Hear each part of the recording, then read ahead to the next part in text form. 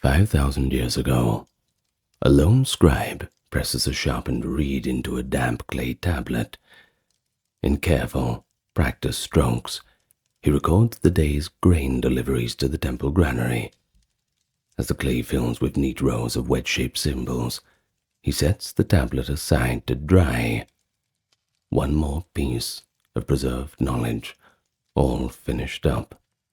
The job is done.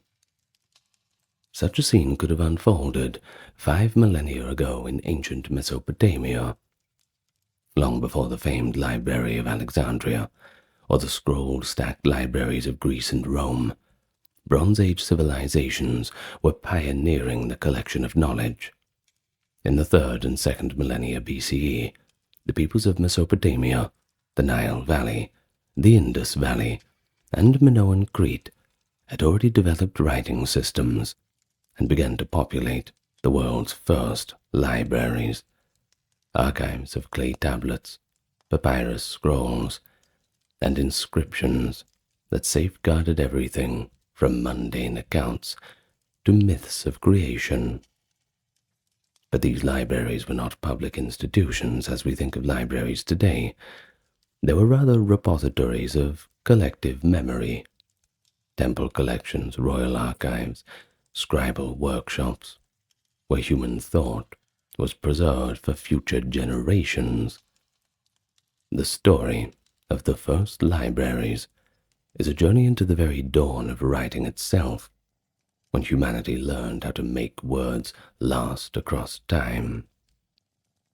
And so today, it's all about how Bronze Age people collected and stored knowledge. We'll go through Sumeria, Babylonia, Egypt, all the old scribal schools, and Indus Valley merchant offices too, Minoan palace storerooms, and beyond. And we'll see how the invention of writing, cuneiform wedges, hieroglyphic signs, enigmatic Indus symbols, and even linear A strokes lost to time enabled information to be recorded for posterity. By the end, I think we'll appreciate how these Bronze Age knowledge centers, certainly modest in form, yet monumental in legacy, laid the foundation for humanity's enduring pursuit of learning. And that's why you're here, isn't it? The pursuit of learning. I hope so. Let me welcome you first. If you're a newcomer, it's good to meet you. Truly. If you're coming back, it's good to see you again. Thank you dearly to those supporting on the Patreon, and those who took the time to check out the merch store. And thank you in advance for clicking that subscribe button, which is right next to the like button. Thank you. Now, without any further ado, let's get on to the topic for today. Nice and relaxed. We'll go really slow. So, the roots of the first libraries lie in the invention of writing itself. That only makes sense, doesn't it? During the early Bronze Age, we're talking late 4th to early 3rd millennium BCE, multiple civilizations independently developed writing systems as a means to record information. In Mesopotamia, that is the land between the two rivers, the Tigris and Euphrates, the Sumerians invented cuneiform writing around 3400 to 3200 BC. Cuneiform began as a pictographic marks and numerical impressions left into clay tablets mainly to track goods and transactions. Boring stuff, accounting. But over time, these symbols became a bit more abstract and even syllabic, capable of recording complex language. Little by little, it was changing. But Mesopotamia wasn't the only advanced civilization for that time.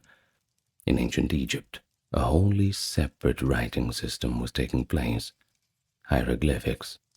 They emerged around 32 to 3000 BC. That's 3200 to 3000 BC, as evidenced in the inscribed tags and pottery from the tomb of proto-dynastic rulers. Egyptian hieroglyphs were sacred pictorial characters used on monuments, You know the ones. But there was also a cursive derivative called hieratic that was developed for everyday writing on papyrus. It's not as well known, but you'll probably recognize it if you saw it. But writing was by no means a Mediterranean phenomenon. Far to the east, the Indus Valley civilization, which flourished from 2500 to 1900 BC, created an interesting script of its own. Archaeologists have uncovered symbols of distinct Indus writing on sealed stones, pottery, and bronze tools.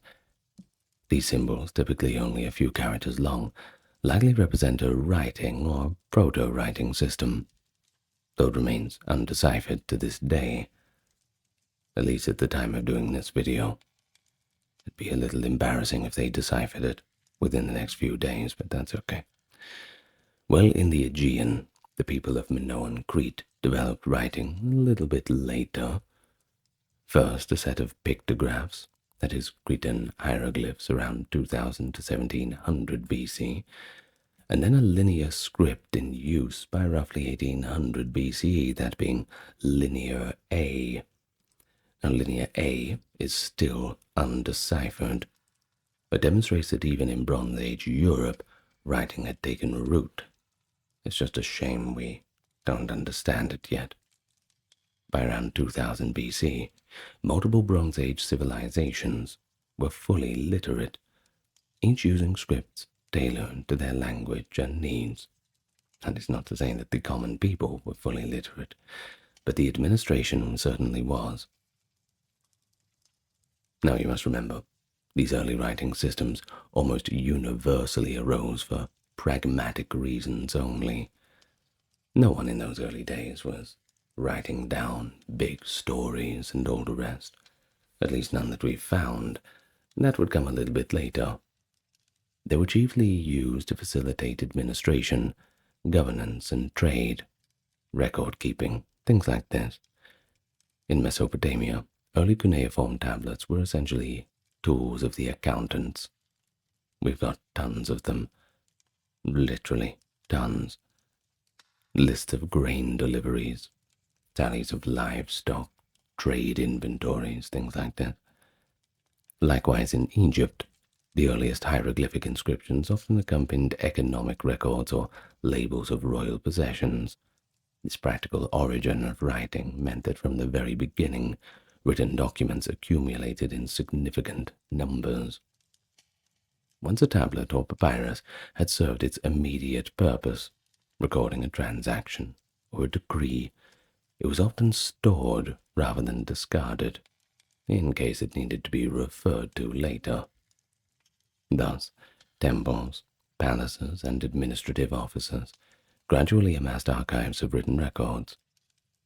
By the mid-3rd millennium BC, these archives had grown large enough that we can legitimately call them the first libraries. The first libraries were essentially archives of the earliest forms of writing, collections of clay documents in Sumerian temple storerooms and palaces such as Ebla in Syria. Basically, history begins with the library, since the preservation of written records marks the transition from prehistory, that is, the time of no written accounts, to documented history. Each early civilization's writing system provided the foundation for storing their knowledge, and the creation of archives naturally followed the spread of literacy. So next, we turn to how these early records were physically made and preserved, the ingenious techniques Bronze Age people used to ensure their words would last. Of course, writing in the Bronze Age was constrained and shaped by whatever materials were available. Different civilizations adopted different writing media, each with its own methods of preservation, and these choices deeply influenced how their libraries developed. The two most important writing materials of the Bronze Age were clay and papyrus, corresponding broadly to Mesopotamia and Egypt respectively, while other media like stone, metal, or wood were used, but in specific context. Well, let's have a look first at the most, I suppose the most quintessential images of the Bronze Age, those clay tablets in Mesopotamia. Of course, that was the medium of choice for recording information. Scribes would scoop up a lump of fine clay and flatten it into a tablet, typically about an inch thick. While the clay was still damp, they used a stylus, often a sharpened reed, to press symbols into the surface, creating the wedge-shaped imprints characteristic of cuneiform writing. These clay tablets varied in size and shape. Some were small enough to fit in a hand, used for simple receipts, while others were larger rectangular plaques, used for long texts or multi-column documents. Once inscribed, a tablet could be left to dry in the sun, hardening to a leathery firmness, or baked in a kiln for a permanent stone-like finish. Thousands of tablets like this have survived across the millennia, often preserved by fire. Now here's an ironic one. The destructive fires that burned cities in antiquity frequently baked the clay tablets in archives, firing them to a ceramic hardness that ensured their survival. For example, when the city of Ebla was violently destroyed in 2300 BC, the palace archives fell from their shelves and were accidentally baked in the conflagration, preserving them for modern archaeologists. They tried to wipe Ebla from history, but ironically the attempt basically firmed all the tablets, and, well, here we are. Very ironic. Now, clay tablets were special because they were durable, but they were also bulky and heavy. Storing and organizing such materials required quite a bit of ingenuity. Archaeological excavations have revealed that tablets in Mesopotamian archives were often kept on wooden racks or shelves, or even in large jars and baskets. Smaller tablets could be stacked on edge side by side with brief titles or labels written along the edge so that one could read the spines, I suppose, of the tablets on a shelf. Remarkably analogous to how modern libraries label book spines, if you think about it. Clay also allowed scribes to make envelope-like cases. For instance, a contract could be written on a tablet, then wrapped in an outer layer of clay, bearing a duplicate inscription, and sealed. An ancient security envelope, I suppose. The physical toughness of clay and the practice of archiving tablets in official centers meant that Mesopotamia's earliest libraries could endure for centuries. Indeed, clay tablets from over 4,000 years ago still legibly bear the handwriting of a Sumerian and Babylonian scribe, even to this day. And that's just amazing. Now on to ancient Egypt. They weren't really using clay. They had a different medium, papyrus. It's a paper-like material made from the pith of a papyrus reed, which grew abundantly along the Nile, so it only makes sense that they use what they have. By the early Bronze Age, as 3000 BC or around then, Egyptians had learned to cut papyrus reeds into thin strips, and then press and dry them into sheets, and join the sheets into long rolls, creating flexible scrolls ideal for writing with pen and ink. The Egyptian scribes used brushes or reed pens dipped in carbon-based ink to write on papyrus. They usually wrote in cursive scripts, hieratic for most of the Bronze Age, later demotic, rather than in the more formal hieroglyphs when using papyrus. Papyrus scrolls had significant advantages.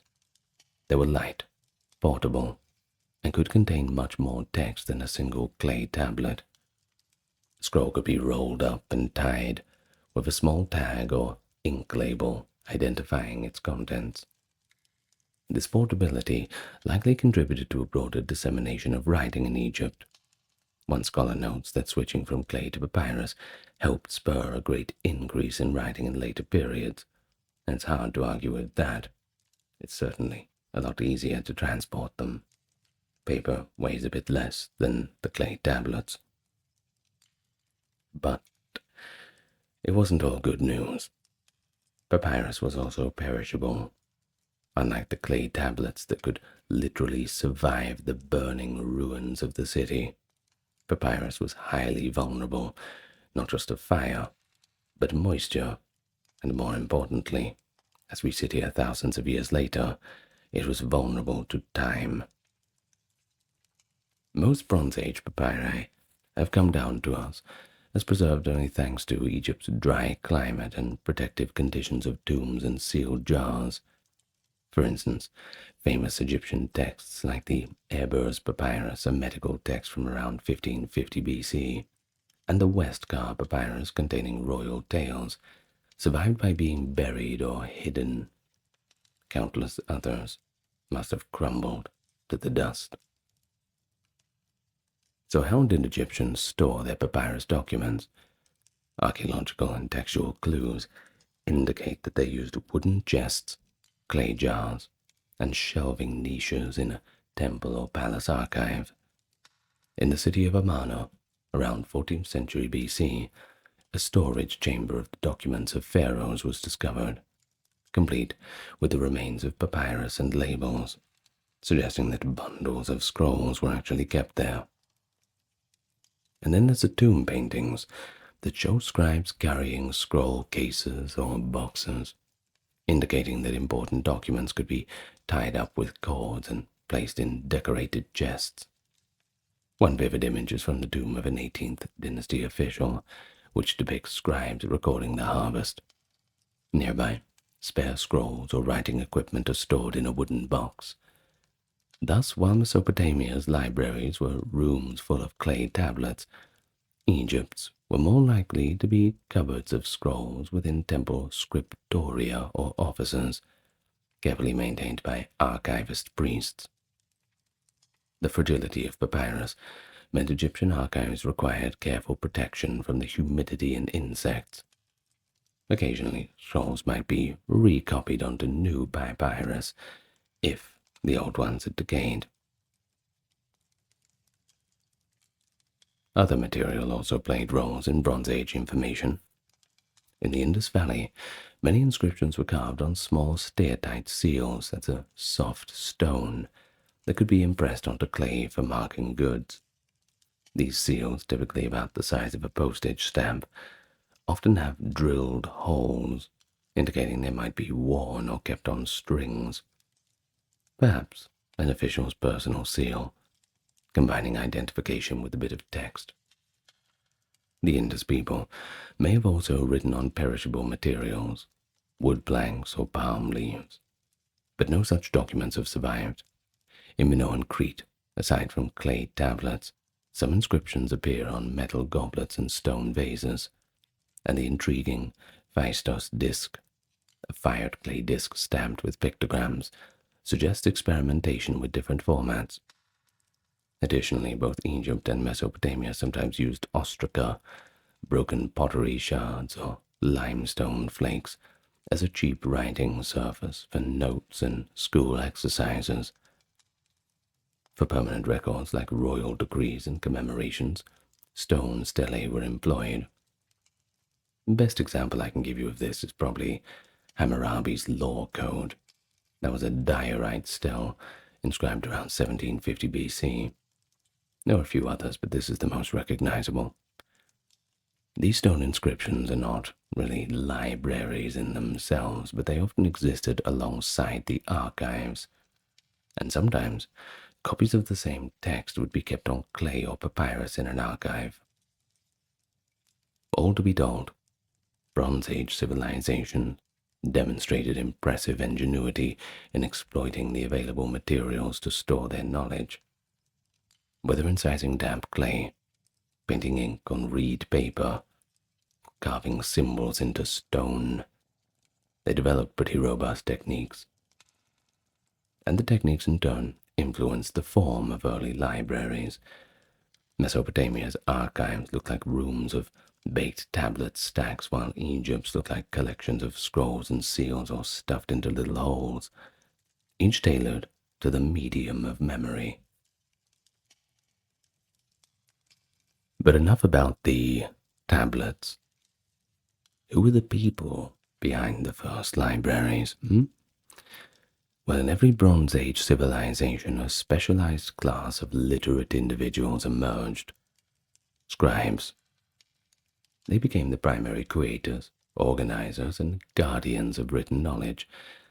They were essentially the human backbone of the early libraries, responsible for recording information and transmitting it across generations. By virtue of their education and role, they often became scholars in their own right, studying and copying older texts, and contributing to a growing intellectual tradition. In ancient Mesopotamia, scribes were highly esteemed professionals. It was a good job, but becoming a scribe, that required an extensive education. In Sumer, by the early dynastic period, around 2500 BC, formal scribal schools existed. The Sumerians even had a word for such school, eduba, meaning house of tablets. Isn't that interesting? At the eduba, student scribes, typically young men from good families, and by good families I mean families who had enough money to send them to the schools, though occasionally women and even enslaved students could be trained. They spent years mastering the art of writing on clay. They started by molding their own practice tablets and learning to press consistent wedge shapes. The curriculum then advanced through copying lists of signs, vocabulary, proverbs, and model documents. One ancient Mesopotamian school text, known simply as School Days, which I think is funny, is a fictionalized dialogue in which a student describes his daily routine of memorizing and reciting lessons, and even recounts being caned by his teacher for poor work, only to win back the teacher's favor with gifts and a well-copied tablet. It's interesting and a little bit humorous, I think, written by a scribe about his daily scribal life. But it also gives us a sense that the scribes were self-aware that they were a kind of distinct social group. By learning to write, they became employable in temples, palaces, and merchant offices throughout Mesopotamia. Initially, their tasks were utilitarian, keeping ledgers and accounts. But over time, scribes also took on the copying of literature, the drafting of letters, the recording of legal codes, and the compilation of lexical and scientific knowledge. Many Mesopotamian scribes were bilingual, or at least trained in the archaic languages. For example, first millennium Babylonian scribes had to learn the extinct Sumerian language to read and copy the old texts. As the custodians of written heritage, scribes often apprehended colophons to tablets, short notations at the end of a text, stating who copied it, and sometimes where it was stored. These colophons are signatures of the Bronze Age librarians. Some even include proud little boasts, or prayers to the gods to protect the tablet. In one case we have a late Bronze Age Mesopotamian scribe named Amenadu. He left his name on a literary tablet, adding that whoever steals or damages it will incur the wrath of the gods. An early example of a librarian's caution against book theft, I suppose. Now what about Egypt? Well, they too were profoundly shaped by scribes. Ancient Egyptian scribes formed an elite class. They were the bureaucrats, record keepers, and intellectuals of their society. Training to be a scribe in Egypt, well, that began typically in youth, often with the confines of a temple or royal administrative office. Because Egyptian writing had complex hieroglyphic forms, students learned the simplified hieratic for daily use.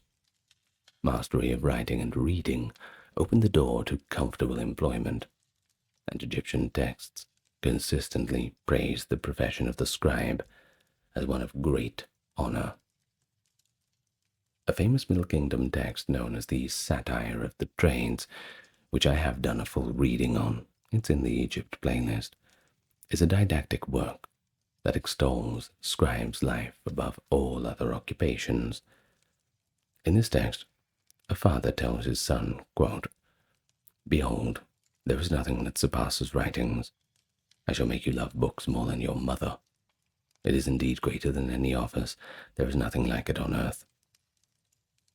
Well, it seems kind of exaggerated for effect, but it reflects a kind of social reality, that scribes were valued because all administration and culture depended on their skills. Egyptian scribes wrote letters for officials, drafted tax records, kept annals of kings, composed literary works, and copied religious texts. Many high officials, even some pharaohs, started their careers as scribes. Within the temples, there were special scriptoria known as the Houses of Life. In Egyptian, they call it Per-Ankh, which served as centers of learning and writing.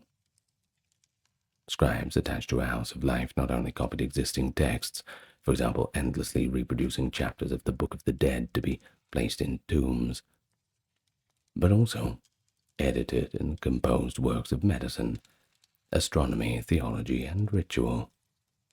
They were effectively the librarians of those temple libraries.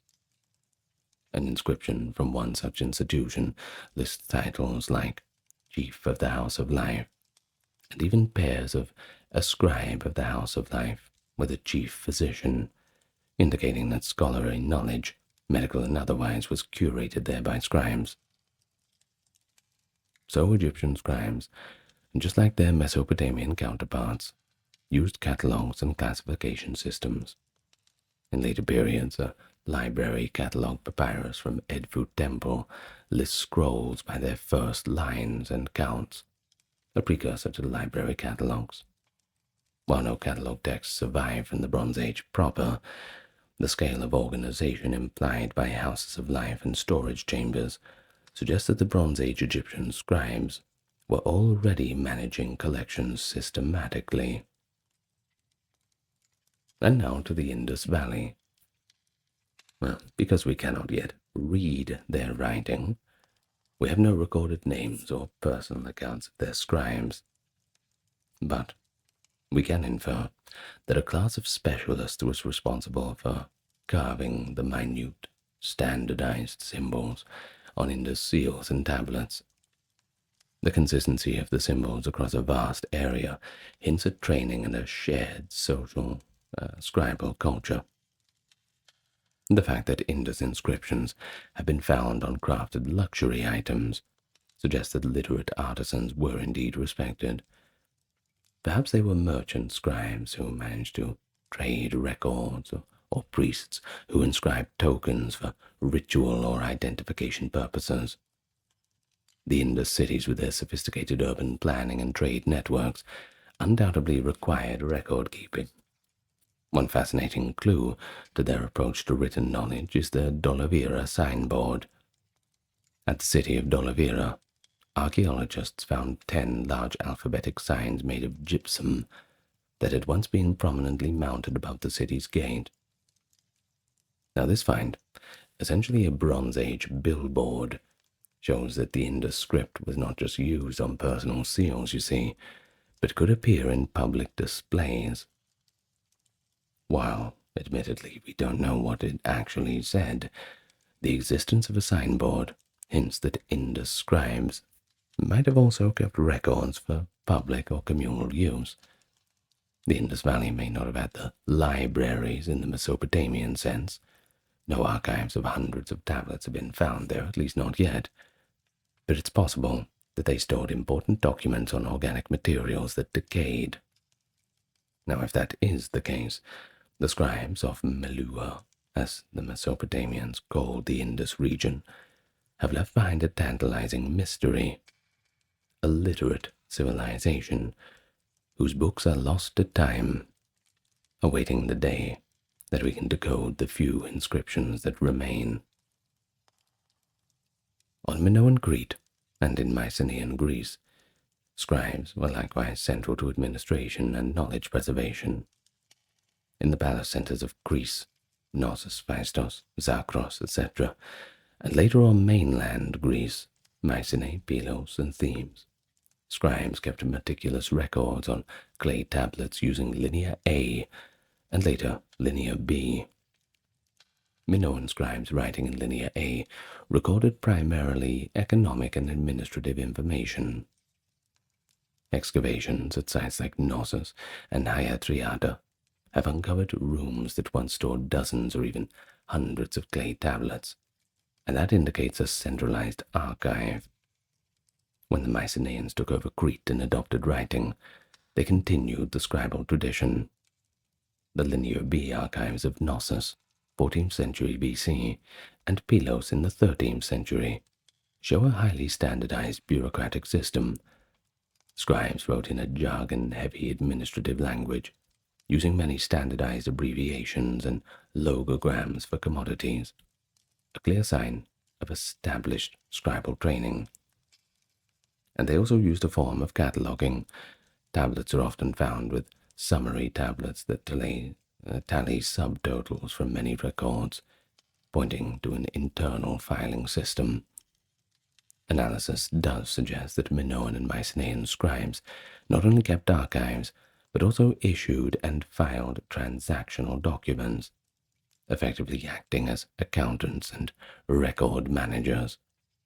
These Aegean scribes ensured that the wealth and resources of the kingdom, and even religious offerings to gods, were documented. Across all these cultures, scribes often doubled as scholars, librarians, and even scientists. They accumulated knowledge, and then had the responsibility to pass it on. In Mesopotamia, for example, advanced scribes compiled lexical lists, essentially encyclopedias and dictionaries of their time, containing lists of words, plants, animals, professions, and more, in multiple languages at that. They also copied and studied omens, star observations, and mathematical tablets. In Egypt, scribes produced wisdom literature, guides to ethics, and good conduct, along with technical manuals like medical papyri and mathematical texts. The scribe's reputation rested on both accuracy and erudition. A simple scribe might be expected to know administrative procedures, religious ritual texts, legal formulas, and even classic stories. Many scribes served the gods of writing: Nabu in Mesopotamia, Thoth or Seshat in Egypt. They often invoked these deities in colophons or prayers, symbolically linking their work to a divine mission of knowledge preservation.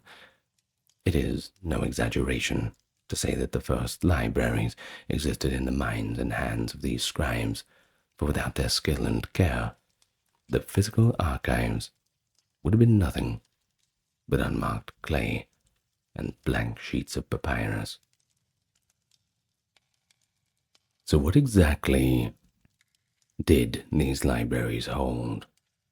What kind of information? Well, there's a stereotype of a library as a place of literature. But the earliest libraries, despite what we've discussed in general about general record keeping, accounting, and all that, they're actually quite diverse in their content. Everything a civilization deemed worth writing down, basically. This included the prosaic alongside the poetic, the bureaucratic alongside the spiritual. Surviving tablets and texts from Bronze Age archives reveal a pretty rich tapestry of human concern, all the way from cosmology down to crop yields. So here are some of the main categories that were in the early libraries. Of course, by volume, the greatest portion is consistent of routine administrative documents, accounting ledgers, tax records, census lists, and labor rosters that kept an economy running even in ancient times. For instance, tablets from the Royal Archive of Ebla, which we have discussed, include inventories of textiles and metals, tribute lists from vassal towns, and disbursement records for bread and beer rations. In Egypt, papyri record the output of state workshops, the collection of grain and taxes, and the distribution of food to temple staff. Minoan Crete and Mycenaean Greece, as mentioned, left behind clay tablets that almost entirely document palace administration. Pretty dry accounts, I know, but they were the backbone of the first libraries because they needed to be stored for reference. Next we have legal and government documents.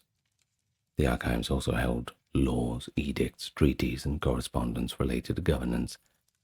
Mesopotamia has yielded some of the earliest known law collections. While the famous Code of Hammurabi is carved on stone, copies of laws and legal verdicts were also kept on clay tablets in city archives. In Hittite Anatolia, in the later Bronze Age, the archives of Hattusa, their capital, preserved treaties between the Hittite kings and the other states, showing libraries as political record rooms safeguarding important agreements. The palaces of ancient Egypt, they would similarly house decrees, sometimes duplicated on stelae for public display, but also kept on papyrus for internal record. Now religion, that was central to Bronze Age life too, and many early libraries were associated with temples. Thus a significant portion of their content was religious in nature. In Mesopotamia, temple and palace libraries contained numerous tablets of hymns to gods, rituals for festivals, and omen texts used for divination. Mesopotamian libraries also had creation myths and epics, such as the Enuma Elish and the Epic of Gilgamesh, I'm sure you've heard of. I've done a full reading of that if you're interested. In Egypt, temple libraries, houses of life, kept ritual scrolls, prescribing on how to perform ceremonies as well as medical and magical texts. On Minoan Crete, while Linear A is unreadable, certain inscriptions on libation tables and ceremonial objects suggest written liturgy. Overall, preserving religious knowledge to maintain the favor of gods and proper ritual continuity was a primary function of early libraries. But even in these very early collections, we find works that go beyond the practical and enter the realm of literature, stories, epics, wisdom, and so forth. Mesopotamia provides the clearest evidence. By the Old Babylonian period, 1900 to 1600 BCE, scribes were copying Sumerian poems and epics. The Epic of Gilgamesh existed in various versions, and many libraries contained copies of it. In Egypt, texts like the story of Sinuhe and the instruction of Ptah-hotep were preserved because scribes kept copying them, often as school exercises. Ugarit in Syria yielded tablets of myths and legends, including the epic Kirta and the Baal cycle, found in private house libraries. Literature in early libraries often served both cultural and educational purposes. Though science was not a separate category in ancient times, early libraries did hold proto-scientific texts. This included medical manuals, astronomical observations, mathematical tables, and reference works. Mesopotamian tablets often compiled lists of medical symptoms and treatments. Early libraries also held omen literature, blending empirical observation with divination. In Egypt, texts like the Kahun Papyrus detail medical practices, and the Moscow Mathematical Papyrus shows geometry problems. Lexical lists and dictionaries are another form of technical literature, such as Ebelite Sumerian bilingual dictionaries that were found at Ebla. So from these categories we can certainly see that the first libraries were pretty comprehensive archives of human activity and thought. They contain the cumulative knowledge, practical, spiritual, cultural, everything that the Bronze Age societies had amassed. Thanks to ancient librarians and scribes, we at least have portions of these surviving. It allows us to read millennia-old stories and state documents, even in our current day. That's pretty special, don't you think? So, Mesopotamia. Like I said, it's the quintessential Bronze Age topic. It's often called the cradle of libraries too, yielding the earliest known archival collections.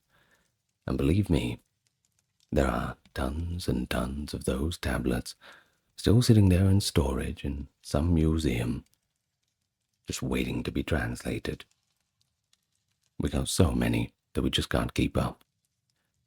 And that's just the ones that we've managed to pull out of the ground. Who knows how many more are still out there? We might discover another Epic of Gilgamesh. Who knows? But one of the oldest libraries yet discovered comes from the ancient city of Ebla in northern Syria that we talked about. They excavated it back in the 1970s, and they found a room containing, get this, over 14,000 clay tablets dated to around 2400 BC. These tablets were originally arranged on shelves by subject matter. Although the wooden shelves burned and collapsed, researchers could reconstruct the original order and find spots. Well, Ebla's archive demonstrates that by the mid-3rd millennium BC, a royal court certainly saw it fit to collect and organize knowledge for administrative efficiency and posterity. But further south, other early libraries took shape in temple complexes. Nippur, Mari, and other cities housed tablets that recorded everything from letters between kings to religious hymns. Over time, the idea of collecting texts grew. By the late Bronze Age, Mesopotamian states like Babylonia and Assyria, revered the old knowledge, and scribes copied ancient works onto new tablets. This tradition culminated, in the Iron Age at least, with King Ashurbanipal's vast library at Nineveh, which contained tens of thousands of tablets organized by subject. Although Ashurbanipal lived later, his library built on earlier Bronze Age practices, preserving works like the Epic of Gilgamesh and Omen series. In ancient Egypt, libraries took a bit of a different path, closely linked to religious and monumental structures. That house of life, part of a temple complex, was dedicated to writing, storing texts, and teaching. Such houses of life are attested from the Old Kingdom onward. They housed ritual manuals, medical texts, hymns, and scholarly treatises. The Ramesseum papyri, for example, included literary stories, medical prescriptions, and magical texts, possibly from a house of life cache. Pharaohs also maintained state archives for administrative documents. The discovery of the Amarna letters, a cache of around 300 cuneiform tablets in Egypt, reveals that foreign correspondence was carefully archived. We can imagine that domestic administration relied on papyrus scrolls stored in palace libraries. Unfortunately, few of them survive. Scribes held prestigious positions, and their copying of classic tales and religious texts over centuries ensured that these works endured, at least the best they could. The House of Life was regarded as a sacred place, and its collections were sometimes subject to secrecy. And that's just another way that the Egyptians expressed their reverence for written knowledge. Well, the Indus Valley remains a bit of a mystery in this story, I'm afraid. While undoubtedly literate, they left behind thousands of inscribed seals and objects. We have no excavated archive rooms containing texts, nor do we understand the script. Many scholars believe that they wrote on perishable materials that have not survived. Indus inscriptions are typically brief, suggesting a system for labeling or short notations. The lack of decipherment means we cannot identify a scribal class or a library structure. Yet their urban sophistication and standardized seals certainly imply that some form of record-keeping existed. The aforementioned D'Oliveira signboard shows that writing also appeared in a public context. Their libraries remain a mystery, exemplifying how historical record can vanish when scripts and media do not survive. And as for Minoan Crete and Mycenaean Greece, they provide some of the earliest evidence of libraries in Europe. They used that linear A script for administrative tablets found in the palace archives at Knossos, Zakros, and Phaistos. Later, Mycenaeans adopted linear B, a pretty early form of Greek, for similar palace records at Knossos, Pylos, and other sites. Typically, these archives contained inventories of livestock, grain, weapons, and personnel. Though smaller in scale than Mesopotamian archives, the organized storage of clay documents in dedicated rooms shows that a library archive tradition did exist. Many Linear B tablets, preserved by accidental fires, ironically, reveal a well-developed bureaucracy. The mention of a, quote, tablet keeper, an official at Pylos, suggests that a proto-librarian role existed in Mycenaean palaces. Of course, their texts are mostly administrative, but some hint at possible religious or even literary content. Linear A, though, and the Indus Valley's system of writing. Fingers crossed we'll figure that out one day.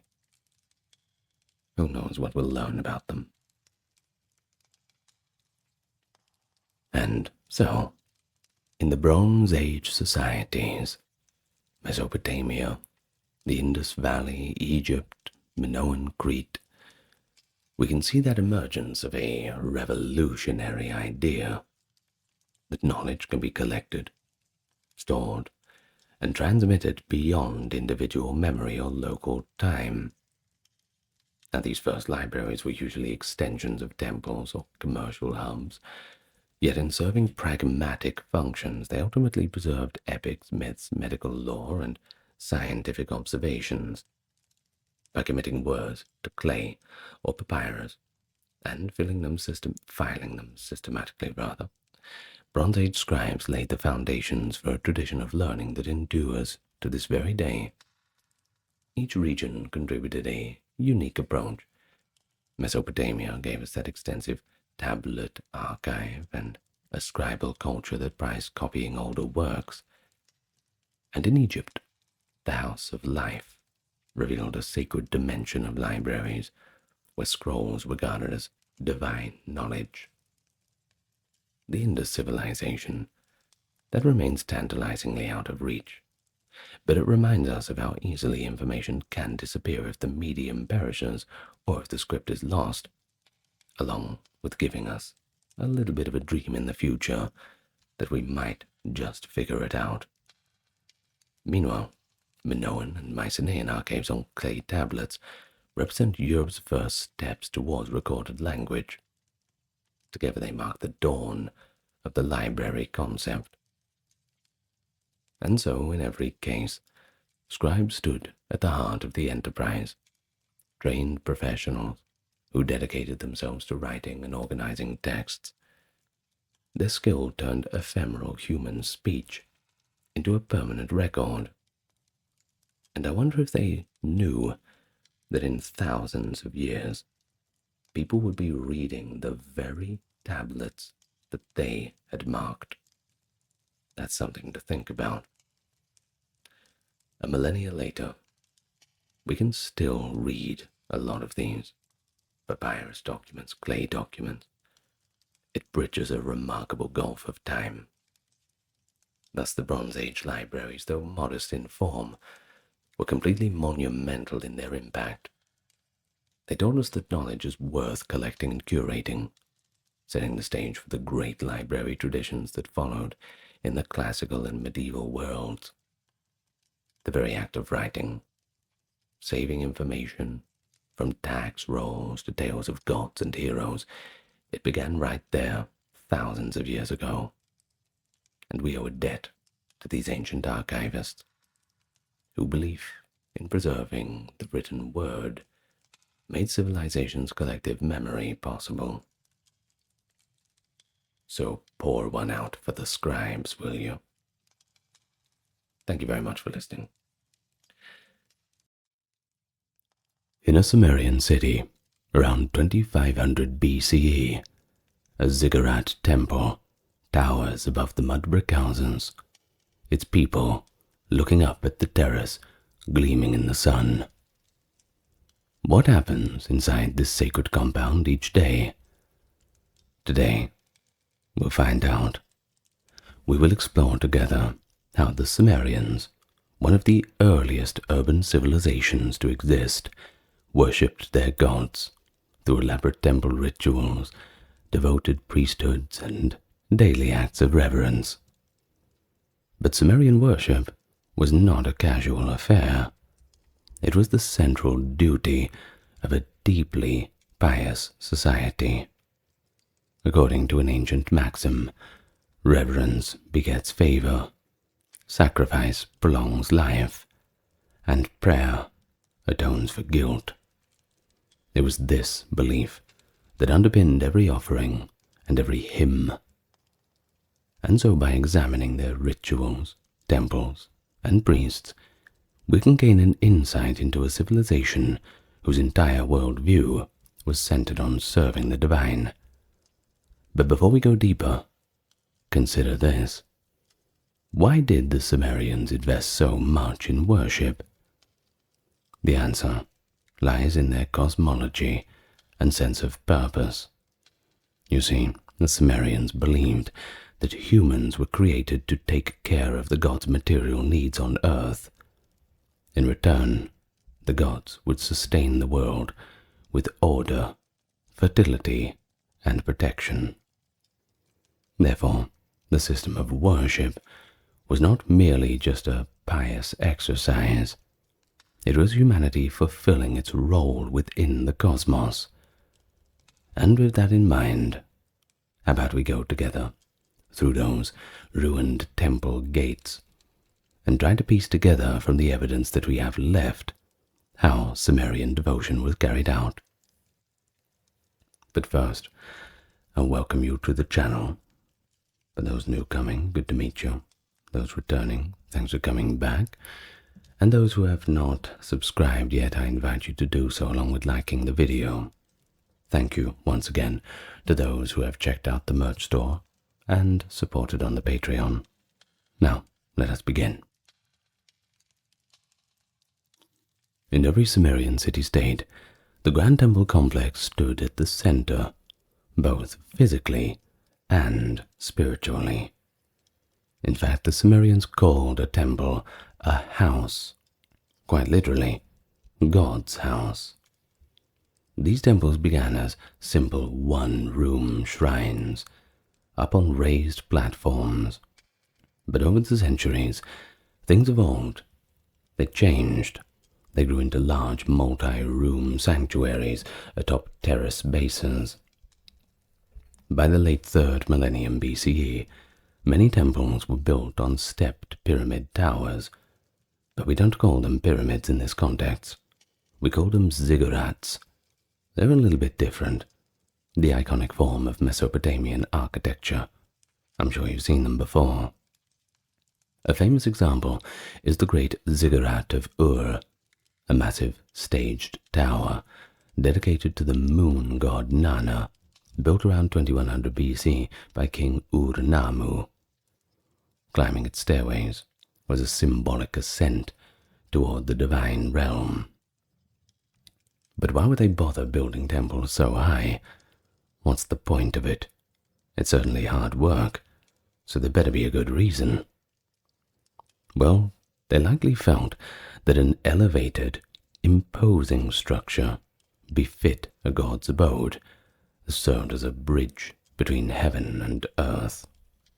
One ancient temple hymn describes a sanctuary as, quote, a great crown reaching heaven, whose foundation is fastened on the Abzu, that is, the deep waters below.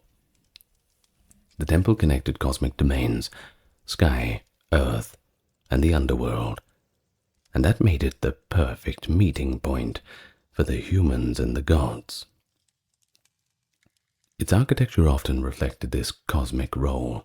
For example, the temple of Enki at Eridu was associated with the Abzu, that freshwater abyss, while Enlil's temple in Nippur was called Kur, House of the Mountain, anchoring heaven and earth. Inside the temple complex, there were courtyards, storerooms, kitchens, living quarters for priests, and even workshops, completely self-contained, everything you'd need. The most sacred area was the inner sanctuary. That was where the statue of the god resided, or lived. Ordinary people might only enter the outer courtyard at best, but the innermost chapel was usually accessible only to the high priest or the priestess, and perhaps select clergy.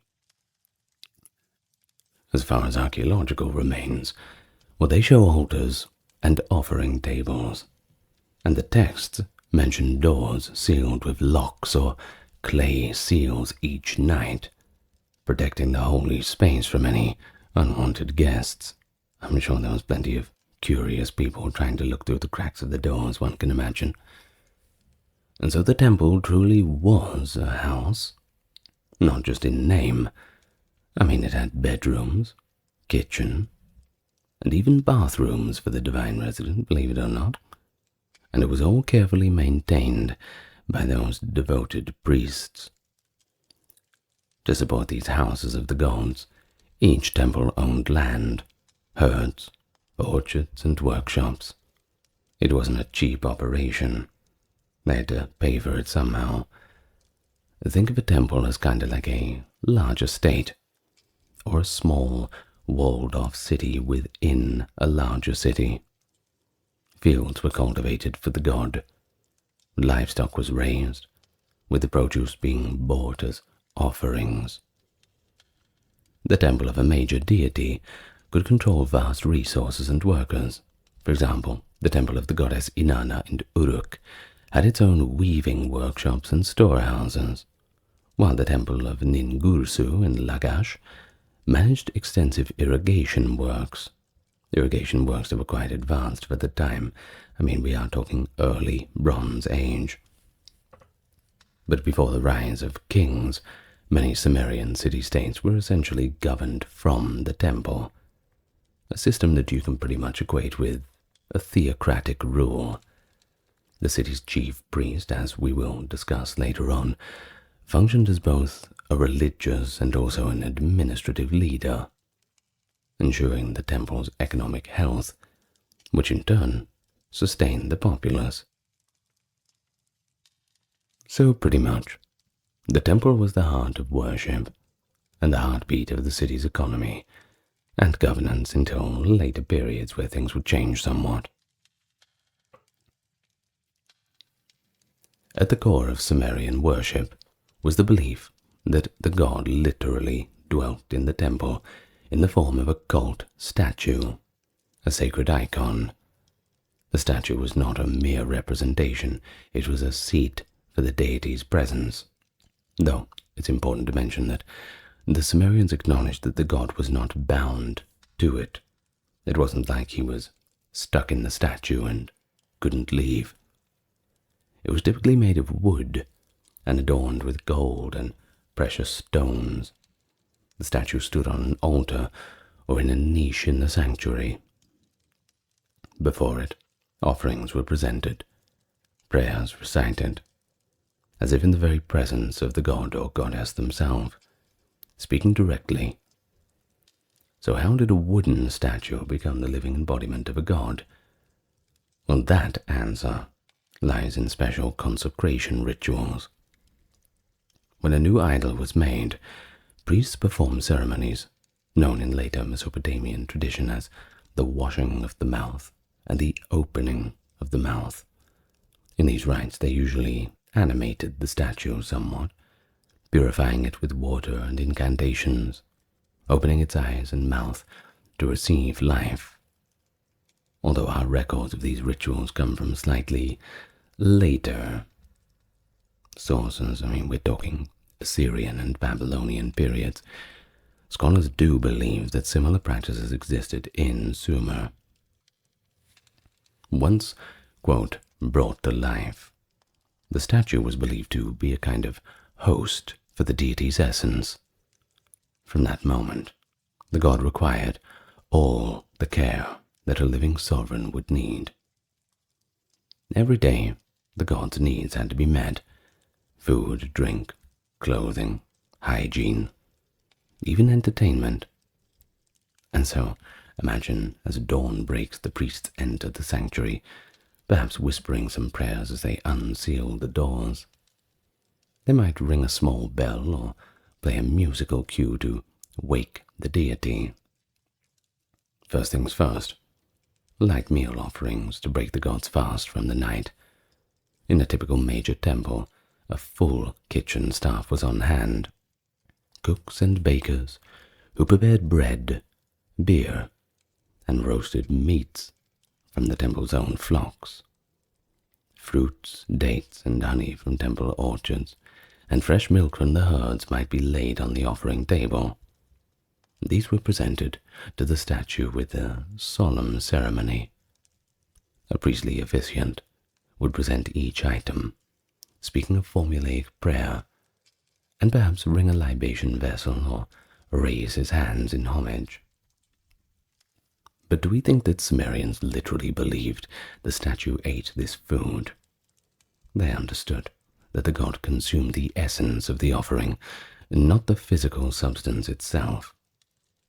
After being ritually offered, the food and drink were removed, typically to be distributed to the temple staff or the poor. In a sense, it was a divine meal that fed the humans as well, reinforcing the god's role in sustaining the community. Think of it kind of like you give it to the god perhaps takes what he needs of the nutrition from it, and then the rest goes back to the people. However, the care for the statue went beyond food. Temple records indicate that the statue was dressed in fine garments, which were also changed regularly. You couldn't leave him in the same clothes, of course. Just as a king would don regal attire, the god's idol wore linen or wool robes, sometimes dyed in sacred colors or embroidered. Jewels, crowns, and other regalia adorned the figure. And yes, the statue was bathed and anointed with oils. Of course it was. The Sumerians had to treat their god as an honored, living guest in the house. And we do have one remarkable text from later periods of Mesopotamia, called the Hymn of the Washing of Inanna. It describes the washing of the hands and mouth of the god statue each morning with pure water from the Euphrates, accompanied by hymns. We can imagine a Sumerian priest gently wiping the gold-covered face of the idol, murmuring blessings as if attending to a royal personage. Each night, after the evening offerings, the god was ceremonially put to rest. In some temples, the innermost sanctuary might even have a bed or a special retreat for the statue. In Babylonian temples of later periods, the deity statue was said to retire to a bedchamber on top of the ziggurat, the penthouse, I suppose. In Sumerian times, temples like the ziggurat at Uruk featured a room at the summit, which could have been a symbolic marital chamber for the god and his consort, or for the ritual of sacred marriage, which we will get to. So as night fell, priests might sing lullabies or play soothing music. Indeed, some temple staff were elegists, tasked with singing laments or calm songs to soothe the deity.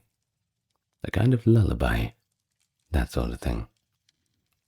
Who knows, maybe the deity had his own version of ASMR historian telling him little stories of older times as he drifts off to sleep. Who knows? The sanctity of the cult statue meant that access was of course highly restricted. They couldn't let any old riffraff in. This isn't the bloody Fleece and Firkin after all. Only ritual pure priests could come near. One ancient hymn dramatically warns the faithful, "Draw near, man, to the house of Kush, but do not draw near." A repeated caution that although the temple invites worship, only the worthy may approach its divine inhabitant. This aura of mystery surely inspired awe in worshippers too. On festival days, when the statue was brought out in procession, crowds might finally see the golden visage of their god, usually hidden deep in that forbidden shrine. And so imagine the impact of that moment. The god himself emerging from the temple, carried on a big altar by the priests, shimmering in gold, preceded by musicians and incense bearers. A procession like this would have been pretty rare, and of course pretty sacred. It reinforced that the everyday presence of the god remained inside the temple, in that silent inner sanctum. So who exactly was in charge of these demanding rituals and guarding those sacred spaces? A whole hierarchy of priests and priestesses. They were the ones that made the whole Sumerian worship system possible. In early Sumer, before 2500 BC that is, city-states did not yet have separate secular rulers. Instead, the cities were simply governed by the priest-kings. These leaders, often titled En, meaning lord or high priest, or Ensi, the city governor or priest-king, were considered chief intermediaries with the patron gods. The En of Uruk, for example, was essentially the high priest of Inanna, responsible for her worship and the city's well-being under her gaze. Over time, as military lugars or kings took power, the roles seemed to have split. The kings, well, they were in charge of warfare and secular administration, but they still took great care to legitimize themselves through temple building and ritual. They appointed high priests or priestesses to lead the cult on their behalf. So let's first focus on the priestly officers themselves. At the top of the temple administration might be an Ennu or Sangu, temple administrator priest, and specialized priests under them. Each deity's cult had a high priest, who was male, or a high priestess, female. For instance, the moon god Nana at Ur had an Entu priestess at the head of his cult. One famous holder of that office was Enheduanna, the daughter of King Sargon of Akkad himself. He's pretty famous, by the way. Enheduanna, around 2300 BC, is renowned as the first named author in history. She composed hymns and served as high priestess of Nana, bridging religious devotion and royal politics. And her role shows that women could hold a very high status in Sumerian religion, directing large temple staffs and ceremonies.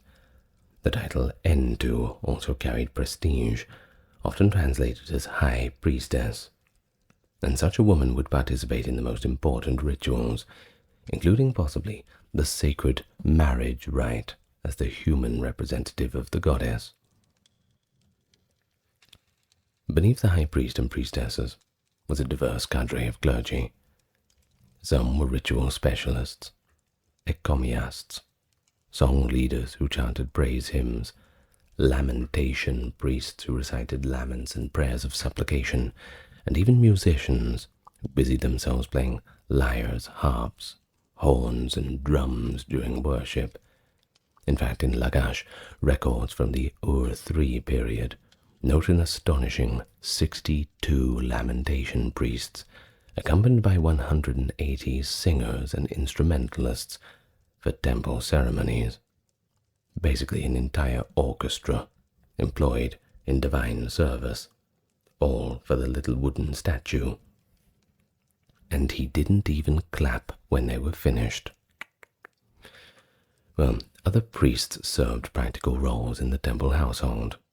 Cooks to prepare offerings, butchers to ritually slaughter the sacrificial animals, bathers to wash and anoint the god statue, and of course gatekeepers to guard the doors. Couldn't do without them. Then of course they had the scribes to record the temple's income and outlays. The temple was like a palace. The priests, the royal servants of the god. But it was hard to get into.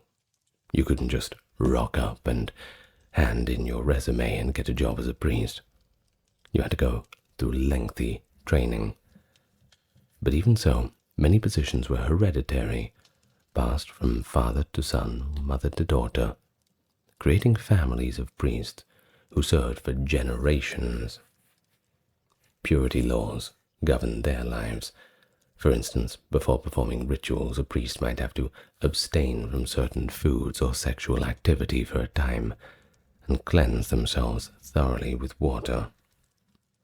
In fact, we have evidence that priests wore specific garments, like linen robes and headbands while on duty, to mark their sacred status. A priest's day was filled with busy tasks. At dawn they would open the shrine, light oil lamps and torches inside, burn fresh incense, and begin the first round of prayers. All this had to be done exactly by the book. Any mistakes might offend the god, and you wouldn't want him to be offended. Sumerian temple inscriptions sometimes list penalties for errors in ritual, highlighting how seriously precision was taken. And I should also mention that priestesses and other female participants, well, in addition to high priestesses like Enlil, there were orders of women dedicated to the gods, including temple singers and caretakers. Some women served as naditu, and in later periods these were cloistered women of a deity, though more common in Babylonian times, and possibly earlier equivalents existed too. In the early city of Uruk, a legendary hero, Gilgamesh's father, was said to be a priest and his mother a priestess of Ninsun, suggesting priestly families. Women likely took part in preparing offerings and weaving sacred garments for the gods. A hymn from Enlil's temple hymn collection praises the dedication of Nindingir, a priestess, who makes the ephod-like garment for the goddess. So, the priesthood, while hierarchically organized, sure, was a community unto itself, with both men and women contributing to the god's service in equal but different roles. The authority of priests extended beyond the temple walls. They were seen as mediators, not only between the people and the gods, but also custodians of tradition and learning. Wise men and women, this kind of thing. Sumerian schools, called edubas for scribes, were often attached to the temples too, and many priests were learned in mathematics and astronomy, since maintaining the calendar of festivals and timing rituals depended on celestial observation. When people sought divine guidance, it was the priests who performed divination, inspecting the liver of a sacrificed sheep or casting lots and interpreting omens. Through these acts they delivered the god's message to kings and commoners alike. Thus priests stood at the nexus of religion, governments, and knowledge in Sumerian society. All in all, they were pretty important. But religious life in Sumer revolved around daily rituals as much as it did the grand festivals. You couldn't just wait for the yearly or seasonal big party to show your piety. Every single day, from sunrise to sunset, and even through the night, the temple conducted a cycle of worship to sustain and please the gods. The regularity was crucial. The Sumerians believed that neglecting even a day could displease a deity and upset the order of the cosmos. An old Mesopotamian commentary stresses that, quote, every day the sacrifice was offered, accompanied by a special ritual. But what do you mean, the sacrifice? What do you mean, the ritual? Well, let's try and use those sources and a little bit of imagination to piece together what a typical day's worship would be like. Before dawn, the chief priest or an assistant would purify the sanctuary. This might involve sweeping the floors, sprinkling water, that is, symbolically cleansing with water from the Euphrates or the Tigris considered pure, and renewing protection by burning juniper resin or incense. As the sun rose, they broke the seal on the shrine doors. Temple doors could be sealed with clay each night to ensure no one entered except the god's spirit. Upon entering, the priests likely prostrated themselves before the deity's statue. An ancient text does note that worshippers would kneel or even lie flat, and then rise with hands raised in adoration. This gesture of raising hands was pretty standard for greeting the god each day, and thus they would greet the deity with hymns and chants. Following the greeting came the offerings of food and drink. In a large temple, offerings might occur multiple times a day, that is, morning, midday, evening, kind of like a breakfast, lunch, and tea arrangement, but for spiritual nourishment. So let's focus on the morning offering. Fresh bread, dates, and beer, those staples of the Sumerian diet and pretty much the broader Near East Bronze Age diet. Well, they were all brought in on trays.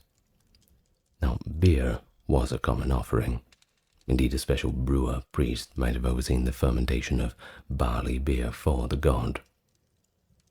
Meat from an overnight or early morning animal sacrifice could be included. A prime cut of a bull or a lamb roasted over the temple hearth, yielding an aroma the texts call the pleasing scent for the gods. Milk, butter, and cheese from the temple cows, well, that might be also placed in bowls. And of course, water and wine if available. Each item was presented with a recitation.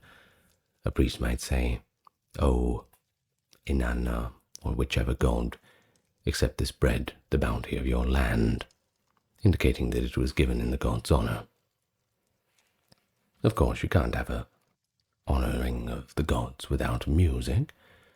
Temple musicians played lyres and harps. Sometimes a temple hymn was sung as the food was displayed. In fact, specific hymns coexisted for different times of the day. We have discovered some cuneiform tablets with musical notations and hymnic songs, for example, the Kush temple hymn, which is one of the oldest known, about 2600 BC, not only praises the temple's architecture, but also references music, stating the wild bull's horn was made to growl, the tiki drum to thud during ceremonies. Well, after that offering, there was a moment of prayer, or perhaps silent communion. The priest might step back and leave the food for a short time, allowing the deity to absorb its essence. Then they would ritually lift the dishes and remove them. Of course, nothing went to waste. Temple records showed that after the gods were done with the food, the remainder of the food, which was, well, all of it, was appointed to the clergy.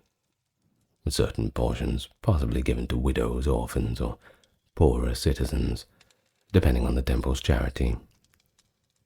In this way, the god's bounty flowed back to the community. It's been described as, by Thorkild Jacobson, the temple staff were effectively the god's household servants, ensuring that the god was well fed and content.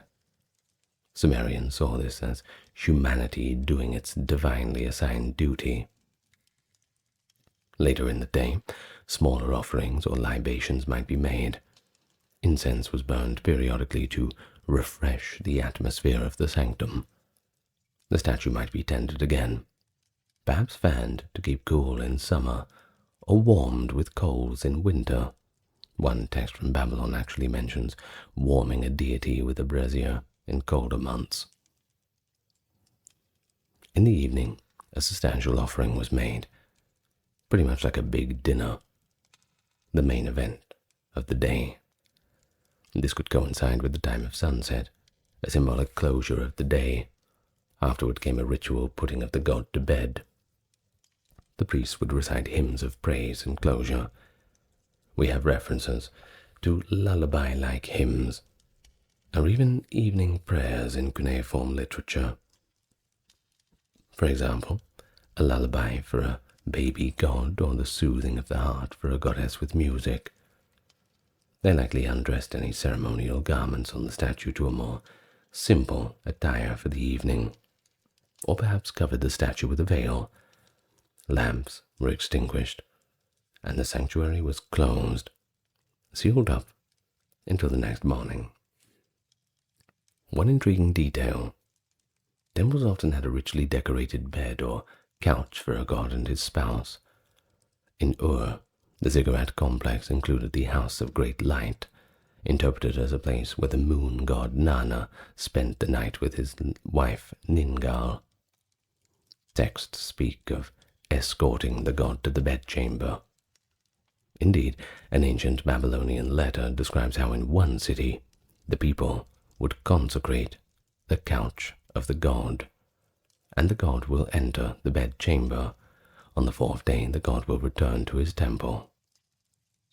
This indicates a ritual where the statue was moved to a special bedroom for the festival night.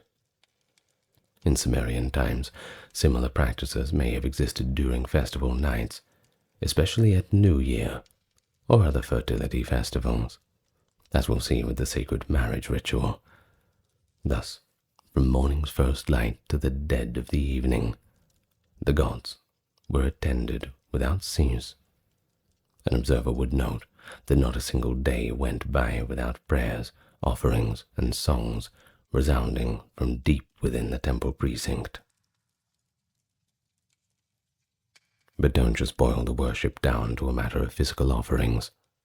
It was also performed through words and sound, and the Sumerians left behind a rich corpus of prayers, hymns, and incantations that give us a pretty good look into their devotional life. Many of these texts were likely recited or sung in the temples by priests and choir members, often accompanied by musical instruments.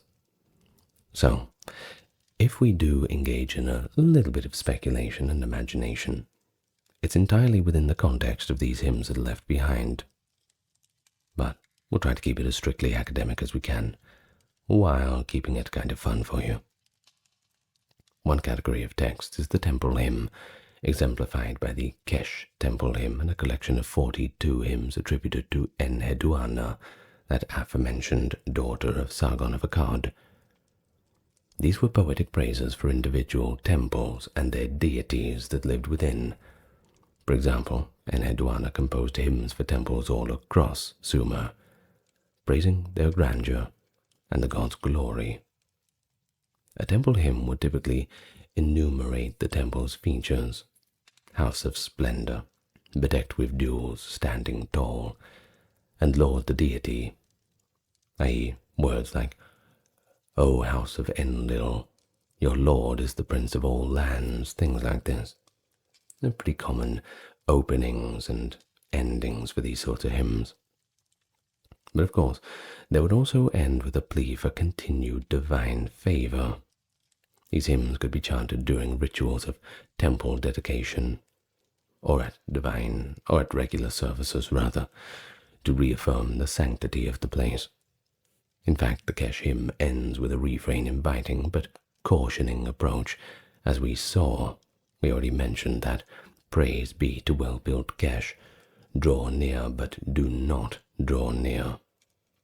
A kind of poetic paradox device that may have been recited to onlookers at the temple threshold, instilling some kind of reverence.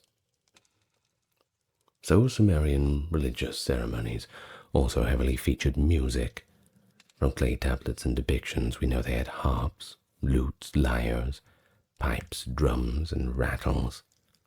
Hymns were likely sung by a choir of priests or priestesses.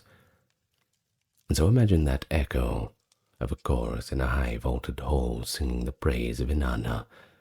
Inanna, great light of heaven, excellent is your glory, and so on. It must have been pretty mesmerizing, don't you think? Certain hymns were possibly call and response, or had refrains from the congregation to hum along with it.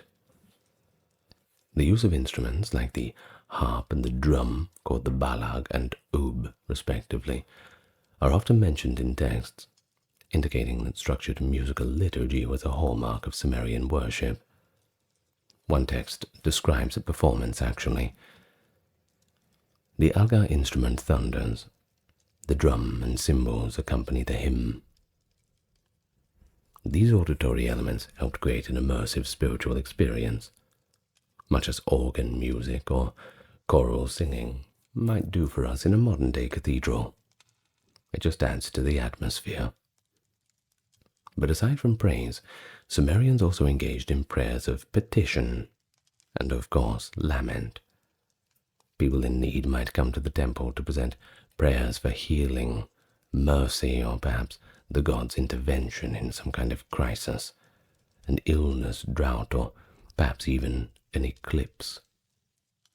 However, as the Metropolitan Museum's Ira Spar had noted, ordinary people usually prayed to personal gods at home, since direct contact with the great deities was managed by priests. But still, there were times when laypersons would join public prayers or processions. It was in those moments that everyone might recite a common supplication.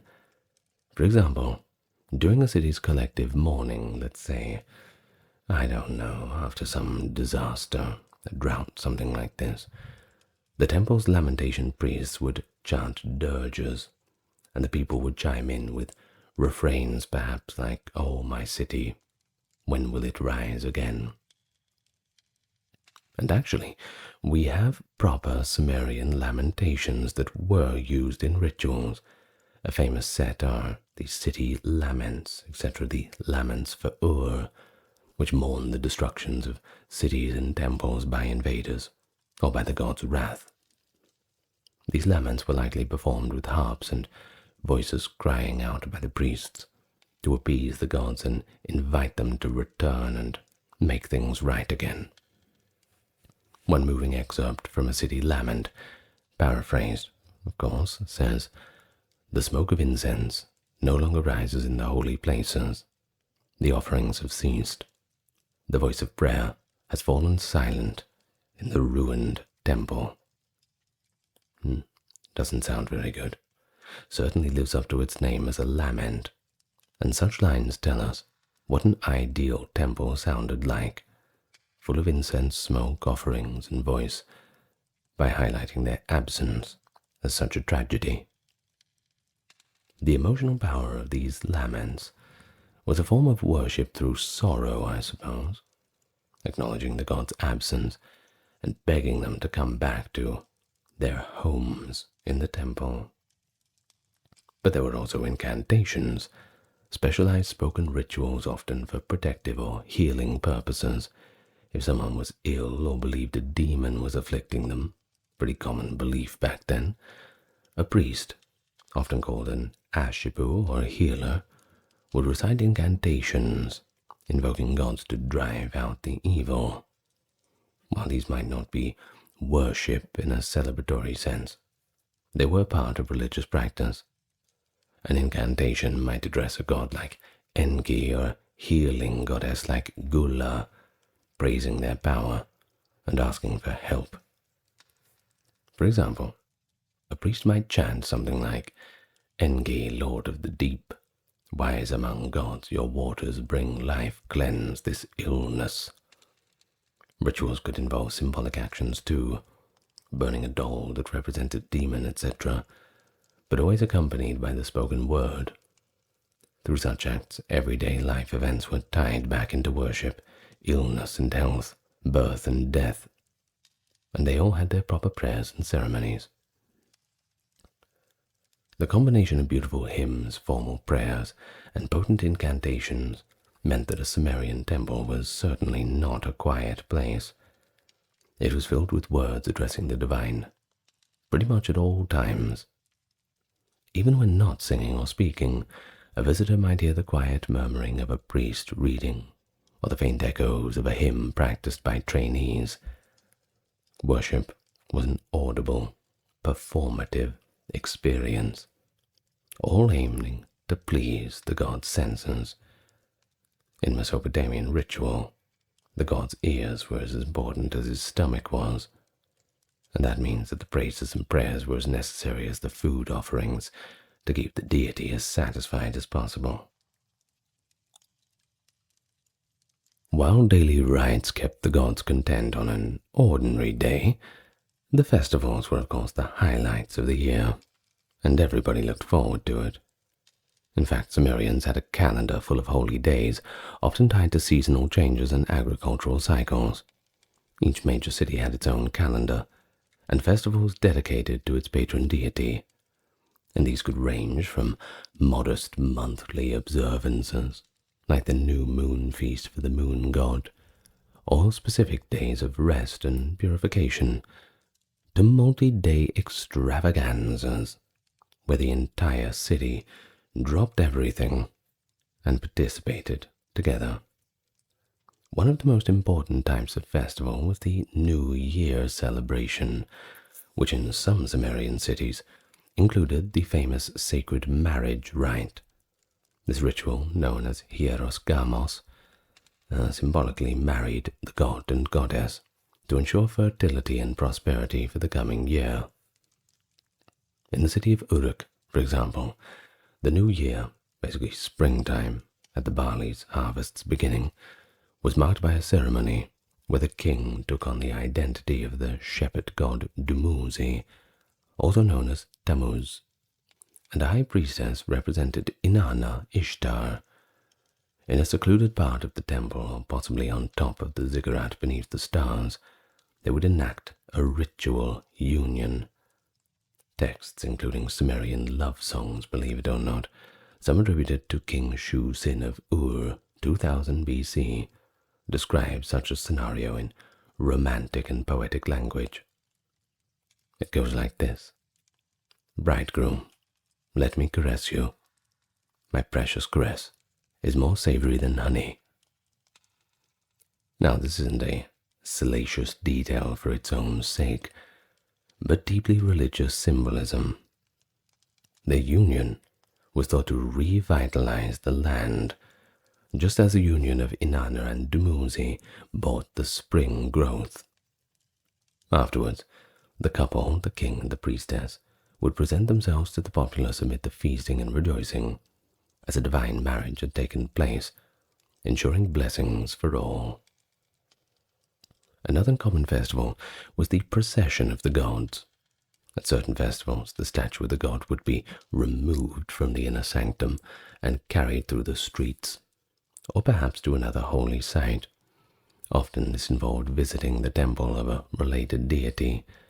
For example, during a festival in Nippur, the statues of gods from other cities might travel to Nippur to honor Enlil, chief god. The logistics were complex, to say the least. Moving a deity's statue itself was a ritual, with precautions and prayers at every step, and for God's sake, don't drop it. Could you imagine? Well, that would definitely get you fired from your priest job. I could imagine that. A letter from much later, that is 8th century BC, describes how a statue of Nabu was taken from a palace shrine out to a special location and back, accompanied by priests and musicians. And we can use that to somewhat imagine a Sumerian precedent. So you can imagine an entire city pretty much in holiday mode, citizens lining the processional road, women with their children upon their shoulders straining to see, merchants giving out dates and beers to passers-by. The statue of the gods, perhaps standing on a decorated boat-shaped platform, some gods were carried on model boats or chariots, finally comes into view. Drummers beat the steady rhythm. Men carry offerings of flowers and breads in front. High officials carry incense burners. The air is absolutely electric with devotion and excitement. For once, the god leaves his sanctum and is among the people, right there, in a rare and blessed experience. Festivals also included public sacrifices and feasts, too. On ordinary days, sacrifices might be conducted behind the scenes, but during festivals, they'd be a little bit more communal. A king might personally slaughter a bull in front of the god, or more likely oversee while the priests did the act. All this done in front of a crowd to demonstrate piety. The meat from these sacrifices would then be cooked and shared in a grand feast, literally a feast with the gods, as the divine portion was offered and then the rest given to the celebrants. There where processional songs were unique to festivals, and likely dramatic reenactments of myth too. Some scholars think that certain myths, like Inanna's descent into the underworld or the Epic of Gilgamesh, might have been even performed by temple actors or priests during the festival times to edify the public and honor the gods through storytelling. It's a compelling thought that we don't have too much evidence for, but perhaps a kind of sacred theater may have been part of their worship. Additionally, there were seasonal agricultural rites. Many month names reflected agricultural events too. For instance, a festival at plowing time might involve hitching up the oxen in a ceremonial way, asking the earth god and the sky god to bless the new planting season. Harvest time would see offerings of first fruits and grains. We also see evidence of lamentation festivals. If a drought or misfortune hit, people organized special days of fasting and lament to appease the offended deity. Such days like these, the usual joyful songs gave way to mournful prayers. The whole atmosphere is a little bit different. The temple might only offer water and incense, no rich foods, as if the gods themselves were in mourning. And the people didn't show up wearing their Sunday best either. It was simple clothing. And one particular set of holy days was the so-called Sabbath, Sabbat. Yes, we get the word from there. It goes back a long time. Ancient Mesopotamians observed the new moon and 7th, 14th, 21st, 28th days of the month as days of rest or reduced activity. The term Sabbatu or Shabbatu in Babylonian means a day of rest dedicated to appeasing the heart of the gods. While the concept is not identical to the later Judeo-Christian Sabbath, it shows a concern for a regular cyclic observance, where certain work was forbidden and presumably extra prayers were offered to avoid angering deities on those critical days. In a Sumerian city, on those days the king and priests likely took part in more intense purification rituals, and the public might gather for additional prayers or simply refrain from normal business, acknowledging the sacredness of the time. So in essence, the festivals were times when the whole community came together to engage in worship, not just the priests. They reaffirmed the bonds between people and their gods, and between the city and its patron deity. The excitement of a festival would break the routine of daily offerings with color, noise, and even a carnivalesque kind of joy. Yet underlying all the merriment was a serious purpose, and that was to renew the world, thank the gods, and ask for continued bounty and protection. From the quiet daily prayer of a humble farmer in his field to the king himself leading a procession, worship spanned the gamut of human emotion and activity, truly permeating life and class. Well, so far we've focused on official temple practice. But what about the man on the street? The ordinary Sumerian? How did they worship in daily life? Well, aside from attending all the big festivals. Now, this question leads us to the realm of personal piety, doesn't it? And household religion in Sumer. Most Sumerian individuals had what we would call, at least in our modern concepts, of a personal god. A deity, often a lesser god or god associated with a major one, who acted as their protector or patron. They conceived of this personal god almost like a guardian angel, who might intercede with the higher gods on their behalf, sort of like a middleman. Think of a farmer. He might regard the god Dumuzi or a local agriculture deity as his personal god.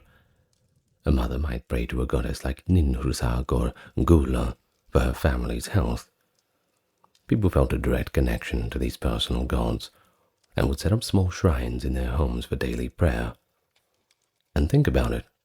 If you're a farmer, you probably want to pray to a specialist. Sure, you've got the big gods sitting on the main throne, but when you've got a specific problem, you want to go to a specific person, right? A mother nervous about childbirth, or even somebody just having some kind of general problem. You want to go to the expert. Archaeologists have indeed found small statuettes of gods and altars in private houses. Many homes at sites like Ur and Nippur had these kind of little wall niches, presumably to place a figurine or a clay relief of a deity. These home altars were where families prayed every day, lit oil lamps or incense and made tiny little offerings, perhaps a bit of bread or beer before their meal, dedicating it to that personal god. And it's actually quite human to think of it. A Sumerian family, thousands of years ago, gathering in the evening, kneeling in the main room, a little bit of incense, saying a prayer together to bless their house. A deeply human scene. And it was that scene that was the grassroots level of Sumerian worship. It did not involve the grandeur of temples, sure, but it was likely very widespread and equally as heartfelt. In these personal devotions, gestures mattered too. Mesopotamian art shows worshippers with hands raised or one hand over the mouth, a sign of respect or silence in the presence of divinity. A commoner might not understand all the learned hymns that the priests used. They're a bit complicated, but they certainly had their own simple prayers. They might not be as wordy, but certainly be honest. One might say, "Dear personal god, speak a good word for me to Enlil, if they need a general fortune, or please protect my children and the house." We even have records of prayer letters too, believe it or not. Clay tablets where people wrote to the gods about their little troubles. In later old Babylonian times, some wrote letters to gods like Marduk or Shamash, complaining about injustice or illness, effectively prayers in written form. The roots of that custom might go well back to Sumerian times too. In fact, some Sumerian letters to gods exist as well. Not as much as in Babylonian times, but we have a few. Another way common people participated was by depositing votive offerings in the temples. A votive, if you don't know, is a gift to a god given in hope or thanks, kind of like a donation. And many wealthy worshippers indeed donated jewelry or precious vessels inscribed with their name and a prayer to be placed in the temple treasury. But even those of modest means could give something.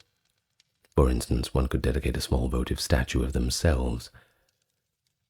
The famous discovery of the Tel Asmar votive statues gives us a glimpse at that. These are a group of statuettes from around 2600 BC, depicting men and women in the pose of worships, that is, hands clasped together, a wide-eyed gaze. They were found buried under a temple floor. They had been dedicated to stand in the temple, praying perpetually on behalf of the donor. So imagine commissioning a little caricature of yourself in alabaster or gypsum to live in the temple and pray for you, even when you're not there. That was pretty much the idea they were going with. The big eyes of those statues likely symbolize the attentive gaze toward the god. In essence, if you couldn't always make it to the temple, you'd still have your statue there. It maintains your devotion, albeit symbolically. Moreover, everyday life had many informal rituals. If someone embarked on a journey, they might sprinkle flour or drink a libation in honor of Nanna or Utu, the moon and sun gods who watch travelers by day and night. If a child was born, midwives might speak a blessing, invoking a protective deity or spirit. When building a house, people buried foundational deposits, little offerings to the earth gods, and local deities too, so that their house would be blessed. All such acts were part of worship in a broader sense, acknowledging the gods at every turn. And it's important to note that ordinary people generally did not enter the god's inner sanctum or perform complex rites, as we have mentioned. They were the domain of priests only. But that did not exclude them from worship. They engaged through prayers at temple courtyards, processions, festival observances, and of course at home, and crucially, they trusted the priests to represent them. When the priest made the daily offerings, it was on behalf of the entire community, not the priest himself. Many offerings were funded by the city or the king as a representative of the people. So, that farmer in the fields of Lagash could feel secure that even if he didn't personally present bread at Ningirsu's altar every single morning, the temple priests were doing as good a job of it for him, maintaining divine favor for the crops and livestock. In a reciprocal manner, the temples often gave back to the people. During festivals, temples distributed food and beer to the populace, a kind of communal meal with the god, and they also cared for orphans and war widows at times, functioning as charitable institutions. There is evidence that in some periods the poor could eat from the temple, possibly a practice of allowing the needy to have a portion of the daily offerings, or to glean from temple fields, which echoes later practices in many religions. Thus worship was not only vertical, the people looking up to God, but also horizontal, within the community. It all helped to foster quite a bit of social cohesion. So by now, I'm sure you've got a pretty comprehensive picture of how the Sumerians worshipped. At least I hope you have. From the awe-inspiring temple ceremonies, to those humble household prayers said before dinner, with the wife and kids gathered around. But one might ask, how on earth do we know all of this? Well, it's a combination of archaeology and thousands of cuneiform texts, temple administrative tablets listing offerings, hymns and prayers etched on clay, royal inscriptions boasting of temple constructions, and even literature that indirectly references rituals. And it's through all of these sources, our primary texts, that let us reconstruct the spirituality of a world long past. The sun rises over the Nile as an Egyptian healer prepares for another day's work. In a small mud brick clinic by the temple, jars of herbs and minerals line the shelves, and the air is thick with the scent of incense. Finally, a patient arrives. He's wounded his arm.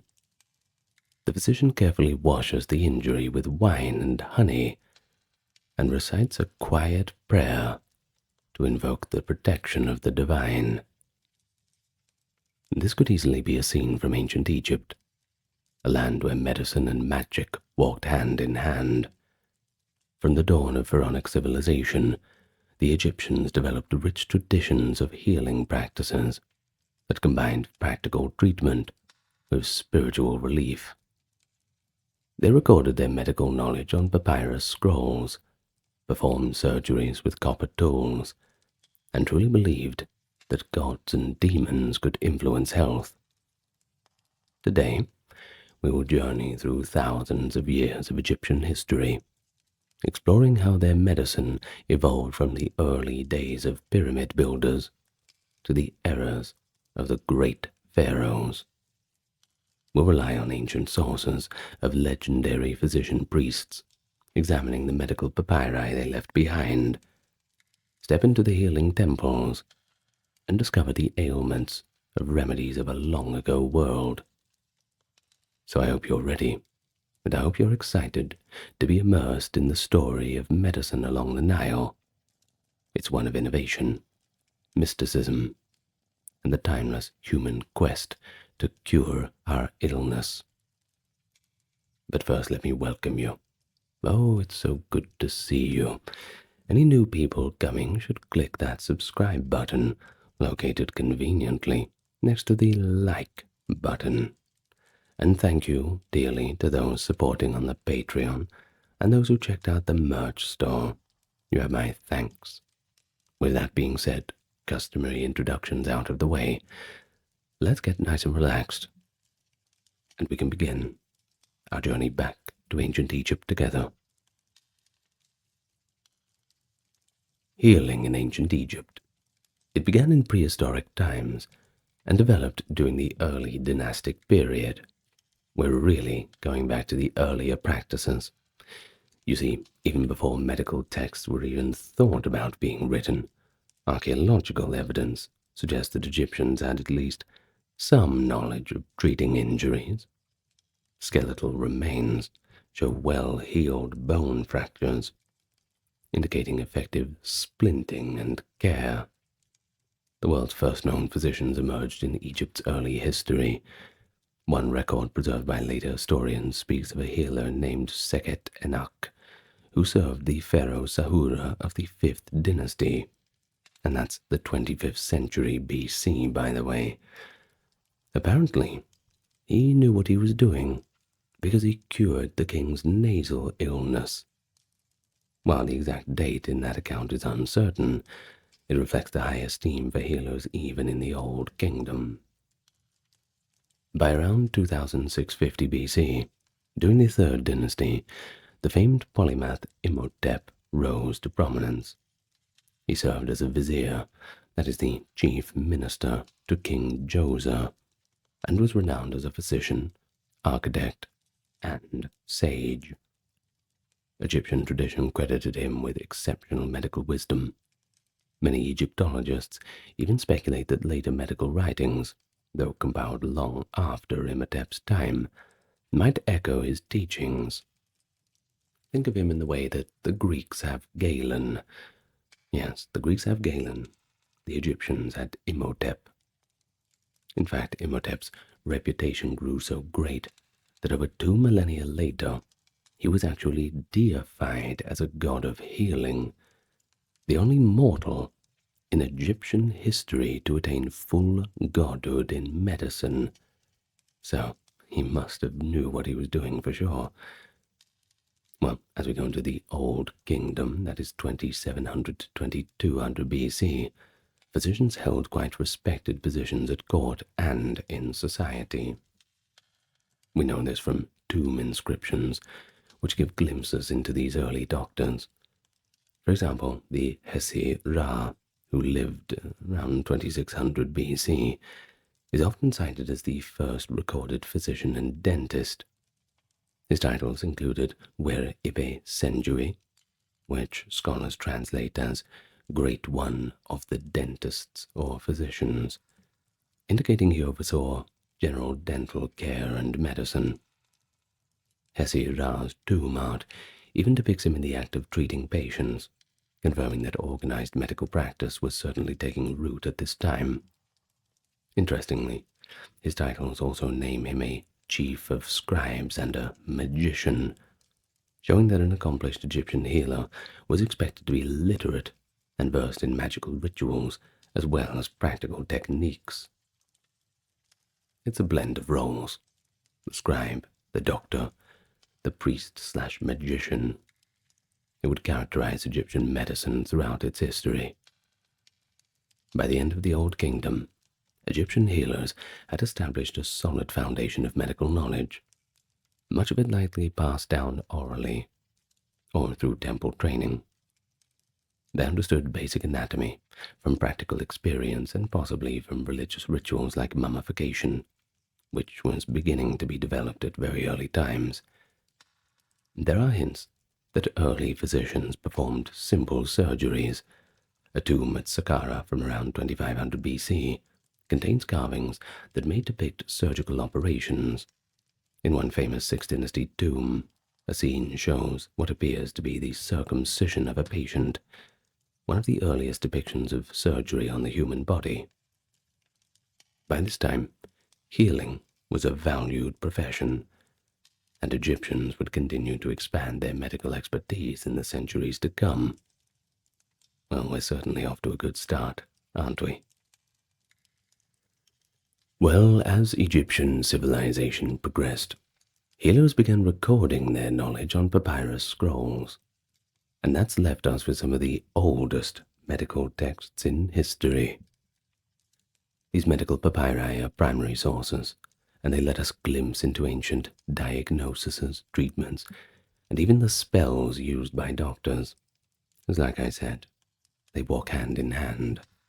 The surviving documents span over a millennia, circa 1900 to 1200 BC, and cover various specialties. The Egyptian papyri were typically written in the cursive hieratic script, which is a simplified form of hieroglyphs, using black ink for the main text and red ink for headings or highlights. They often start by invoking a deity or giving credit to a legendary figure like Imhotep, then proceed to list cases, prescriptions, or incantations. One of the earliest extant medical texts is the Kahun gynecological papyrus, dated to around 1825 BC, the 12th dynasty. Discovered in 1889 at the town of Kahun, this papyrus focuses on women's health, obviously.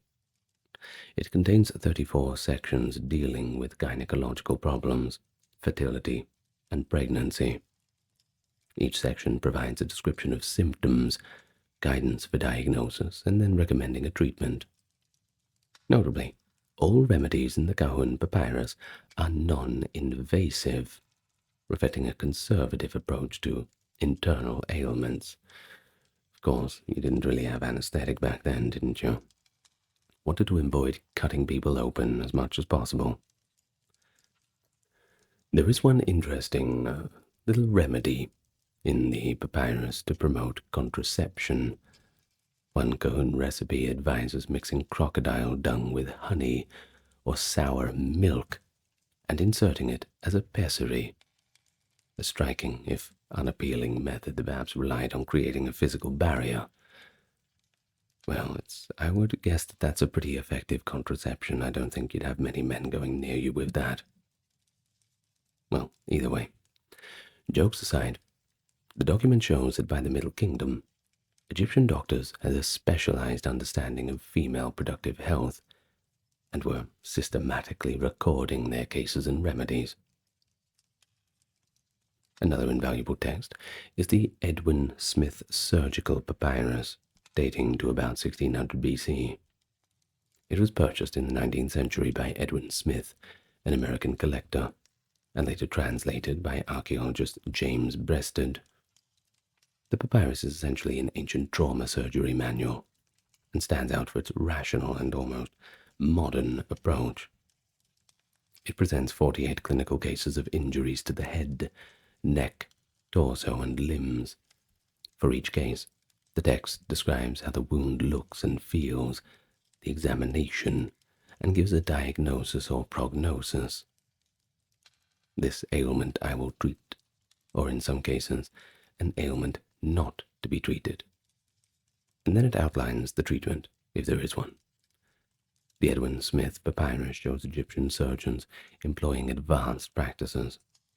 Wounds were closed with stitches, bandaged with lint, and treated with antiseptic applications such as honey to prevent infection. Bleeding was staunched by pressing raw meat on the wound to encourage clotting.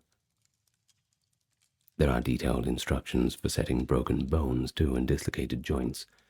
For instance, instructions to immobilize the head and neck for neck injuries, much as modern first aid would do.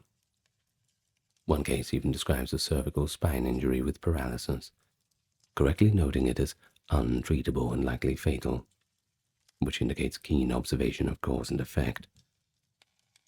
The Smith papyrus is remarkably empirical and contains very little magic. It almost reads like a military field medic handbook. However, on the back of the scroll, call that the verso, by the way, a few magical spells are recorded, perhaps added later as a supplement. This unique text may be a copy of a much older work, though some attributed its content to around 2600 BC, possibly reflecting the era of Imhotep. But regardless of authorship, it demonstrates that Egyptian surgery, especially in trauma care, was highly developed for the time. Egyptian doctors recognized which cases they could handle and which were hopeless. They categorized injuries as treatable, contestable, or untreatable. A triage system is outlined as follows. Treatable injuries were those that dealt with active interventions. Then we have contestable injuries, that is, serious but not life-threatening wounds, where the patient might survive without intervention. In such cases, the physician would observe and only step in if needed. And then we have untreatable ailments, injuries so severe that there was just nothing they could do. The physician would not intervene beyond measures of comfort. This pragmatic approach saved resources for those patients who could be helped and shows a clinical wisdom in ancient Egyptian medicine. The Ebers papyrus is another monumental medical compendium, written around 1550 BC during the New Kingdom. At over 20 meters long, I'm not joking, 20 meters, it is one of the most extensive and best preserved medical papyri. The Ebers papyrus is essentially a herbal and magical encyclopedia, containing about 700 recipes and remedies for all manners of ailments. It covers diseases of the eyes, internal organs, skin, digestive problems, dental issues, and more. Significantly, Ebers includes a section often called the Treatise on the Heart, which reveals that the Egyptians did have an understanding, if rudimentary, of the cardiovascular system. It notes that the heart is the center of the blood supply, with vessels leading to every part of the body. These vessels, according to Ebers, carry not only blood, but also air, water, and other fluids to the limbs and organs, and if they become blocked by evil or waste matter, illness occurs. This concept of bodily channels prefigures later ideas of circulation, albeit mixed with a few spiritual notions of evil substances causing blockages, but hey, it is what it is. But the Ebers papyrus also demonstrates the pervasive use of magic alongside medicine. It explicitly states, magic is effective together with medicine. Medicine is effective together with magic, emphasizing that both approaches were seen as complementary. Many prescriptions in Ebers are paired with incantations to be chanted while administering treatment to enlist supernatural help. For example, a remedy for burns might also require reciting words invoking the goddess Isis to draw out the pain. The Ebers collection includes remedies for crocodile bites, pains from head to toe, and even household pests. It has spells to rid a house of rats and scorpions, which I'm sure is pretty useful. Remedies range from the practical to the bizarre, a mixture of science and superstition, certainly characteristic of much of Egyptian healing literature. That's what makes it so fascinating, I think.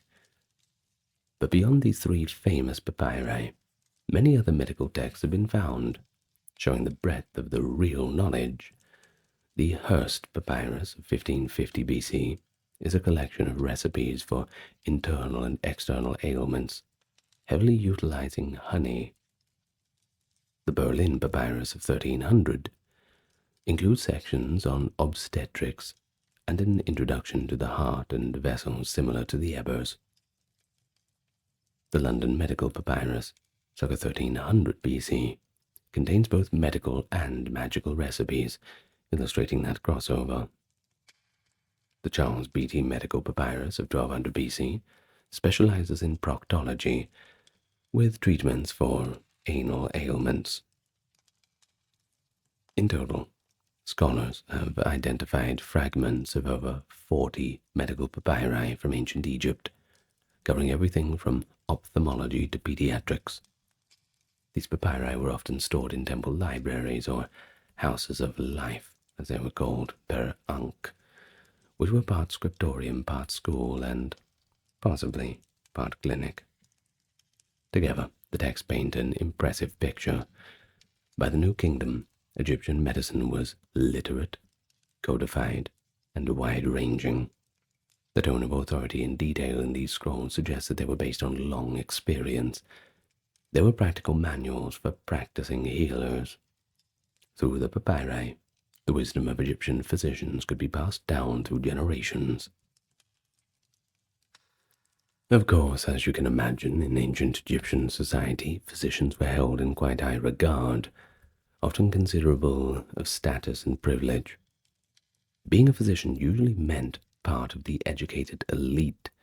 Most doctors were trained scribes, as literacy was essential to read the medical papyri and to record cases. And scribes were among the most respected classes in Egypt. So doctor-scribes occupied a especially honored social position, sometimes even serving directly under the pharaoh. In fact, many physicians also bore priestly titles and served in temples, once again blurring the line between religious and medical professions. For instance, doctors frequently served as, quote, priests of Sekhmet, Sekhmet being the lion-headed goddess of war and plague, who also had the power to avert disease. The Egyptians believed Sekhmet could unleash epidemics or protect people from them, so her priest-physicians were considered very powerful healers. An inscription might refer to a healer as servant of Sekhmet, or one whom Sekhmet has taught, indicating a divine endorsement of their medical skill. Egyptian physicians could be highly specialized, a fact noted even in antiquity. The Greek historian Herodotus, writing around 450 BC, marveled at the, quote, the practice of medicine, is so divided among them that each physician is a healer of one disease and no more. The country is full of physicians, some for the eyes, some for the teeth, some for the belly, and others for hidden diseases. This suggests that by the late period, Egyptian medicine had departments, each focusing on their own field. Indeed, well, it's quite funny that the specific title for a proctologist is the guardian of the anus, which, well, you can't help but laugh at that.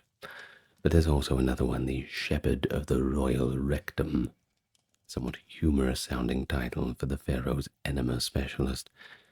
These are the kind of things that appear in the medical texts, confirming a degree of specialization. Well, such specialization likely existed earlier as well.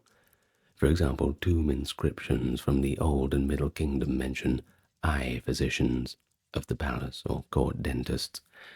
And as noted, Hezirah held the title of chief dentist, implying a focus on dental health as early as the 3rd dynasty. We also know of Pesachet, 2500 BC, a woman who carried the title Overseer of Female Physicians. She is the earliest known female doctor by name, and may have trained other women in medicine. Her existence, mentioned in an Old Kingdom tomb inscription, confirms that women could practice as physicians in pharaonic Egypt too.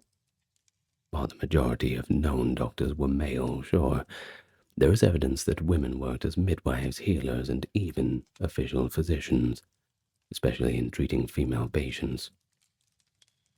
The training of a physician typically took place in temple institutions called houses of life. These were libraries and teaching centers attached to major temples, such as the one at Heliopolis. That means city of the sun, by the way. It's a Greek name for it, Helios being sun, Polis being city. Also at Thebes and later at Sais. A student physician would study medical papyri, learn anatomy and herbalism, and also be instructed in religious rites. Much of the curriculum would involve memorizing recipes and spells from existing texts and observing experienced doctors' work. By the New Kingdom, there was a clear hierarchy among doctors, as indicated by titles found in stelae and papyri. There were ranks such as Chief of Physicians, Eldest Physician, Overseer of Physician, and Inspector of Physicians. For example, an Inspector of Doctors might have been responsible for evaluating practitioners or administering medical services in a certain region. At the very top, some physicians served as royal doctors in the pharaoh's court. These might accompany the king and treat the royal family, and the prestige, of course, was immense, some even rewarded with lavish tombs. One inscription from the New Kingdom mentions a court physician who was also, quote, chief of the king's writers, highlighting that doctors could attain high administrative office too. It is important to note that in Egypt, the roles of the physician, the priest, and magician could and often did overlap significantly. Many doctors were technically priests, especially of deities connected to healing. We're talking about Sekhmet, Thoth, and later Imhotep after he was deified. Conversely, many temple priests had knowledge of practical healing for ailments of their flock. This dual role was not seen as conflicting. Rather, it was somewhat expected. Egyptians didn't sharply separate what we call medicine from religion or magic. They saw it as a holistic enterprise to restore maʿat in a sick person, maʿat being that cosmic order and balance. Thus the healer's status was somewhat multifaceted, part scholar, scientist, and part clergyman. Being learned in medical texts and skilled in drug preparation was important, just as knowing the right prayers and incantations to invoke divine aid was. This combination of attributes made the physician-healer respected and somewhat a feared individual in the community, one who dealt with the forces of life and death, and the supernatural. Of course, to the ancient Egyptians, spiritual forces were just entwined with health and sickness. There was no strict division between rational cures and magical ones. Both were employed together. You may as well have as many weapons against the illness as you can, right? That was the logic. In fact, there's an oft-quoted line from the Ebers Papyrus that declares, magic is effective together with medicine. Medicine is effective together with magic. And this encapsulates the Egyptian approach. Physical remedies and spiritual rituals, hand in hand. The Egyptians believed that many illnesses were caused by supernatural agents, the wrath of a god, the malice of a ghost, or the presence of a malevolent spirit or demon.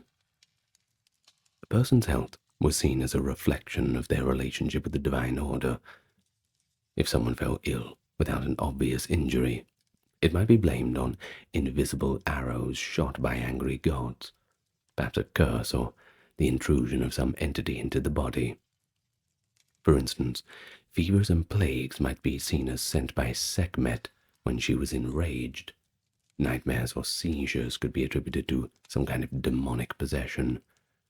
Therefore, magical spells, incantations, and religious rituals were just a standard part of treatment protocols, not a last resort.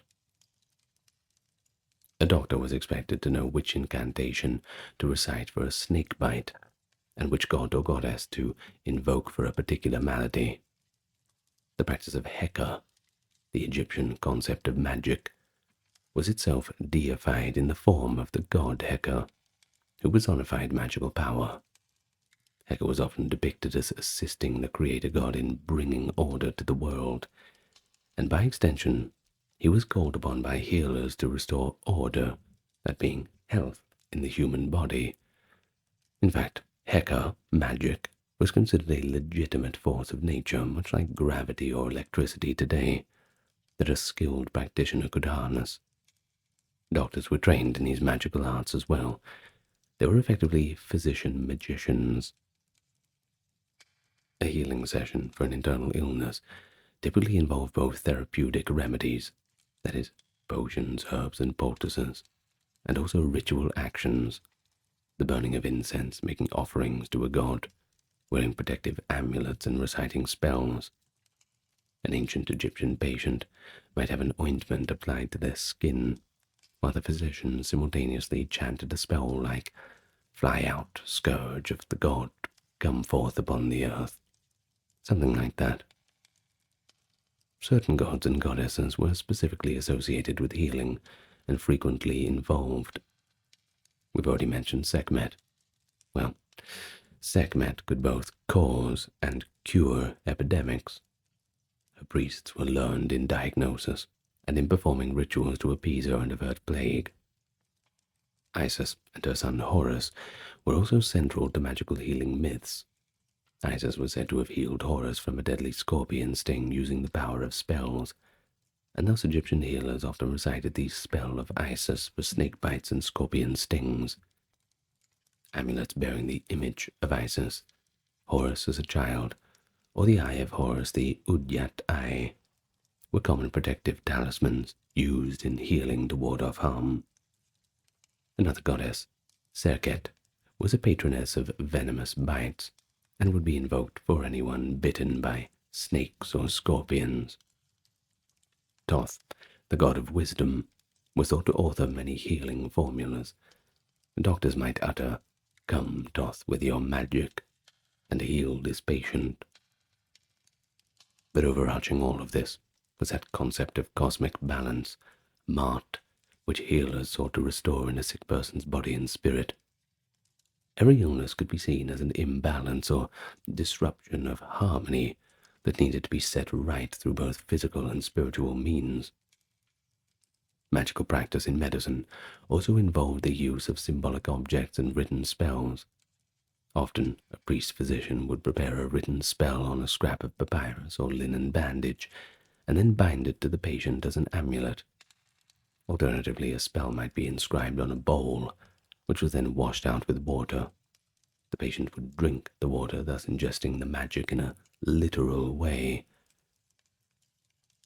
Some artifacts called magical wands or rods, carved with protective deities, have been found in tombs, and are thought to have been used by magicians to circle around a patient, drawing a protective boundary. For childhood illnesses, a common practice was to place a statue of the household god Bes or Taweret near the child's bed to scare the demons away. Words themselves were considered to have power.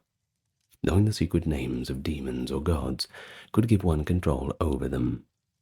Egyptian healers memorized many such names and spell formulas for use in cures.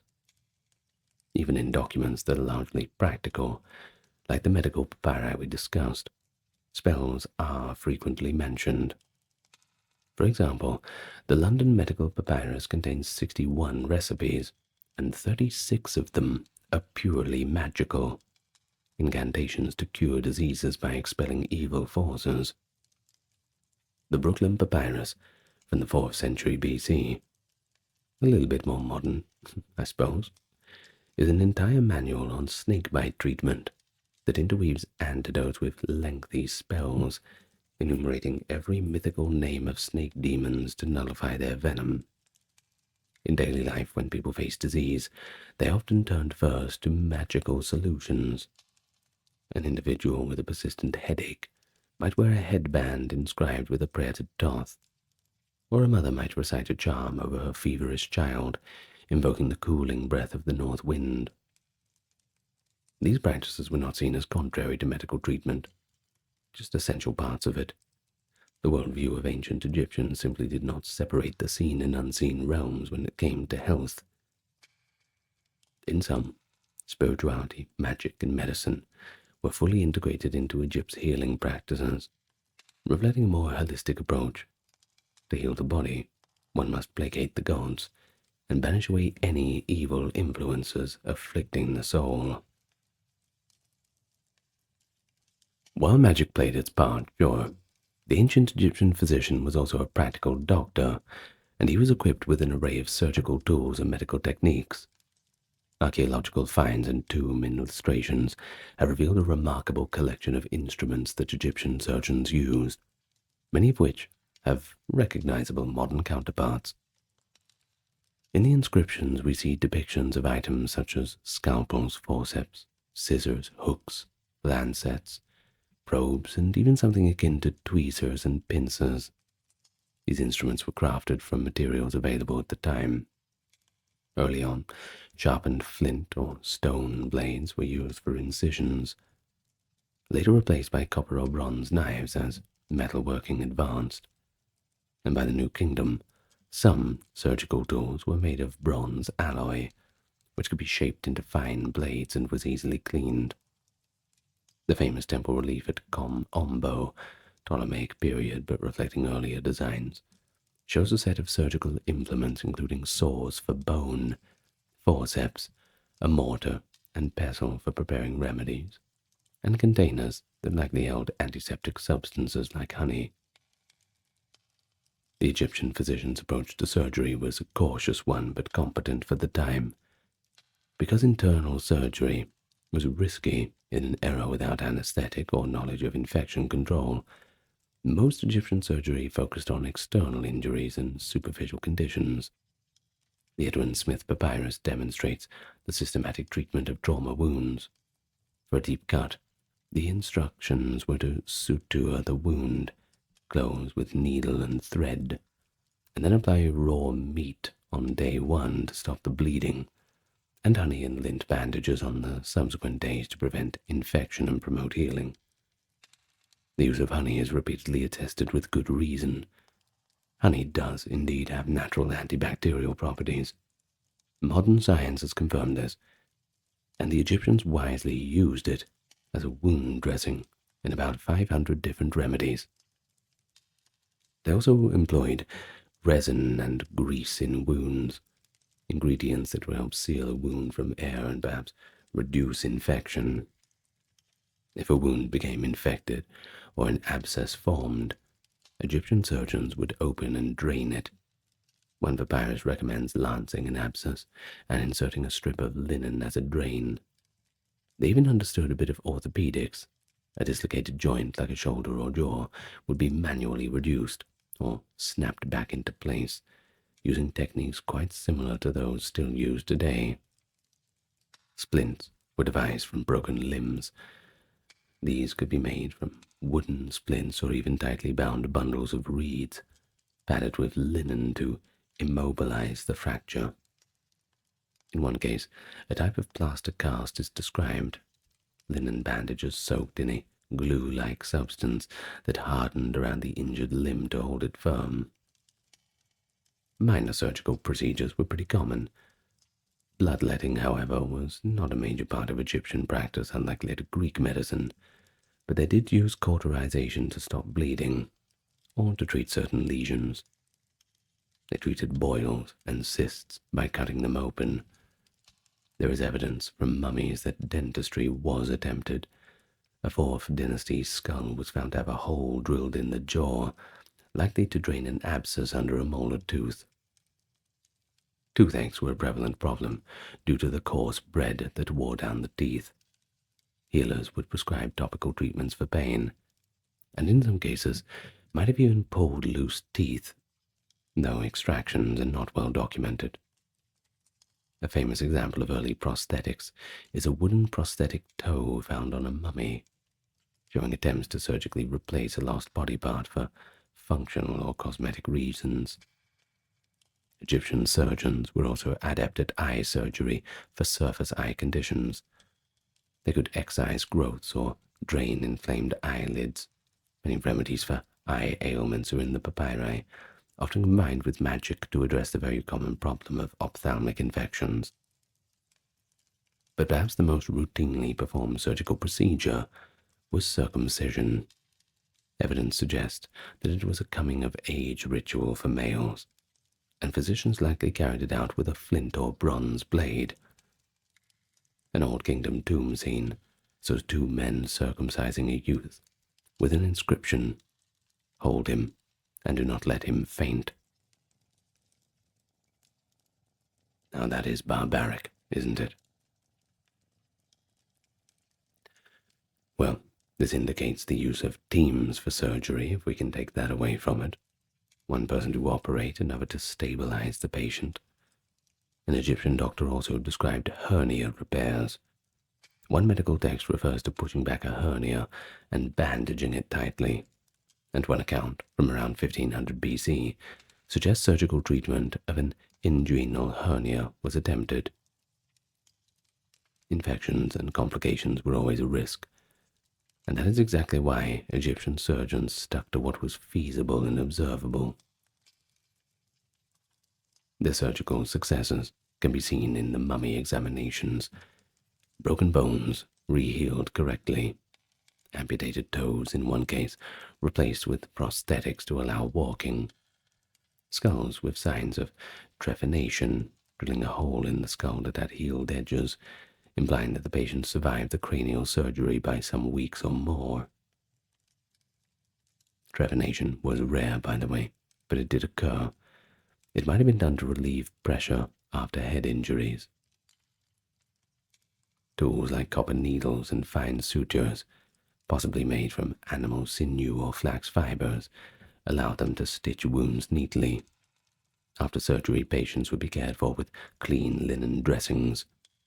Egyptians were particularly concerned with cleanliness, as evidenced by their frequent washing and the use of natron, that is a natural salt for cleansing. Same thing that they mummified the bodies in, by the way. This likely helped reduce infections, and they also recognized the importance of diet in recovery. For example, feeding a broth or fermenting drinks to patients to boost strength. In at least one instance, a papyrus prescribes meat and beer to a patient recovering from an illness, perhaps to build up their blood. Overall, the evidence paints a picture of an ancient medical practice that was surprisingly advanced in surgery and emergency medicines. The Egyptian physician's toolkit and techniques allowed them to manage fractures, dislocations, wounds, and some internal conditions effectively, and they were careful observers. Their case notes in the Smith Papyrus often say, "If you find such and such symptom, you should say, 'An ailment I will treat.' Or in grave cases, 'An ailment against which nothing can be done.' They recognized when paralysis from spinal injury indicated a hopeless prognosis. This level of clinical assessment and the use of logical treatment protocols show that Egyptian medicine, while wrapped in spiritual practice, had a strong empirical core. Many of their surgical methods would continue to not be out of place in pre-modern medical settings thousands of years later. Of course, life in ancient Egypt, often idealized in tomb art, came with a host of common diseases and ailments. By analyzing mummy remains and reading the medical papyri, scholars have identified quite a few health issues that Egyptians faced and how they remedied them, or tried to at least. It turns out that the Egyptians suffered from much the same maladies as people do today, as well as some specific to their environment, and they developed treatments for those based on the knowledge available. One widespread problem was dental disease. The sand and grit in bread from grinding grain on stone led to excessive tooth wear. Many mummies have severely worn out teeth with exposed pulp, leading to abscesses or infections. As noted, Egyptian dentists attempted draining abscesses and probably extracted teeth when they became loose. For toothaches, prescriptions in the Ebers papyrus included topical application of a paste made from ground beans or herbs and honey to the aching tooth, or rinsing the mouth with beer and celery to soothe the pain. They even used a mouse. Yes, a mashed-up mouse as a remedy for a toothache, at least according to later Greek accounts of Egyptian practices, though it sounds a little bit more magical than medical. We don't know what the logic was behind it. Of course, interestingly, honey was used to fix a loose tooth by acting as an adhesive and antiseptic, and garlic or onion might be chewed to strengthen gums. The Egyptians valued onions and garlic for general health, which, yeah, they are pretty good for you. Eye diseases were very common due to the hot, dusty climate and presence of flies. Egyptian texts mention ailments like the nit, likely conjunctivitis or trachoma, which could cause blindness if untreated. To treat eye irritation or infection, the Ebers papyrus contains numerous ophthalmic recipes. A typical eye remedy might mix malachite, a green copper ore powder, with honey, and apply it as an eye paint. Malachite and other lead-based materials were ingredients in the kohl eyeliner that the Egyptians famously wore. Recent studies suggest that these cosmetics might have helped prevent infections around the eyes, as the minerals have antimicrobial properties. In effect, their makeup was doubling as medicine, and they didn't even know it. Other eye treatments included mother's milk dropped in the eye, a practice oddly found in many cultures, and incense resin to reduce inflammation. The close link they perceived between the eyes and the womb, mentioned in the Kahun papyrus, meant that women's hormonal and menstrual issues were thought to affect the eyes as well, a concept that seems a bit strange today, sure, but it led them to treat some female disorders with ophthalmic remedies and vice versa. Digestive troubles were another frequent complaint. Egyptian medical papyri reveal many prescriptions for stomachache, constipation, and parasites. The diet of common people, heavy in bread, beer, and legumes, could lead to indigestion. Laxatives were well known. The castor oil from the castor bean plant was a powerful purgative used then, as it is now, in moderation to relieve constipation. A gentler laxative was figs and grapes, which they could consume to move the bowels along. For stomach pain, or what we might call dyspepsia, they used concoctions like milk with herbs. The Ebers papyrus also provides one of the earliest descriptions of the colic and even suggests rubbing the stomach with oils to relieve it. Infectious diseases like malaria likely plagued ancient Egypt. Mosquitoes bred in the Nile marshes. While they did not know the cause, Egyptians noticed fevers and enlarged spleens, which is classic in malaria, and tried to treat the fevers with cooling remedies. For instance, rubbing a feverish person with wine and water, or letting them rest in the breeze. They also implemented preventative measures against mosquitoes. Herodotus noted Egyptians slept under fishermen's nets as mosquito nets, and used protective oils on the skin. They even fed the workers garlic and onions, which Herodotus claims was to ward off illness during pyramid building. Garlic does have some pretty strong antimicrobial properties, and maybe repelled insects, so there's logic to this. Next time you have a cold, put some garlic in your hot tea. I know it doesn't sound very good, but what I used to do was, I know this is going a little bit off topic, but I used to put garlic, honey, ginger, and lemon all together in a hot tea. It'll fix you straight up. Okay, trust me. Well, respiratory issues such as coughs, colds, and asthma appear in texts too. A cough might be treated with a syrup made from honey and herbs like thyme, or warmed cow's milk with honey. For asthma, the Chester Beatty papyrus prescribes breathing the fumes of heated herbs, essentially an inhalation theory, possibly using mixtures that include juniper or frankincense to clear the airways. Kind of like an early Vicks vapor rub, if you know what that is.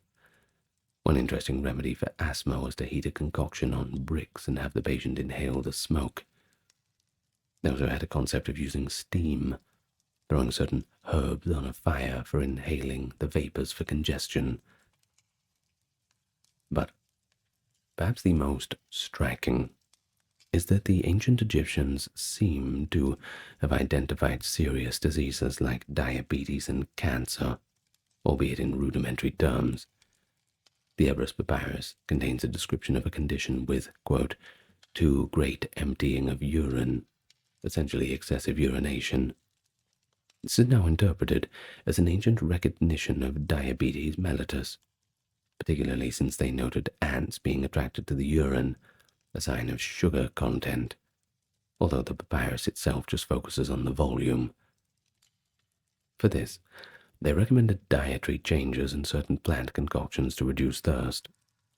As for cancer, the Edwin Smith papyrus describes bulging tumors of the breast, noting this is an ailment for which there is no treatment. This is likely the earliest written reference to breast cancer, acknowledging its grave prognosis. Other papyri mention swellings or wens, that is, benign tumors, and in some cases advise cauterizing them or using poultices of arsenic or other caustic substances to try to shrink them. While, of course, they couldn't cure internal cancer, the Egyptians did attempt to treat surface tumors or lesions, early forms of tumor therapy by cutting and burning. Well, they certainly did confront a wide spectrum of health problems with the knowledge and resources they had at hand. They combined observational skills with extensive materia medica, that catalogue of remedies to alleviate suffering. Many of the treatments were surprisingly effective. Wounds healed, dental abscesses drained, parasites expelled, and some illnesses managed well enough. But without all the modern technology, they had limitations. Infectious diseases often proved fatal, and life expectancy was much shorter than today, perhaps about 30 to 40 years on average, though some individuals did live a bit longer. Yet, through trial and error over the centuries, they amassed a rich tradition of treating the sick, making them the most renowned healers of the ancient world of their time. Well, it's about time we talk about the plant-based and mineral remedies, the pharmacopoeia, if we can call it that. Well, it was largely derived from the natural world, of course, especially plants, but also minerals and animal products. We've mentioned quite a few of them. With the fertile Nile Valley and desert oases, Egypt had access to quite a few medicinal plants, some locally grown and some imported from distant lands via trade caravans. The medical papyri contain hundreds of recipes listing ingredients, often in like a cookbook fashion, giving us a clear idea of what the Egyptians were doing. Herbal medicine was a cornerstone of a treatment. Common staples of the Egyptian herbal toolkit included garlic, onions, coriander, cumin, aloe, cannabis even, frankincense, myrrh, juniper berries, mint, thyme, and many more. Garlic and onions were virtually panaceias. They were consumed daily for general health and given to laborers to increase stamina. In medical texts, garlic is recommended for conditions ranging from heart problems to parasites. Modern science has found garlic to have antimicrobial and cholesterol-lowering effects, validating its use as a health tonic. Coriander and cumin appear in recipes for digestive troubles. They likely helped with indigestion and gas. Aloe vera was known for soothing skin conditions. Egyptians used the gel of the aloe plant to treat burns and skin irritations, much as we do today. Cannabis, or hemp, is mentioned in at least one papyrus as an ingredient in an eye remedy, perhaps for glaucoma or inflammation. which would have analgesic effects. But one of the most frequently used plant products was castor oil, pressed from castor beans. This potent laxative was given to relieve constipation or purge the system.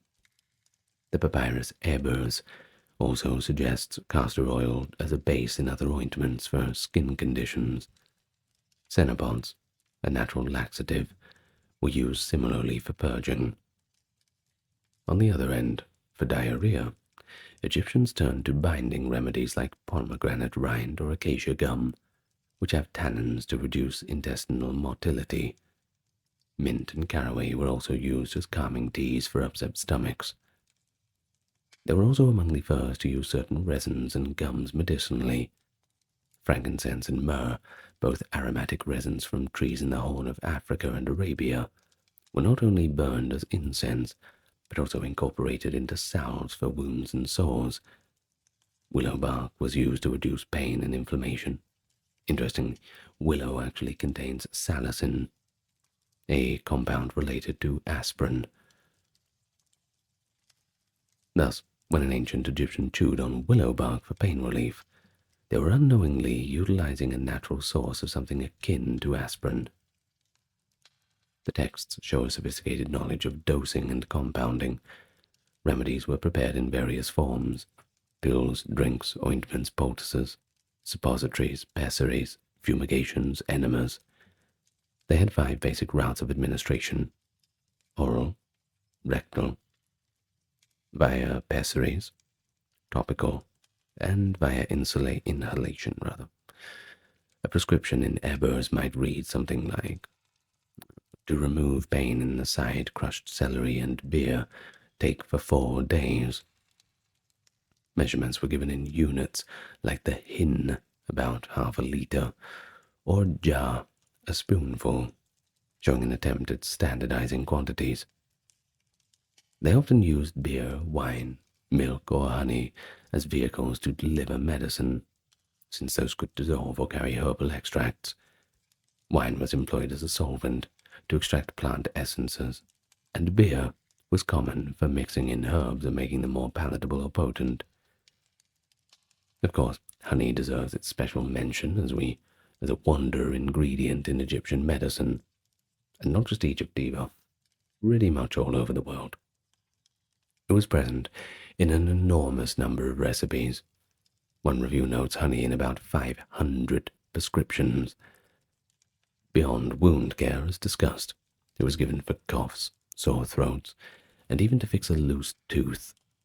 Modern research confirms its antibacterial effect and soothing properties, so there is that in hindsight. But also beeswax, a related product, was used as a base for making salves and creams to apply for the skin. In fact, a variety of animal-derived products found their way into the pharmacy. Fat from animals, such as goose fat or ox fat, was frequently used as a base for ointments. For example, a burn might be treated with a salve of goose fat and thyme.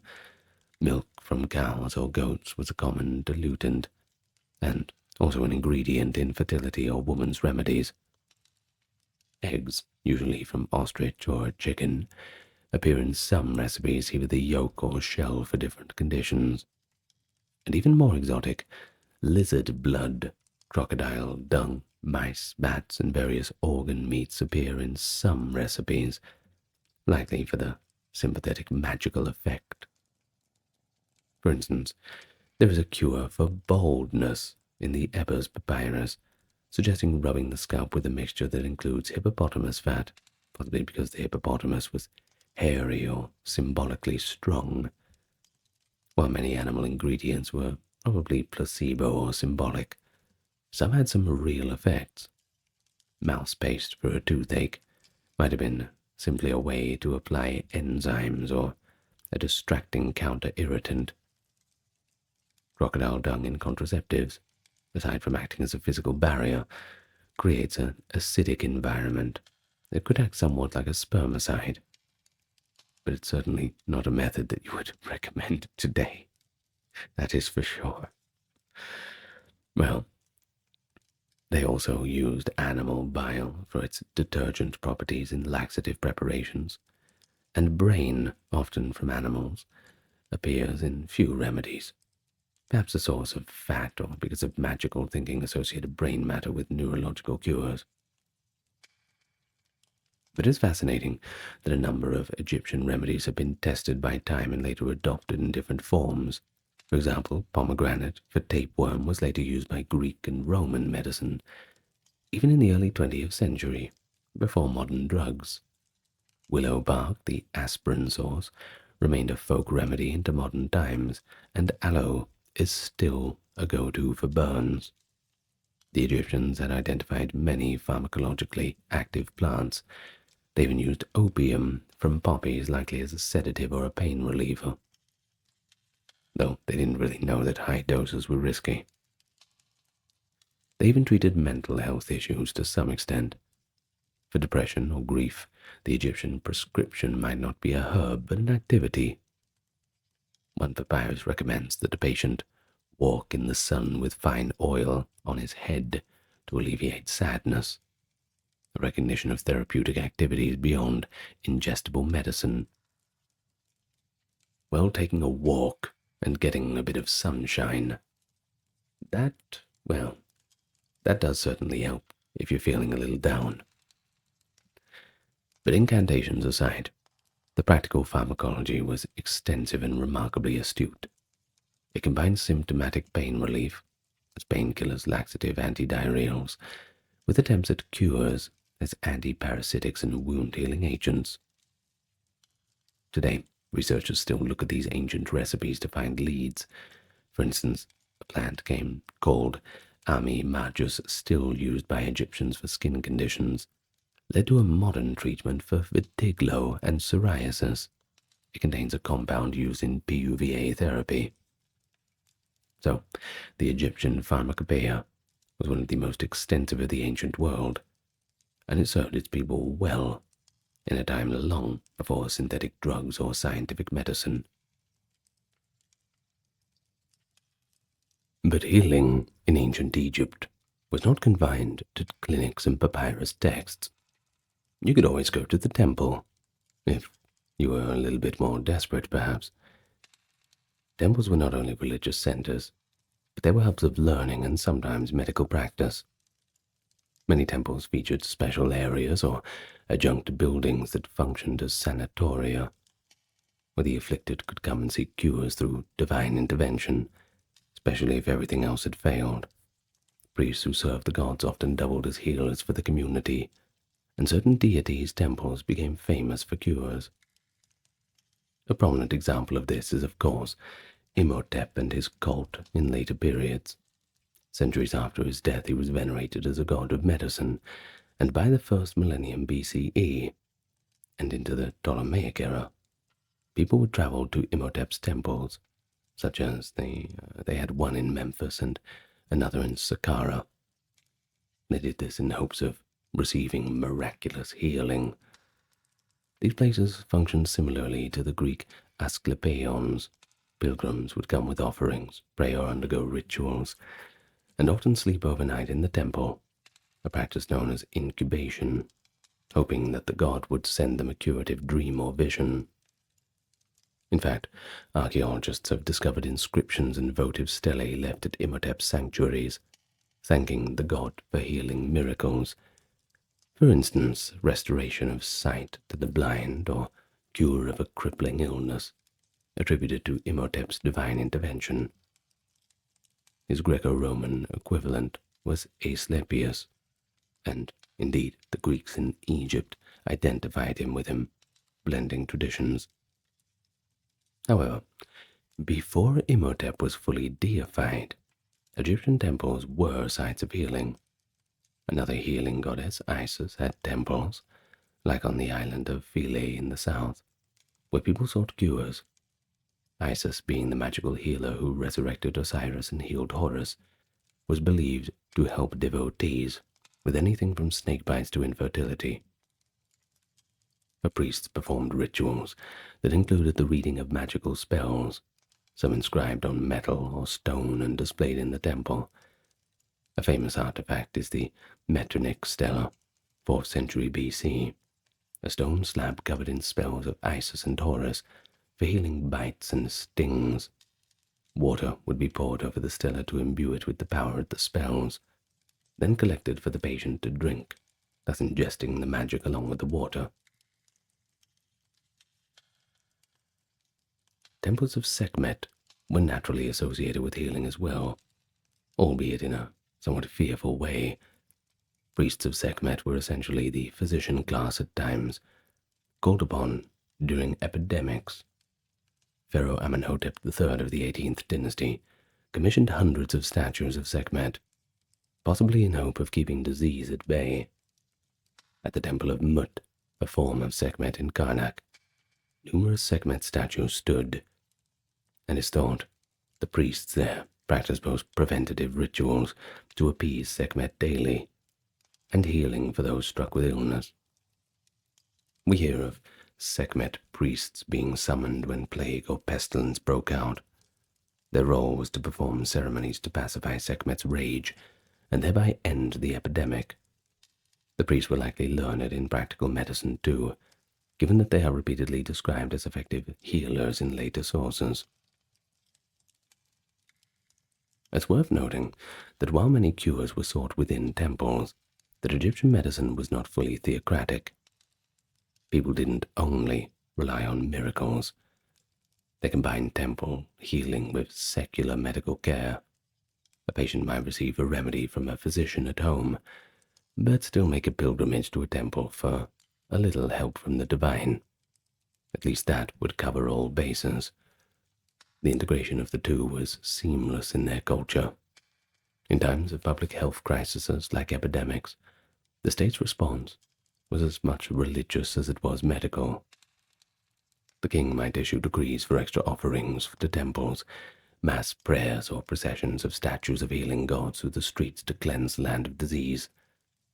One interesting papyrus, the Oracle of the Lamb text, tells of a divine oracle instructing people to refrain from eating fish on a certain canal because they were causing illness, an early example of public health advice, couched in religious terms.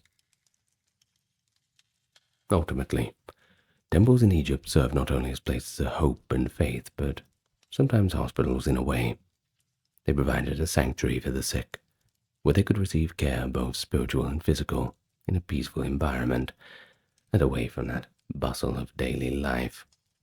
Priests overseeing these would have had practical knowledge to tend wounds or provide medications, but their primary role was to intercede with the gods. In many cases, the belief in a cure was itself quite powerful.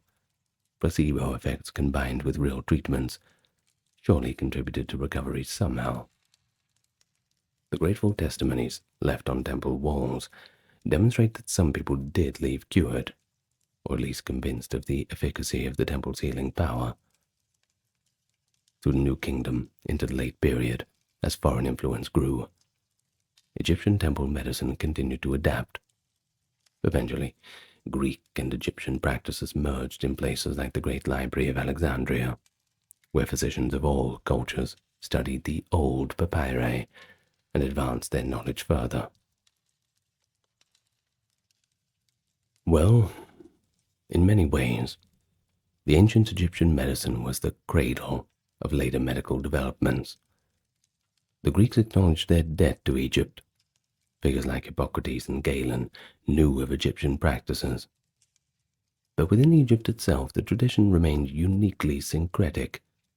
Even as late as the Roman period, Egyptian priests at temples like Philae were performing healing rituals that trace back to pharaonic times.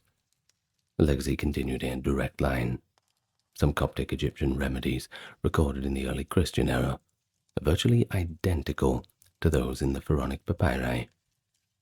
Ultimately, what stands out is the enduring human aspect of Egyptian healing. The voices in the papyri, whether confidently prescribing a gargle or sore throat, or lamenting that a tumor has no cure, are voices of early scientists grappling with the same challenges that healers face today. They used the best tools and understanding that they had, and remarkably, many of their solutions were pretty sound. They acknowledged when they were outmatched by disease, but they rarely gave up, invoking divine help when human skill had reached its limit. And so the story of medicine and healing in ancient Egypt is a story of innovation tempered by tradition. It reminds us that the path to modern medicine was not sudden. It was paved over millennia by dedicated physicians of the past. And so in the limestone necropolises and faded papyri of Egypt lie the roots of clinical practice, pharmacy, surgery, and holistic care. And as we conclude our talk today, we can reflect on those early doctors by the Nile, erasing pain with willow bark, stitching wounds under the desert sun, all while whispering prayers to Thoth and Sekhmet. We recognize them as pioneers of the healing arts, a blending of rational therapy and compassionate magic that was so uniquely Egyptian and left an incredible mark on the heritage of medicine. You are in the land of ancient Egypt. A golden evening light falls on a solemn procession making its way to the west bank of the Nile. It is the land of the setting sun, the land of the dead. At the heart of this procession is a coffin, richly decorated, containing someone who has died. Flanking it are women draped in linen, their hair loose and bodies smeared with Nile mud as they wail in mourning. Priests burn incense and sprinkle milk along the path. Two women impersonating the goddesses Isis and Nephthys and the divine mourners of Osiris cling near the coffin, embodying grief and protection. Behind follow servants, carrying jars of beer, baskets of bread, personal belongings, and even furniture, all to be buried with the deceased. This is not merely a funeral. It is the beginning of a voyage to eternity. Why devote such care, ritual, and treasure to such an event? Well, for the Egyptians, it was important. And today, we're going to explore that fascinating world of ancient Egyptian funerary practices. We'll talk about their religious and cultural beliefs, about death and the afterlife, the intricate art of mummification, from the simplest burials to the legendary 70-day-long embalming processes of the great pharaohs, all the way to the solemn rituals and magical prayers performed, and the roles played by priests, embalmers, family members too, all coming together to prepare the dead. By the end of today's talk, I think you'll see that for the ancient Egyptians, preparing for death was as important as living itself, a grand drama in which every detail, from the color of amulets to the words of a spell, all mattered.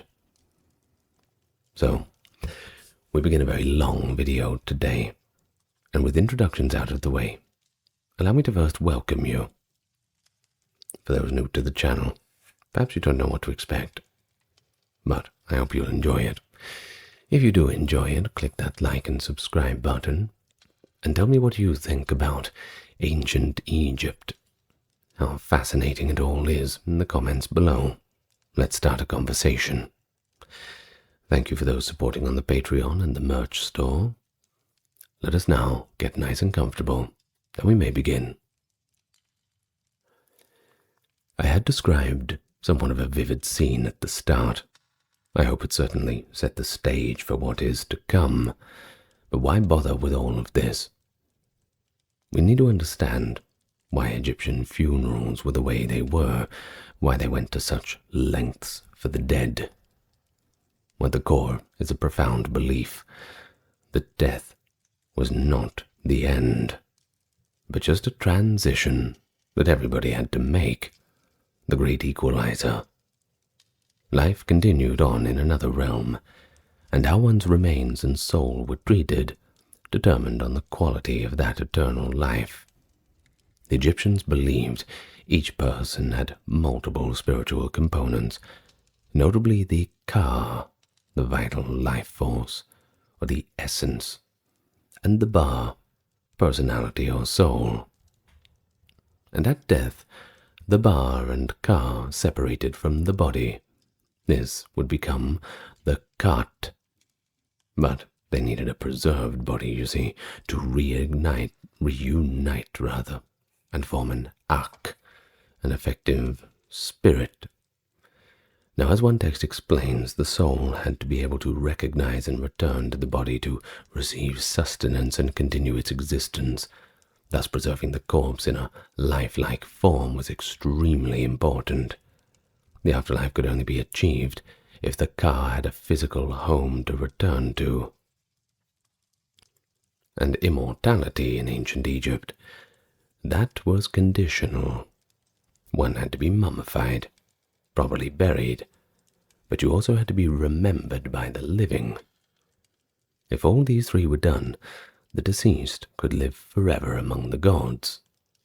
But if not, the soul ran the risk of becoming restless, or even worse, non-existent, fading into the dust of the void. And this belief was so strong that even the fear of hauntings finds its way into Egyptian thought. If a person's funerary rites were neglected or their tomb desecrated, their Ba might return to torment the living, until finally this wrong was righted. In fact, many letters to the dead written by surviving relatives besieged deceased family members either to help or for peace from hauntings. Clearly, ensuring the dead were properly cared for was viewed as essential both for the dead and the living. But where did all these ideas come from? They didn't appear out of thin air. Well, deep roots. We know ancient Egypt goes back a long, long way.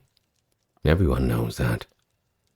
Much of it stems from the old myths and stories of Osiris, the god who was murdered, but also resurrected. He became the lord of the underworld, and the first to be mummified, embalmed by the gods themselves. According to the story, the jackal-headed goddess Anubis helped wrap and revive him. Every deceased Egyptian was likened to Osiris. They hoped to follow in his footsteps, you see, to die, be restored, and live eternally. Indeed, the most expensive method of embalming was said to be, quote, the method of him whose name must not be spoken, a veiled reference to Osiris. Certainly shows with the amount of reverence and how sacred this process was held. Now, you'll hear the word duat quite a lot. That is kind of the afterlife, the next world. So the Egyptians envisioned the afterlife, or the duat, as a paradise called the Field of Reeds, a mirror of one's life in Egypt, but perfected. Fields of plenty, no hardship, perfect weather, no mosquitoes, all that sort of thing. All of the best things about life, but just put in technicolor. The bad things, they're all gone. It sounds pretty good. Of course, entry is not automatic. The soul had to face judgment in the hall of maʿat, truth. In vivid imagination, the deceased stood before Osiris's tribunal. Their heart, which they saw as a seat of mind and mortality, was weighed on a great scale against the feather of maʿat, the symbol of truth and divine order. If one had lived a balanced and just life, well, the heart would be lighter or equal in weight to the feather. Good news. The deceased would be justified, often called ma-keru, meaning true of voice. But if burdened by evil, the heart would tip the scales and be devoured, and that soul's journey has come to an unceremonious end. To accompany this trial, the Egyptians provided the dead with spells and prayers. Chapter 125 of the Book of the Dead contains the famous negative confession, a list of 42 sins the soul declares it has not committed. It says, I have not stolen, I have not killed, I have not, etc. Pretty much goes on for a while, concluding with the emphatic statement, I am pure. One papyrus portrays the deceased pleading, may my heart be not silent in the judgment hall, hoping for a favorable verdict. These moral declarations were not just ritual. They reflect an Egyptian ethical code in life, guided by maʿat. In essence, the promise of a blissful eternity encouraged Egyptians to live justly and maintain harmony on earth. It's a deal you have to make with those gods above. Just be good, and you'll get rewarded when the time comes. But to reach this hopeful afterlife, the physical body had to be preserved in the mortal realm. It was important to keep the corpse as lifelike as possible. Early in their history, Egyptians noticed that bodies buried directly in the hot, dry desert naturally became desiccated and did not decay. So some of the history's earliest mummies, like the famous Babylonian man, were actually created by accident, dried out by that desert environment. What a coincidence. It's certainly a good way to find out how to do things. Trial and error. Of course, this is likely what inspired the intentional preservation in the first place.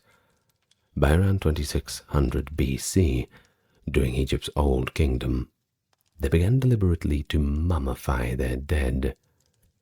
This was at first a privilege of pharaohs and elites, but over time the afterlife became a lot more democratized.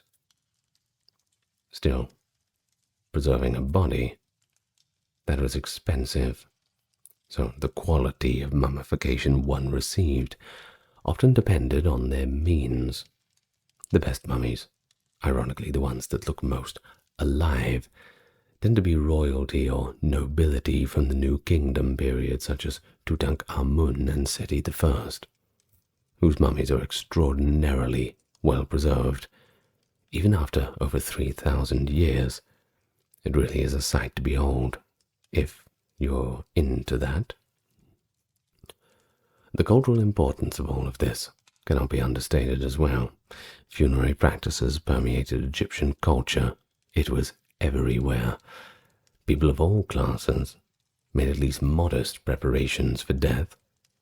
Even if one could only afford a simple linen shroud and a shallow grave, they'd still prepare them the best they could. Pharaohs, on the other hand, often began planning their tombs and burial goods as soon as they took power. Dig your own grave and save. But this wasn't seen as morbid, not at all. Rather, an exercise in prudence. You see, life was transient. The tomb is eternal. In fact, they were often called the houses of eternity. One Middle Kingdom's official tomb inscription even advises the living, build yourself a trustworthy house for the hereafter, for one day all men are proprietors in the grave. The whole society shared a focus on ensuring this immortality. Tombs were built, inscriptions were carved, and rituals scripted in a way that collapses the boundary between life and death. An ancient Egyptian would say a deceased person has gone to their ka or gone west, rather than ceased to exist or died. There was no ceasing to exist. Well, unless you had really lazy family members. Let's hope not. Funerals, therefore, were not just farewells. They were carefully orchestrated launch ceremonies, sending a person from the realm of the living into the realm of the gods with all of the provisions and blessings necessary. Well, to sum all this up, the religious and cultural significance of funerals in Egypt, or just broadly funerary practices, anything within that sphere, was pretty immense. It was rooted in the belief that life, identity, and moral order continued after death, and the tomb was a gateway into the next world. The mummy was a vessel for the spirit, and the funerary ritual an absolute requirement to secure one's place among the blessed in eternity. And so with that worldview in mind, let's move on to how they actually prepared the body. The world-famous process, and such a quintessential Egyptian thing, mummification. So, mummification. The goal was pretty straightforward. Remove decay, and especially moisture, so the body would not rot and could effectively last forever. The execution, however, was anything but simple. This was a little bit of an art, a little bit of a science. Of course, it combined that science, anatomical knowledge, and chemistry of preservation with religion too, rituals and spells. So, let's try and think of ourselves in that ancient embalmer's workshop and try and figure out how a mummy was made. The body of the deceased, once it had been washed and delivered to the embalmers, was taken to a special tent or structure called the Ibu, the place of purification, or the Wabet, the cleaning place.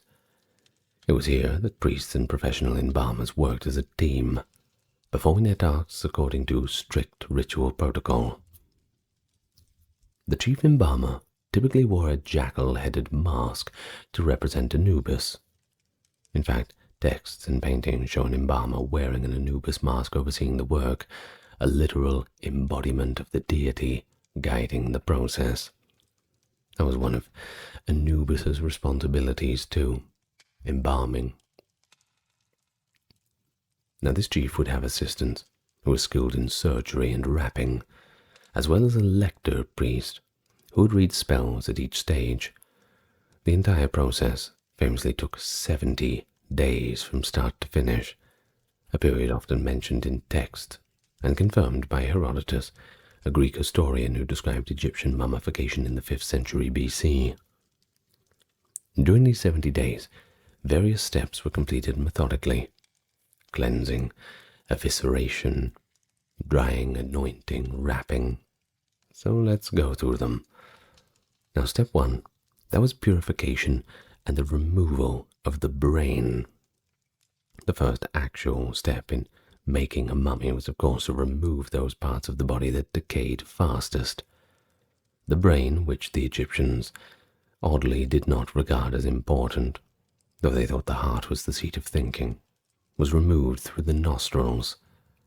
An embalmer would take a long metal hook, often a bronze or iron tool, and carefully push it up into the skull through the nasal passage to liquefy the brain and pull it out in pieces. Sounds pretty gruesome. Well, it was certainly delicate work. No one's denying that. It had to be done carefully to avoid disfiguring the face. The liquid brain matter would then be drained out. In many excavated skulls of mummies, resin or linen was later inserted into the cranial cavity. Interestingly, sometimes the brain was simply discarded since they didn't think it was vital. One ancient reporter even says embalmers just threw the brain away after extraction. And then we have step 2, evisceration, that is, removing the internal organs. Next, a slicer priest made an incision in the left side of the abdomen with a special knife.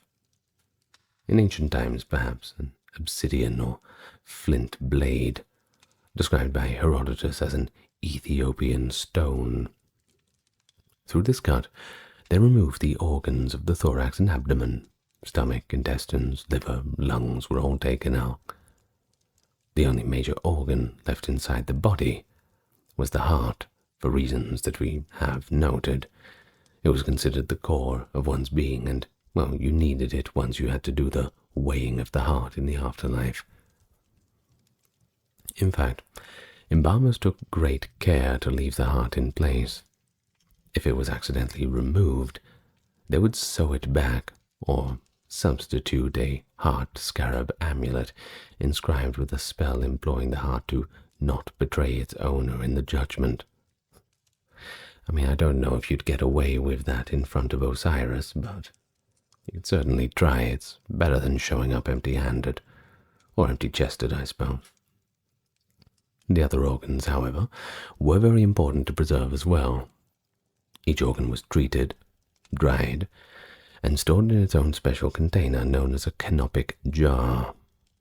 By the New Kingdom, there were 4 canopic jars per body, each guarded by one of the 4 sons of Horus, deities who protected the organs. For example, the human-headed god Imseti guarded the liver, Hapi, the baboon-headed one, the lungs, Duamutef, the stomach, and Kheb-Senuf, the falcon-headed one, to guard the intestines. The jar's lids were often carved to represent these protective spirits. You can pretty much tell what's inside by just looking at what god's on there. Pretty interesting labeling system. These jars would be buried alongside the mummy in earlier periods, but in later periods, embalmers sometimes wrapped the organs and placed them inside the body cavity. Yet they still included empty canopic jars in the tomb as tradition. And here's another interesting little detail, just to illustrate the length that the embalmers went to, as how they occasionally enhanced the corpse's appearance. What do you mean? Well, for example, the mummy of Pharaoh Ramesses IV in 12th century BCE was found with small onions inserted into his eyes to replace the eyes that had rotted away.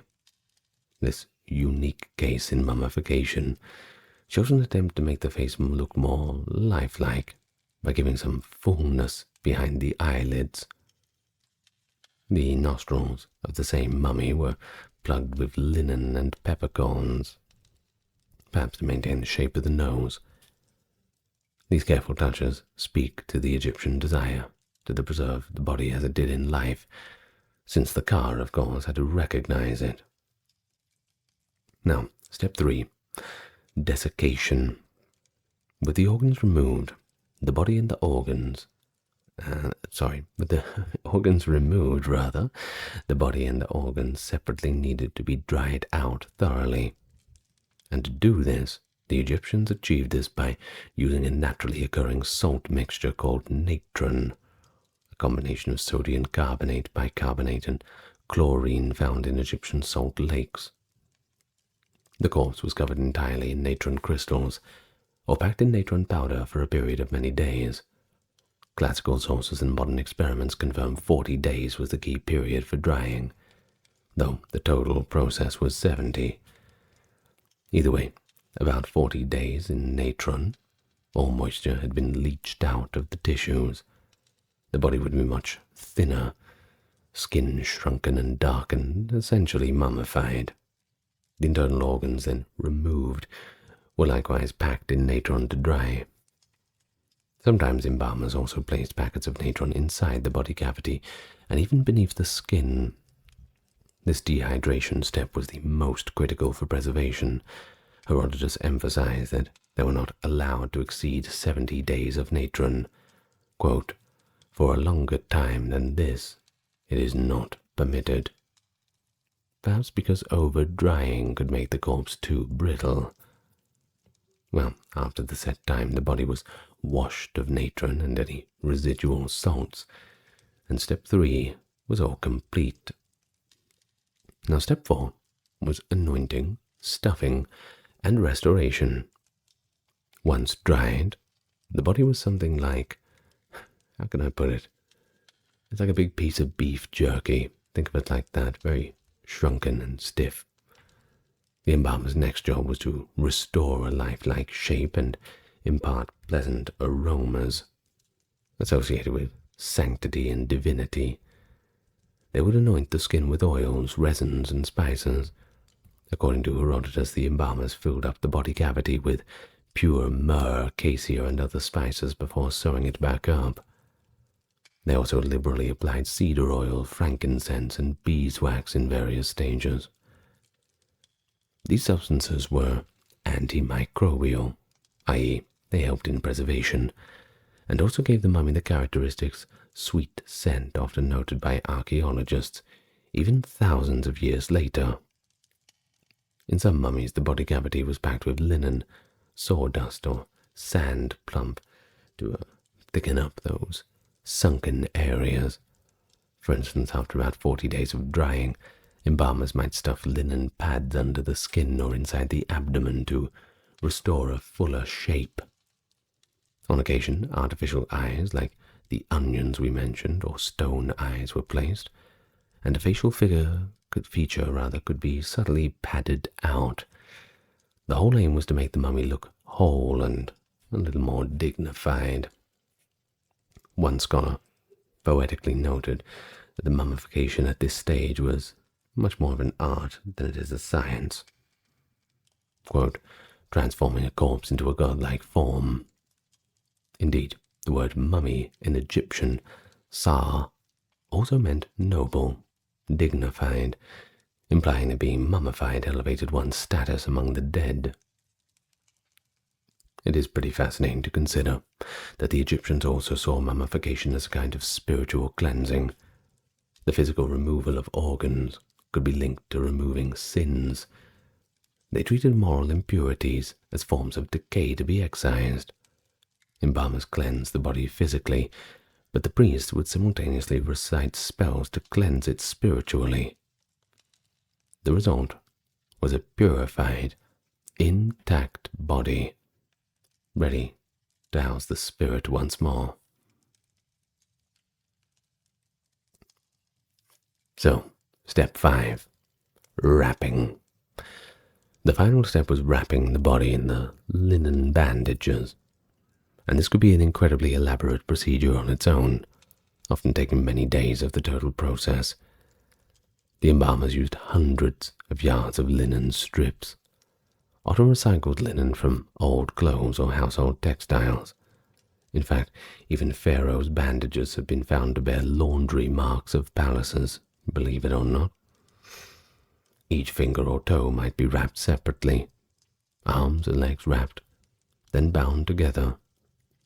As they wound the linens, the priests, or lector readers, would chant spells from funerary texts to protect the body. At various stages in the wrapping, they inserted amulets between layers of linen, small charms like scarabs, the Eye of Horus, the Jed pillar, that symbol of stability, that is, and others each placed at a strategic point on the body with a prayer. For example, a heart scarab amulet was often placed over the heart, engraved with a spell from the Book of the Dead, usually spell 30b, entreating the heart not to weigh down the scales of judgment. Stone or faience wedjat, the Eye of Horus amulets, might be placed over an incision to magically heal it. Models of the opening of the mouth tools were included in the wrappings by the late period. The linen itself was coated in a warm resin or gum in intervals, acting like glue. This is why many mummies have a dark, shell-like exterior, by the way, because of this warm resin material. By the end, the body was entirely encased, from head to toe, often with a mummy mask or portrait over the head and a large shroud wrapped around everything. So when all this was done, the once lifeless, decaying corpse had been transformed into something new. The mummy, a package that Egyptians believed was now worthy of housing the person's soul forever. The final wrapped mummy often looked like a human-shaped bundle, sometimes decorated with painted eyes or inscriptions on the wrappings. Priests would place the mummy in a series of coffins, perhaps a painted wooden coffin which might go inside a larger sarcophagus. In some periods the coffin was shaped and painted to resemble the person's living image. Think about Tutankhamun. So of course the car could identify it easily. But it has to be noted that not everybody got the full special treatment.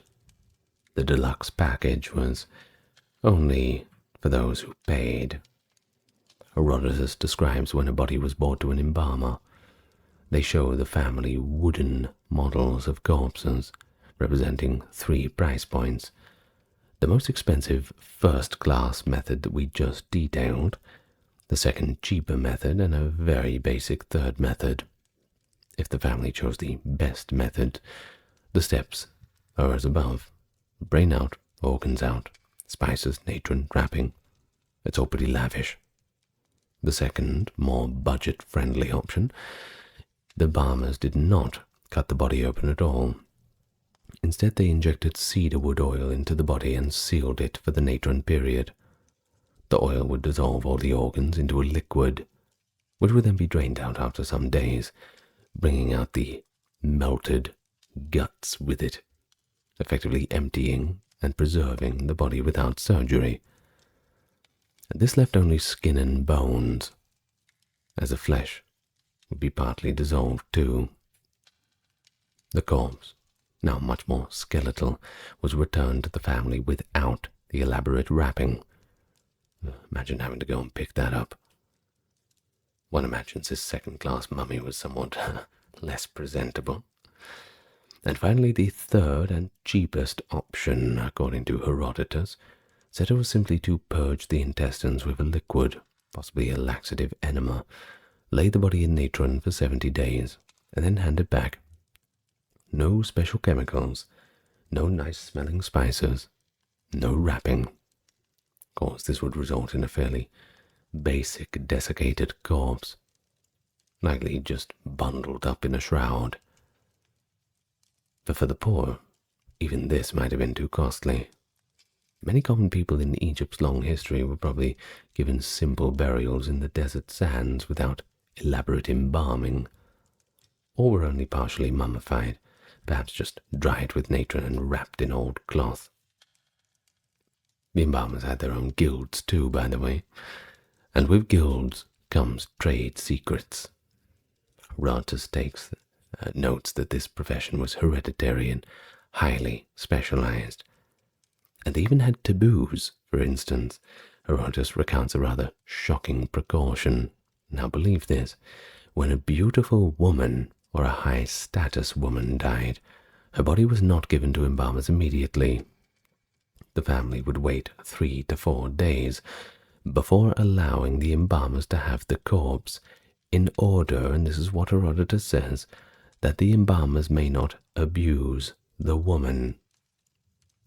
Now, where did they get this idea from? Well, apparently there was an incident with a embalmer doing something that he was not meant to be doing with a recently deceased woman. Not cool. Well, this story, lurid as it is, suggests that even the embalmers themselves were sometimes viewed with a mix of respect and also fear by ordinary Egyptians. They had tremendous power over the dead, and had to be trusted with not only one's loved ones, but with their hopes for eternity. Well, we can only hope that they caught that embalmer who was not acting in a professional manner, to say the least. I wonder what they did to him. Either way, by the end of the mummification process, the deceased was physically ready for burial. A preserved body in nested coffins, often with a funerary mask. The whole ensemble might include the mummy with amulets within, a mummy board or mask covering the face, an inner coffin, wooden, human-shaped and painted, perhaps one or more outer coffins, and a large stone sarcophagus to hold them all. For a pharaoh or a wealthy noble, this nesting would be pretty elaborate. Of course, the best example we have is Tutankhamun, and his mummy was actually within 3 coffins, a kind of Egyptian babushka doll, the innermost solid gold, the 2 outer wood gilded, plus a stone sarcophagus and 4 gilded wooden shrines around that. But for common people, they'd just be thrown in a box. Or even no coffin at all might suffice, just a burial shroud. With the body prepared, the next phase was equally as important. The funerary ritual and the burial itself, in which the dead would be animated, celebrated, and sent off with proper ceremony. Now, let's follow our mummy from the workshop to the tomb and observe the rituals performed. So, after 70 days of meticulous preparation, the day of the funeral is finally here. But the ancient Egyptian funeral was not a quick graveside service either. It was pretty complex, a sequence of rituals, some carried out in the home of the deceased, some along the way to the tomb, and many at the site of the tomb itself. These rites were meant to magically reanimate the deceased's senses, protect them from harm, and officially send them into the afterlife with the blessings of the gods. Upon death, Egyptians entered this period of mourning.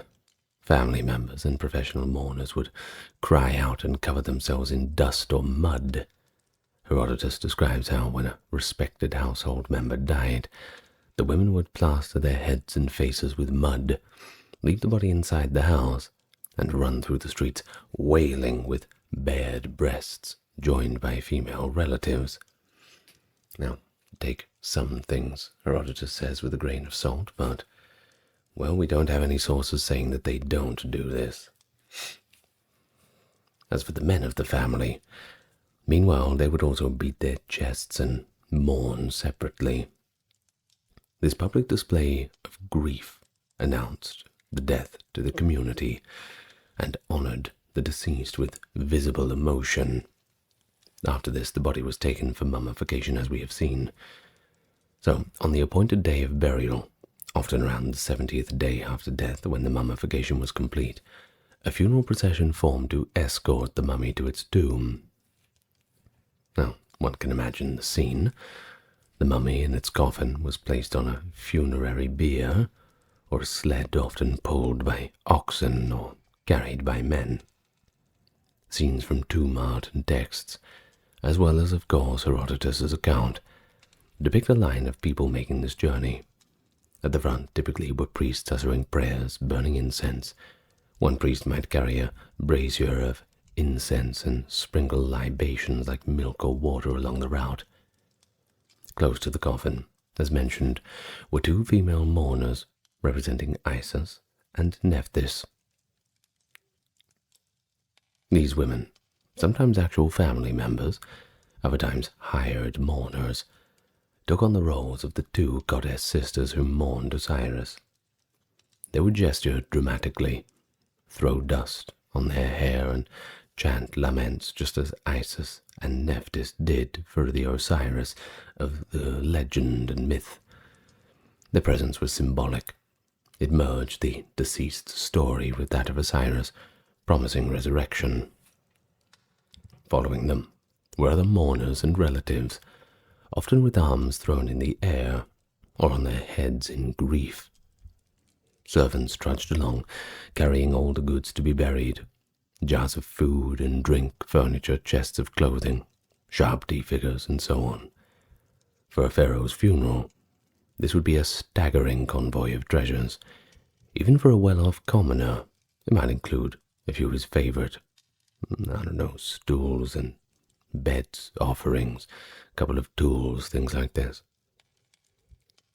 Also in the procession was the canopic chest, containing the 4 jars of organs, carried separately like an honored item. Musicians might be present too. Some funerals employed flute players or singers of dirges. If the tomb was across the Nile, as was quite often in Thebes, the procession would include a boat journey.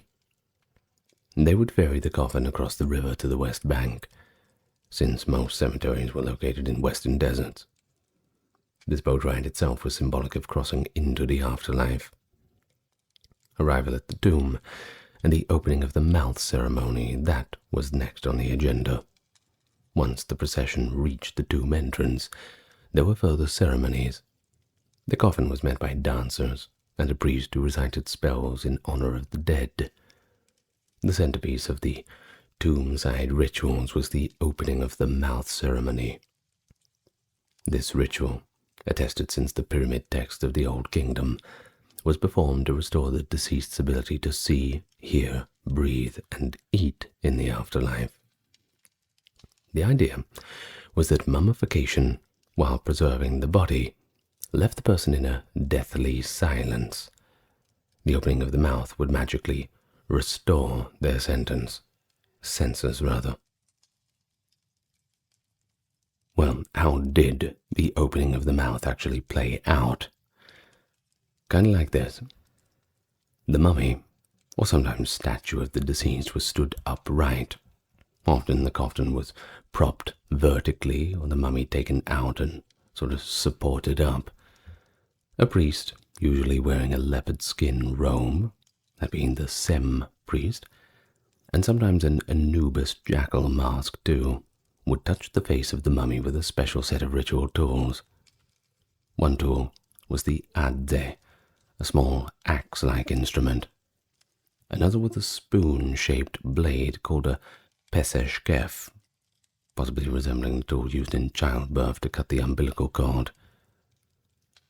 The symbolism was that the deceased is being reborn into the afterlife, and these tools open the mouth as at birth. The priest would touch the mouth, eyes, ears with these instruments while reciting spells such as, "I have opened your mouth, I have opened your 2 ears, I have opened your mouth with the instruments of Anubis," a spoken confirmation that the senses are indeed restored. In fact, spell 23 of the Book of the Dead is explicitly the formula for the opening of the mouth. A line from one version reads, in one translation, "My mouth is opened by Ptah.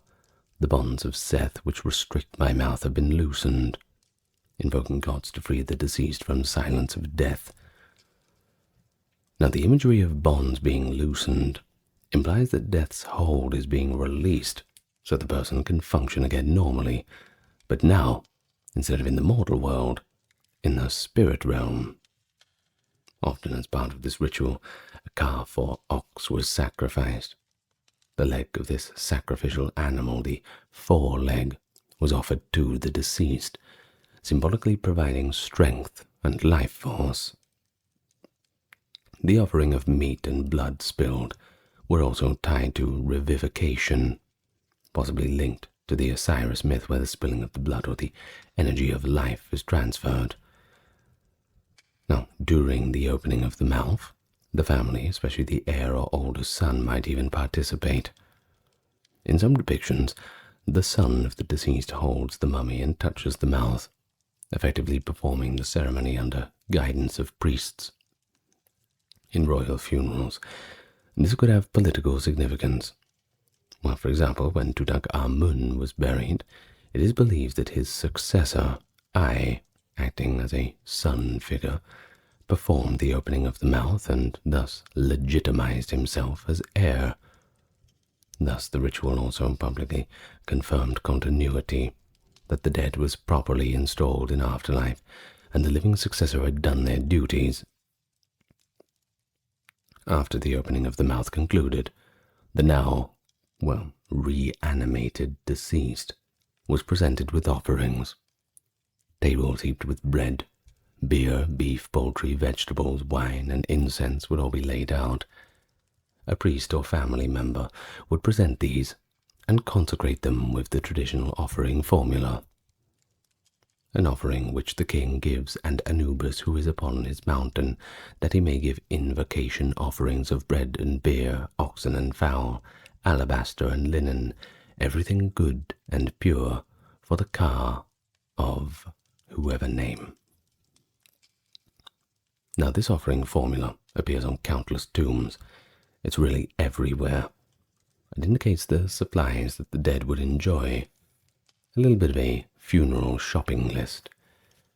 At the tomb, they likely recited such prayers and burned or deposited the goods. The two women playing Isis and Nephthys might perform a final mourning song at the tomb door, inviting the deceased to enter and rest in peace. According to descriptions, at this point, the deceased was placed inside the tomb, and the footsteps of those who had been inside were swept away. And this is an interesting detail. They literally would sweep away the footprints, perhaps to symbolically remove any traces of the living in the realm of the dead, no intruders, and to ritually seal the tomb as pure. Once the mummy and goods were arranged in the burial chamber, the tomb was sealed. Often a stone door or blocking masonry was put in place. The Egyptians would then say that the deceased has gone to his ka. But the ceremony wasn't quite over for the participants.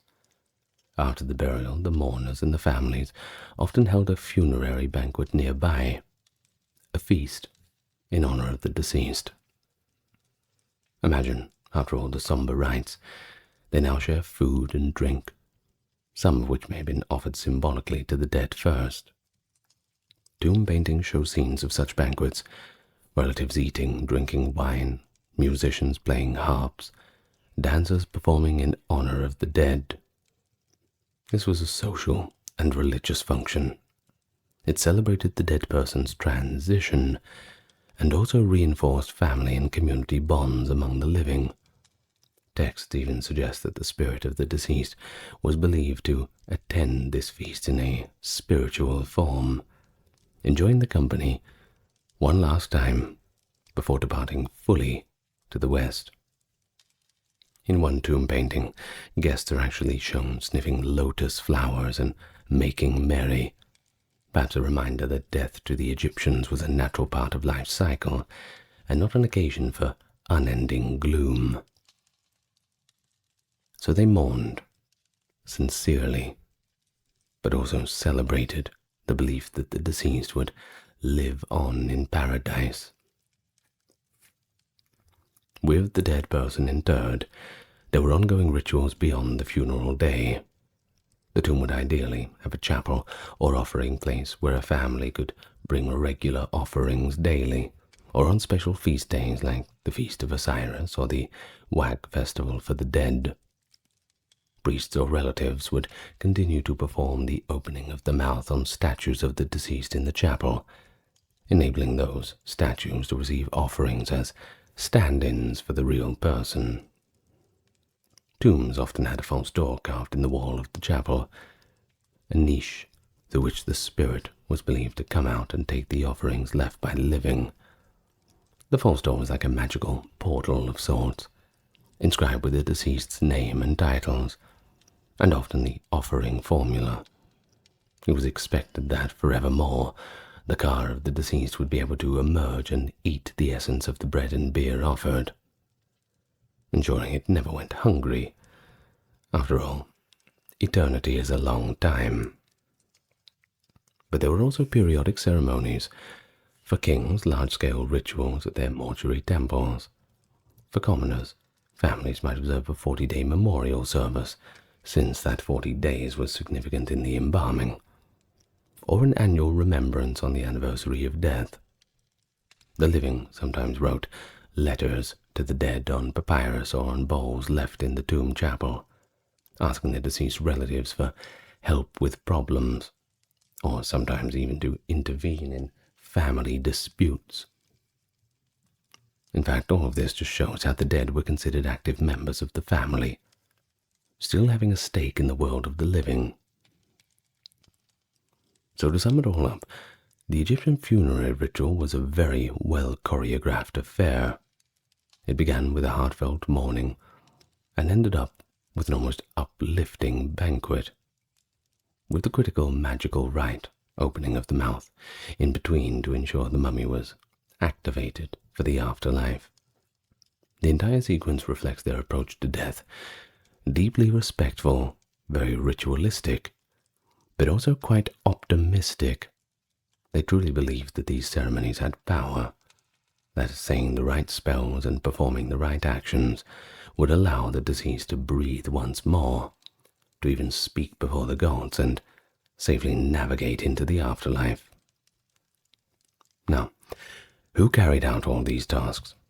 Let's examine the roles of those involved, the priests, the embalmers, the family members in more detail. Oh, we're not even halfway through this video. I told you it was going to be a long one. An ancient Egyptian funeral was a community event. It mobilized people with various skills, of course. Priests and professionals handled the technical and ritual aspects, while the family of the deceased also played their own roles in mourning and part in certain rites and rituals. Now, this cooperative effort ensured that both the religious requirements and the personal wishes were fulfilled. So let's break down a little bit who did what. Let's start with the embalmers. These were the technicians of mummification. As we saw, there were specialists who inherited their craft, often called embalmers, preparers of the corpse, or sometimes simply just called priests. That job was semi-sacred, I suppose. They worked in facilities, often near the necropolis. Necropolis, of course, being the Greek term for a city of the dead, necro, dead, polis, city. The chief embalmer, wearing the mask of Anubis, led the process. He might also be a priest of Anubis. In fact, one title in the inscriptions was Heri Seshta, meaning the chief of secrets, which is referred to as the chief embalmer, hinting at secret knowledge of preservation. The embalmers were responsible for the entire 70-day procedure, removing organs, drying the body, anointing, wrapping. They also crafted or obtained the materials that were needed. The oils, resins, linen, the amulets and coffins, often in cooperation with the artisans. They likely recited, or at least listened to certain spells during their work. Some embalming rituals are preserved in texts like the Ritual of Embalming. However, usually a separate priest, the lector priest, was presented to read from scrolls while embalmers did the manual task. One can imagine the chief embalmer as somebody akin to a master surgeon plus mortician plus priest. It's a triple class. And yes, as Herodotus relates, they even had a bit of a mercantile side, negotiating fees with the family for different levels of service. Despite dealing with death daily, the role was very much honored. They were seen as facilitators of immortality. Of course, then we have the priests at the funeral. Multiple of them took part in the funeral ceremonies. The most important was the Sem priest, often identifiable by the aforementioned leopard skin cloak, worn over a white robe. The Sem priest was in charge of leading rituals like the opening of the mouth and made offerings. In iconography, sometimes shown with a short, shaved haircut, except for a side lock. Sometimes the Sem is the son of the deceased. Another was the lector priest, called the Keri Heb, who carried a scroll and intoned the necessary liturgies and spells at each stage, for example, reciting the words of the opening of the mouth ritual. The lector priest had to have much funerary liturgy memorized or accessible, and he essentially conducted the ceremony by cueing the actions with spoken words. There was also a priest specifically in charge of incense and libations, often seen with a censer or water pot purifying the ground and participants. One priest might don the role of Anubis with the mask during the final ceremony at the tomb to physically support the mummy upright. In royal funerals, a high priest or even the vizier might appear to officiate, since burying a pharaoh was a state occasion. But of course, we're talking about the high end for that. For commoners, local priests from the nearest temple or those attached to the necropolis itself would be hired to do the job. And then, of course, the deceased family, they were not passive either. The closest relatives, usually the eldest son or daughter, had responsibilities of their own. In many depictions, the elder son acts as the chief mourner, alongside a female relative. They may assist in the opening of the mouth ceremony by holding the mummy or touching it with tools, signifying their duty to send off their parent. The family, of course, bankrolled the funeral according to their ability, and thus determined how grand it would be. Tomb preparation, in particular, often consumed a large portion of one's life savings. During the procession, family members of the primary mourners, it was considered a sacred obligation to weep and wail for the deceased. Not doing so would be a sign of disrespect. Two women in the role of Isis and Nephthys, as noted, might be actual relatives like the wife and sister of the deceased. Kind of like how you have a flower girl or a best man at a wedding, this kind of thing. But if you couldn't find someone, or you didn't have any sisters or some other situation, you could hire women adept at ritual lamentation. Professional mourners, I suppose, cosplaying as Isis or Nephthys. Interestingly, ancient tomb inscriptions sometimes name the two kites, and that is kite, as in a bird of prey associated with Isis and Nephthys who perform the mourning. These could be titles for professional mourners.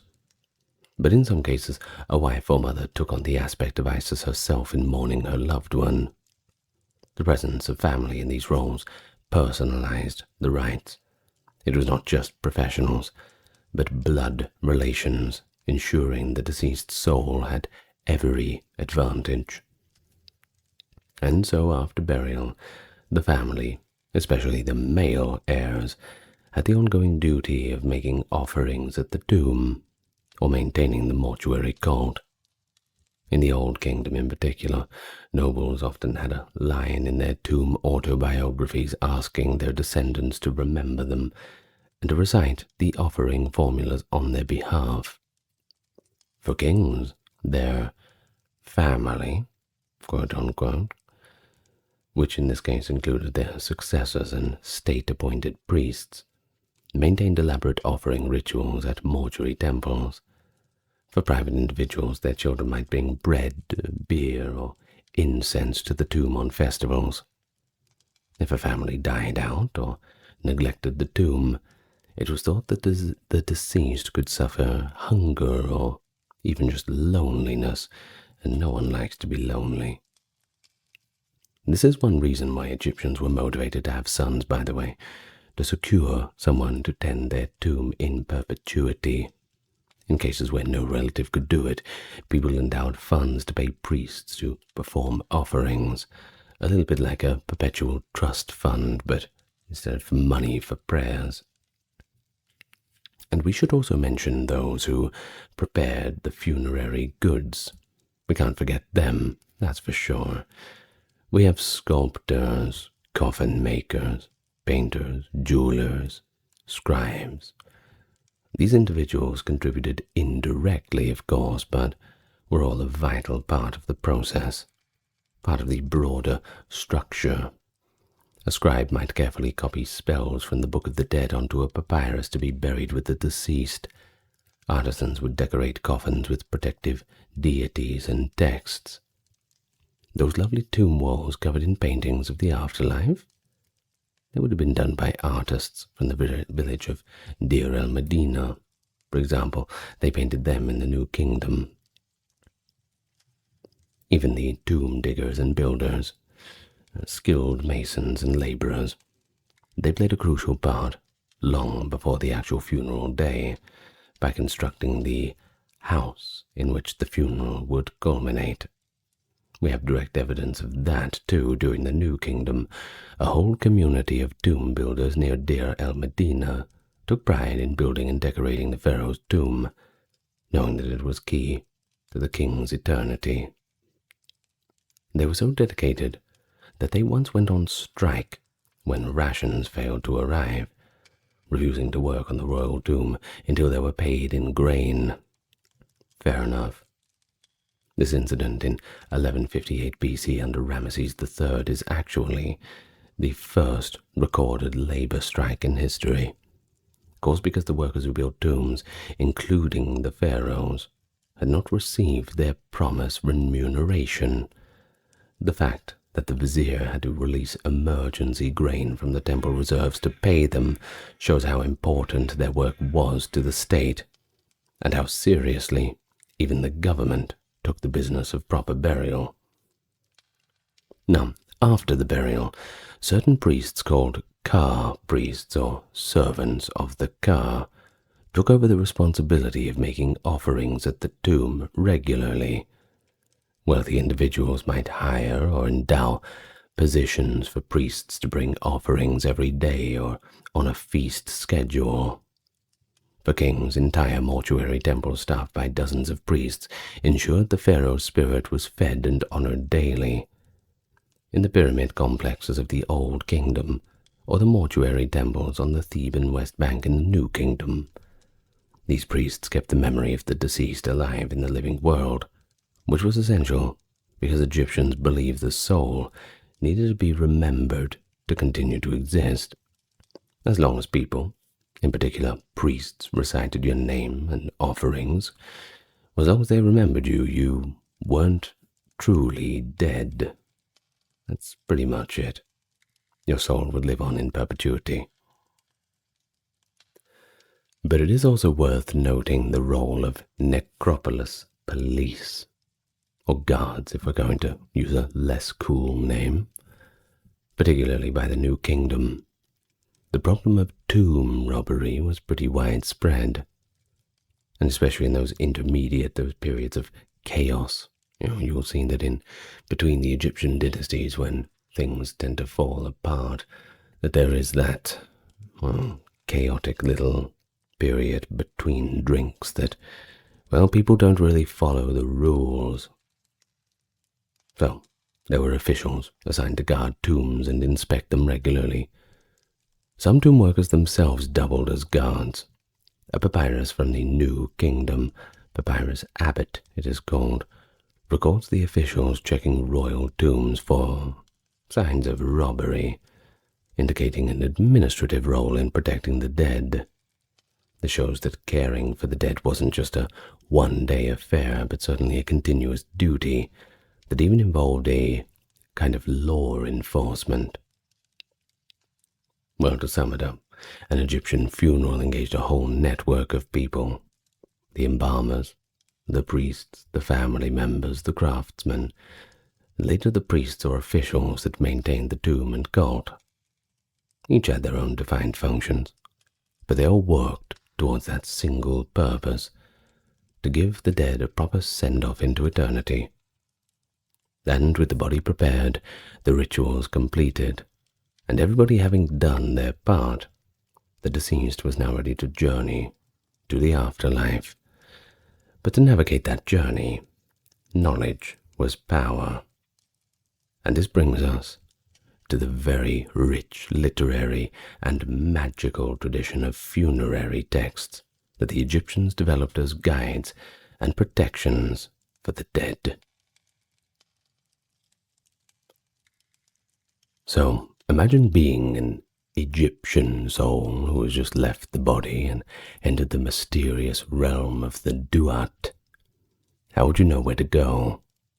How would you know how to overcome the obstacles, solve little puzzles, and present yourself to the gods?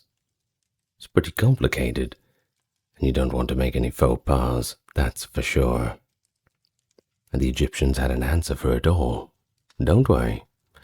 The texts, the spells, the prayers, the hymns written all over the tomb walls, and the coffins, and the papyri. It was hard to miss. They served as both a travel guide to the other world and also a toolbox of magic for the deceased. Pretty cool, huh? Over the centuries, they compiled a formidable corpus of such literature, the most famous, of course, which is nicknamed the Book of the Dead, but, of course, actually called the Book of the Coming Forth by Day. But that was the later versions. Before the Book of the Dead, there were earlier collections, the pyramid texts and coffin texts.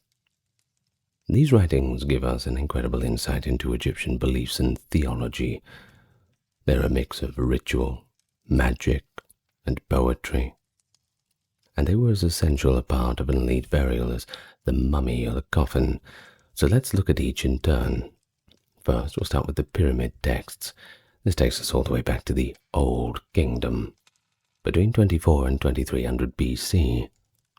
These are the oldest known religious texts from ancient Egypt, and indeed among the oldest in the world.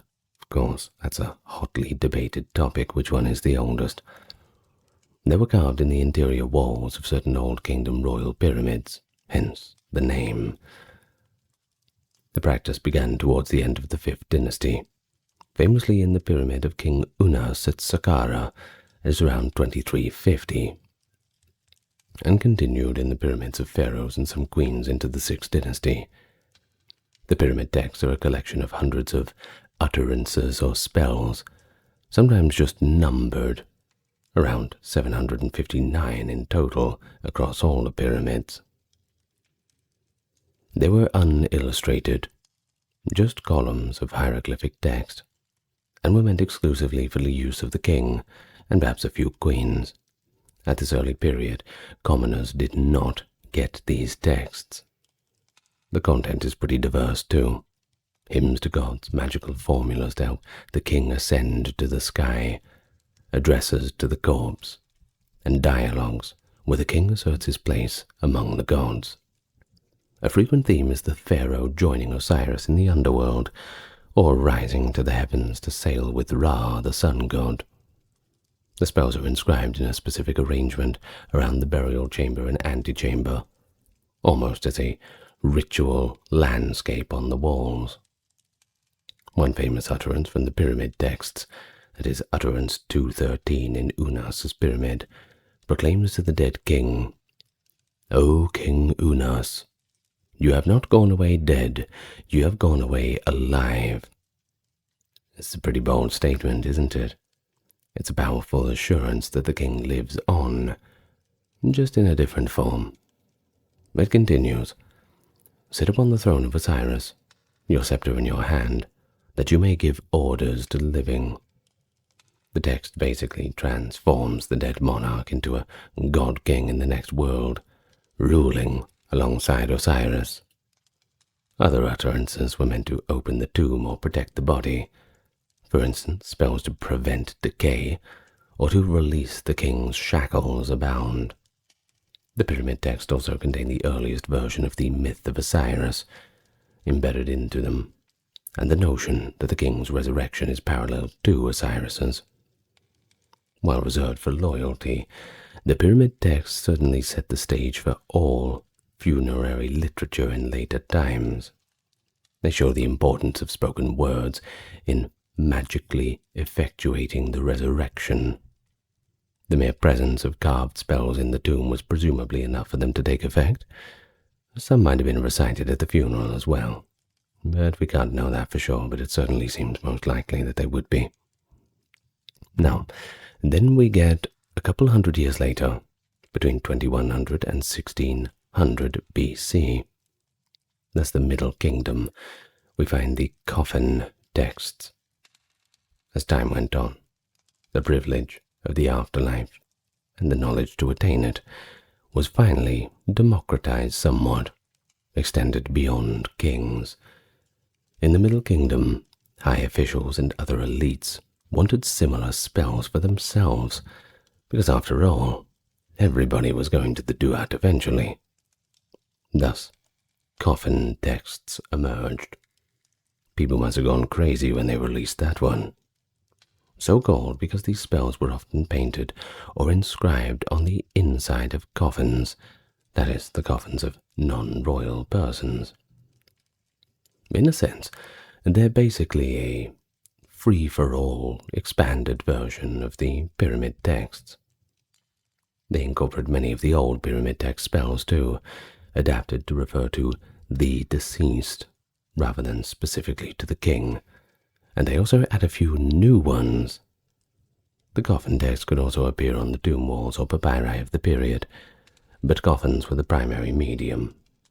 Now, an upper-class Egyptian could be buried with a wooden coffin that literally surrounded their corpse with magical writings. It certainly makes you feel a lot better about going to the grave.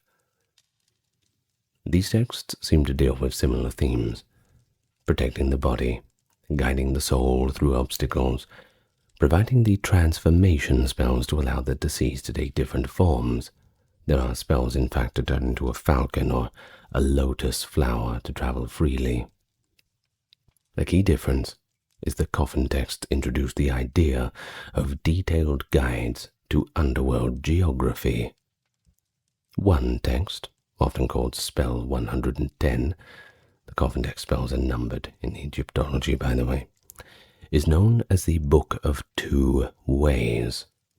It's kind of like a map of the afterlife drawn on the coffin bottom, showing two paths one can take to reach Osiris's realm, complete with illustrations and a lake of fire, etc. And so we see vignettes, little illustrations first appearing in the coffin text spells. And these might be the ancestor of the later illustrated Book of the Dead vignettes.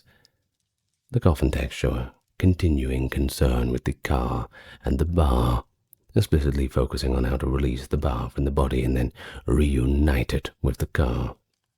One coffin text spell is for not letting the ba be imprisoned in the tomb, implying that they wanted the soul to be free to come and go, but also to return to the body for sustenance.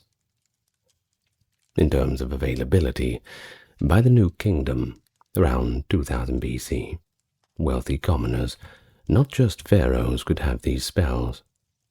This reflects a theological shift.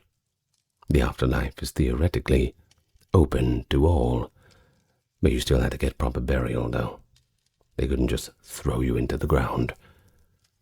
But the king is no longer the only one with a map. Everyone in his court might get one too, albeit the quality of the coffin and the extent of the text is still dependent upon wealth, but hey, it's a step in the right direction.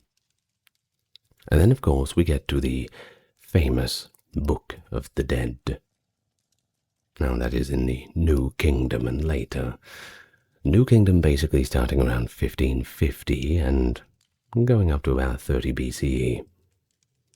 Points if you can tell me in the comments what happened in 30 BCE. This is the most famous collection. Often what people imagine when thinking of Egyptian funerary magic. It is the go-to, the quintessential. Not the OG, but certainly the most popular. Now that term, Book of the Dead, is somewhat of a misnomer created by early Egyptologists. The Egyptians called it the Book of Going Forth by Day, or simply the spell for going out in the daytime, emphasizing the deceased's ability to leave the tomb and come into the sunlight of the living. The Book of the Dead isn't really a single fixed book, by the way, but rather a compilation of around 190 to 200 spells, from which scribes could pick and choose for a particular person's papyrus. It first appears in writing around the beginning of the New Kingdom, that's 1550 BC, and became extremely popular, being used up through to the Ptolemaic period, that's the 1st century BC. But what's new in the Book of the Dead compared to the coffin texts? Well, firstly, these spells were usually written on papyrus scrolls, which were then placed in the tomb with the mummy, often either in a coffin or a niche. Earlier, in the start of the New Kingdom, some were written on linen shrouds covering the mummy, but papyrus soon became standard. These papyri could be beautifully illustrated with full-color scenes. The famous vignettes of the Book of the Dead that show, for example, the weighing of the heart with Anubis and Thoth present, or the deceased adoring various gods. The spells themselves were partly inherited from the coffin texts and pyramid texts, and partly new compositions. And they do really well at, well, covering basically everything, from practical help, like the spell for not dying again, which I think is a pretty funny name for a spell, or, get this, the spell for not having to eat feces in the underworld. Yes, there is one. It's certainly a spell that you would definitely want to know. Avoid that situation. Well, there's also lofty hymns, of course, and secret names to use for protection. But perhaps the most celebrated part of the Book of the Dead is spell 125, which describes the weighing of the heart, and includes the negative confession we discussed. You know, I have not done this, I have not done that, So in many papyri, a large vignette shows the deceased's heart being weighed against Maat's feather, with Anubis adjusting and monitoring the scale, Thoth recording the result, and the monster, Amit, waiting to devour yet another failed soul. Meanwhile, the text has the deceased declaring innocence of various sins before the 42 assessors. The spell is like a script for the deceased to follow in the Hall of Judgment, and a reassurance that if they lived by Maat, they would be able to pass through. It's pretty interesting that this moral element becomes very explicit in the New Kingdom Book of the Dead, because you see the earlier pyramid texts, they were more about the king becoming a star or joining the sun. But by the New Kingdom, even non-royals emphasize justification by morality. It suggests a religious democratization. Anyone, not just the king, well, they all have to prove themselves worthy to Osiris. Other key spells in the Book of the Dead include those for protecting the body. For example, the spell of not letting one's corpse decay in the afterlife, for keeping away snakes or demons in the underworld, for knowing the names of the gates one must pass. There are transformation spells to become a phoenix or even a lotus, a whole bunch of other ones too, and even provisioning spells to ensure one has food, beer, and cool water in the afterlife. Spell 30b, the heart scarab spell, is often found inscribed on a scarab amulet placed with the mummy. It implores the heart not to weigh heavy or speak against a person at judgment. Spell 6 is usually inscribed on the small servant figurines called shabtis. It orders the shabti to answer on behalf of the deceased whenever work is demanded in the afterlife, so the shabti does the labor instead of the deceased themselves. It's pretty handy to have a few of them around. Many tombs have dozens or even hundreds of shabti figures, with spell 6 written on them to cover all possible days of work in eternity. In other periods, later ones mainly, some tombs included 401 shabtis, one for each day of the year, plus overseers, to ensure the deceased never had to do a day's work in their lives, or rather their deaths. These spells made that system function magically. So the format of the Book of the Dead, well, that varied too. A wealthy person like the scribe Ani, whose Book of the Dead is a famous, richly illustrated papyrus, could afford a large scroll with fine calligraphy and artwork. Others had shorter, less ornate versions. Not every Book of the Dead had all the spells, by the way. They were customized. But certain spells, like number 1, number 15, 125, they were classics. You couldn't go without them, and they were commonly included. In tombs of the New Kingdom, sometimes excerpts from the Book of the Dead were painted on walls or on the mummy's bandages. But we also had other funerary texts. In addition to these 3 main collections, the Egyptians composed specialized books, especially for royal tombs in the New Kingdom, often called the Books of the Netherworld. These include the Amduat, the Book of what is in the underworld, the Book of the Gates, the Book of Caverns, the Book of the Heavenly Cow, etc. And these were usually reserved for pharaohs, carved and painted on walls of royal tombs in the Valley of the Kings. They map out the hour-by-hour journey of the sun god through the underworld at night, which the pharaoh hoped to accompany. And their imagery is complex, filled with deities, monsters, mystical diagrams. Quite ornate, very complicated. Now, while they are fascinating, these are high-level texts, and not every deceased would use them. They were part of royal knowledge to secure the cosmic regeneration of the king with the sun, so they had to be pretty complicated, not missing on any of the details, of course.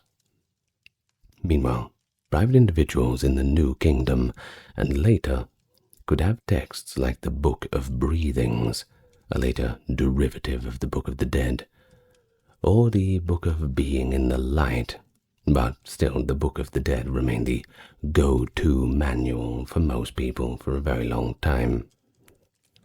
What is crucial to grasp is that Egyptians saw these texts as potent magical apparatus.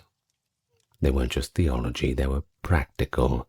If you were buried with the right spells, you literally had the cheat sheet to immortality, so you really wanted to get one.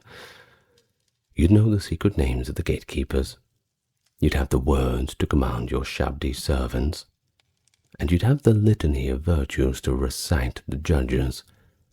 Knowledge was power, and this knowledge was artfully ensconced in the tomb. These texts also have cultural value, don't forget. They're among the finest religious literature of ancient Egypt.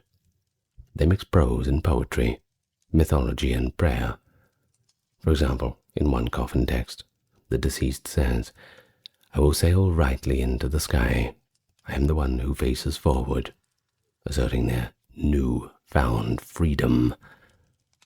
Or in the pyramid text, there's an earthly spell where the king's bar is coaxed back to reunite with his body by offering it beer and bread, kind of like luring a cat back home, something like this. It is both poignant and a bit humorous. The bar, depicted as a human-headed bird, needs snacks to be called back home. The overall tone of these texts ranges from confident to triumphant, to occasionally anxious. Some spells are clearly to ward off fears like being hungry or lost in the afterlife. This reveals the humanity behind the beliefs even 4,000 years ago. People feared the unknown after death, and they comforted themselves with scriptures and rituals, much as many cultures do today. So, now that we've prepared the body, performed the rituals, and equipped the deceased with all the magical spells and texts, let's consider the physical context of the burial, the tomb itself, and the goods placed within it. Of course, that's not a one-size-fits-all either, from humble graves to splendors like the Valley of the Kings. Let's take a look at what's inside. So we know that the ancient Egyptians described these tombs as, quote, houses of eternity, and it's a pretty fitting phrase. They built them to last forever. A person's tomb and the goods inside were the material foundation for their afterlife experience. Over Egypt's long history, from all the prehistoric times to the Greco-Roman era, tomb architecture and burial customs evolved dramatically. However, the core ideas remain: provide a secure resting place for the body and equip the deceased with everything they might need or enjoy in the next life. So let's have a look at this more material side of funerary practice, shall we? What the tombs were like, and what was inside, besides the corpse. Well, we'll start with the early burials. Simple.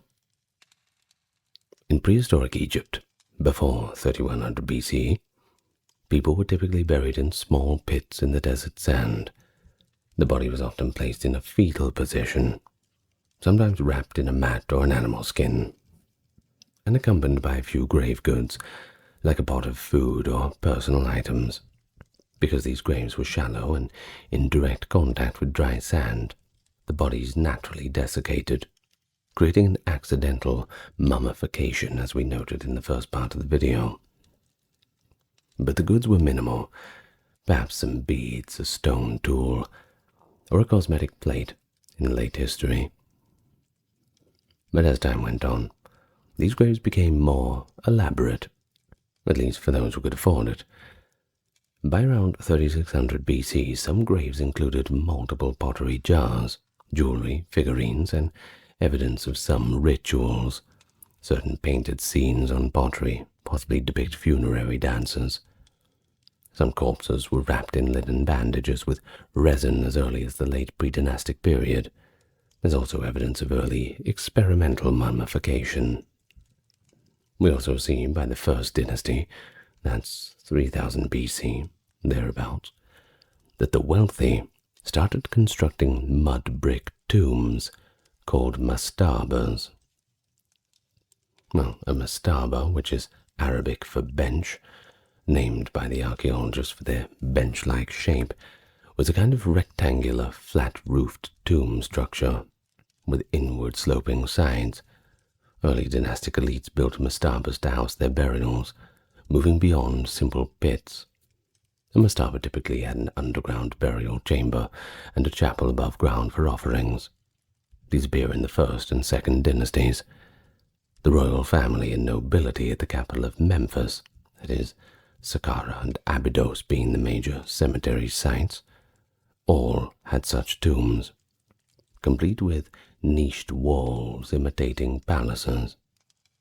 The use of coffins also began, initially simple wooden boxes to contain the body, which ironically reduced natural mummification by separating the corpse from the drying sand, so there's that too. But it also necessitated artificial mummification in the long run. So in a roundabout way, it pushed the innovation of that craft. In these early tombs, we also find rich grave goods, from furniture to vessels of food and drink, personal adornments, and even a few precious items. Think of jewelry, stuff like that. A First Dynasty queen's tomb at Abydos actually contained dozens of pieces of jewelry, cosmetic jars, and even a wooden bed. Already, the concept of "you can take it with you" was in full swing, I suppose. Tomb inscriptions from the later periods recall that even in the First Dynasty, people believed that they would use these items in the next life. And then, of course, came the age of the Great Pyramids, the Old Kingdom, especially in the Fourth Dynasty, around 2500 BC. Pharaohs, seeking even grander eternal monuments, built stone pyramids, essentially supersized mastabas with smooth sides converging to a point. The largest, of course, is the Great Pyramid of Khufu at Giza, which originally stood 146 meters tall and was the tallest human-made structure for millennia. Actually, from what I know, the only thing to supersede that was the Eiffel Tower when they built it in Paris, which I believe was in 1895. Correct me if I'm wrong. Anyway, back to the pyramid. And it was indeed a tomb. Inside and out in the heart of a stone mountain lay the king's chamber with a large granite sarcophagus for the pharaoh's coffin. The amount of labor and resources poured into such a tomb, well, one can imagine that is indeed staggering. Some 2.3 million blocks of stone, weighing a total of 6 million tons, were quarried and assembled for Khufu's pyramid. Surrounding it were smaller pyramids for queens and mastabas for nobles, an entire necropolis. While the pyramids themselves did not contain inscriptions of funerary texts, except the later ones from Unas onward which did, they were part of a larger complex that did. Each pyramid had a mortuary temple at its base, and a causeway leading to a valley temple.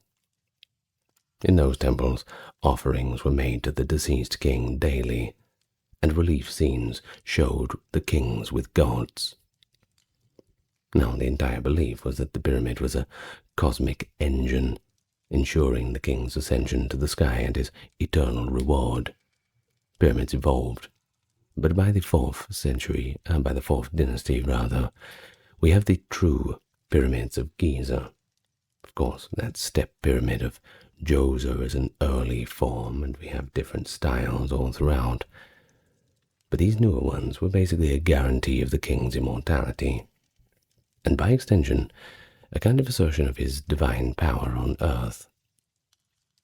But for non-royals during the Pyramid Age, they continued to use mastabas and rock-cut tombs, particularly at sites like Giza and Saqqara. Their tomb art often depicted daily life scenes, farming, fowling, banqueting, an innovation that appears in the Old Kingdom, possibly to carry those activities into the afterlife. The grave goods in a noble's tomb, of course, they could be pretty extensive too.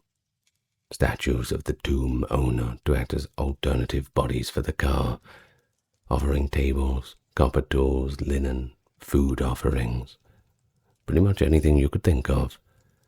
But one common item in many private tombs was a set of beer and bread jars buried for sustenance, and perhaps a slab stela, listing offerings and prayers. Now, back to the Middle Kingdom, which is 2000 to 1700, we see rock-cut tombs proliferate in Upper Egypt, tombs cut into hillsides, with columned halls and painted walls. Pyramids were still built by pharaohs, but smaller, and often of mud brick. They don't survive too well today. For example, Montuhotep II at Deir el-Bahri built a terraced tomb/temple, and later in the 12th dynasty, kings built at Dashur, Lisht, and Hawara. Amenemhat III's pyramid at Hawara included a famed labyrinth, by the way.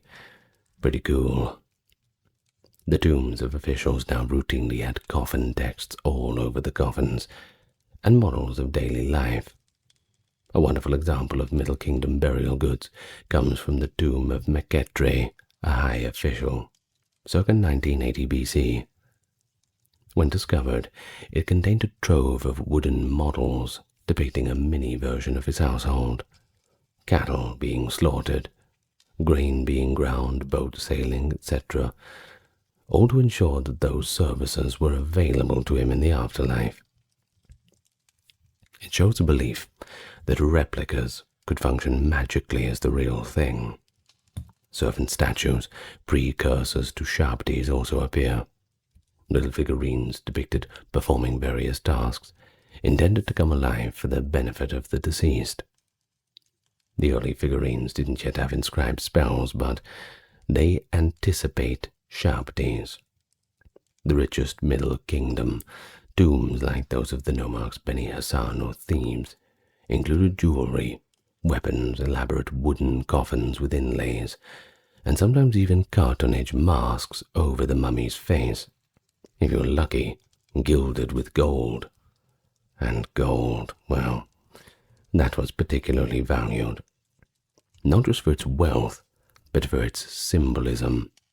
You see, the Egyptians, they said that the gods had flesh of gold, so to adorn a mummy or coffin with gold was to associate it with divinity.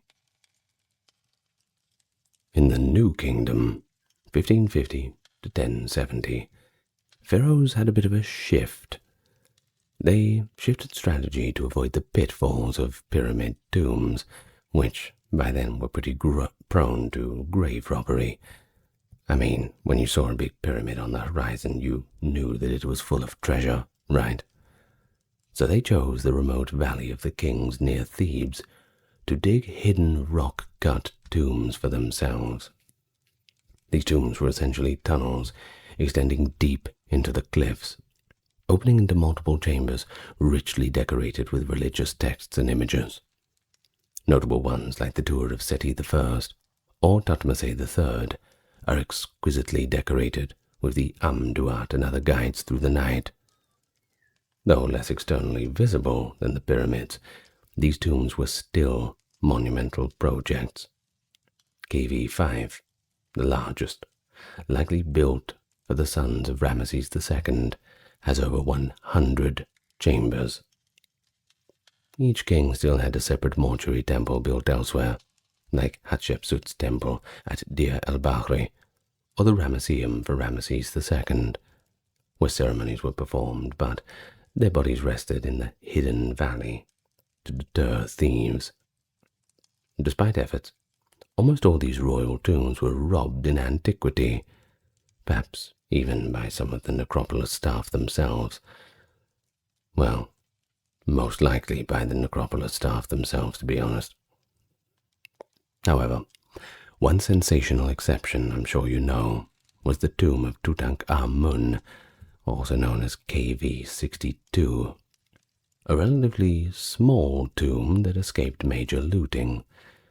When Howard Carter opened it in 1922, he famously saw wonderful things, over 5,000 artifacts piled within. Tutankhamun's grave goods give us a glimpse of the full splendor of a New Kingdom royal burial. Golden shrines, alabaster perfume jars, jewelry, weapons, chariots, even board games, and food as well, even jars of wine labeled by the year and vineyard, but also trivial items like a box of ointment or a stack of loincloths. It was as if every item the young king might use in life or need in death was there, ready to go.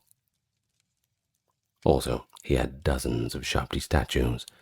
There were 401 Sharplis in his tomb, ready to serve, and protective deity statues guarding him. And, by the way, keep in mind, Tutankhamun, he was a minor pharaoh, not very important. He actually died around the age of 18. So with that in mind, you can only imagine the loot in grander tombs like those of Ramesses II or Amenhotep III, which unfortunately you'll have to keep that in your imagination because they were emptied a long, long time ago. But for non-royals in the New Kingdom, tombs in places like the Valley of the Nobles show a mix of daily life scenes and afterlife scenes.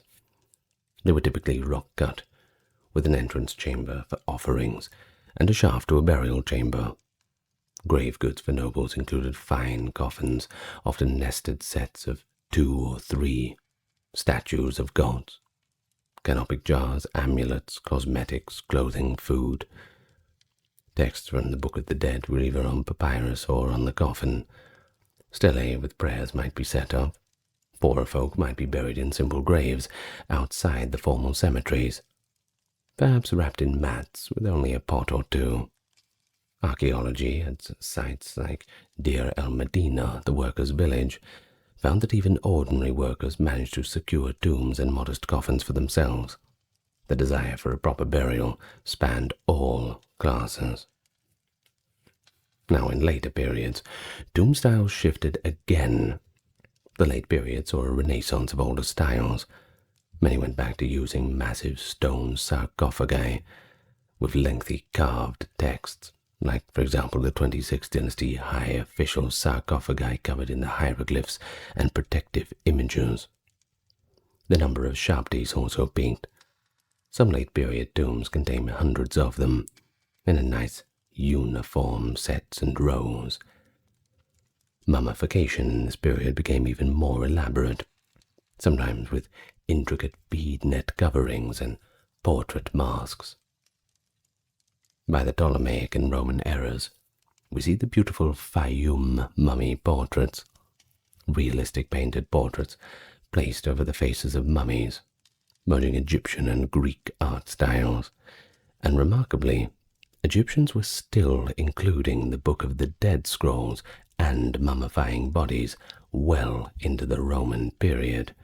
That's the 2nd century AD and beyond. Though by then, the practice was gradually fading. New religions were taking hold. Now, a quick note on the grave goods categories. Across all eras, some common categories of goods can be noted.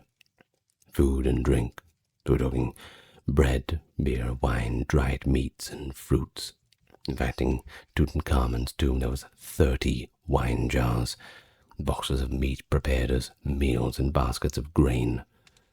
Then we have vessels and furnitures, that is, jars, bowls, plates, chairs, headrests, sometimes litters or chariots as well. We also had symbolic items like amulets, scarabs, other inscribed jewelry that had amuletic or magical function. The royal insignia for kings like crowns, a crook and flail were buried with them. For officials, maybe a staff or seal of office. Ramesses II's queens were buried with their royal scepters. Weapons could be included for protection or status, bows, daggers. Tutankhamun had numerous, including a famous iron meteorite dagger, which is pretty cool. But the Egyptians too expected to enjoy the afterlife, so they included games like senet boards. It's a game kind of like backgammon. They found a lot of them in a lot of tombs. Also musical instruments, writing materials for scribes, and even some reading material. Of course, we also had protective deities and symbols, small statues of images of gods, especially of Osiris, Anubis, Isis, or Horus. The four sons of Horus were represented on canopic equipment, those ones that we mentioned before for the different organs. Some tombs included magic bricks placed in niches of the burial chamber, each brick with a figure or spell to guard one side of the tomb, you see. Tombs were often built during a person's lifetime, you see. For kings, it was a major state project. For officials, an expensive personal project. In life, one might visit their tomb chapel to inspect it. For example, officials in the New Kingdom left inscriptions like, "I made this tomb while I was alive, a place for my memory." But the investment was huge.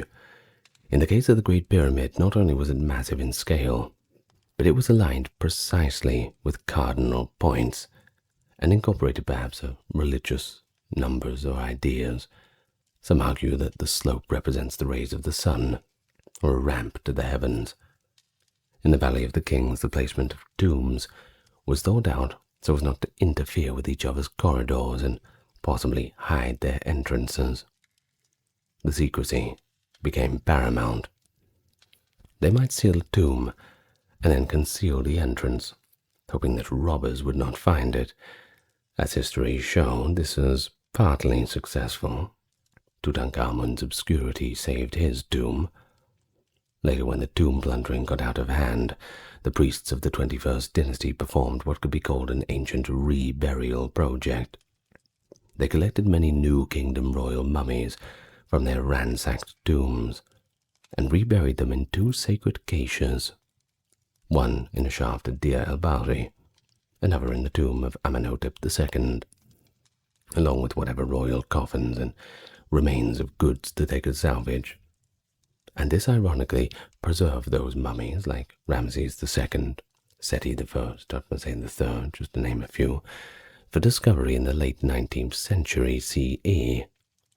It shows the lengths that Egyptians would go to protect their dead, even centuries after the original burial. Now, it is worth noting, Egyptians tried to dissuade tomb violators spiritually too.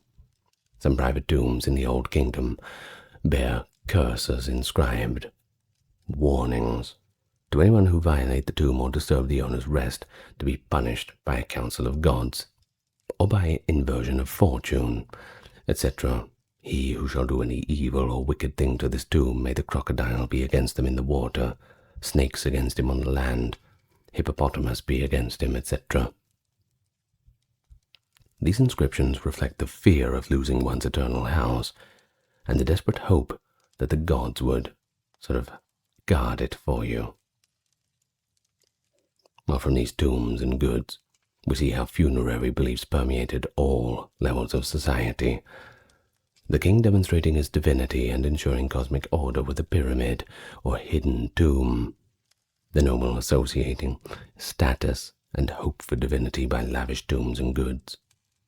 Commoners saving what they could to afford a decent burial. Tomb building spurred innovation in architecture and art. The pyramids were marvels of engineering. Tomb paintings within them masterpieces of art. Every little corner was something to marvel at.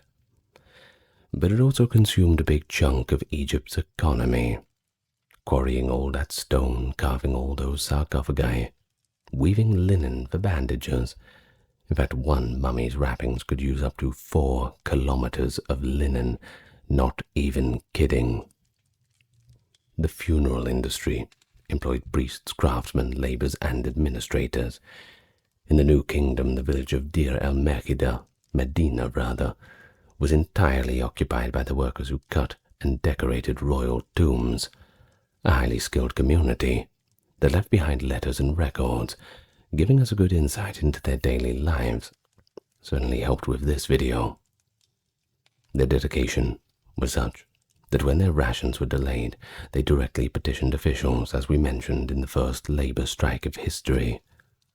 The authorities responded by releasing supplies from the temple, indicating the state's recognition that the work on the king's tomb was of the highest priority.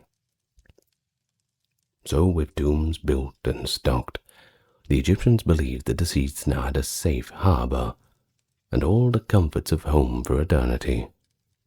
They often referred to the deceased as enjoying themselves in the field of reeds, plucking lotuses, or sitting in cool pavilions in their tomb's vicinity. The tomb goods were expected to magically be available for use. A loaf of bread depicted on the tomb wall, or left on an offering table. Well, that was real nourishment for the car. And so, from the simplest grave to the most elaborate tomb, the aim was the same: create a durable place for the dead to live on, furnished with all the luxuries they could get. Physical preparation went hand in hand with spiritual preparations that we've discussed, both required for a successful afterlife. We've focused on the dead, but let's step back and consider how all these customs affected the world of the living in ancient Egypt. Well, the short answer is pervasively. The Egyptian obsession with the afterlife shaped the art, the economy, social structure, even politics.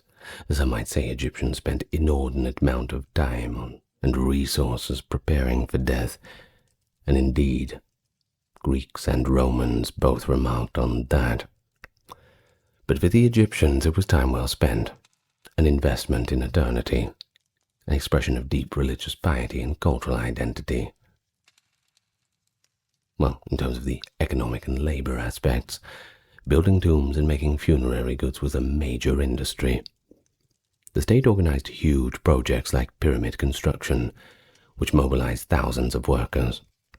Farmers during the flood off-season, skilled stone cutters, haulers, engineers, overseers, everyone. These projects could last decades. In fact, Khufu's pyramid, that lasted 26 years. While sometimes sensationalized as slave labor, it's not exactly the case. Evidence like the workers' cemeteries near Giza suggests that pretty much all of it was a labor tax where workers were housed, fed.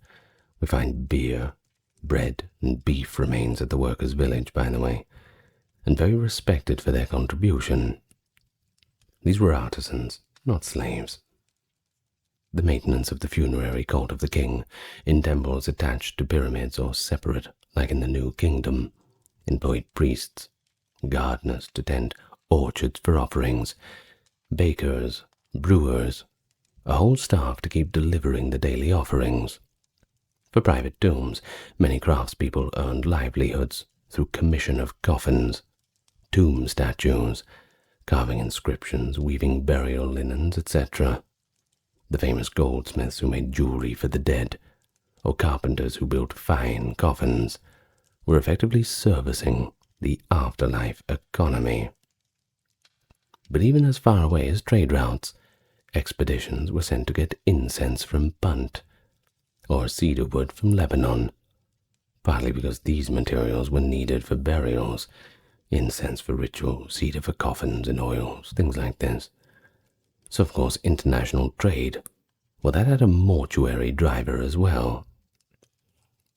And then we have political and state ideology. That was of course affected.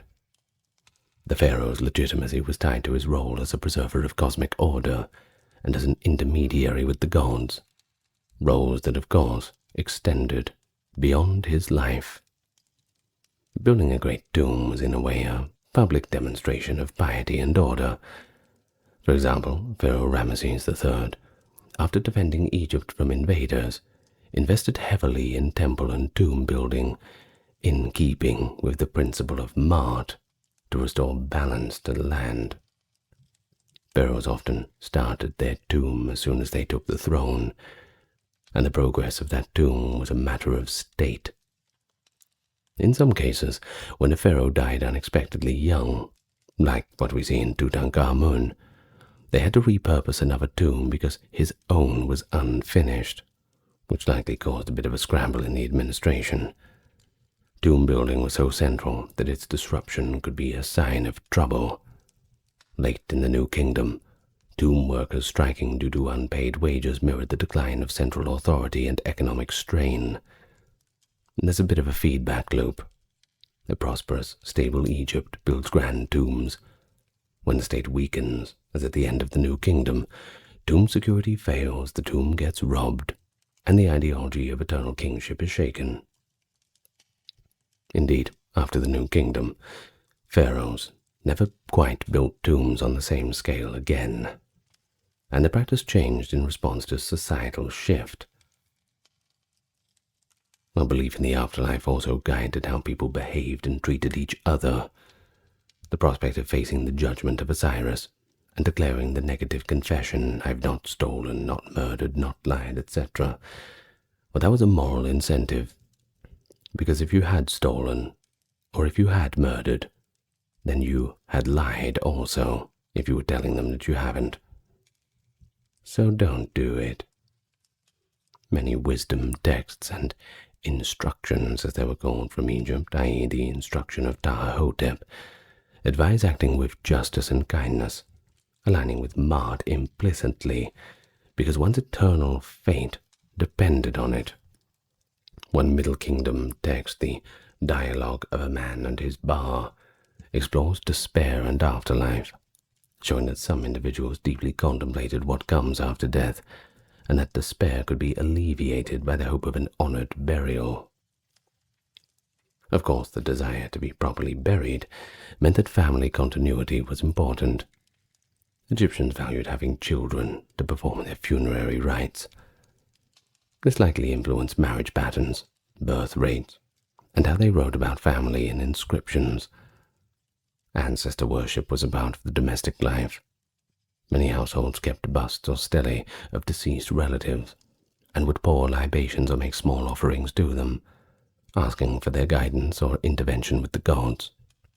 Those letters to the dead mentioned they were often written by people who felt wronged or afflicted. They might write to a deceased relative saying something like, "Please intercede and stop all this trouble," or sometimes scolding them for causing a haunting. No one likes being haunted, that's for sure. We have so much in common. Well, there were public religious festivals too that involved the dead. For example, the beautiful Festival of the Valley in Thebes was a yearly event where the living visited the West Bank tombs, bringing offerings and feasting with the dead.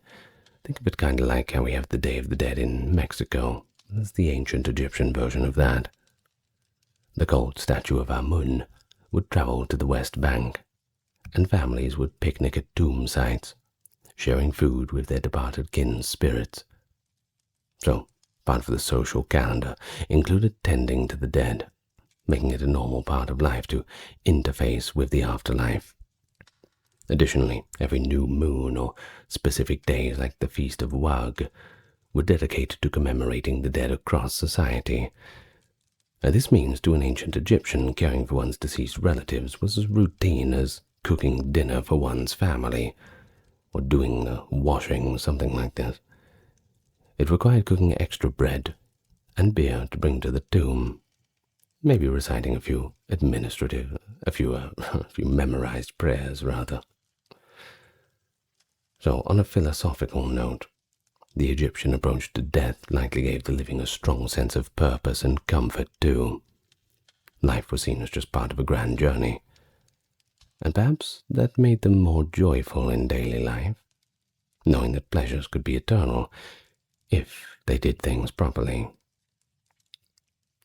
Herodotus remarked that Egyptians were, in many ways, religious to excess, far beyond any other people, evidenced by their elaborate funerals. But this excess was part of what they made their civilization so distinctive and enduring. It's hard to overstate how much their belief in the afterlife propelled their achievements. If they didn't believe it so much, we wouldn't have those pyramids. And, well, what would Egypt be without the pyramids, right? They built for the ages, and indeed the pyramids still stand. The mummies still fascinate. So in a way they achieved a form of immortality, sure, just not exactly the way that they imagined. So as we conclude our exploration of Egyptian funerary practice, we have to circle back to that fundamental idea that animated all this effort, that life and death were a continuum. Death was just that rite of passage, not an annihilation. Therefore, they approached it with both extreme seriousness and profound hope. They engineered the decay out of death, making corpses everlasting through mummification, the persona everlasting through texts and names, and the memory everlasting through monuments and cult. What emerges is a portrait of a society that, while very much engaged in the practical matters of farming, trading, war, love, and life, always had an eye on eternity. An Egyptian woke up, went about their tasks, but also periodically reminded themselves, am I preparing properly for my death? Have I made my tomb? Have I been virtuous enough so I can prove myself? Have I set aside ointment and linen for my embalming? It was all ingrained. And this did not make them morbid. If anything, it made them optimistic. They greeted death as a transformation, calling the dead Westerners, just as if they moved west a bit, or even the enlightened, as they'd finally reached that state of knowledge. Tomb inscriptions often say, O living who are upon the earth, who pass by this tomb, as you wish to be remembered, pour a libation for me. There's a reciprocity. The dead depend on the living's remembrance, and the living depend on the dead's blessings and example. So in a way, the Egyptian philosophy of death can teach us something universal, to consider our legacy, and to respect those who came before us. They literalize this in extreme form, with those giant pyramids and preserved bodies. But at the heart of it, it's just the human quest for meaning beyond our brief years. The solution was to create a blueprint for immortality, and they followed it with astonishing consistency for thousands of years. So thank you very much for listening, and I hope we can all find inspiration in the Egyptians' reverence for life in this world and the next. And as the Egyptians say, life, prosperity, and health to the living, and eternal sustenance to the deceased. Let's all pour one out for our ancestors. Cheers. In the shadow of ancient Egypt lies the extraordinary history of Nubia, known to the Egyptians as Kush, a great civilization, too often overlooked. It is a story that spans millennia, from prehistoric communities to a powerful kingdom, that at times rivaled and even ruled Egypt. Today we're going to journey back through Nubia's past, from its earliest cultures to the rise of the kingdom of Kush, its periods of prominence, interactions with Egypt, cultural achievements, and eventually decline. Modern archaeological discoveries have illuminated this somewhat forgotten kingdom, and it's allowed us to piece together its legacy and appreciate it with scholarly rigor and a bit more detail. The focus is going to remain on broader cultural and historical developments rather than individual rulers, by the way, except where it's necessary to illustrate the key events. So with all that in mind, let's begin our journey along the Nile, in the land of the ancients called Ta Seti, the land of the bow, the land of Nubia. Let me welcome you to the channel first, though. Where are my manners? Hello to everybody coming here for the first time, or perhaps you're returning. Well, those who are returning, if you have not clicked that subscribe button, it's conveniently located next to the like button. And thank you to those who are supporting on Patreon, and those who have checked out the merch store. Now, without further ado, let's get busy. Long, long before the kingdom of Kush emerged, the Nile Valley, south of Egypt, was home to its own thriving communities. So let's talk about those first cultures in a period between 3800 and 2500 BC. The earliest known complex culture in northern Nubia is what archaeologists call the A group. Creative name, I know. That was from about 3800 to about 3100 BCE. Although the ancient name of this society is unknown, its legacy is evident in rich cemeteries filled with goods. The A-group culture developed out of local Neolithic, that is, late Stone Age roots. Yet it quickly became distinguished by strong leadership and wealth. Its strategic location between the first and second cataracts of the Nile gave A-group Nubia access to abundant natural resources: gold from the eastern deserts, carnelian stone from the west, and exotic products like incense, ivory, and ebony from further south in Africa. They were all obtainable to these people. By trading these precious commodities to Egypt and beyond, even as far as the Mediterranean coast for some items like olive oil, the A-group culture accumulated considerable wealth and influence. Off to a pretty good start, don't you think? And notably, even at this early date, Nubia's culture interacted with that of the emerging dynastic Egypt. Archaeologists have found seal impressions of the A-group that feature symbols used by the early Egyptian pharaohs. For example, a design showing a bow over a rectangular hieroglyph. This appears to be the earliest written form of Ta Seti, meaning land of the bow, which was the Egyptian name for Nubia. Such evidence suggests that Nubian elites adopted prestigious symbols of power, perhaps to mirror their neighbors to the north, or simply to communicate in trade. Indeed, Egypt's first dynasty, around 3100 BC, the texts of which already refer to the land in the south as famed for its archers and exotic goods. This early interaction was not always peaceful, however. Around 3100, the pharaohs of the first dynasty destroyed the A-group chiefdoms.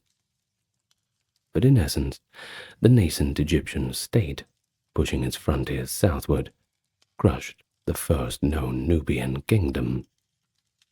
Well, it was good while it lasted. Video over. No, I'm just joking. For centuries thereafter, much of northern Nubia was sparsely populated, likely due to Egyptian military aggression, and perhaps the incorporation of Nubian lands into the earliest Egyptian state.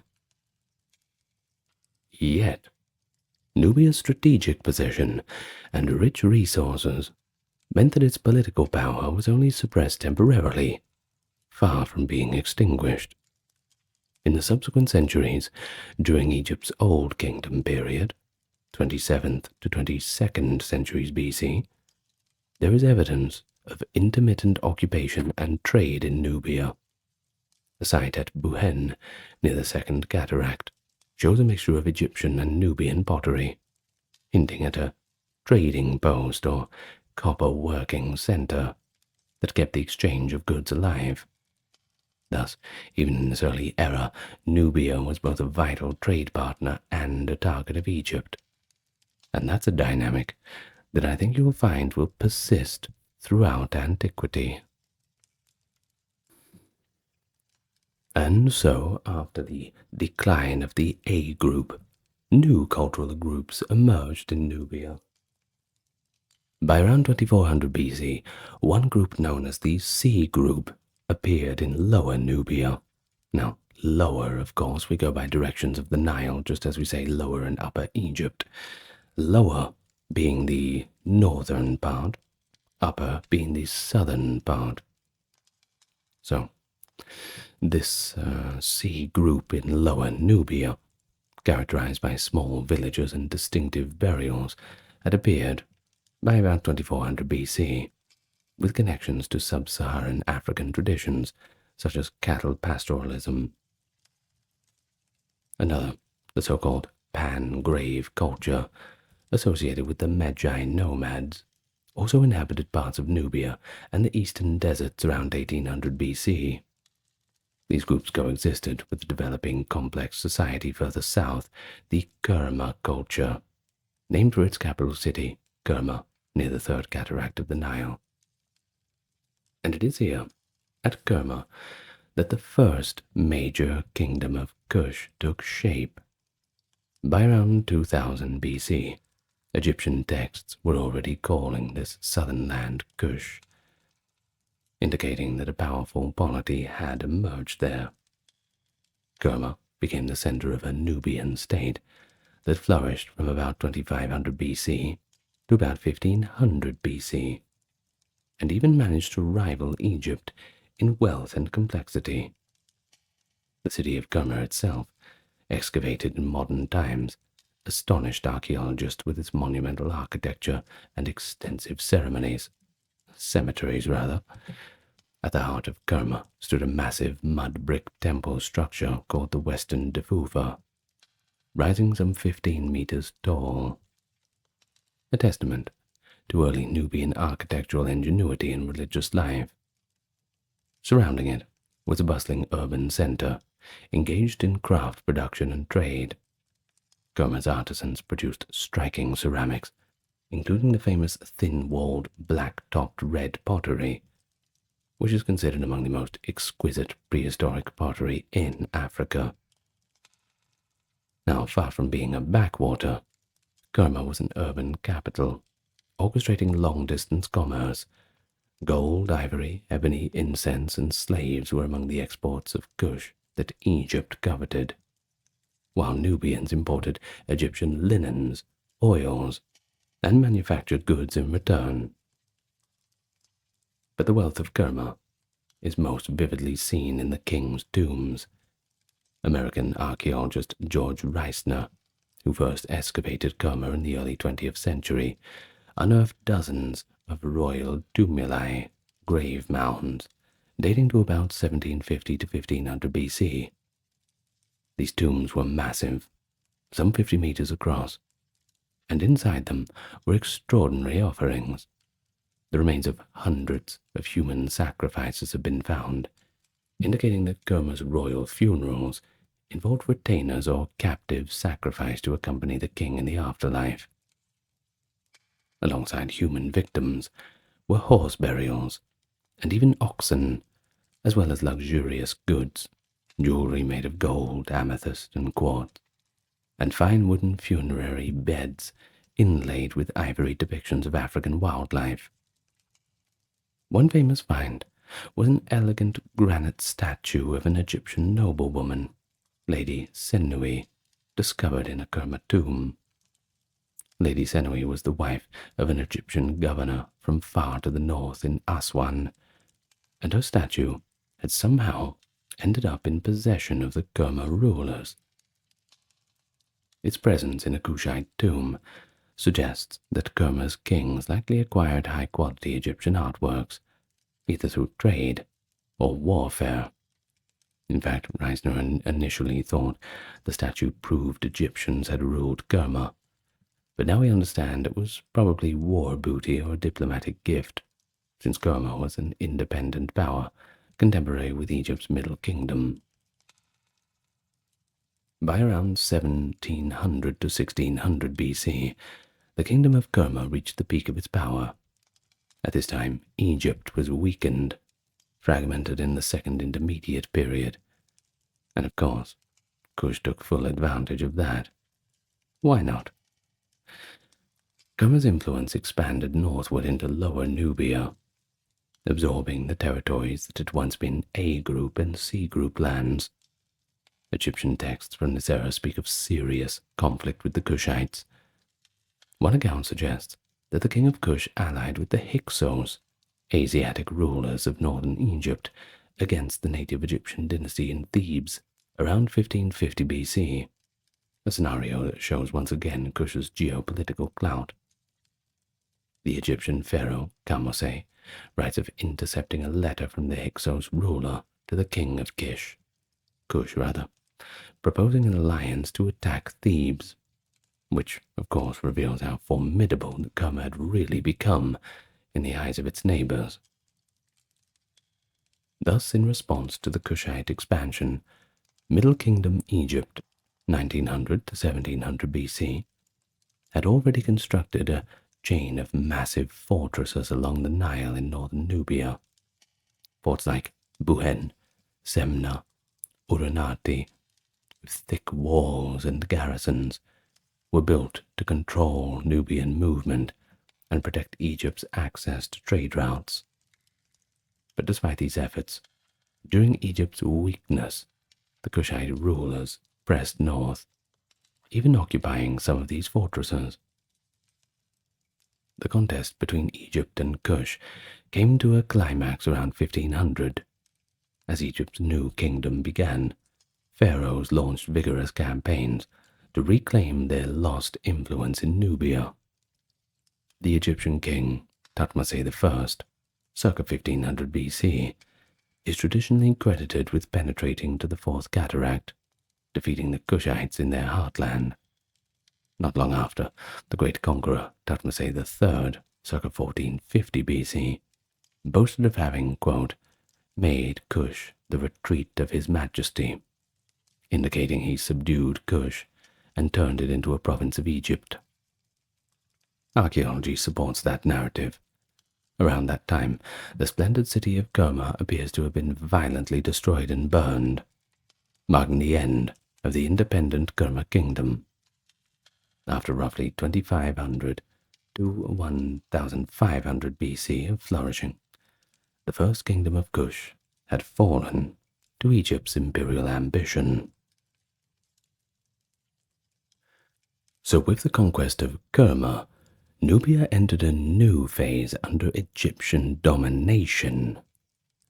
For about 5 centuries during the Egyptian New Kingdom, Nubia was essentially an Egyptian colony. This is the time between the 18th to 20th dynasties, 1550 to 1070 BC. Egyptian pharaohs incorporated all Nubian lands up to at least the Fourth Cataract into their empire. They divided Nubia into administrative units. The northern part, Lower Nubia, the Egyptians called Wawat, and the southern part, around Kerma and beyond, they retained the name Kush. An Egyptian viceroy of Kush was appointed to govern Nubia on the pharaoh's behalf.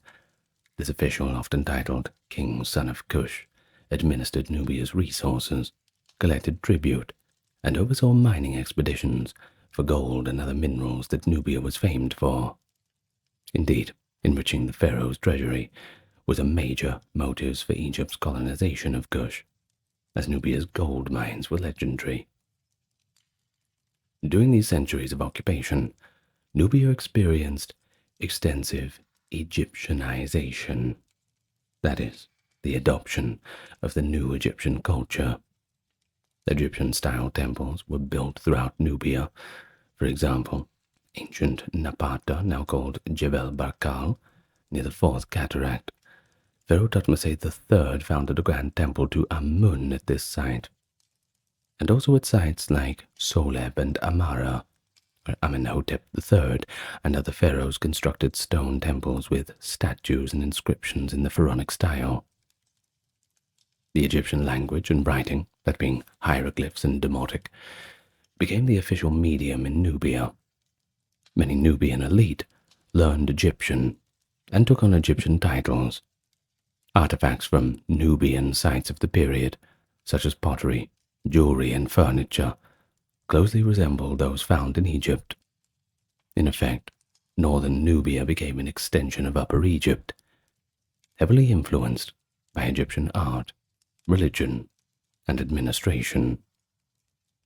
But it would be a mistake to view Nubia during the New Kingdom as merely a passive colony, a subdued people. There was a cultural exchange in both directions. Nubians served in the Egyptian army. The famous Medjay archers, for instance, were Nubian recruits, known for their expert bowmanship. They don't call it the land of the bow for nothing. Pharaohs valued Nubian archers so much that the Nubian desert police and many of the royal guards were Medjay. Nubian gold and cattle wealth also flowed into Egypt, fundamentally supporting the luxurious lifestyle of the 18th dynasty pharaohs. Meanwhile, Egyptian records and tomb art depicts Nubians bringing tribute of exotic products. We're talking ivory, panther skins, ebony logs, giraffes, and incense, indicating an active trade with sub-Saharan Africa carried through Nubia. Some Nubians rose to prominence within Egyptian society. For example, a man named Mayherpi, of Nubian origin, became an elite official and was even buried in the Valley of the Kings. Prime real estate, I'm sure you know. His mummy with dark Nubian features was found amid the pharaonic tombs. Thus, while Egypt opposed its rule, Nubians were not simply suppressed.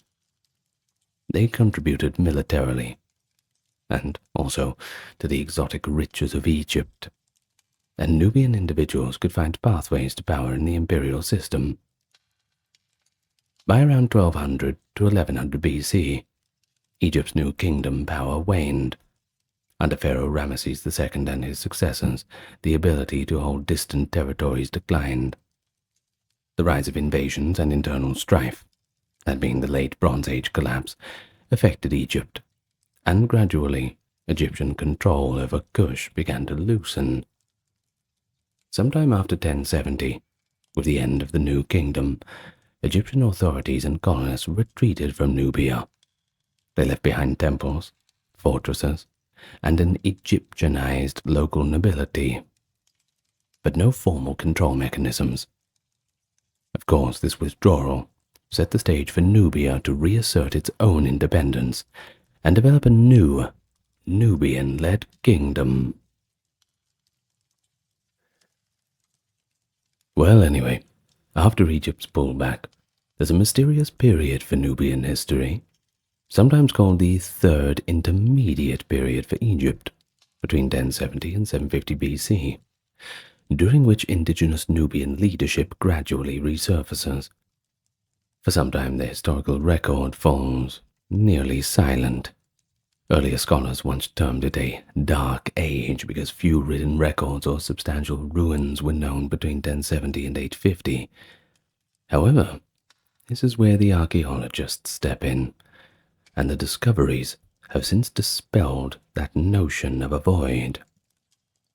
Evidence from cemeteries at El Kuru, near Jebel Barkal, shows that by around 850, Nubia was ruled by local chiefs or kings, laying the groundwork for a new form of centralized state.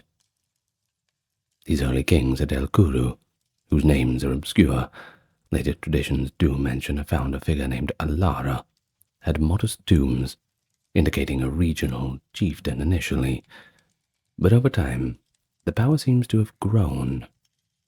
By the early 8th century BC, a dynasty had emerged that consciously linked itself to the prestigious legacy of the new kingdom. Centered at Napata, the region of Jebel Barkal, where Egypt's great Amun temple stood, the Nubian kingdom regarded itself as the true heir of the pharaoh's religious and cultural tradition, even as Egypt proper was fragmented among rival rulers. One catalyst for Nubia's rise was the continuing importance of Amun's cult at Napata. The great temple of Amun at Jebel Barkal became a spiritual capital. Nubian leaders patronized this temple, and the priests of Amun in Napata likely played a role in legitimizing their kingship. We see an intriguing fusion here. Nubian rulers adopted the title and trappings of Egyptian kingship, including calling themselves son of Re and using Egyptian hieroglyphic inscriptions. Yet they were proud of their Kushite heritage. The Napatan monarchs started to build small pyramids for their burials, reviving a form of royal tomb that Egypt's own pharaohs had abandoned centuries earlier. At El Kuru, 4 generations of these kings, from Kashta through his son Pir and onward, constructed pyramidal tombs, albeit on a smaller scale than the pyramids of Giza. This was a deliberate link to Egypt's old kingdom glory, but carried out in Nubian soil and completely under Nubian control. By approximately 750 BC, the kingdom based at Napata was strong enough to extend its influence into Egypt.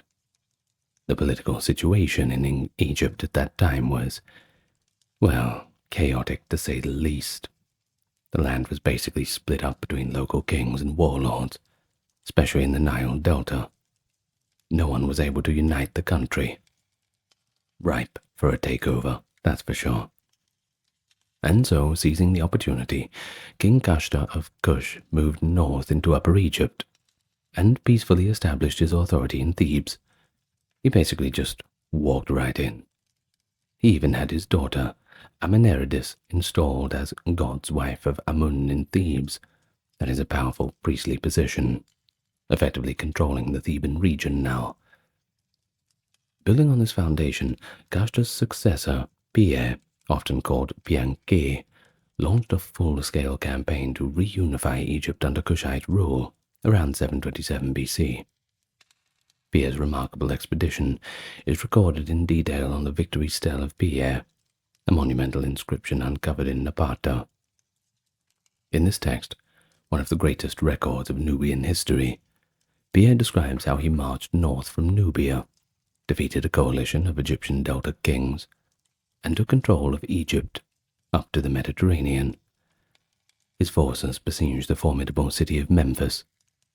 Pir's conquest was not a simple matter of walking into a power vacuum, though.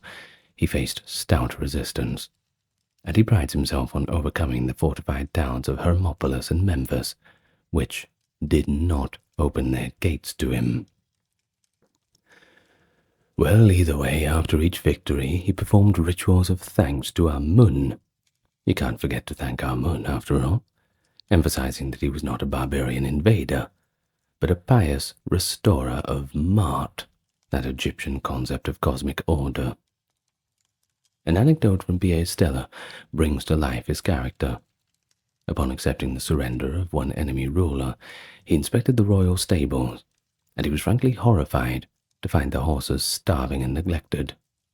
He exclaimed that this cruelty to horses hurt him more than any offense the defeated had committed. How much more painful, my heart, at the starving of the horses than any crime you have done, Pir says. This vivid detail, recorded 2,700 years ago, not only humanizes the Kushite king, but also reflects the high value that Nubians placed on their war horses, and by extension, their use of them in military. Thus, by 715, the Kushite kings had become pharaohs of Egypt, inaugurating the 25th dynasty of Egypt, a line of rulers from Nubia. For roughly a century, the Kushite pharaohs governed the Nile Valley, from Napata to the Delta. This was a moment of renaissance too. The Kushite pharaohs saw themselves as reformers and guardians of ancient tradition.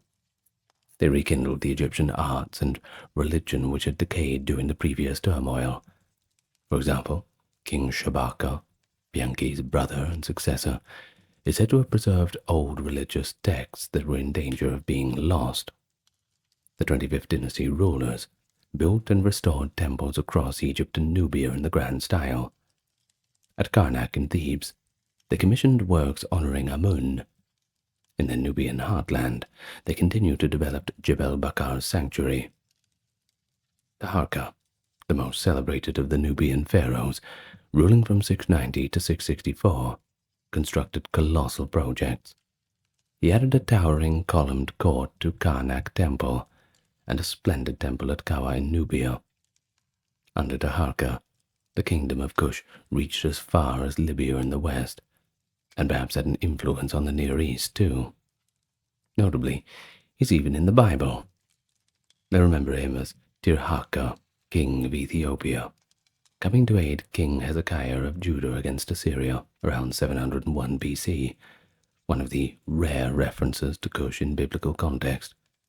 It shows its stature as a great power of the day, regardless. So during their rule over Egypt, the Kushite kings achieved a unique synthesis of cultures, really something to behold. We're talking the 8th and 7th centuries BC at the moment, where they presented themselves as pharaohs, wearing the double crown of Upper and Lower Egypt. Yet they never ceased to be proudly Kushite. In both Egyptian hieroglyphs and texts and artistic images, they often stressed their origins in Kush. For instance, they depicted themselves with Kushite features and regalia. Many statues of 25th dynasty pharaohs saw them with a distinctive cap crown and 2 uraeus serpents on the forehead, while Egyptian pharaohs had 1, by the way, perhaps symbolizing rule over 2 lands, Egypt and Kush. No, we don't know, that's more of a speculation.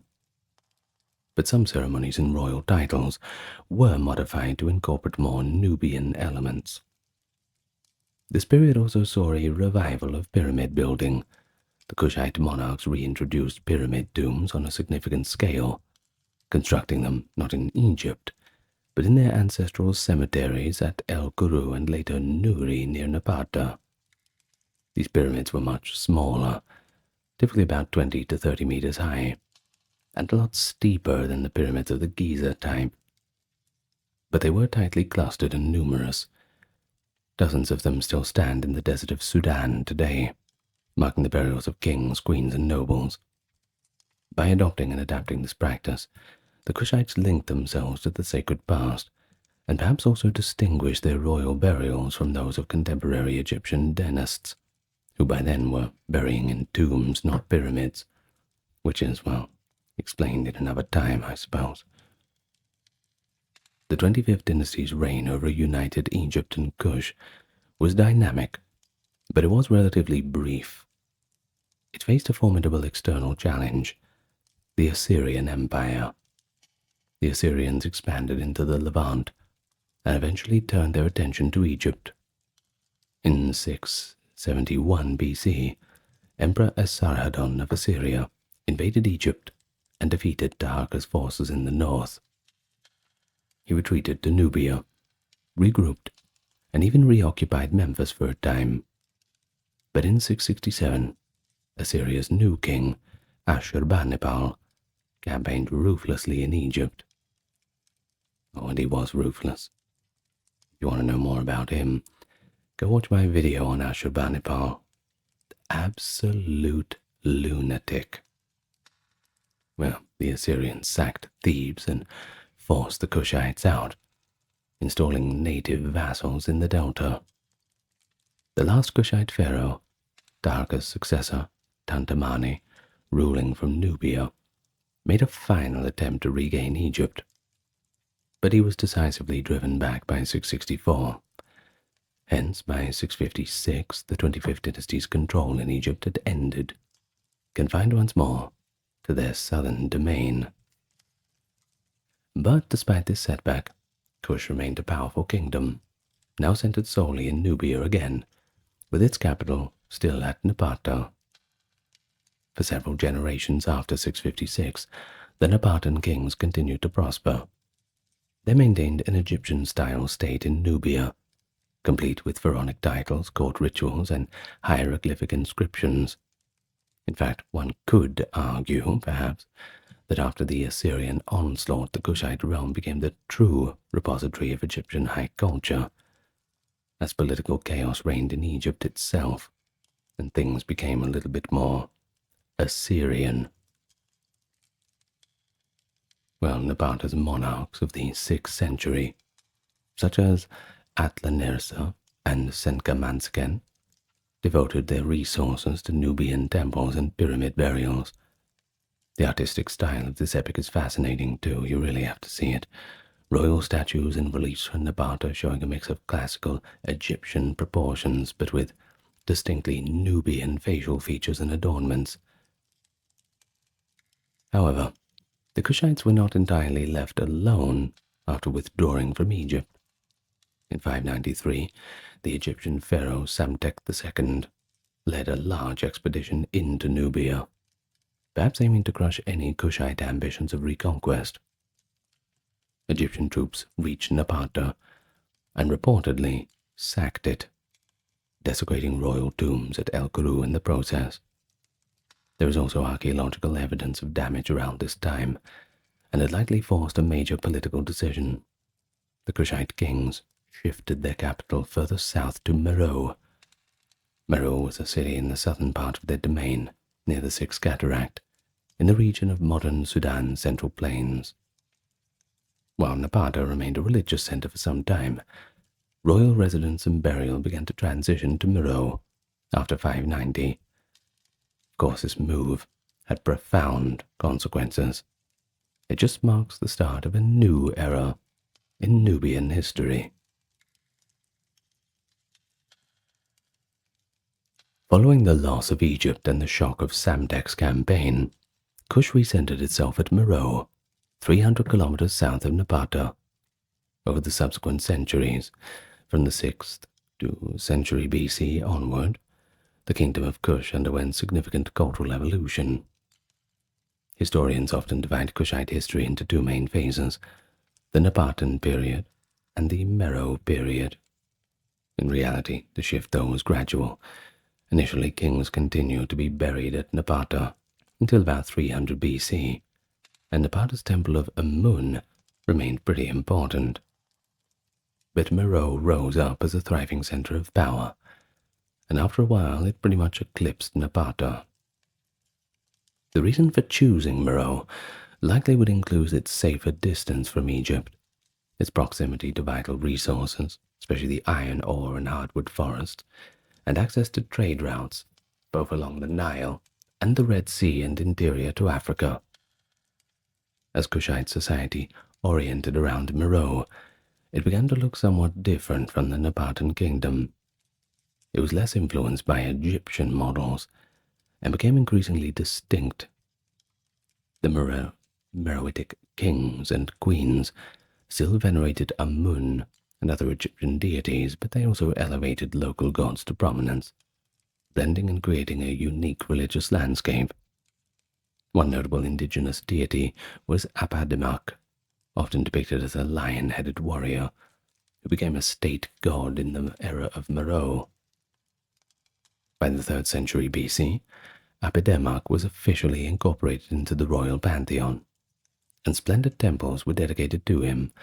For instance, the Lion Temple at Naka, south of Meroe, featuring reliefs of kings and queens making offerings.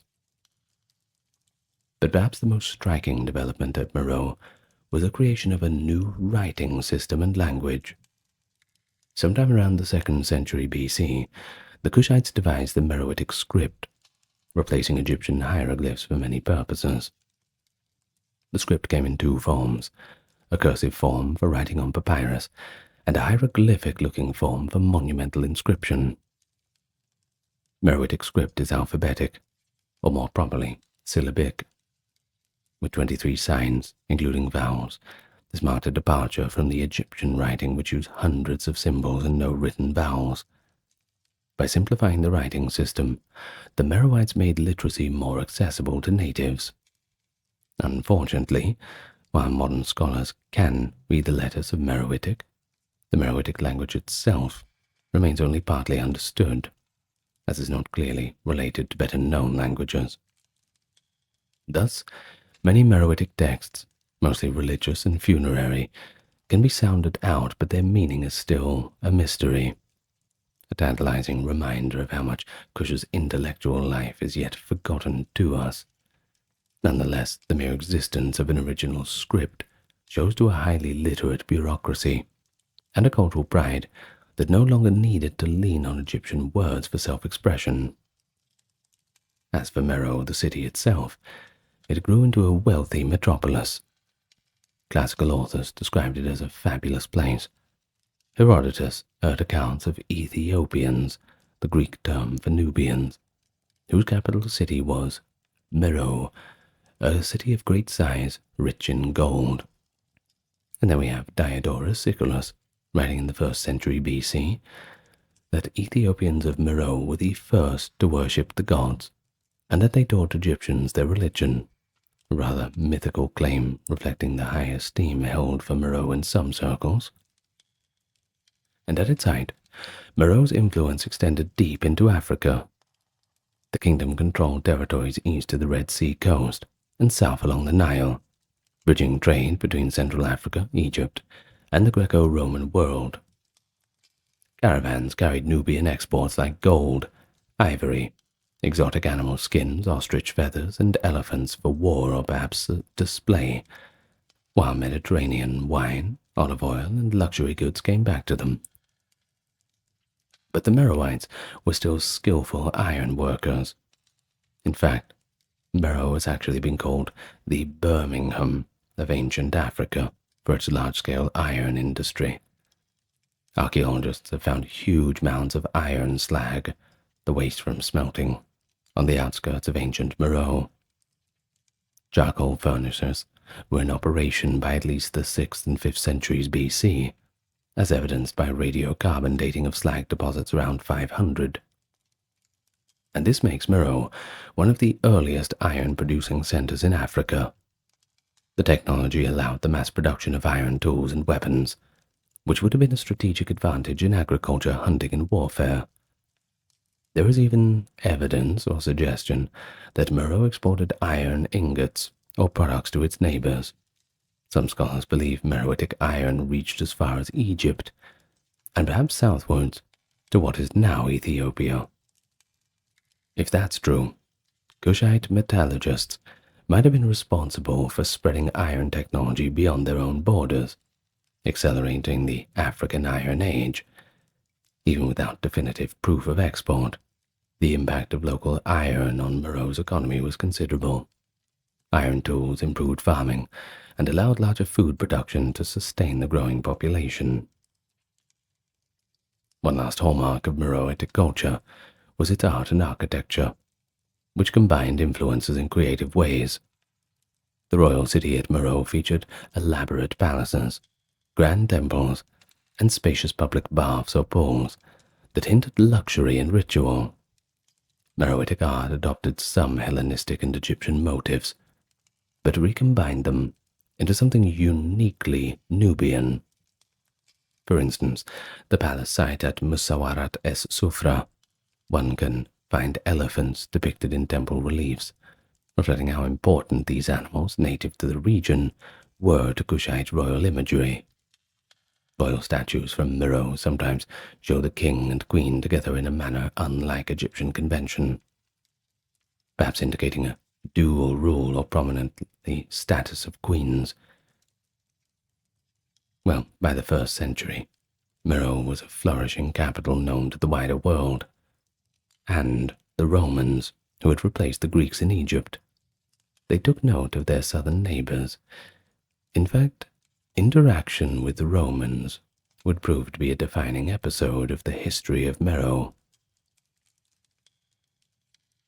After Rome annexed Egypt in 30 BC, the Kushite kingdom suddenly shared a border with the formidable Roman Empire. At first, relations were relatively peaceful. It's usually how these things go. Trade continued, and Meroe perhaps sent a delegation to Caesar Augustus. But tensions arose over boundary disputes in the area known as the 12-Mile Land, just south of Egypt. In 25 BC, conflict erupted. According to the geographer Strabo, the reigning Kandak of Kush, identified as Candace, described as a one-eyed queen, launched a surprise offensive against Roman Egypt. Kushite troops surged north, raiding the Egyptian frontier at Aswan and Elephantine. They defeated a Roman detachment, and they even took captives. Most famously, they seized several bronze statues of Emperor Augustus and brought them back to Nubia as trophies. One of these, a bronze head of Augustus, was ritually decapitated by the Kushites. The head later ended up buried under the steps of a temple in Meroe. This was a powerful symbolic gesture. By literally having the emperor's head trodden underfoot at the entrance to their victory shrine, the Kushites demonstrated their defiance of Roman might. And amazingly, modern archaeology even confirmed the story. In 1910, British archaeologist John Garstang excavated at Meroe and found the bronze head of Augustus, buried at a temple threshold, pristine condition. It now resides at the British Museum as the Meroe head, a lasting witness to that Nubian triumph. Well, Rome retaliated swiftly. Later in 25 BC, Prefect Gaius Petronius, the Roman governor of Egypt, marched south with 10,000 troops. He recaptured Syene and Elephantine and advanced into Kushite territory. The Romans sacked the city of Napata, causing significant destruction. Strabo dramatizes that they destroyed the royal city and carried off thousands of captives. The Kandak Amanirenas, however, wisely avoided pitched battle after the initial losses. Petronius, finding it difficult to maintain supply lines far south in the hostile Nubian desert, eventually withdrew to the border region, and the war reached a stalemate. In 23 BC, Queen Amanirenas initiated peace negotiations. An envoy of Kush traveled all the way to the Greek island of Samos to meet Augustus himself. The outcome was a remarkably favorable peace treaty for Kush. Rome agreed to pull back its frontier from Napata to Maharaka, and crucially waived tribute from the Kushites. Augustus also returned prisoners Petronius had taken. Essentially, Kush was treated with an unusual degree of respect. Augustus pragmatically saw little value in the endless war in the deep Nile cataracts and chose diplomacy instead. Strabo notes that some surprise that the emperor granted the Meroites everything they asked, including not even having to pay customary tribute to Rome. This peace held for the remainder of the Kushite kingdom's existence. No further major wars with Rome were recorded. They got off pretty easy, I suppose. Trade and cultural contacts, though, they resumed. Roman luxuries like wine, glassware, and possibly Roman coins made their way to Meroe, while Nubia exported their African goods north. The Kushite ruling class even adopted some royal fashions. For instance, one queen is depicted in wall art in what appears to be a Roman-style toga over her dress. Yet the Kushites never became vassals. They retained full independence, and the frontier at Egypt's southern edge became one of mutual toleration. The Roman geographer Pliny the Elder, in the 1st century CE, mentions Candace as the hereditary title of the queens of Meroe, noting that Candace, likely Amanirenas, was famous for her war against Rome, after which the Romans had respected the strength of Nubia. In archaeological terms, the encounter with Rome left traces beyond the head of Augustus. At a fortress in Lower Nubia, Qasr Ibrim, evidence of a Roman garrison exists, but only for a short period. Meroitic inscriptions and temples from the 1st century CE onward sometimes show Roman or Mediterranean influence in art, but Kushite culture remains dominant. Perhaps more intriguing is the impact on the Roman imagination. Roman poets like Lucan later romanticized Meroe as a distant and mysterious kind of land of magic and priests, the home of the Nile's black waters, as he put it. Even as far as Britain, a Kushite archer is said to have served in the Roman army at Hadrian's Wall. An inscription of a man named Ursicinus the Ethiopian might indicate Nubian origin. These little tidbits show that Kush, though politically separate, was part of an interconnected world of antiquity. But like all great kingdoms, Kush eventually declined. By the 2nd century CE, signs of strain appeared. One factor was economic and environmental pressure. Meroe's prosperity had depended on iron working, which demanded vast amounts of charcoal fuel, leading to deforestation, and agriculture, reliant on consistent rainfall and Nile floods. Over centuries, the land around Meroe may have suffered overuse. Deforestation and overgrazing could have led to soil depletion and desertification. Indeed, later classical writers referred to portions of Nubia becoming drier and less arable, as Romans shifted their trade routes, favoring Red Sea ports to access African and Indian goods. Nubia lost some of its intermediary income. The overuse of the land's resources likely weakened the kingdom from within. Modern archaeologists have found evidence of declining crop yields and rural depopulation in parts of Kush during the late Meroitic period, which aligns with these theories. But another factor was internal political change. By the 3rd century CE, the royal burials at Meroe show quite a bit less of lavish grave goods, possibly indicating reduced wealth or a shift in burial customs. We also see more regional autonomy.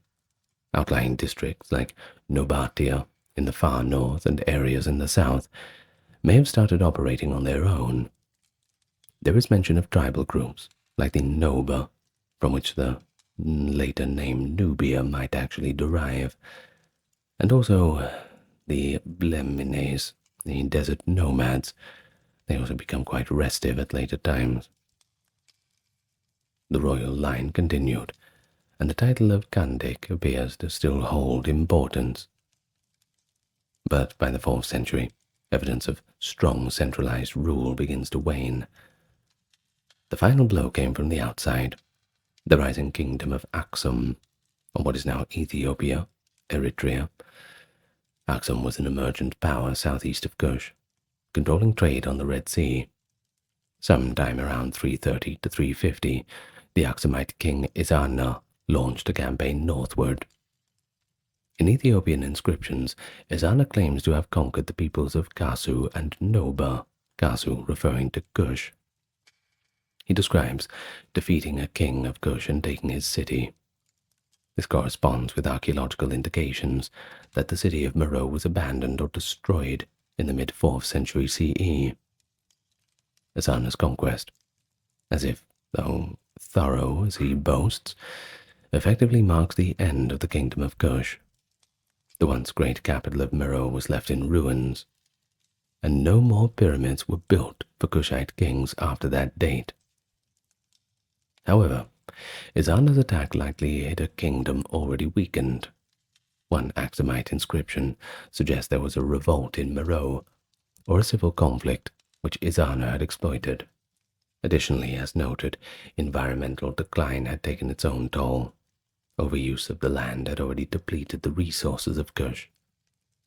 By the time of the Aksumite invasion, so much that cities that would likely have become abandoned even without the invasion. And so after roughly 900 years with Meroe as a center, and over 2,000 years since the earliest Kerma kingdom, the Kushite state dissolved. Yet the history did not end in Nubia. After the fall of Meroe, smaller successor kingdoms emerged.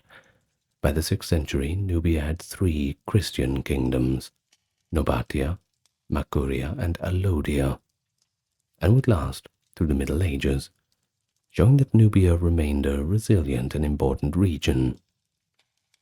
The memory of Kush itself faded in much of the world's written records, becoming the stuff of legend about distant Ethiopians.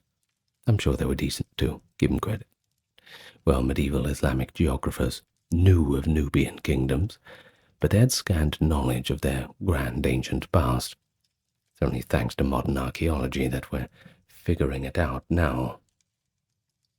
In Europe, Nubia and Kush was virtually forgotten as a distant civilization, completely overshadowed by the continual fascination with Egypt.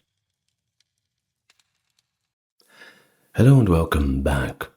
We are continuing off, at least in form and style, from the Mesopotamian Pantheon video I did earlier this week.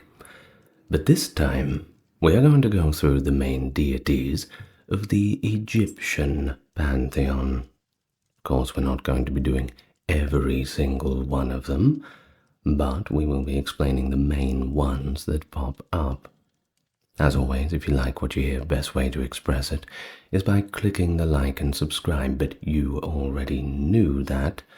So with that all being said, and with buttons clicked well and truly, let's begin.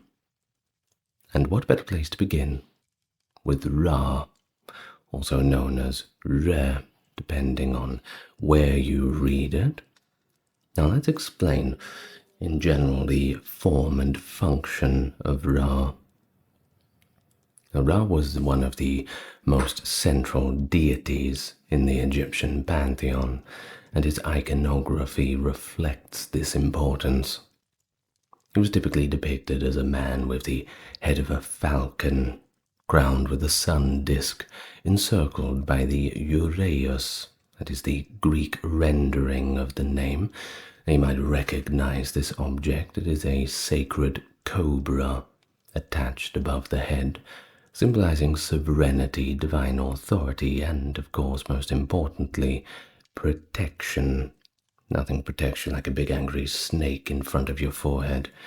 Now, the sun disk itself was a powerful symbol of life, warmth, and creation. In some representations, Ra appeared as a full-bodied falcon, without any real human features, emphasizing his dominion over the vast sky. But occasionally, he is also shown as a man, but with a ram's head, and this is particularly when associated with the sun's journey through the underworld during the night, showing his regenerative aspects. But of course, the visual representations extended beyond these forms. He was sometimes depicted as a scarab beetle named Khepri, symbolizing the morning sun and rebirth. Now, of course, this is because the scarab has a habit of rolling dung balls. Now, what does this have to do with anything?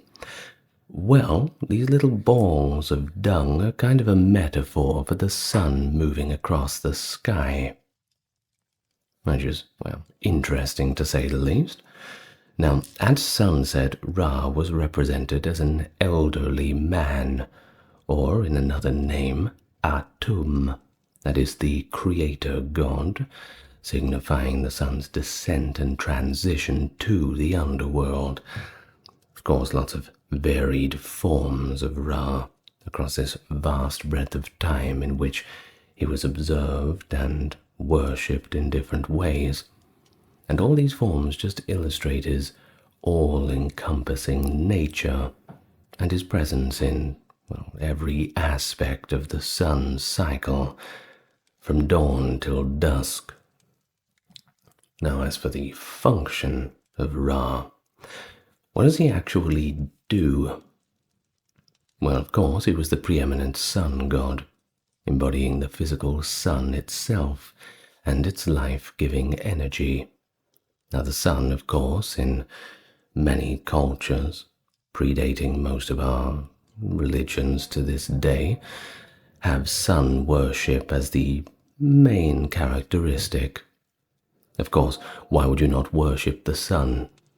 Its warmth, it gives life to all the plants, it gives light to the earth, so it only makes sense. Now, Ra in general is believed to be the creator of all forms of life, and that includes humans and the other gods, through his emanation of this life-breathing energy, this primordial heat. Now, in terms of the myths, Ra emerged from this primordial chaos, these waters of Nun, creating himself and then other gods through his spoken word, or, in some versions, through masturbation, highlighting his self-generative power. Well, each day Ra sailed across the sky in his solar bark, known to the Egyptians as the Manjet, the boat of millions of years, illuminating the world and sustaining its life. But at night, he journeyed through the underworld in the Mesopotamian bark, where he faced numerous dangers, of course, particularly the serpent Apep, known to the Greeks as Apophis. Now, I do mention the Greek translations because much of what we have in terms of primary observations on Egypt comes from the early Ptolemaic kingdom, or just in general, we have things from Herodotus and Diodorus Siculus, historians like this who primarily wrote in Greek. So we will be using some names interchangeably, but we'll be using both as much as we can. Now, this serpent, Apep, Apophis, embodied chaos and sought to prevent the sun's rebirth, chasing Ra throughout the underworld. Of course, that was a bit of a fight on its own. Ra's nightly victory over Apophis, or Apep, ensured that the sun would rise again, and maʿat was maintained, maʿat being the cosmic order in the Egyptian spiritual tradition. Now, Ra's function, of course, extended to the political sphere too, where he was considered the divine father of the pharaohs themselves. Pharaohs were often referred to as the sons of Ra, linking their authority directly to the deity and legitimizing their rule. Is this kind of divine sanction. Of course, who would argue with the ruler if he was ordained by the gods themselves? Kind of hard to go against that. Now, temples dedicated to Ra, such as the Sun temples at Heliopolis, which in Greek means the city of the sun, Helios meaning sun, Polis meaning city, were centers of religious worship and astronomical observation, which was, of course, just as important in the Egyptian tradition as it was in the earlier Mesopotamian and contemporary Mesopotamian traditions around this subject.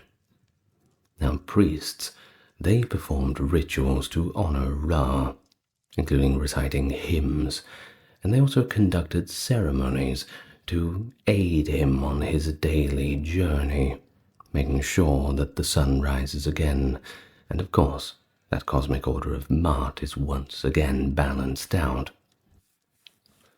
Now, in terms of Ra's integration with other deities, well, that also reflects his universal significance. He merged with Amun to become Amun-Ra, combining his solar attributes with Amun's hidden and transcendent qualities. Now, as Ra-Horakhti, he fused with Horus, emphasizing his role as a sky god and reinforcing the pharaoh's divine right to rule. Of course, you'll see Ra everywhere in Egyptian art, architecture, and literature, permeating every aspect of daily life, and, of course, afterlife, beliefs too. Well, he was often invoked, of course, for protection and guidance when push comes to shove and people close their eyes never to wake up again. Ra is the one you want on your side. Pray that he's there when you need him. Now, on to God number 2. That is, of course, Osiris. I'm sure you've heard of him. Now, usually Osiris is depicted as a mummified pharaoh, signifying his association with death and resurrection. And you might notice in the depictions of him that he wears this grand crown, this tall white headdress adorned with ostrich feathers on either side. Well, that is called the Atef crown. That is Atef, and it symbolizes Upper Egypt and divine authority. Of course, Upper Egypt and Lower Egypt were separated into these two different distinctions. Basically, Egypt is organized into its distinctions, in these classical times at least, by the flow of the Nile. But, don't get confused, Upper Egypt is actually to the south, whereas Lower Egypt is actually to the north. And the reason for this is because the flow of the Nile actually flows south. That is why it's Upper and Lower Egypt are that way. At least that is my understanding of it. Now, back to Osiris. In his hands, which were crossed over his chest in his depictions, he held the crook and flail. Now, these are, of course, traditional symbols of kingship, fertility, and also shepherding. His skin was often painted green or black, and the green represented regeneration, vegetation, and rebirth. Of course, the color of healthy vegetation being a vibrant green, but the black symbolized the fertile silt of the Nile and the concept of resurrection. Now, the Nile being, of course, extremely important, the Egyptians relied on the yearly inundations, the floods of the Nile, to irrigate their crops and have a good harvest. Signs of a poor inundation may lead people to think that the gods were not pleased with them. Better put on another festival. Now, Osiris's mummy wrappings left his hands free, indicating his ability to interact with the living and the dead. In some representations, Osiris was shown with a beard styled in the fashion of pharaohs, further emphasizing his royal status and just another connection to his earthly counterparts. Now, the hieroglyphs and tomb paintings that we have, which are so lovingly still there for us, very fortunate for that, frequently depicted scenes of Osiris presiding over the afterlife, often seated on a throne within a pavilion, reinforcing his role as the judge of the dead. No doubt you've seen the papyrus of Hunefer from the Book of the Dead. I've probably used it on the thumbnail, with a very famous scene where Hunefer is led to meet Osiris and be judged on whether he can, be deemed as a good or a bad soul. So, of course, Osiris was this god of the afterlife, but also agriculture, resurrection, and fertility. And you'll find that fertility gods are extremely common, gods, goddesses, and some of them kind of intersect, but we will get to that. There's a few more we have to get to before we talk about those sorts of things. Now, central to Egyptian mythology is his story of betrayal, death, and rebirth, which served as a metaphor for the cycles of nature and just general human existence. So according to the myth, Osiris was a just and wise king who taught humanity agricultural and civilized practices. But he had a brother, Set, and he was a jealous brother. He was driven by this jealousy and desire for power to murder Osiris by trapping him in a decorated coffin and throwing it into the Nile. But that wasn't the end of Osiris. Isis, Osiris's devoted wife, searched tirelessly for his body, and finally she found it. Upon finding it, Set dismembered Osiris into 14 pieces and scattered them across Egypt. Well, Isis was undeterred. With the help of her sister Nephthys and other deities like Thoth and Anubis, she located and reassembled all the little pieces of Osiris's body.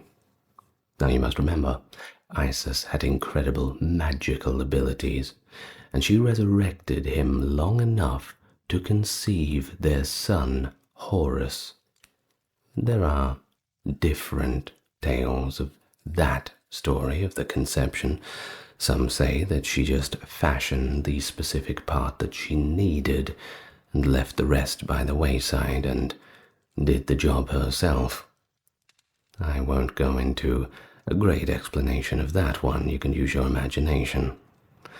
Well, after this, regardless of how it went, Osiris then descended to the underworld, where he took up his new role as the Lord and the Judge of the dead. Quite a career change, isn't it? Now, we're going to talk a little bit more about that. Now, we have something in the Egyptian tradition called the weighing of the heart ceremony in the hall of maʿat. Now, this is where the hearts of the deceased were basically plucked out and weighed against the feather of maʿat. Now, maʿat, of course, was the goddess of truth and justice. Now, a heart that was lighter than the feather allowed the soul to enter the afterlife. And of course, if you got to go there, well, that's a life lived in harmony with cosmic order to thank for that one. But, of course, Osiris was also the agricultural deity, intimately connected with the fertility of the land. His death and resurrection paralleled the annual flooding of the Nile, which deposited rich silt onto the farmlands. And silt means that the crops can grow.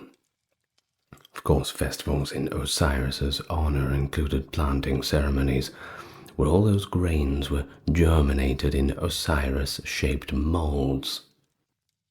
Well, his ability to overcome death, of course, provided hope to the Egyptians for their own afterlife.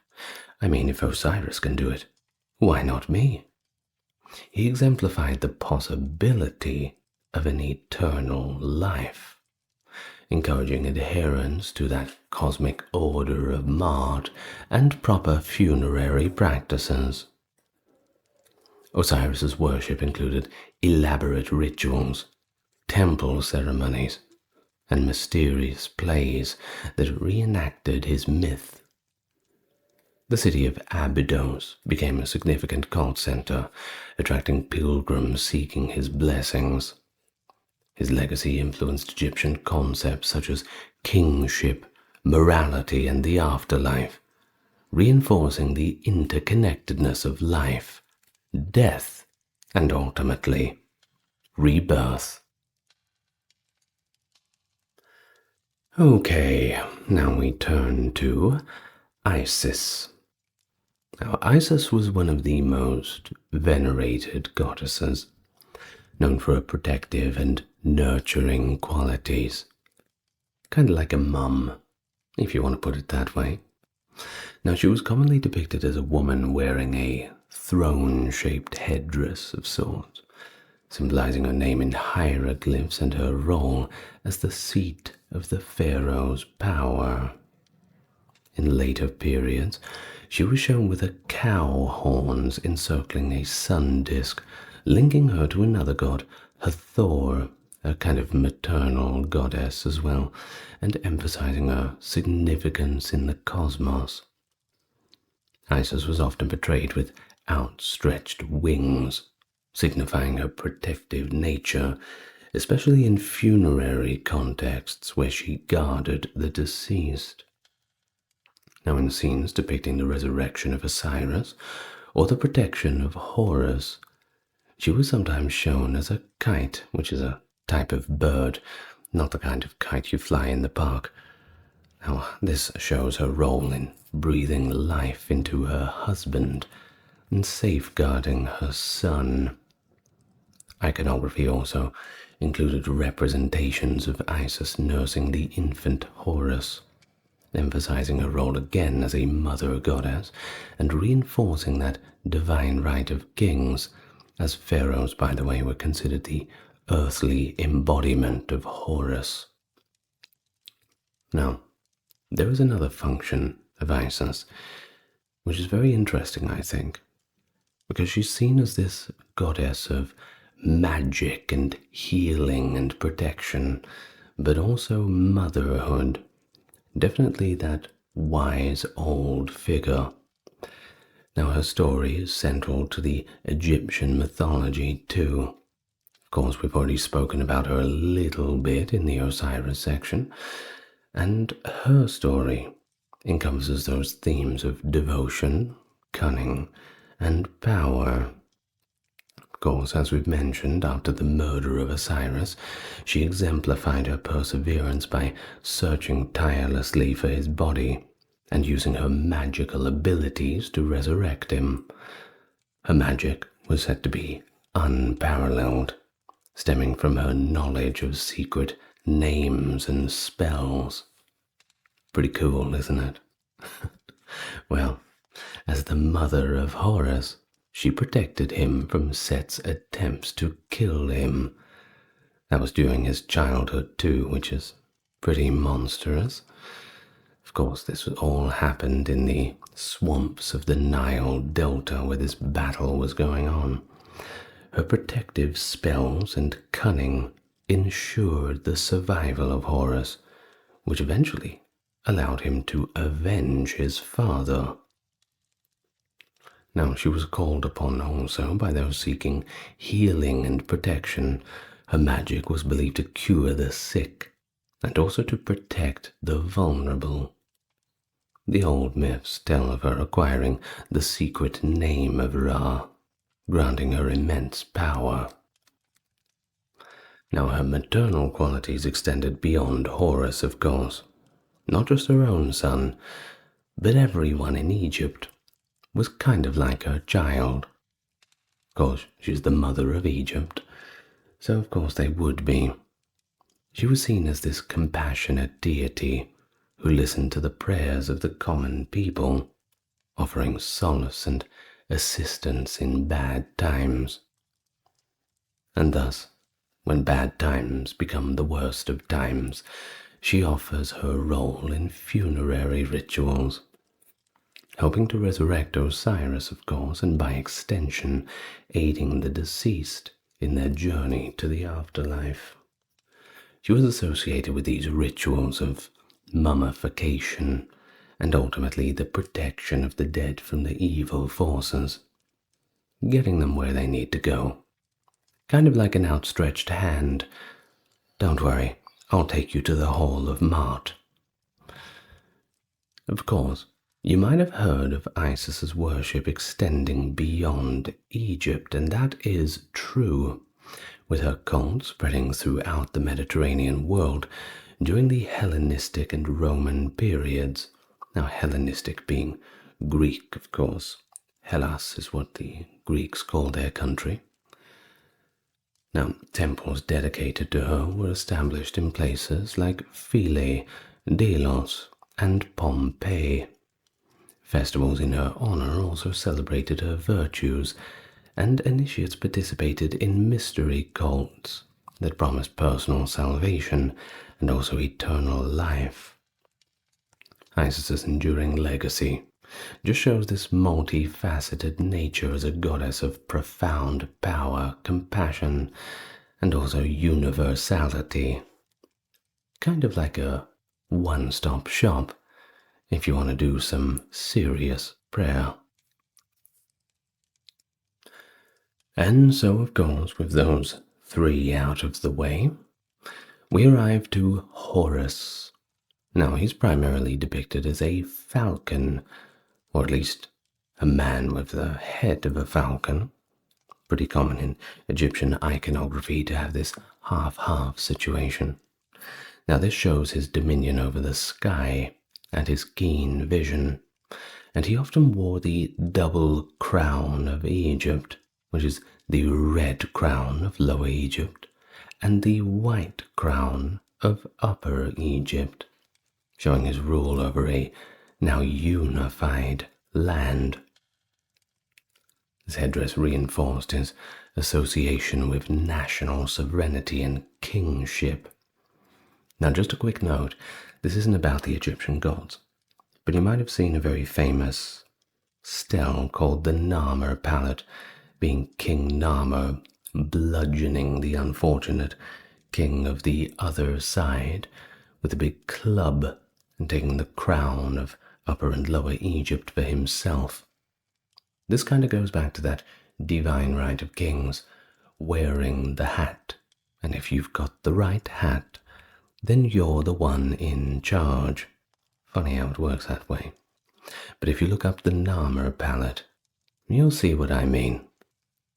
Now, in artistic representations, Horus's right eye was associated with the sun, that's being the eye of Ra, and his left eye with the moon, the eye of Horus. So do remember, the sun is the eye of Ra, the moon is the eye of Horus.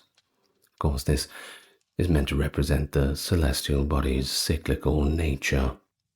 Now, the eye of Horus, or the Wedjat, became a powerful protective symbol, representing healing, protection, and restoration. It's commonly used in amulets, jewelry, and funerary items. Now, Horus was the god of the sky, kingship, and protection, and war. As the son of Osiris and Isis, his mythological narrative centers on avenging his father's death and restoring order to Egypt.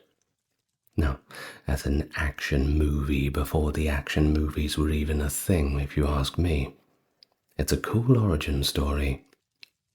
Now, after reaching adulthood, Horus challenged Set for the throne, leading to a series of battles known as the Contendings of Horus and Set.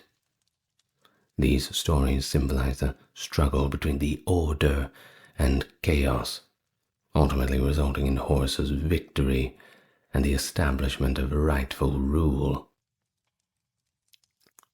So, the living pharaoh was considered the embodiment of Horus on earth, ensuring the deity's continual presence in human affairs, a wise guiding hand.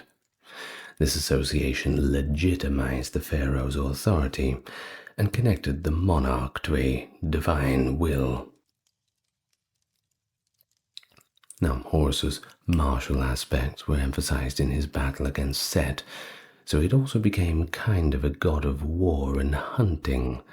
Thus, he was invoked for protection in warfare and was believed to grant strength and courage to warriors. As the personification of the sky, Horus's eyes represented the sun and moon, and his wings spanned the heavens. His role explained celestial phenomena and reinforced the belief in a divinely ordered universe.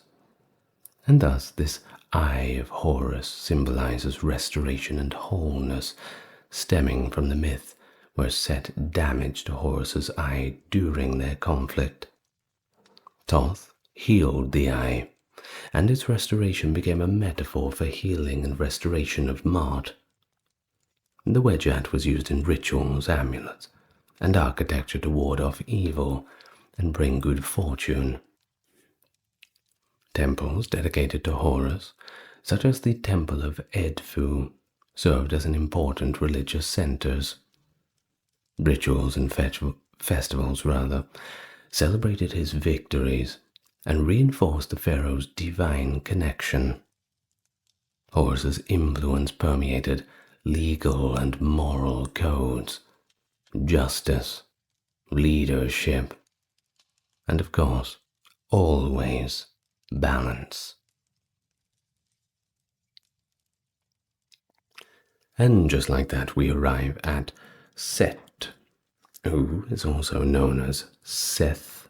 So if you hear both of them, you're talking about the same god. Now, typically he's depicted as a man with the head of a unique enigmatic creature known as the Set animal or typhonic beast. This composite animal had a long curved snout, square-tipped ears, and a slender canine body, along with a forked tail. Doesn't sound like one of the good guys, doesn't it? Now, the exact species remains unidentified, but it may incorporate features of an aardvark, a jackal, a donkey, or a fennec fox. Now, if you don't know what a fennec fox is, look that one up. Quite an interesting animal. Now, this ambiguity shows Set's association with the unknown, chaos, but also foreign lands, which is important because, of course, foreign lands imply a threat. Well, at least in the old days, it's the fear of the unknown. Now, in some representations, Set appeared as a full set animal, and occasionally as a hippopotamus or a crocodile, creatures linked to destructive forces. You might not think of a hippopotamus as destructive, but the hippopotamus kills more people in Africa than any other animal. I'm not joking. And if you're surprised to find that out, don't worry. I was equally as surprised when I found it out. So, hippopotamuses, stay away from them. Just a quick note too, hippopotamus actually means river horse in Greek, just before I forget. So that's in case that comes up in trivia for you. Now back to Set. His skin was sometimes shown in red, and this is important because in the Egyptian tradition, that is a color associated with disorder and malevolence, and also the desert. Now, of course, Set was the god of chaos, deserts, storms, violence, and foreign lands. His complex character encompassed both negative and protective aspects. Now, his most famous myth, of course, is the one we've mentioned, him murdering his own brother, consumed by envy and ambition, wanting to usurp the throne, and therefore plunging Egypt into turmoil and chaos. Subsequent battles with Horus for the control of Egypt is just another way of that eternal struggle between order, the maʿat, and chaos. So, there was this personification of disorder. Set represented the unpredictability and destructive forces of nature, such as desert winds and storms. He embodied the dangers of the desert, a stark contrast to the fertile Nile Valley. And I will remind you that the climate of Egypt back in the day was a little bit different. Don't think of Egypt as this desert. Yes, there's a lot of desert in there, the Sinai Peninsula and all the rest. But the Nile, that's a different sort of thing, especially back in those days when the climate was not as dry. Well, back to Set. Despite his chaotic nature, you might be surprised that Set actually played a vital role in defending the sun god Ra during his nightly journey through the underworld. You see, Set stood at the prow of Ra's bark, battling the serpent Apophis to ensure the sun's rebirth. This protective aspect is a little bit interesting, isn't it? It shows that he has this kind of duality within his character. And also, we have mentioned this situation of being the god of foreigners and distant lands. Now, that is a reflection on Egypt's interaction with neighboring cultures. And there's kind of this fear and respect for his power over these realms. Now you think about it, a good foreign power is the kind of one that buys your copper, gives you new technologies, trades with you, things like this. Well, it's good if Set brings you one of them. But a bad foreign power, well, you know what happens with bad foreign powers, don't you? Now, in the Egyptian world view, Set's existence was of course essential to maintaining the balance. You can't have good without evil, kind of evil without good, light without shadow, quiet without noise. But then again, where do we draw this line between good and evil? It's very hard to make that distinction. And these kind of labels are a little bit unproductive when we talk about these sorts of spiritual traditions. Of course, Set's worship due to this varied throughout Egyptian history. In some periods, he was actually quite revered and even had big temples dedicated just to him, such as the one in the city of Ombos. But in other times, especially during times of foreign occupations, let's think of the Hyksos, for example, Set was vilified and associated with enemy rulers. Of course, rituals often aimed to appease Set's destructive tendencies or harshness for his strength for protection. Kind of like saying, please don't hurt us, have a few little gifts from us. Not really a very healthy relationship. But hey, that's just the way it is.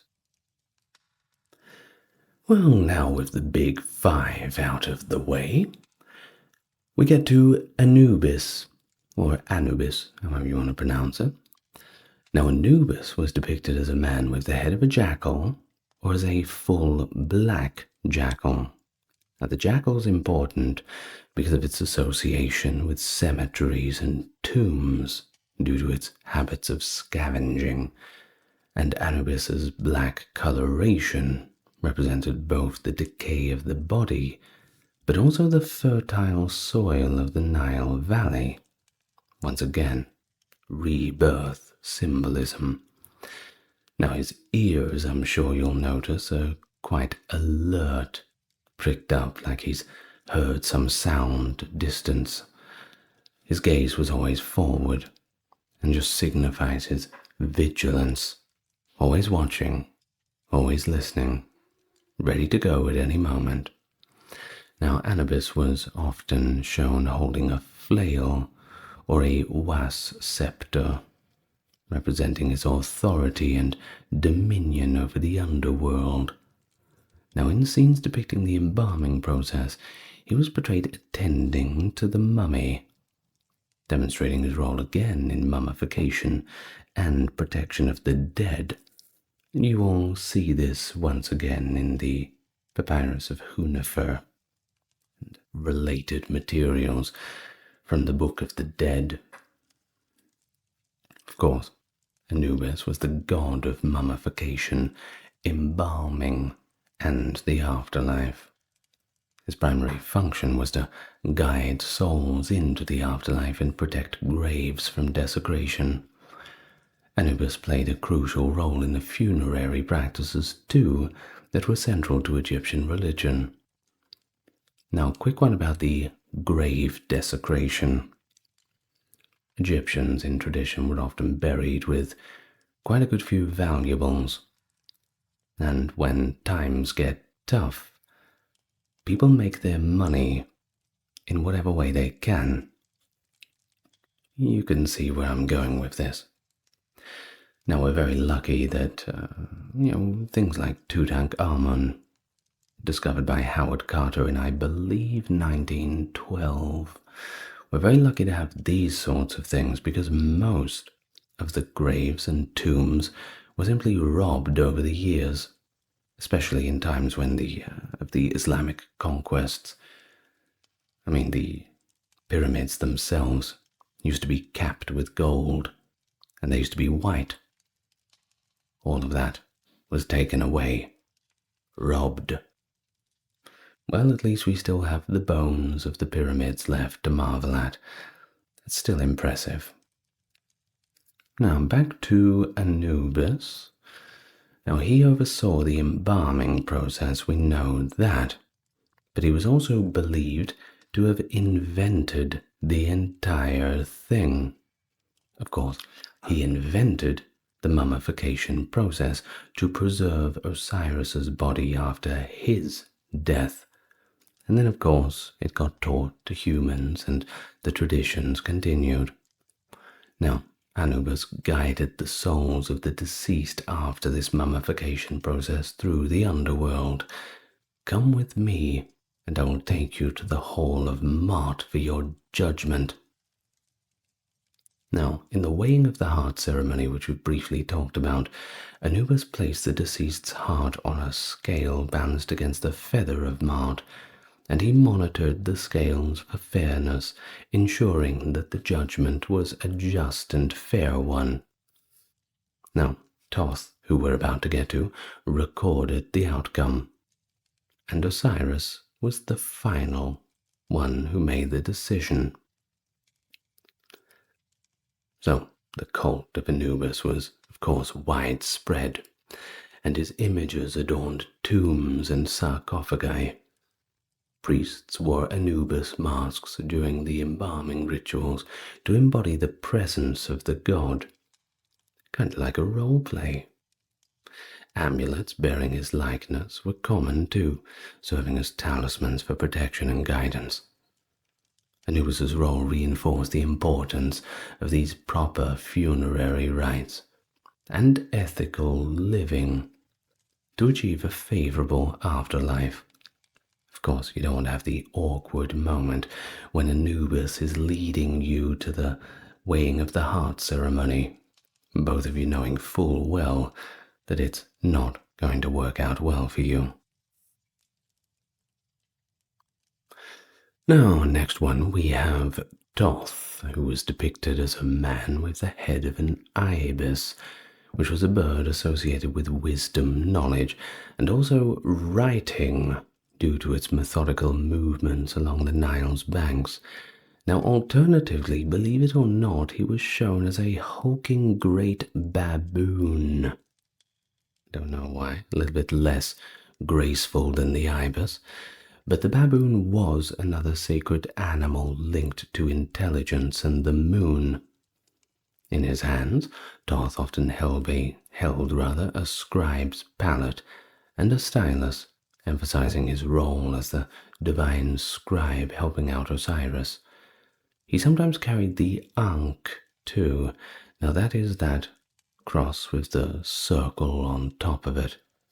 Excuse the poor imagery there I tried to describe. You know the one I mean. Now this Ankh was symbolizing life, and he also had that same was scepter representing his power. So 1 + 1 = 2. We see that we represent the power over life with this imagery. Now Thoth was also associated with the moon too, depicted wearing a lunar crescent on his head, or with a lunar disk, showing his role in regulating time and seasons. Now, since he was the god of reason. He was also the one of writing, science, mathematics, art, magic, and the moon. He was considered the scribe of the gods, responsible for recording all events, all decrees, and all judgments. Must have a sore wrist at the end of that, I think. Now, Thoth was credited with creating the hieroglyphs, enabling communication and record keeping. And thus, of course, he was the patron of scribes, who sought his favor for skill and accuracy. Thoth presided over intellectual pursuits, including mathematics, astronomy, medicine, and law, and he was believed to have invented the 365-day calendar, adjusting it little by little to align with different celestial movements. Of course, much of the encounters with the Egyptians, from the Romans and the Greeks, this cultural exchange really helped with the knowledge that the Egyptians brought to the table. Now, Thoth played a crucial role in mediating the disputes among the gods, notably the big one between Horus and Set. Now, his wisdom ensured that conflicts were resolved justly with maintenance of maʿat, and as a lunar deity, he regulated the passage of time, the phases of the moon, and the seasons, of course vital for agriculture and religious festivals. Now, we already know that during this weighing of the heart ceremony that Thoth was responsible for recording all of the results and handing them over to Osiris. Of course, remember that Osiris had the ultimate say in things, but in terms of paperwork, Thoth was the guy to see. And so his influence extended to education and the arts. Schools, libraries, they were under his patronage, and scholars invoked his name for inspiration. Festivals celebrated his contributions to knowledge and maintaining the cosmic order, and thus Thoth's legacy emphasized the value of wisdom and that pursuit of learning, but also, remember, the ethical application of knowledge. For what good is knowledge if you use it for a vile purpose? And now we have Hathor. Hathor was depicted in various forms. She often appeared as a woman with cow horns cradling a sun disk between them, symbolizing her role as a sky goddess and having a maternal nature. The cow, of course, was sacred to her, representing nourishment and motherhood. So sometimes she was depicted entirely as a cow, or as simply with a woman with cow ears. In artistic depictions, she's shown holding a sistrum, that is a musical instrument associated with festivals and religious rituals. She was also portrayed with a maʻat necklace, symbolizing fertility, rebirth, and divine protection. Now, Hathor was the goddess of love, beauty, music, dance, joy, and of course, once again, fertility. She embodied the feminine aspects of the divine and was revered as a mother goddess. Her functions included the patroness of women and motherhood. She protected women during childbirth and was invoked for fertility and maternal care. Of course, this means for both gods and humans. And she became a kind of role model for femininity. Hathor also presided over festivities, bringing joy and harmony. Music and dance were integral to her worship, believed to appease the gods and promote the balance of maat. Now, as the mistress of the West, Hathor welcomed the dead into the afterlife, offering comfort and protection. She was associated with the Milky Way, considered the Nile of the heavens. Hathor represented aesthetic qualities too, inspiring art, poetry, and romance. She was a muse for creativity and passion. Connected to the Sinai Peninsula's turquoise mine, she was also known as the Lady of the Turquoise. Thus, she safeguarded miners and travelers, bridging the gap between Egypt and distant lands. Festivals in her honor were lively and communal, featuring music, dancing, and processions, a good time to be had by all. The Temple of Hathor at Dendera was a significant cult center, with elaborate decorations celebrating her myths. Seems like the most fun of the deities to worship, that's for sure. Next up, we have Ptah, that is spelled P-E-A-H. Now, Ptah was depicted as a mummified man, showing his connection to creation and the afterlife. He wore this rather tight-fitting cloak with only his hands visible, holding a composite scepter that combined three powerful symbols. First, the was, power and dominion, the Ankh, life, and the Jed, stability. The scepter showed his mastery over these fundamental aspects of existence. Now, you'll see on his head that it's adorned with a skull cap or a close-fitting cap, and he sometimes had a straight, false beard, depending on which depiction you'll see, which distinguishes him from the curled beards of other gods. Now, in some representations, he was associated with the sacred bull Apis, considered an incarnation of Ptah on earth. He was the god of craftsmen, architects, builders, and creation.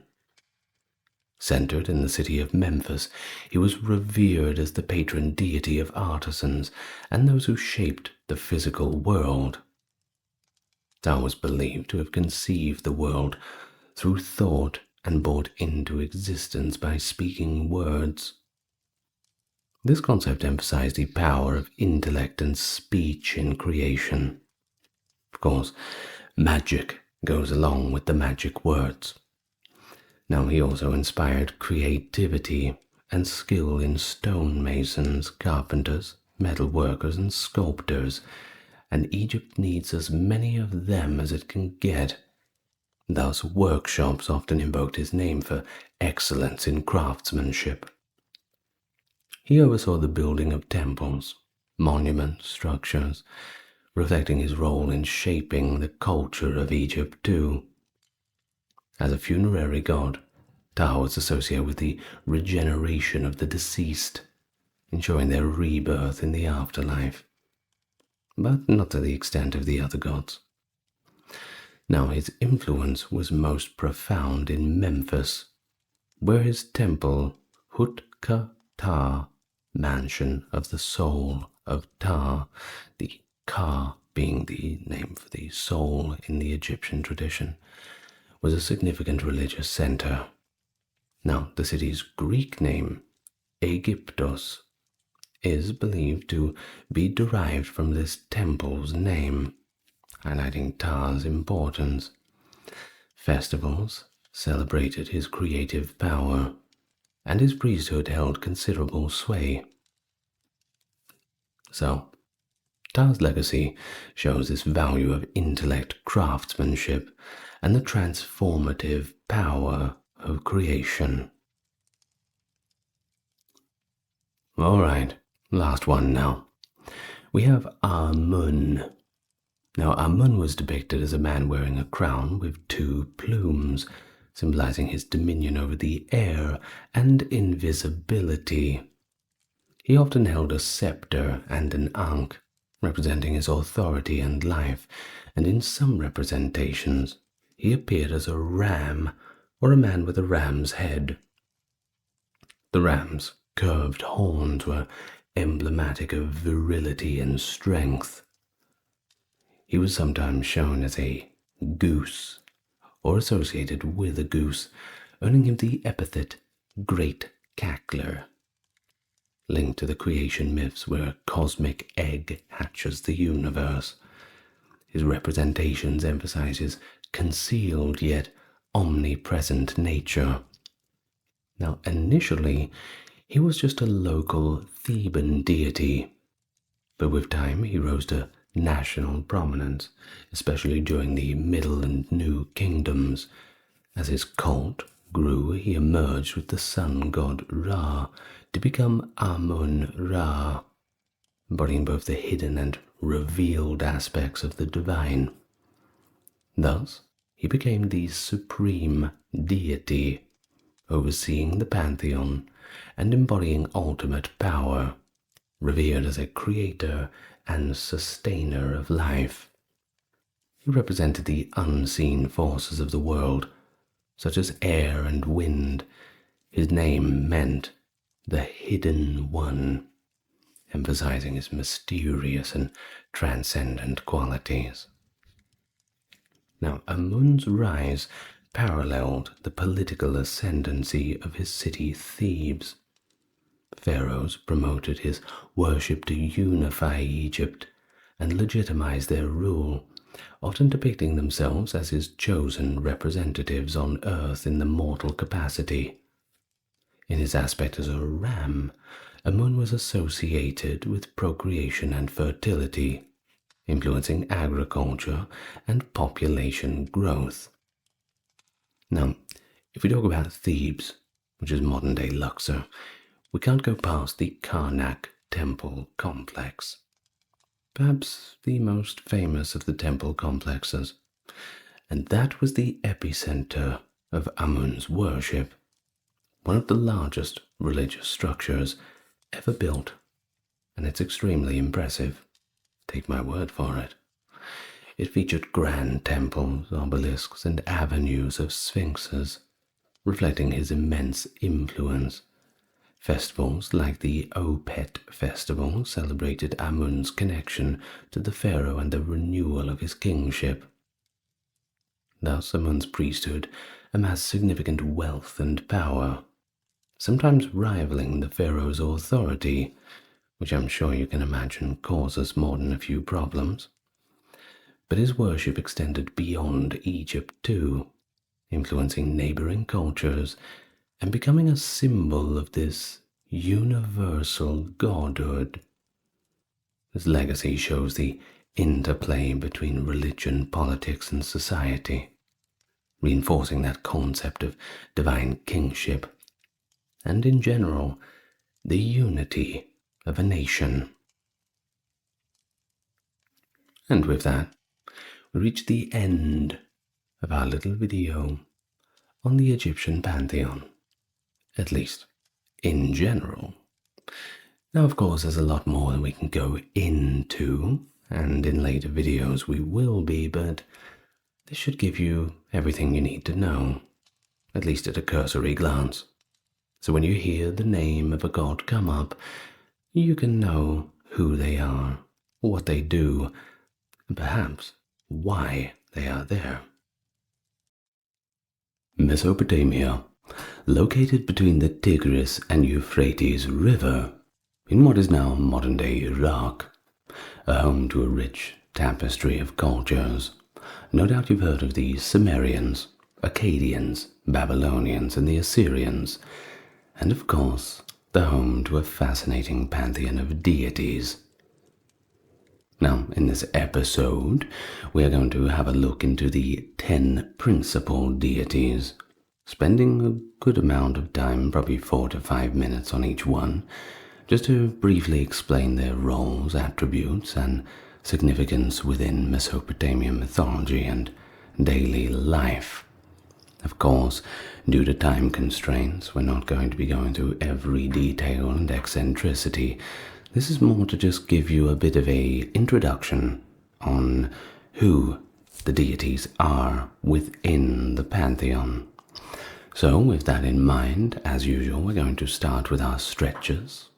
You would like to put your right hand out, put it onto the mouse, and click twice on the like and subscribe button, and our pre-video exercise is complete. Very good. Now, with all of the begging out of the way, let's begin. And what a better place to begin than our first god, or deity rather, Anu, also known as An, as being the sky god, the supreme deity. And of course we start at the very pinnacle of the Mesopotamian Pantheon with Anu. Of course, Anu was the god of the sky, so the name itself means heaven in Sumerian. Not the kind of heaven that you're thinking of in a Judeo-Christian sense. Heaven more just like the sky above us, the realm of the gods. Kind of like how the Chinese describe it. And so, considering this, he was the supreme deity, the father of all gods, but also all spirits and all demons. That's right, we got plenty of them too. So, of course, Anu was in charge of this vast expanse of the sky, the celestial vault covering the earth. He embodied the infinite and was often associated with the overarching authority that governs both the divine and mortal realms. And as the father of the gods, he was responsible for the divine laws and decrees that maintain the cosmic order. Now we have to mention that while Anu was not frequently the central figure in myths, his authority was still unquestioned. He was the ultimate source of kingship and divine legitimacy. Mesopotamian kings often claimed to be chosen by Anu himself, or to have received their right to rule directly from him. Of course, this is the old traditions of the divine right of kings. How could you refuse it when the gods themselves have chosen them? Now, in terms of Anu's primary place of worship, there was the ancient city of Uruk, which I'm sure you've heard of if you've studied a little bit into Mesopotamia, as the oldest and arguably the most significant urban center in Mesopotamia, depending on which archaeological record you're going to judge it upon. But regardless, still quite formidable. Now, the Anu ziggurat and the white temple atop it were dedicated to him. Ziggurats, by the way, were these huge terraced structures serving as temples believed to bridge the gap between the heavens and the earth.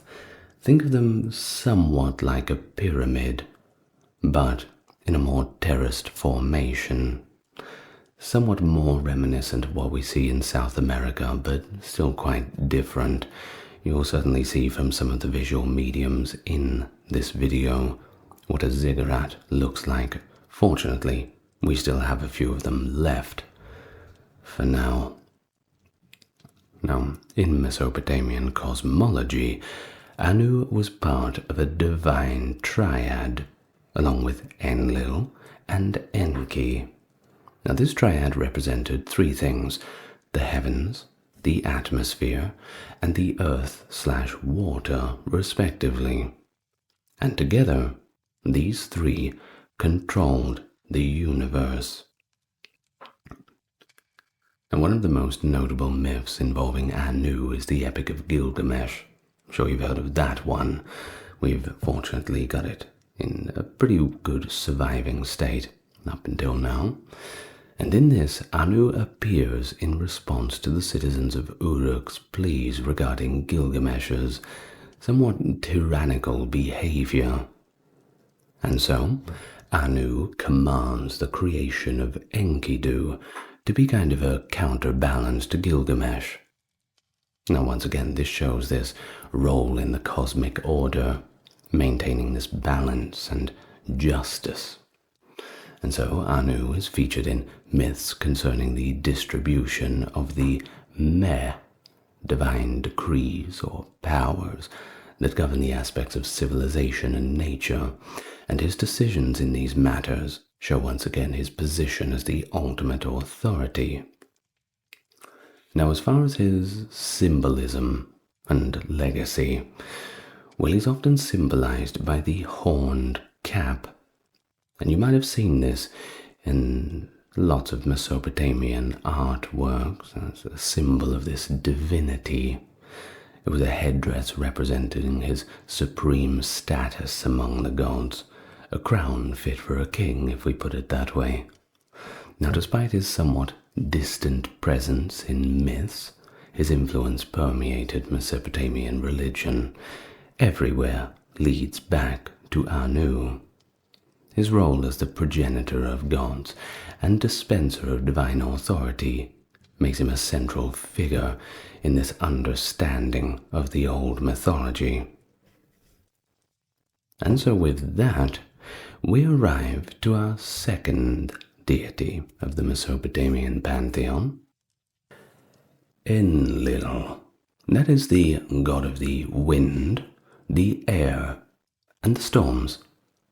So next we turn to him, one of the most powerful and equally complex deities in the Mesopotamian tradition. He played this pivotal role in the myths and religious practices of the Sumerians and Akkadians mainly. Of course, the Akkadians were having their namesake, the great Sargon of Akkad, one of our, what traditionally believed to be the first conqueror. But that's a video for another time. Now, of course, the actual name itself, Enlil, is generally translated as Lord of Wind or Lord of Air, and he was seen as this force that separates heaven and earth, a necessary act that allowed for the creation of the world, at least the world as us mere mortals exist upon it. Of course, Enlil was associated with the breath of life and considered essential for existence, often regarded as the executive authority among the gods and holding the tablets of destiny, which gave him control over the fates of gods and humans alike. Of course, this makes him a deity of immense power, but also immense responsibility, just as Spider-Man's dad would say. Now, his principal cult center was not that of Uruk like Anu's. Remember that every city in Mesopotamia had its own patron deity, and for Enlil, his city was Nippur, which was considered the religious heart of Sumer, despite not being a political capital. Now, the Ekur temple, meaning mountain house, was dedicated to him especially, and was one of the most revered sanctuaries. In terms of his actual worship, well, that of course involved elaborate rituals and festivals, and the more, the better.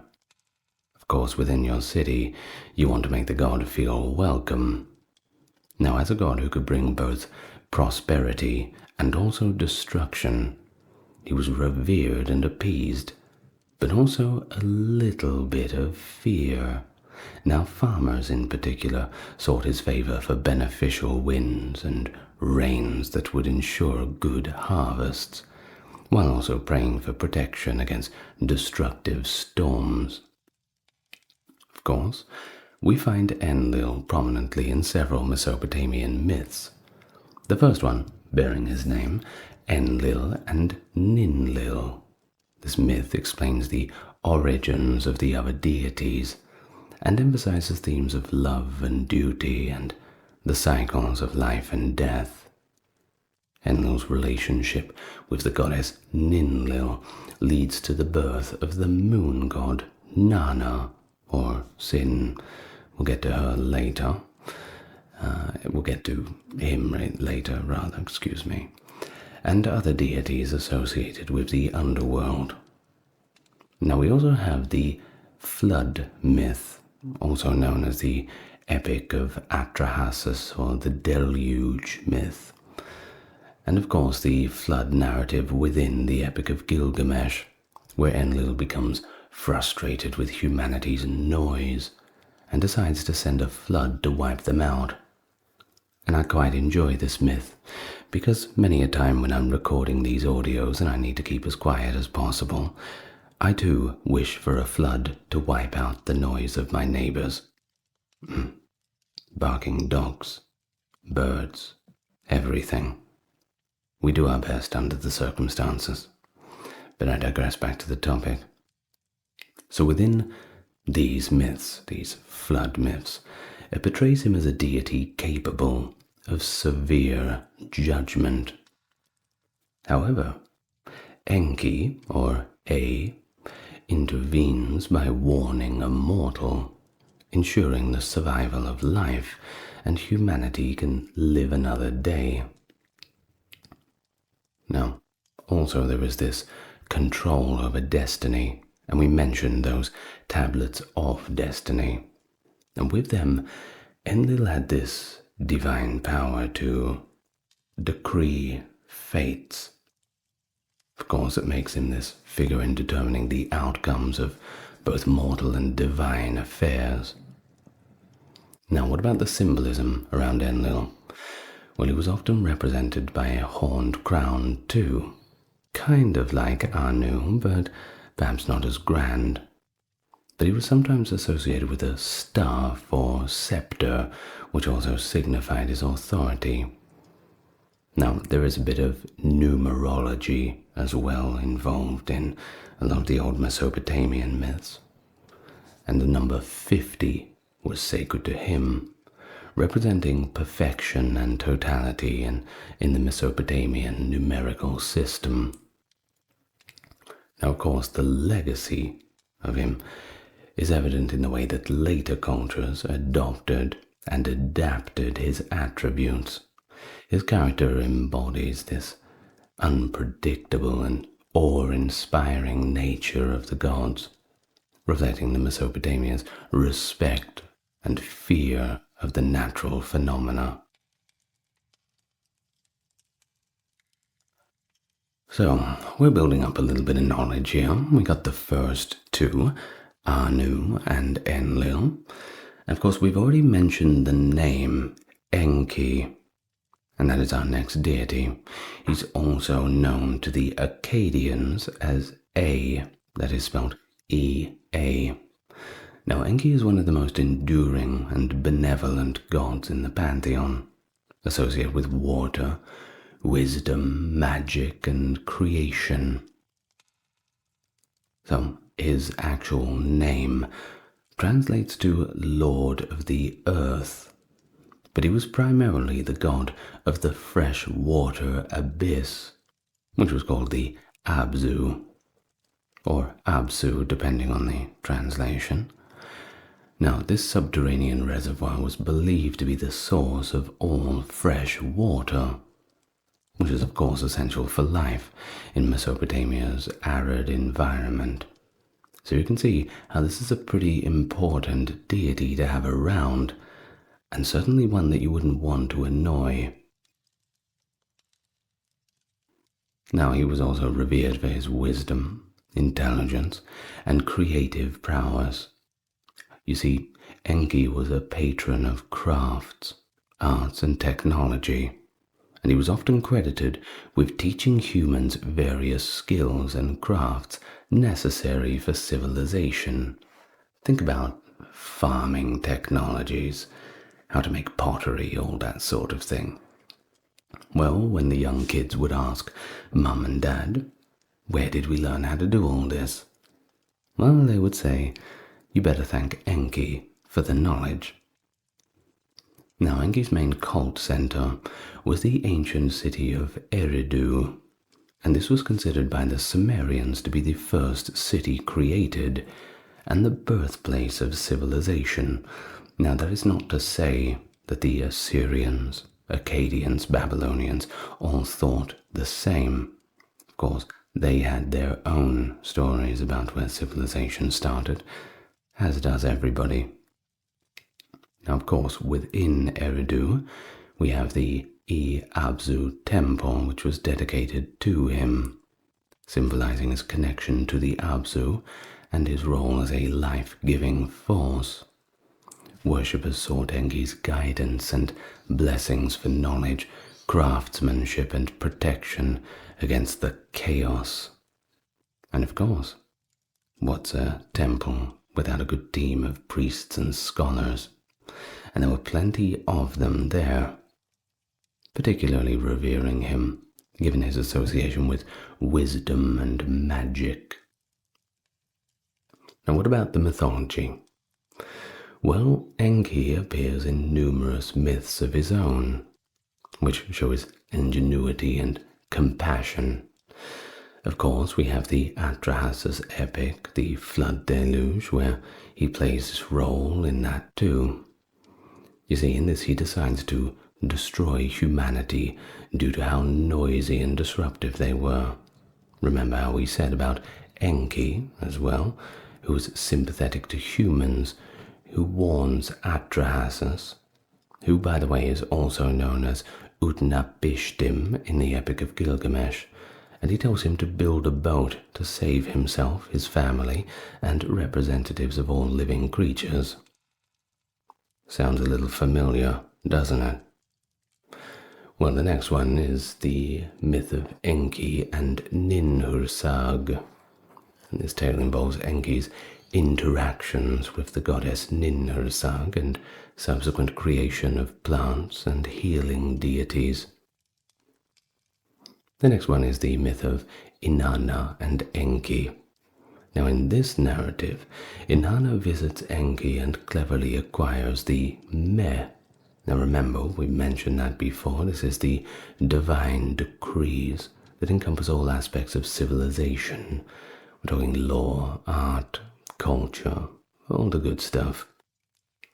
Now, Enki's initial willingness and subsequent regret highlight the dynamics between the gods and the spread of civilization. And of course, there is this prevailing theme within the Mesopotamian myths that the gods have this human narrative to them.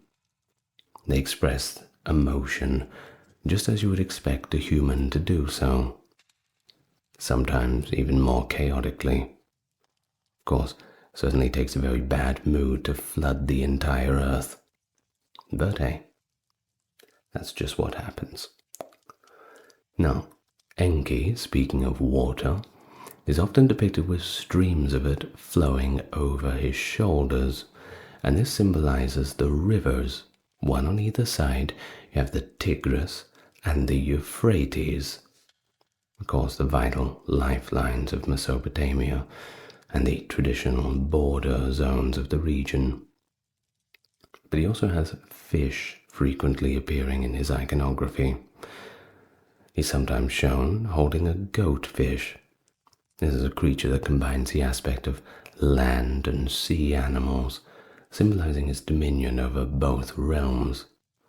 Of course, his legacy, in terms of his myth and worship, lies in his representation of wisdom and kindness. He embodies the idea that knowledge and creativity are actually divine gifts, and they should be used for the betterment of humanity.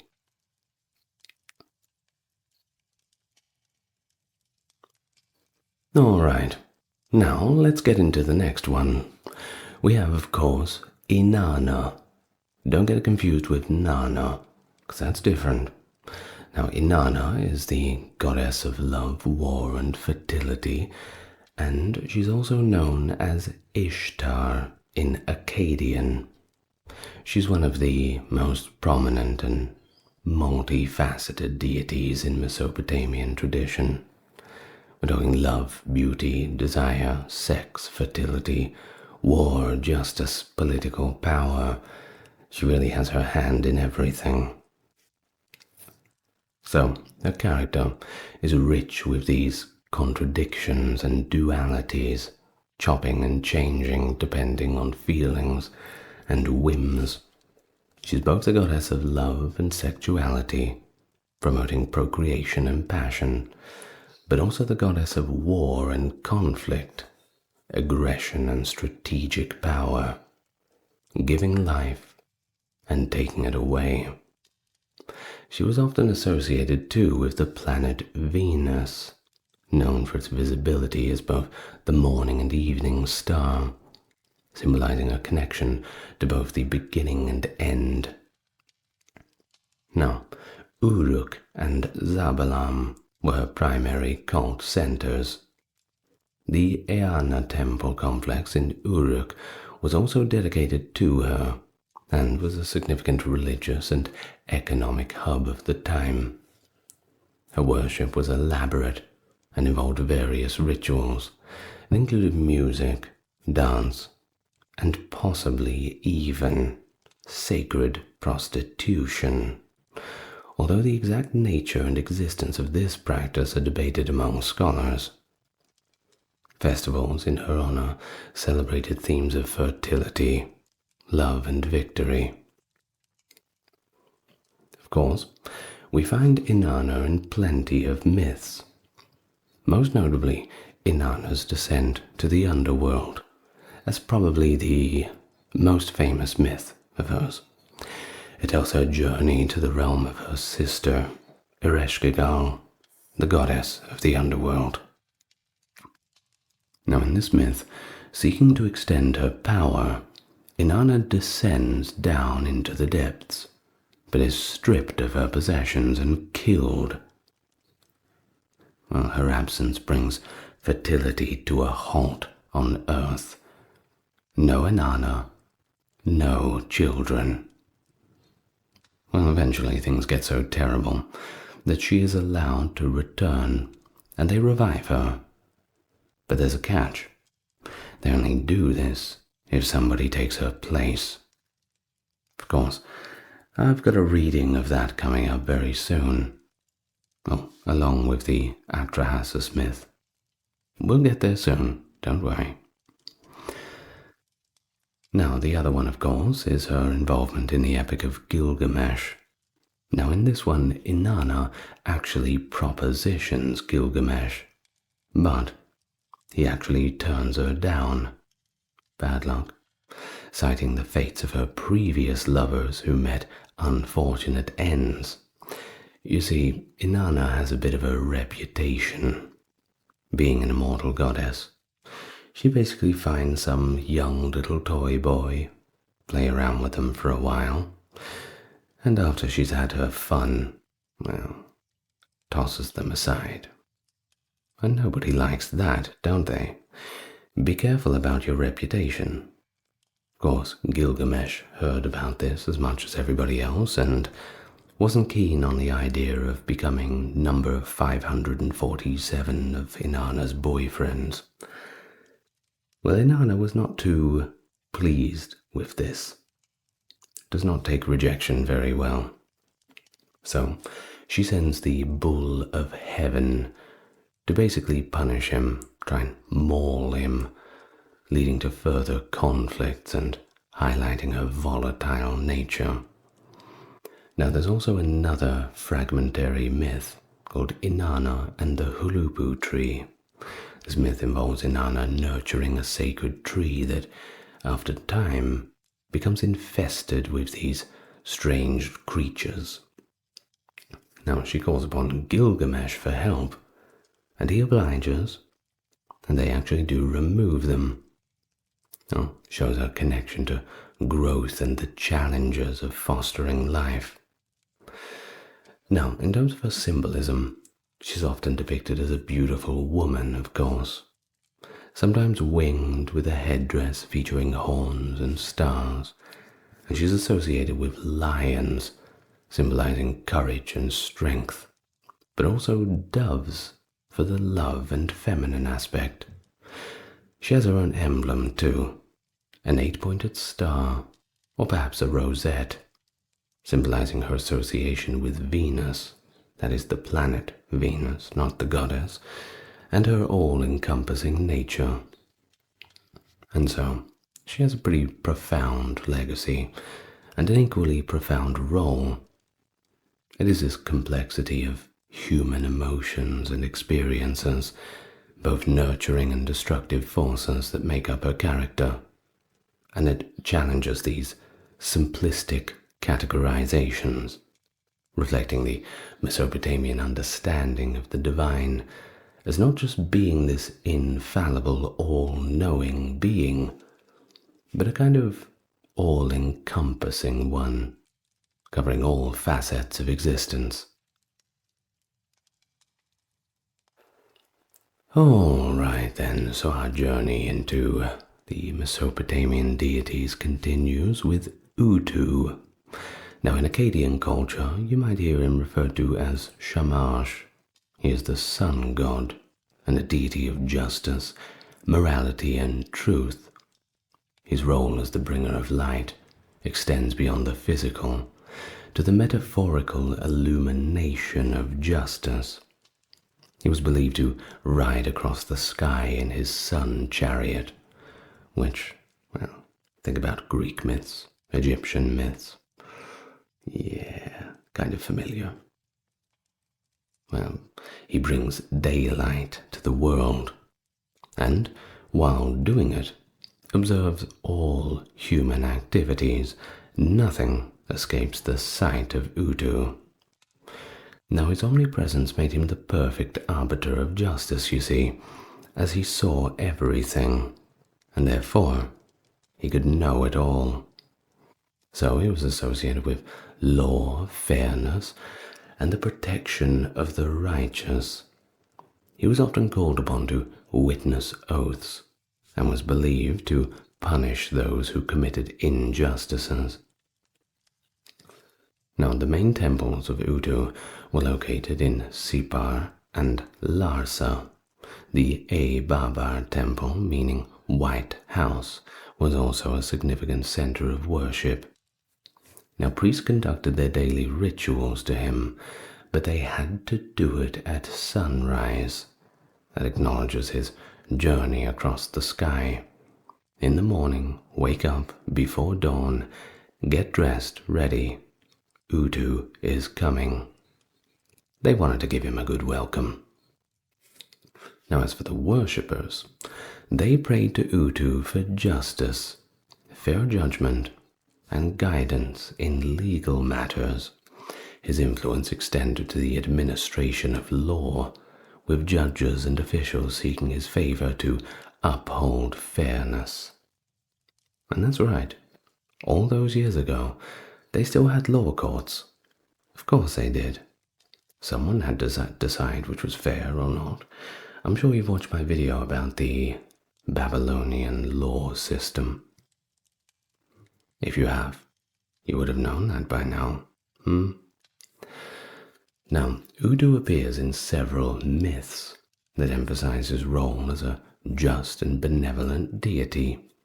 Of course, he appears in the Epic of Gilgamesh, where Utu aids Gilgamesh and Enkidu in their quest to defeat the demon Humbaba in the cedar forest. He provides them with favorable conditions, just kind of giving them a bit of a push in the right direction. It demonstrates his support for their heroic endeavors. Now we also have the story of Inanna, where Utu assists King Inanna in his quest to find the plant of birth to produce an heir. Now this story also shows his role in promoting life and the continuation of just dynasties. Now on a more secular note, of course, we have that famous Babylonian Code of Hammurabi, which depicts King Hammurabi receiving the laws from Shamash, which of course is the other name of Utu, just in the Akkadian tradition. Now this iconography reinforces the idea that justice is ordained divinely, and the kings are merely the enforcers of the will of the gods. Now, how is he depicted? Well, if you see him, you'll probably see him with rays of light emanating from his shoulders, symbolizing the sunlight piercing through that darkness at the dawn. He sometimes holds a sword or a knife, representing his ability to cut through and reveal the truth, perhaps.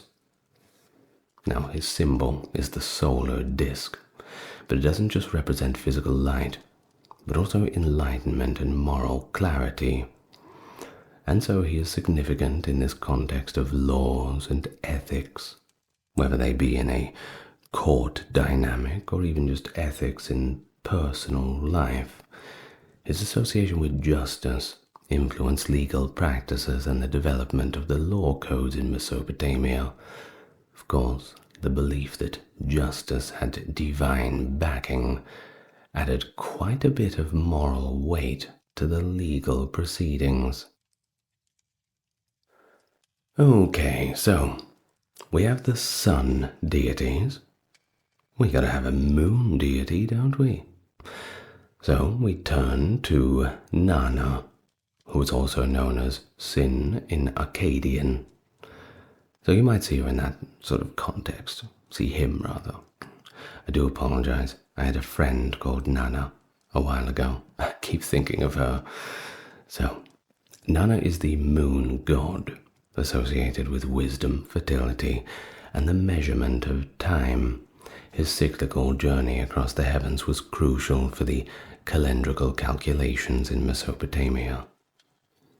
Now, of course, the actual translation that we have of the name Inanna actually means illuminator, or illumination, depending on which translation you go with. Of course, shows his role in bringing just a little bit of light to the darkness. He was believed to traverse the night sky in a chariot or perhaps a boat, marking the passage of time through the lunar phases.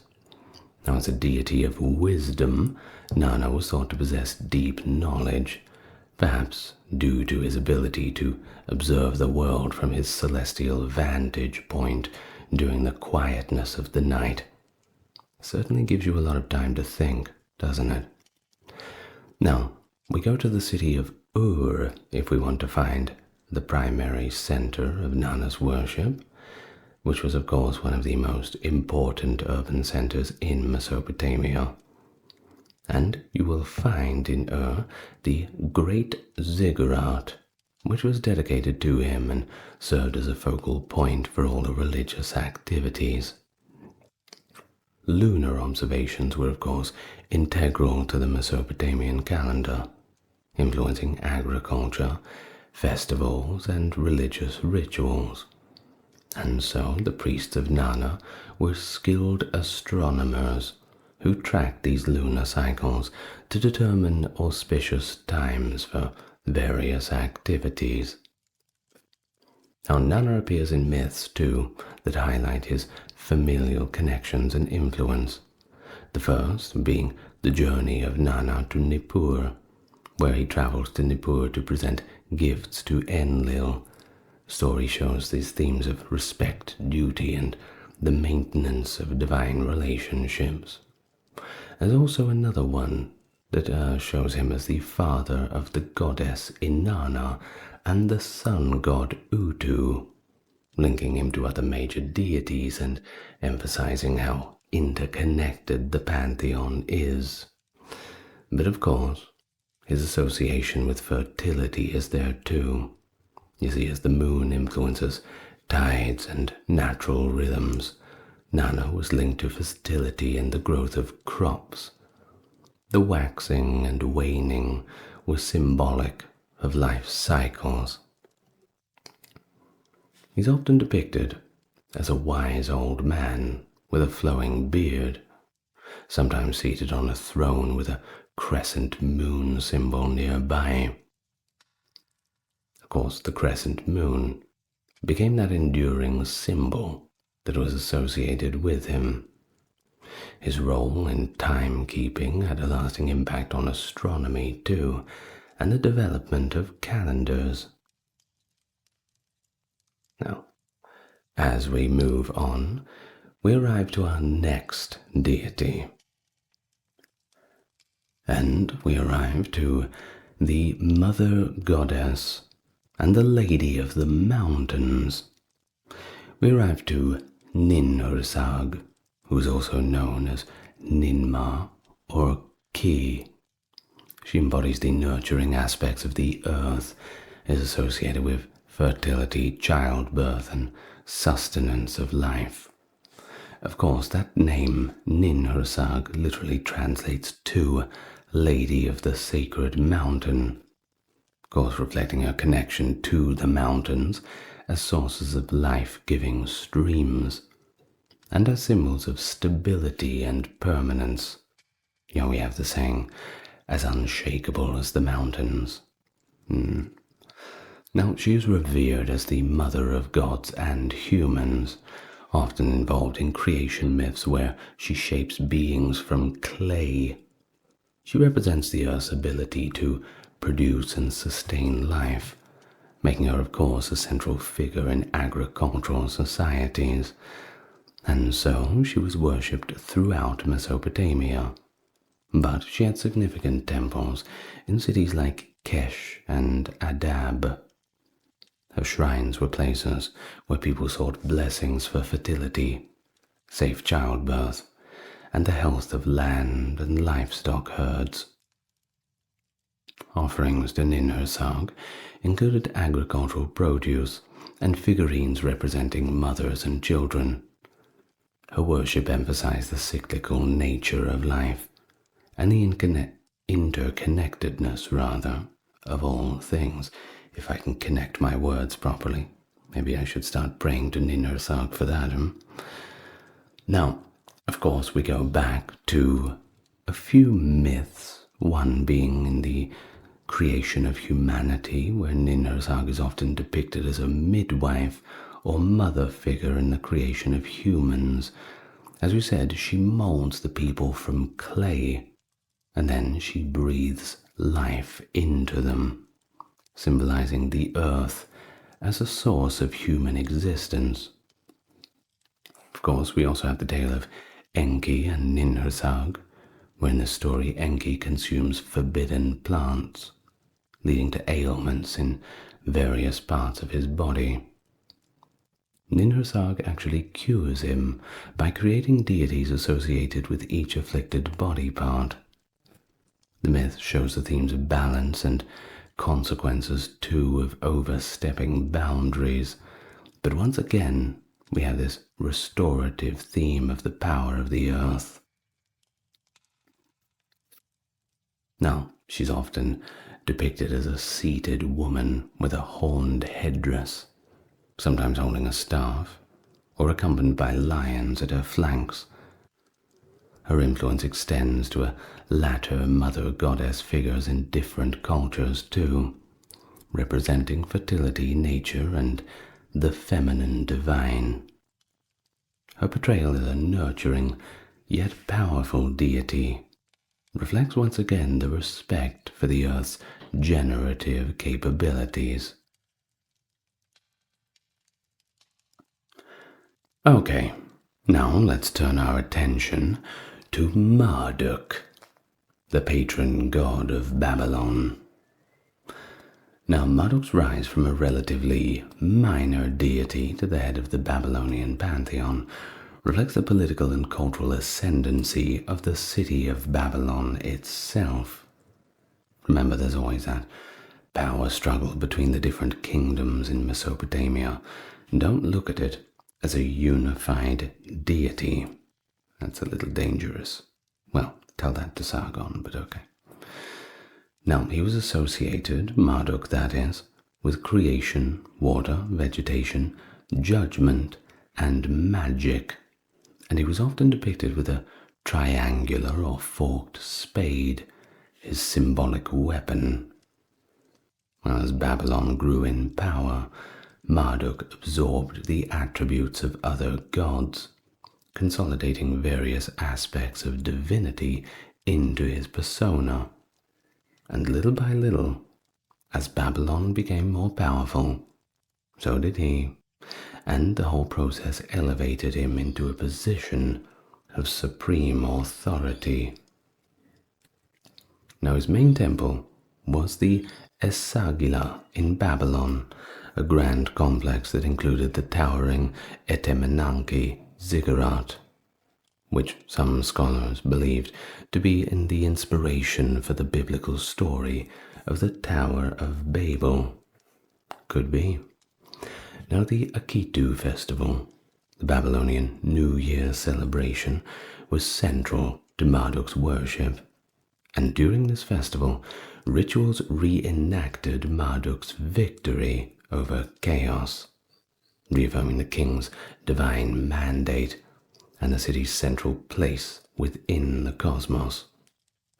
Of course, Marduk's prominence is most notably captured in the Enuma Elish, the Babylonian creation epic. Of course, there is also the defeat of Tiamat, where Marduk rises to leadership by volunteering to defeat this Tiamat, the primordial goddess of salt water who personifies chaos.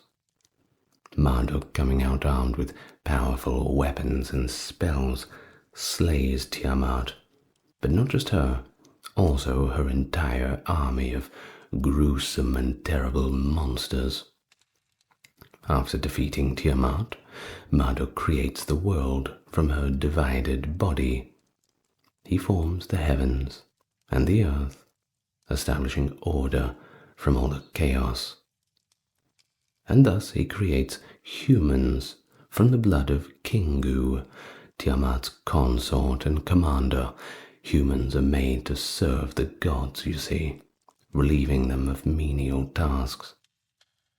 He then organizes the cosmos, sets the celestial bodies in their places, and defines the roles of other gods.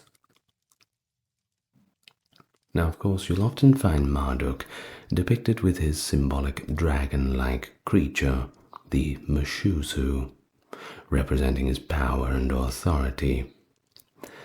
Now, the Meshusu has features kind of like a lion, serpent, and a bird all wrapped into one, the integration of many different forces. And Marduk's consolidation of divine attributes mirrors Babylon's political unification of Mesopotamia.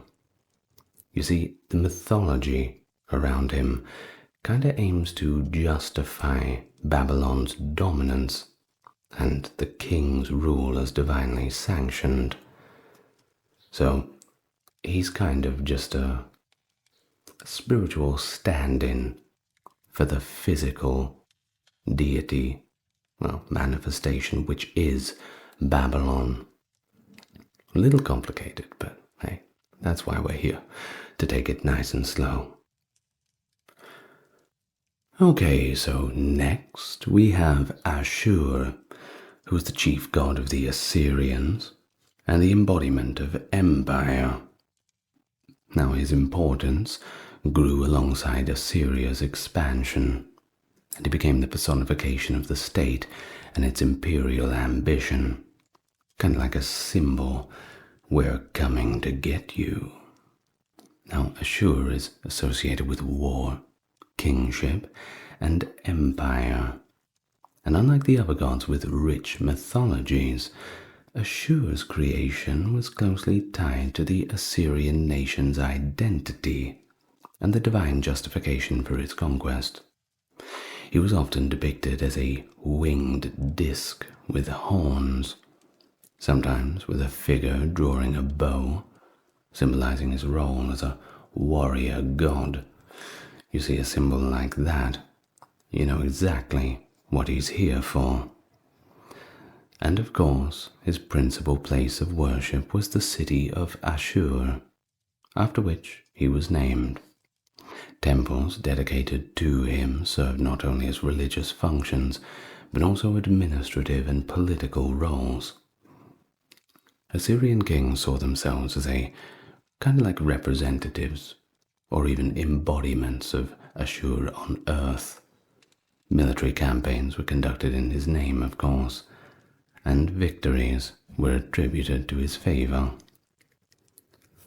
Now we have mentioned that Ashur lacks an extensive mythology, and that is true, but his identity seems to have merged with that of Marduk during the Assyrian dominance over Babylon. You see, in Assyrian versions of the Enuma Elish, Ashur places Marduk as the hero who defeats Tiamat, adapting the myth to reflect the Assyrian supremacy. Now, the adaptation demonstrates how myths were used to legitimize political power and reinforce all of these nationalistic narratives, turning religion into politics and turning politics into religion. Well, let's just hope that doesn't happen again after the Bronze Age. Now, of course, we have this imagery of a winged disk, and it seems to draw these parallels to solar symbols, indicating this connection to the celestial authority. Of course, throw in the bow-wielding figure, well, that's just a bit of dose of military might, a kind of subtle warning before the brutal beatdown.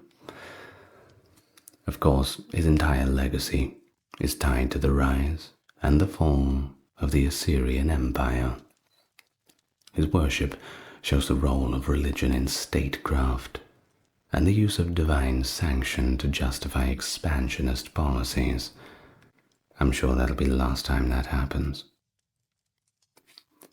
And so, we reach the final deity of our talk for today, and that would be the goddess of the underworld, the queen of the dead, Ereshkigal. Now, Ereshkigal rules over Irkalla, that is the land from which there is no return, presiding over the fate of all souls. It's a pretty big responsibility, isn't it? Of course, her name, Ereshkigal, means Queen of the Great Earth, depending on what translation you're going to go by, but this is generally it. Now, she embodies the inevitability of death and the finality of the underworld. Now, you might be thinking, isn't this just like the Egyptian stuff? Well, unlike the Egyptian concept of an afterlife with potential rewards, the Mesopotamian underworld was a little bit less appealing. It was actually more of just a bleak and shadowy existence, when nothing really happened. Bit of a disappointment, isn't it? Not much to work towards, but hey, that is just what it is. Of course, to rule over a place like this, you would need quite a character, and Ereshkigal was certainly a stern and formidable one, ensuring that the dead remained in her realm and that natural order was maintained. No one was leaving. Once you entered, you were not getting out of Irkalla. Now, does this sound like a fun person to worship? I don't know. Perhaps fear. There certainly weren't any major temples dedicated solely to her, that's for sure. There were more pleasing deities to dedicate your time to, but she was acknowledged in rituals related to death and burial practices. When the time comes, I suppose eventually you have to confront the reality. The funerary rites aimed to appease her, ensuring that the deceased had at least relatively peaceful existence in the afterlife, whatever that could be down to. Offerings to Ereshkigal might include food and drink left at grave sites, acknowledging her dominion over the dead. Of course, you'll find her in the myth of Inanna's descent to the underworld. Ereshkigal's most famous narrative involves her sister Inanna's attempt to take over the underworld. Did I say Ereshkigal's descent? I meant Inanna's descent. Excuse me. Of course, Ereshkigal enforces the laws of her realm, which actually leads to Inanna's death. The myth explores once again the themes of power and even jealousy. Now, there also is this marriage to Nergal in another myth where Ereshkigal marries Nergal, the god of war and plague, which doesn't sound like quite the kind of man you'd want to marry. Well, their tumultuous relationship just reflects this harsh reality of death and the forces that govern it. You'll often find Ereshkigal depicted as a regal figure, sometimes with wings or accompanied by owls and snakes, creatures that were associated with the underworld. Her realm is described as a place where the dead exist as dust, devoid of the pleasures of life. The portrayal emphasizes the Mesopotamian view of death as unavoidable and a somber destiny. She is the finality and mystery of death. Her strict governance of the underworld reinforces the importance of respecting the natural order. Her presence in the mythology is just a reminder of mortality and the consequence of overreaching ambition. And with that, we somewhat come to the end, at least of this video. There's a few more that we could talk about. Maybe I'll do a part 2 on minor deities. Would you like that? Oh, tell me in the comments. That's a good way to get the engagement, isn't it? And so, as we conclude the somewhat brief exploration of the 10 principal deities, I hope you've gained a little bit of an understanding of how the Mesopotamians perceived the world of the gods. Of course, they were not distant figures. They were just integral parts of a daily life. Natural forces, human emotions, societal structures. They embodied them all the way from Anu's supreme authority to Ereshkigal's domination over the afterlife in that deep, dusty realm. Each one of them had an important role to play. So, the myths and worship practices certainly show a civilization that was deeply connected to its environment, reliant on celestial bodies for timekeeping, but also ever aware of this delicate balance between order and chaos. Because after all, that's what it's all about, isn't it? The legal system of ancient Babylon, best exemplified by the Code of Hammurabi around 1754 BC under King Hammurabi, represents one of the earliest comprehensive written legal codes. Inscribed on a stele and displayed publicly, the code's 282 laws covered various aspects of daily life, from theft and agriculture to marriage and business dealings, although it served more as a symbolic guide than a practical daily resource. The code did introduce the principle of lex talionis, the law of retaliation, advocating that punishments should match the severity of the offense, encapsulated in the well-known phrase, an eye for an eye, a tooth for a tooth. This approach not only marked a significant advancement in legal thought aimed at establishing social stability and protecting the vulnerable, but also laid foundational principles that influenced subsequent legal systems, underscoring the sophistication of early Mesopotamian civilization. Hello, welcome to the channel. Back to the Bronze Age this evening. Off we go again. As always, supporting the channel, well, you're already doing that, just by enjoying it, and I do hope that you enjoy it. But a few clicks on the like, subscribe, and perhaps leaving a comment that lets YouTube know you want more people to see it. And if you want to be a real hero, perhaps you'll take a look at the links in the description. But for now, I'd like you to get nice and comfortable. We go all the way back, a few thousand years, to ancient Babylon. Now, in terms of this initial history of Mesopotamia, it effectively revolves around this relentless, non-stop competition for dominance among the many urban centers. The unit of the metropolis required tribute and military assistance from the cities subjected to it, while leaving their local religious practices and traditions more or less undisturbed.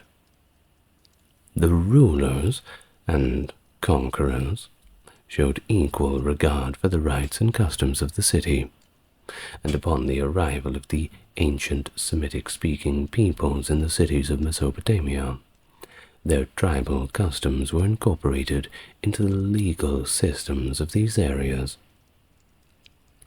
Now, even during the reign of Ashurbanipal and Shamash-Shum-Ukin, the Babylonians continued to add provisions to their city laws. These provisions allowed groups of up to 20 foreigners to freely enter the city, protected foreign women from enslavement once they were married to Babylonian husbands. Now, the population of Babylonia has always been diverse in terms of ethnicity, even since the most ancient of the ancient times, and there was constant communication between those towns and city centers. But each city had a substantial population of non-native residents. This unrestricted exchange of communication certainly would have led to the convergence of cultural practices. However, it was Hammurabi's exceptional intellect that allowed him to establish Babylon as his capital city and unite his extensive empire through a consistent legal framework. Now, during the era of Hammurabi, the law of the code had largely eliminated all remnants of the smaller tribal customs.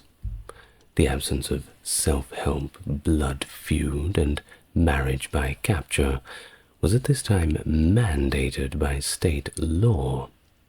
However, primordial elements such as a code of family solidarity, district responsibility, and the principle of lex talionis still persisted.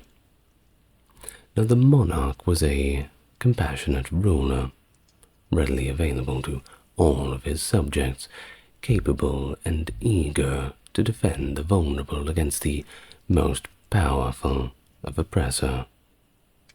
But the authority of the monarch, however, is limited to granting pardons only after personal animosity had been resolved.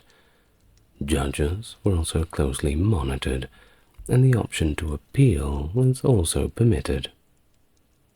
Now, the entire country was encompassed by feudal estates, overseen by lords, who exercised control over the levy, police force, and other administrative functions. A conventional postal system also existed, and the Pax Babylonica, that is, the Babylonian peace, was so secure that in general ordinary citizens had very few reservations about traveling in their carriage from Babylon to the Mediterranean shore. Now, the code did not just represent a current social norm or preserve traditional legal principles. Indeed, over the course of many centuries, a consistent adherence to the law and a tendency to engage in legal disputes had resulted in the accumulation of extensive collections of past legal actions and court rulings in the archives of each city's temple. Furthermore, the interaction between cities had led to the adoption of similar customs and practices, albeit tweaked and changed a little bit to suit the specific situations, wants, and needs of each city-state. but it was also the widespread use of writing and the constant reliance on written agreements that additionally altered early traditions and set new precedents. Now, there was also this class system, and the code categorized the entire population into 3 different classes, that being the Avilum, the Mushkenu, and the Ardu. I'll just briefly explain what a few of them are, but don't look at it like how we look at the old Indian caste system. It's a little bit different. Now, the Avilum, as we'll start with, was initially a patrician male member of a privileged family who had a complete legal right and whose birth, marriages, and death were often recorded officially. He possessed aristocratic advantages and duties, including the authority to seek revenge for physical harm. But, there's a catch. He was also subject to more severe penalties for criminal offenses and lesser wrongdoings, as well as an increased rate of fees and fines. This class consisted of the king, court, higher officials, professionals, and craftsmen. And over time, the phrase gradually lost its significance, and it became more of a simple, polite title. But in the code, it is used to refer to anyone when their social rank is not really relevant. There was no requirement based on property ownership, and it does not seem to be related to race either. Now, that's generally what the Avilum is. But when it comes to the Mushkenu, that's a little bit more of a challenge. Now, the term in time eventually acquired the connotation of a beggar, and this meaning has been transmitted through Aramaic and Hebrew into other contemporary languages. However, while the code did not necessarily consider the Mushkenu to be impoverished, it is possible that it may have just been a person without land. Although they had freedom, they were obliged to receive financial reparation for physical harm, pay reduced fees and penalties, and they even got away with making fewer contributions to the gods. Now, the scarcity of any mentions to this Mushkenu in current records makes it a little speculative to provide more exact details. Now, in terms of the Ardu, that was more easily to identify. It was basically an enslaved individual, considered the property of their master, and they constituted a significantly large social group. They had the ability to get possessions and even possess other slaves, however. That's right, if you were a slave and you had your own money, you could buy your own slaves to do your job. A little complicated, right? Well, the master was also obliged to provide clothing, food, and medical expenses for the Ardu, but retained all recompense received for any harm caused to him. Typically, his owner would arrange for him to marry a female slave, resulting in their offspring being born into slavery. But the owner would usually provide them with a house, along with a farm or even a little business for them to run, and would only collect an annual rent from them. Alternatively, he may choose to get married, but only to a woman who was not a slave, resulting in their children being born free. And if she brought him a dowry, his owner would have no claim to it. However, upon his death, half of his estate would be inherited by the owner. Now, he also had the option to obtain freedom by buying it from his owner, or the Ardu may be emancipated and devoted to a religious institution, or even adopted, after he transitioned from being a commoner to a noble. Now, slaves were acquired through overseas purchases usually, captured during warfare, or just obtained by reducing free individuals to a state of servitude due to debt or criminal activities. In fact, in ancient times it was very common for slaves to simply run off, so you're best to treat your slaves well. Not saying you should have slaves at all, but you know what I'm saying.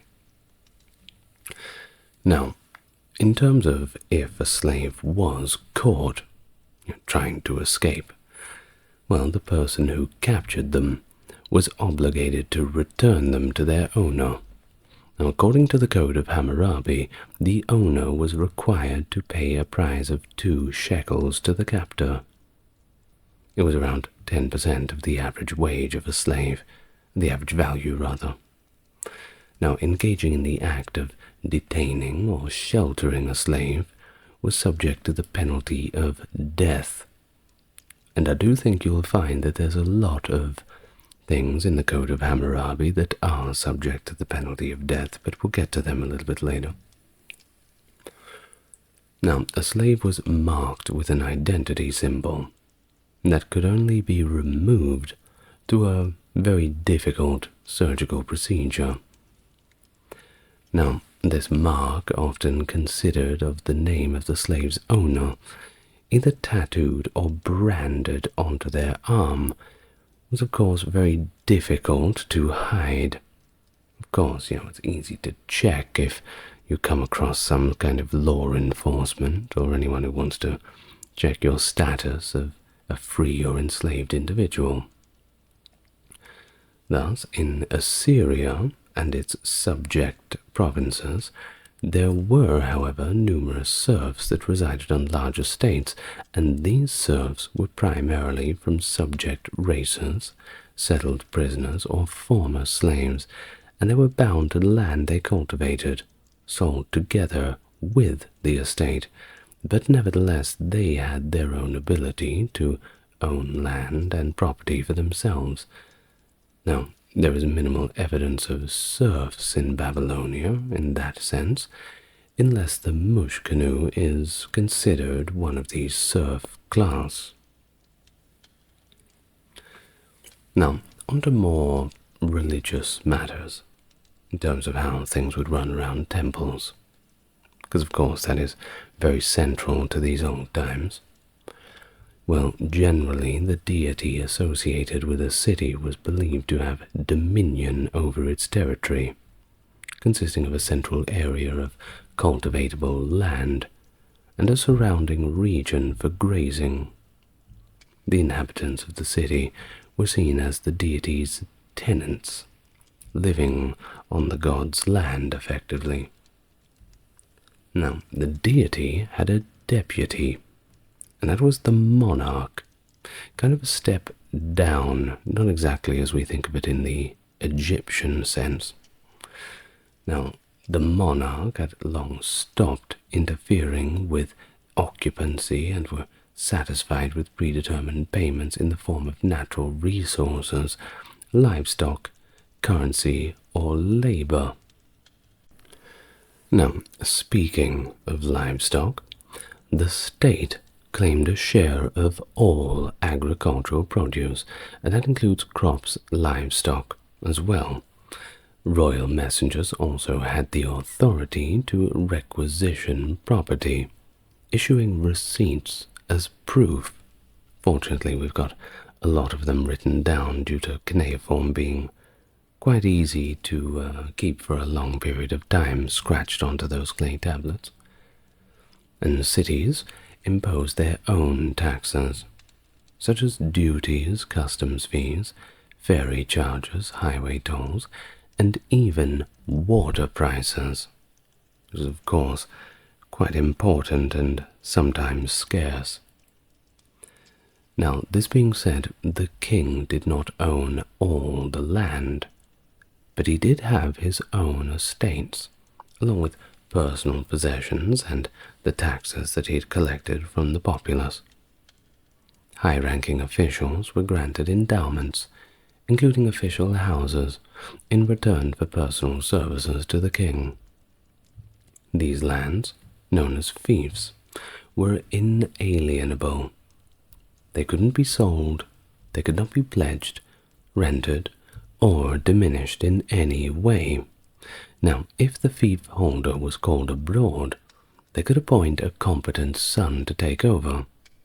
And if by some chance they had no suitable son available, the state appointed a temporary replacement, while the wife received a portion of the resources for sustenance and that of her children.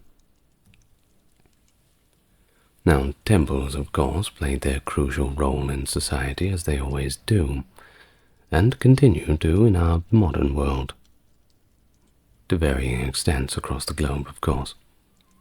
But they also generated revenue from properties, tithes, and regular payments, as well as the usual offerings and sacrifices. These offerings included various natural resources, even just straight-up cash, throwing those little coins and all the rest into it, also with durable goods. Large temples were staffed with numerous officials and servants. Initially, each town may have revolved around a single temple as a single deity too, where each household had the right to serve and share in its earnings, and this was also written into the code. You got a little bit of a cut. Everybody was in it together after all. Well, unfortunately, as the towns grew, the privilege of visiting a specific shrine became a kind of ownership that could be collateralized, leased, or even divided among family members, but it could not be transferred to others. Well, despite these obligations, temples served as significant repositories for grain and other goods, and they also housed the city's archives. But temples also had duties of their own, no slacking about, of course, such as providing ransom for citizens captured by enemy forces. After all, they're the ones with the money, and when things hit the fan, well, generally, the temple was asked, or rather told, to give back to the community. Kind of an emergency fund.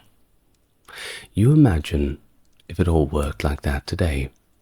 If times got really tough, you can just march into your church and say, I can't afford my rent, or I can't afford food, you're putting on a big barbecue for all of us tomorrow night, and there will be takeaway.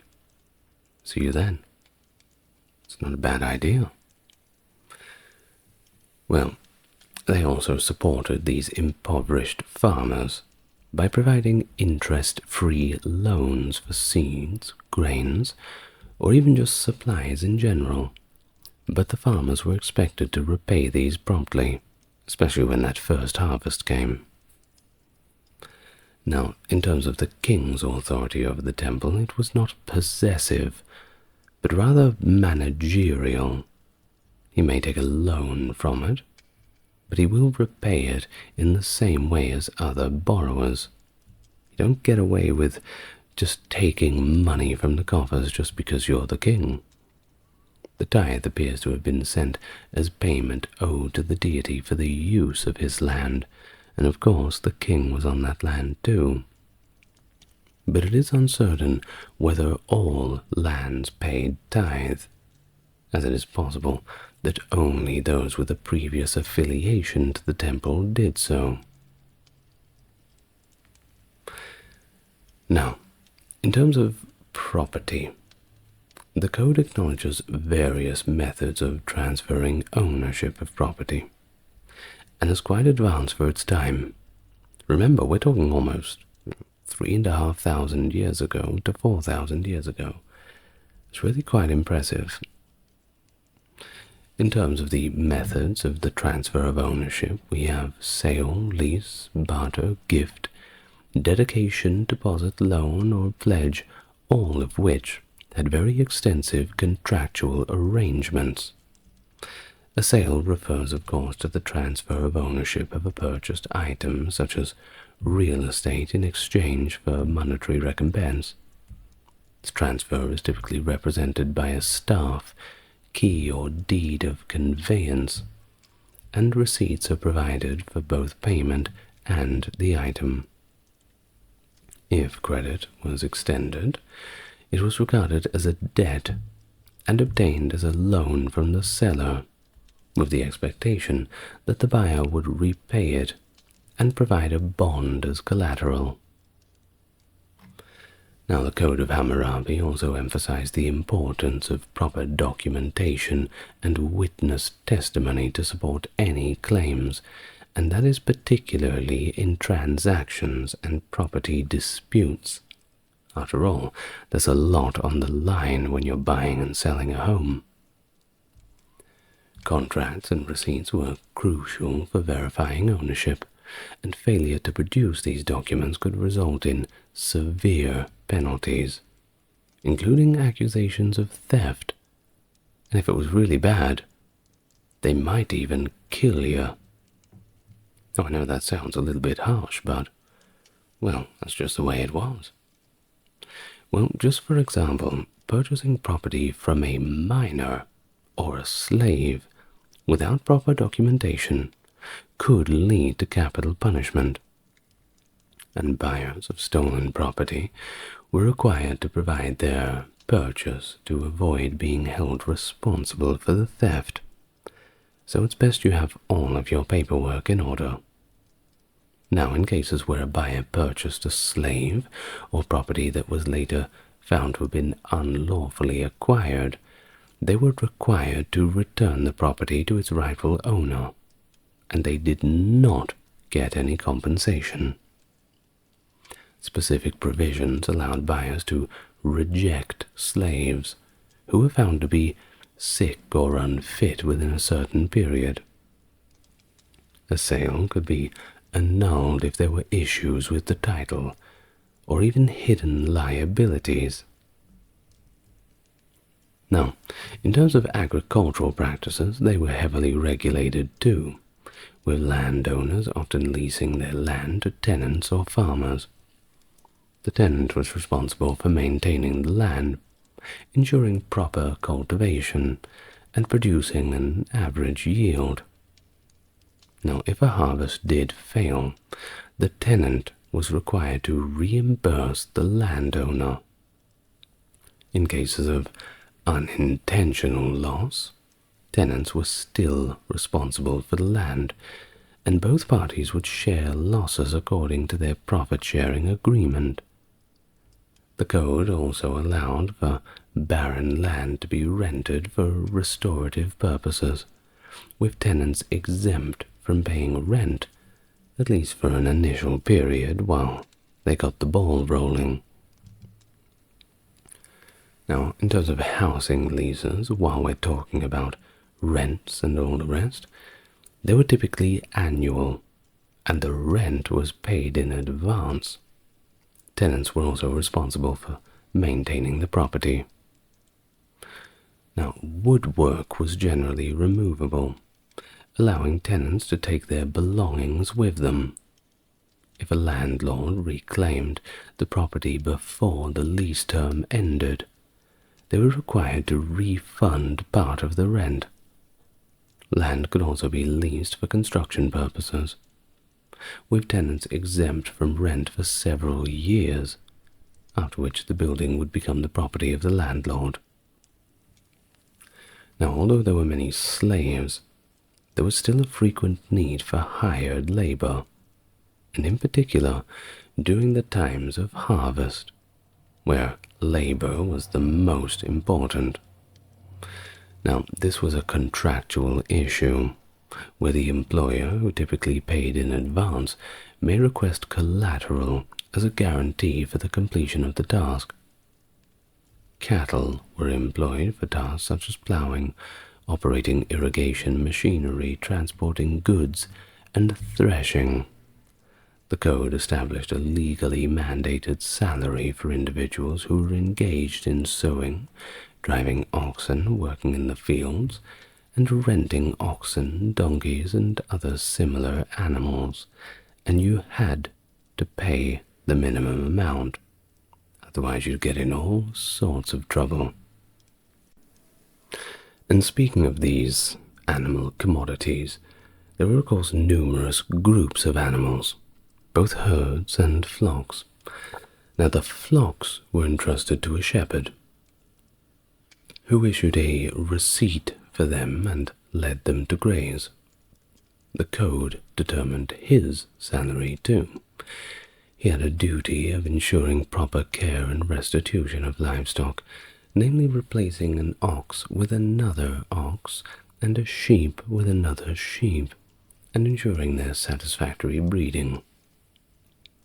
Any fraudulent utilization of the flock necessitated a restitution that was 10 times the amount, while any loss resulting from illness or predatory animals was the responsibility of the owner. The shepherd fully compensated for any losses resulting from his own negligence, of course, if he admitted to it being his own negligence. If he did let the flock to graze on a field of crops, he was required to compensate for damages 4 times the value. If he allowed them to trample on standing crops when they should have been confined, he had to pay 12 times. Payment in kind was also prevalent in business, although contracts typically included cash and specified the expected currency. And yes, they did have different currencies. So think about Assyrian, Carchemish, Larsa, and of course Babylon. There were a few others. Now, according to the code, it was required that a debtor be permitted to make payment in agricultural products based on a predetermined scale that was set by law. If a debtor possesses neither monetary funds nor agricultural produce, the creditor was then obliged to refrain from declining items as a form of payment. The code explicitly prohibited the seizure of a debtor's grain, and not only was the creditor required to return it, but their unlawful behavior also resulted in the complete forfeiture of their claim.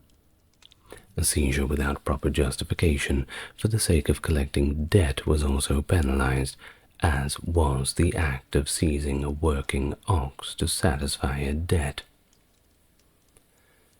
Now, in the event that a person who owes money was apprehended, they had the option to designate their wife, child, or a slave as a hostage to fulfill the debt through labor. Which is, of course, horrible. Could you imagine? Well, the creditor had the legal right to retain a wife or child as a municipium for a maximum period of 3 years.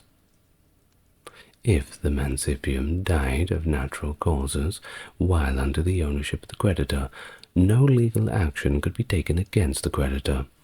However, if the creditor was responsible for the death due to cruelty, they were required to provide a son as compensation, or pay for a replacement slave. The individual had the ability to trade a captive individual, but was unable to trade a female captive who had given birth to her owner's child. In this case, the owner was required to buy her freedom. In addition to that, the debtor had the option to use his property as collateral, commonly pledging a field, house, or crop in contractual agreements. According to the code, it was also required that the debtor personally harvest the crop and use its proceeds to repay the creditor. In the event of a crop failure, payment was postponed, and no interest may be levied for that particular year. In the event that the debtor did not personally tend to the field, they were required to compensate for its cultivation. However, if the field was already being cultivated, the debtor was obliged to harvest it themselves and settle their obligation using the resulting produce. Failure to obtain a crop would not nullify the cultivator's contract. Now, frequently, pledges were established in cases when the inherent worth of an item matched the value of an obligation. However, antiquatic promise was more prevalent, where, that being the earnings from the pledge, were used to offset an interest on a debt. It is possible for a debtor to use their entire property as security to repay a debt without the creditor physically receiving any of it. In Babylon, it was common for debtors to provide personal guarantees, which ensured that they would return their debts, or the guarantor would become accountable for the loan. Trade, of course, was highly extensive. A typical practice involved a merchant delegating his products or money by a mobile agent, who would then search for a suitable market to sell the commodities. The caravans ventured very much beyond the boundaries of the empire. Well, of course you couldn't just show up and buy and sell without any records. The code explicitly required that agents meticulously record and provide receipts for every single item they received, with unrecorded items ineligible for claims. They were also obligated to repay double the amount received regardless of profit. If profits were low, the agent had to make up the shortfall, but he was not held accountable for losses due to theft or extortion during travel. Now, upon the agent's return, the lending merchant was required to issue a receipt for the goods. Any fraudulent entry or claim resulted in the agent being penalized threefold, while the lending merchant faced a sixfold penalty. Profits were also typically divided according to the contract, often equally. Of course, caravans were heavily involved in forwarding, where agents received goods in advance. The carrier issued a receipt, assumed full responsibility, and required a receipt upon delivery. And we have thousands of these, by the way. They're all over the place, which is a good and bad thing. Good because we have thousands and thousands of clay tablets that have been preserved. Bad because most of them are extremely boring. Well, cost of doing business, I suppose. Well, if they fail to fulfill the obligation of providing receipts upon delivery, well, they also had a penalty of 5 times the amount owed, and payment was usually made up front. Now, in terms of storage costs, especially for grain, well, they were set at 1/60th, and the warehouse manager was liable for discrepancies, forcing him to pay double for any losses, but only if a witnessed receipt had been provided. Waterborne transport on the Euphrates River and the canal system was of course vital from a very early stage, with vessels contracted for transporting various goods. The code set fixed prices for shipbuilding and required a 1-year seaworthiness guarantee. The ship captain was responsible for both the cargo and the vessel itself, and had to compensate for any losses, even paying a fine if the ship was refloated after sinking. In collisions, the moving boat was held liable for damages in terms of next to the stationary one. The code also regulated sales of alcohol, which they did have back then, Alcohol's a lot older than you may think.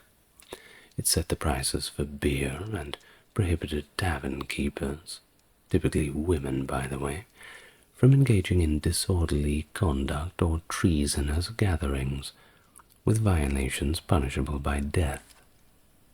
Tavern keepers were also required to report wrongdoers to the authority, which, if we have this written in the Code of Hammurabi, it implies that there was a well-organized police system.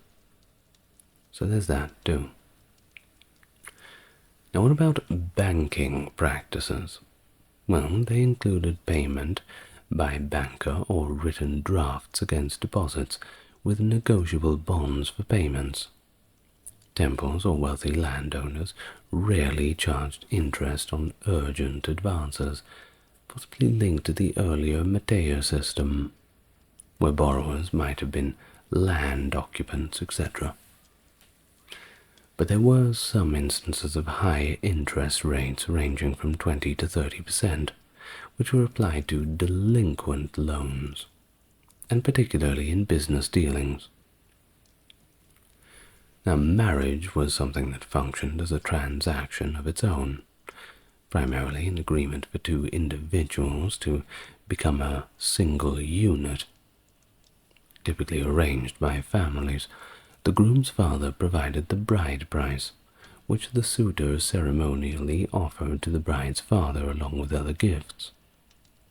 The bride price was then transferred to the bride upon marriage and returned to the groom, along with her dowry, which represented her share of the family's wealth. The bride price, of course, varied significantly, mainly based on social status, which always exceeded the value of a slave. If the father accepted the suitor's gifts, but did not deliver his daughter, he was obligated to return everything.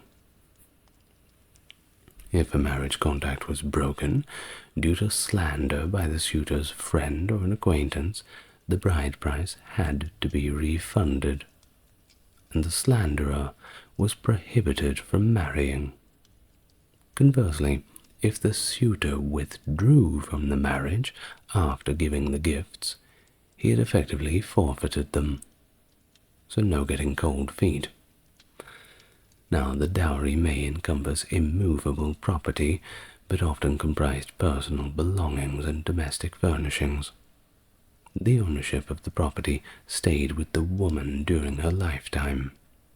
If she had children, they would inherit the property.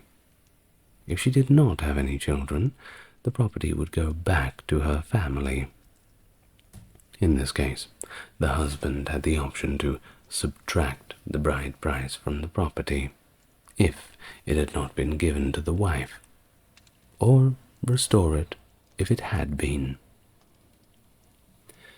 Now, in terms of a marriage ceremony, that involved the bridegroom accepting the bride by joining hands and reciting a formula of acceptance, such as, "I will provide you with wealth and prosperity. You will be my wife, I will be your husband." And the wife, something along the lines of, "I will provide you children, and I will help you with all the domestic duties," this sort of thing. Doing the vows, of course. Now, the ceremony, however, must be conducted by an individual who was neither enslaved or in any sort of bondage. A freed man had to be witness.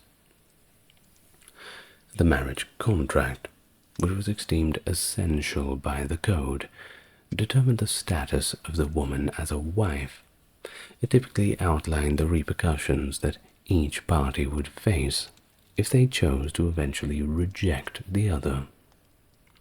Now, additionally, restrictions may include the expectation that the wife fulfills the role of maidservant to her mother-in-law or to a first wife. Now, the married pair functioned as a unified entity when it came to external obligations, particularly in regards to debt. the man was liable for both his own debts and those incurred by his wife, even before the marriage. I can see how that could become a bit of a problem. I hope there's full disclosure. However, the husband did have the ability to utilize her as collateral. Remember how I explained before that you could give up a wife or a slave or a child if you got into a little bit of trouble? Well, hopefully it never came to that. I'm sure it did plenty of times. A little bit rude, though, don't you think? Well, consequently, the code permitted the inclusion of a condition in the marriage agreement, stating that the wife would not be held liable for her husband's debt prior to marriage.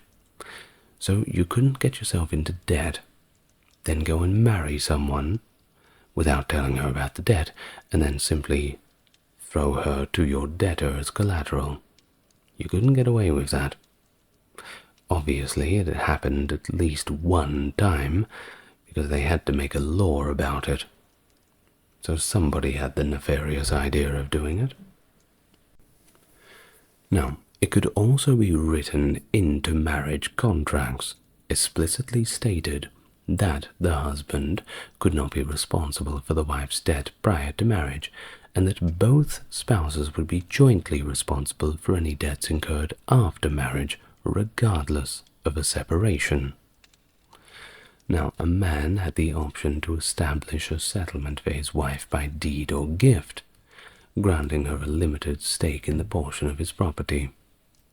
Or he may also retain the right for her to pass it on to a favored child.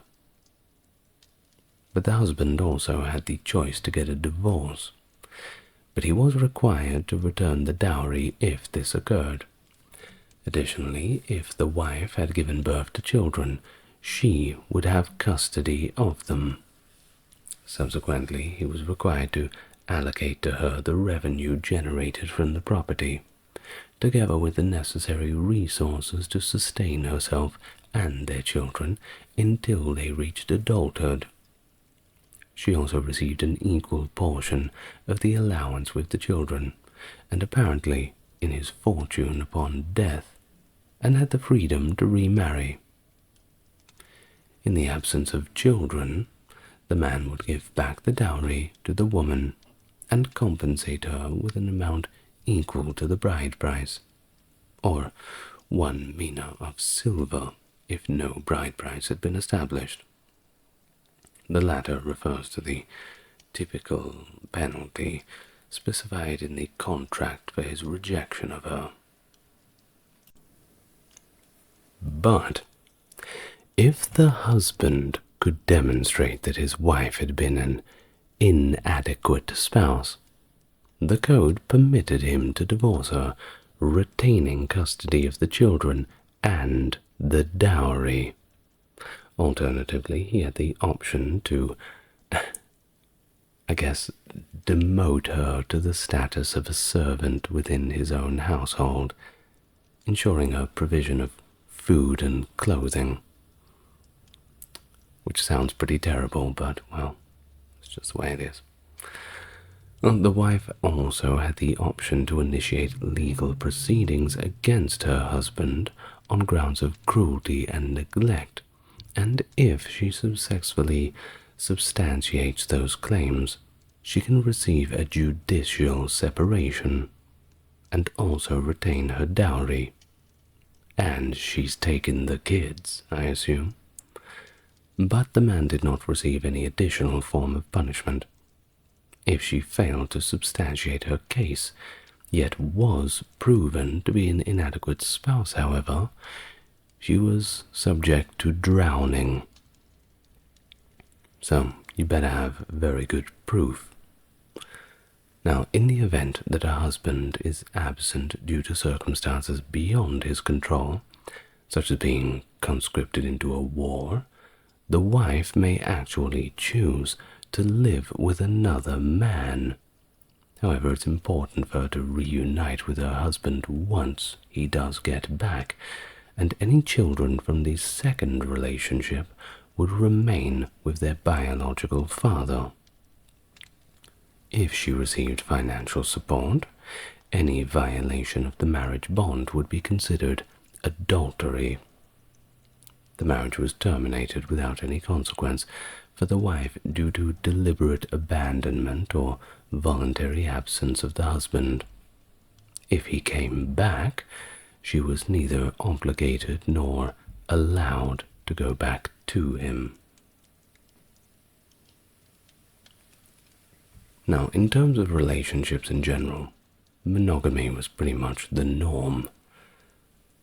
Now, if a wife was childless, she could offer her maid to bear children, and they would be considered hers in the eyes of the law, though practically they would be somebody else's children.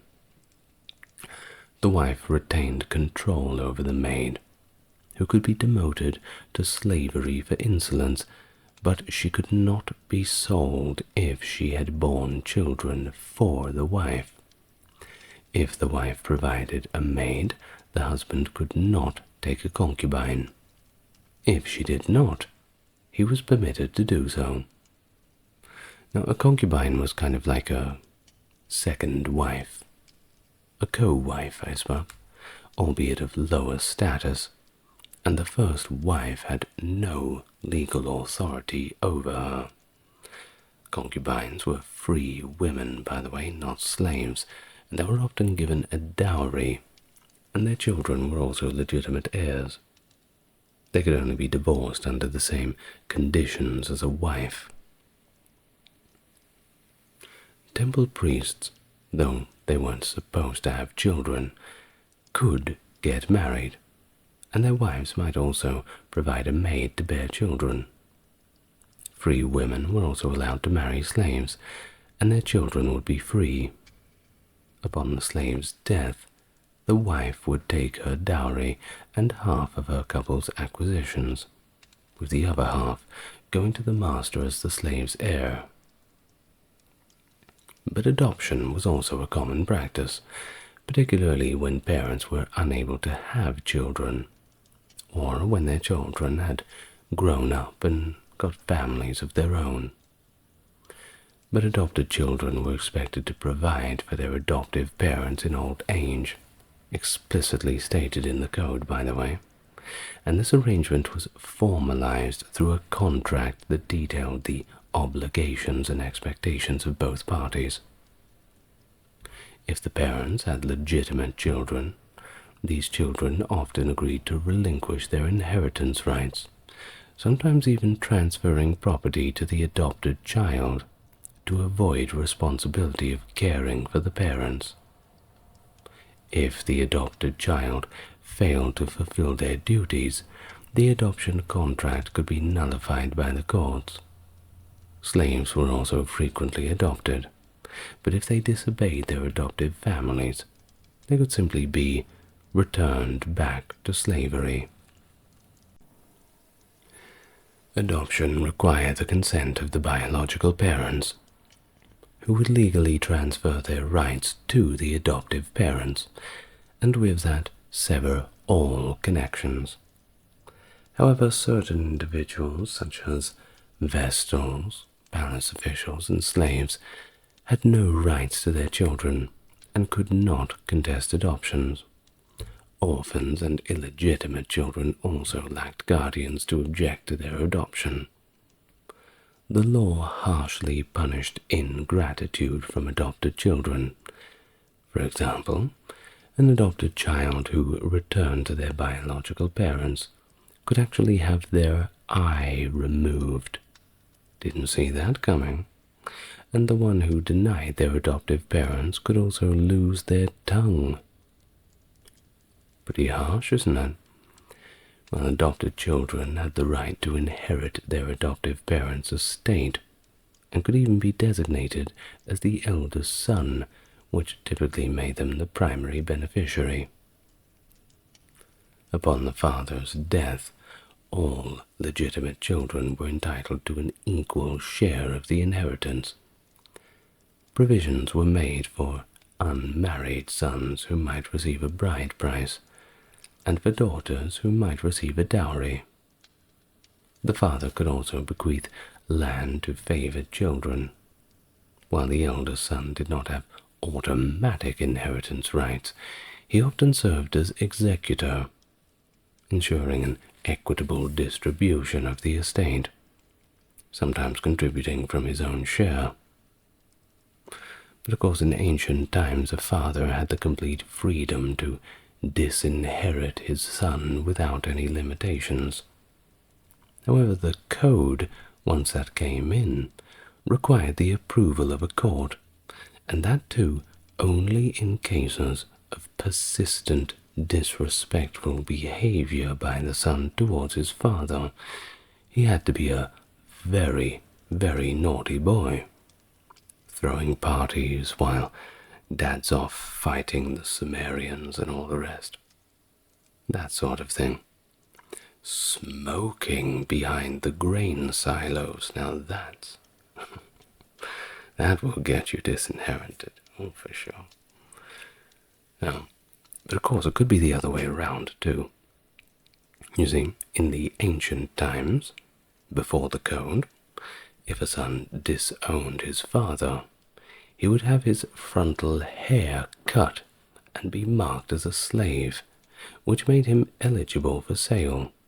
Similarly, if a son disowned his mother, he would have his frontal hair cut too, be publicly paraded around the city as a warning, and be banished from the household. But he would not be reduced to the status of a slave. Now, while we're on the topic of people being very naughty and doing things they're not meant to do, adultery was met with capital punishment for both individuals, and it was drowning. That was the punishment. However, if the husband chose to forgive his wife, the king had the authority to grant clemency to the lover. In cases of incestuous relationships between a mother and son, both individuals were subjected to death by burning. If the incestuous relationship involved a stepmother, the man was disinherited. In the case of a relationship with a daughter, the man was banished. If an incestuous relationship involved a daughter-in-law, the punishment was drowning. Lastly, if the man engaged in a relationship with his son's fiancée, he got off with a fine. That being, well, a bit of an awkward conversation with your son when you go home, I'm afraid. Now, a woman who caused her husband's death for the sake of her lover was publicly executed and displayed on a gibbet. Now, the code also introduced that unique extension of lex talionis, that punishment of equal for equal, such as punishing a creditor's son if the creditor caused the death of a debtor's son.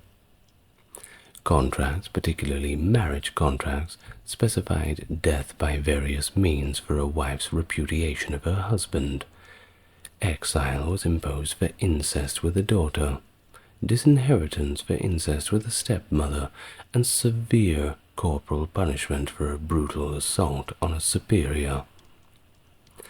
Branding was also used as a penalty for slander, and corrupt judges were permanently deprived of office.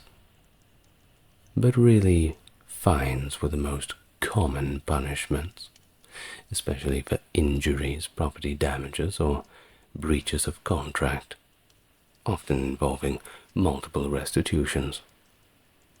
But the code also recognized intent, imposing lighter penalties for unintentional harm.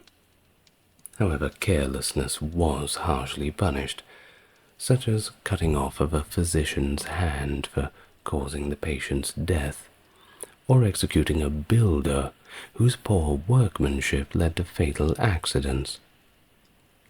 Evidence was, however, paramount, with a requirement that the criminal be caught in the act, and witness played crucial roles in the trials. In terms of lawsuits, pleas were drafted in writing, and cases involving life and death were tried by a panel of judges and elders. False witnesses, well, they faced the same penalty that the accused would have received if convicted. In cases of doubt, ordeals such as the river ordeal were used to determine guilt. Court decisions were documented, sealed, and witnessed, with copies given to the parties and stored in archives. Appeals to the king were permitted, with Babylon's judges acting as a higher court. Immoral acts not prosecuted in court were also condemned in the omen tablets, with warnings of divine retribution for offenders. How divine will the retribution be? Well, I'm sure they'll find out once they meet whatever gods await them. Cyrus the Great, born circa 600 BC in Anshan, Persia. He is historically acclaimed as the founder of the great Achaemenid Empire, which became the largest empire the world had seen up to that time. His military campaigns were characterized by strategic brilliance, successfully expanding the empire's reach all the way from the Indus Valley in the east to the Mediterranean Sea in the west, uniting a vast array of diverse cultures and regions under a centralized administration. He is particularly noted for his innovative government practices, which include the establishment of a bureaucratic system that allowed a degree of local autonomy while maintaining overall imperial cohesion. His policies of religious and cultural tolerance were revolutionary, enabling conquered peoples to retain their own traditions and beliefs, fostering loyalty and stability within the vast empire. And then we have the Cyrus cylinder, often regarded as an early declaration of human rights, exemplifying his commitment to just and humane rule. Additionally, Cyrus implemented economic reforms, including the development of infrastructure projects that facilitated trade and communication. His administrative skill and emphasis on meritocracy set the foundational principles for the subsequent imperial administrations. And thus, his legacy endures as a model of visionary leadership and enlightened statecraft, influencing the structures of governance and the concepts of human rights in both ancient and modern contexts. Hello and welcome. Today we go back to the Achaemenid Empire, some 2,500 years ago. As always, best way to support the channel is the like button, the subscribe button. Tell your friends, you know what it's like. So let us begin now. The life of Cyrus the Great. And so between 600 and 599 BC is where we traditionally set the date of his birth, and he was born to one Cambyses the First, who was the king of Anshan, and of Mandane, the daughter of Astyages, who was the king of the great kingdom of Media. So according to his own story, which we very fortunately have preserved in the old tablets that have been left to us, and is now widely accepted to be true, at least by the majority of scholars, his father, Cambyses, grandfather, Cyrus, great-grandfather, Ctesippus, all came before Cyrus as kings, so this wasn't an insurrection. He was the fourth in a long line. Cyrus wed Cassandane, an Achaemenian, and the daughter of Pharnaspes, who gave birth to 3 daughters. The 3 daughters were Atossa, Roxanne, and Artistone, and 2 sons, Cambyses II and Bardia. It is well known that Cyrus and Cassandanes were deeply in love. Cassandanes claimed that leaving Cyrus was more painful than leaving her life. And this is something quite special for 2,500 years ago, especially within royal contexts of marriage, which were either out of convenience or practicality and sometimes strategy. Now, when she had passed away, Cyrus demanded that the kingdom observe public mourning following her passing. Babylonia mourned Cassandres for 6 days, according to the Nabonidus Chronicle, and that is between around the 21st and 26th of March, 538 BC. Cyrus inherited the throne at Pasargadae, a vassal of Astyages, following the death of his father. According to the Greek historian Strabo, who was not a contemporary, when writing a few hundred years afterwards, Cyrus's step-parents gave him the original name Agradates.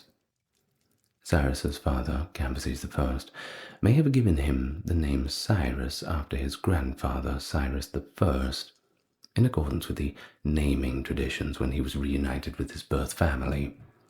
Strabo also wrote that Agradates took the name Cyrus from the Cyrus River, which was close to Pasargadae.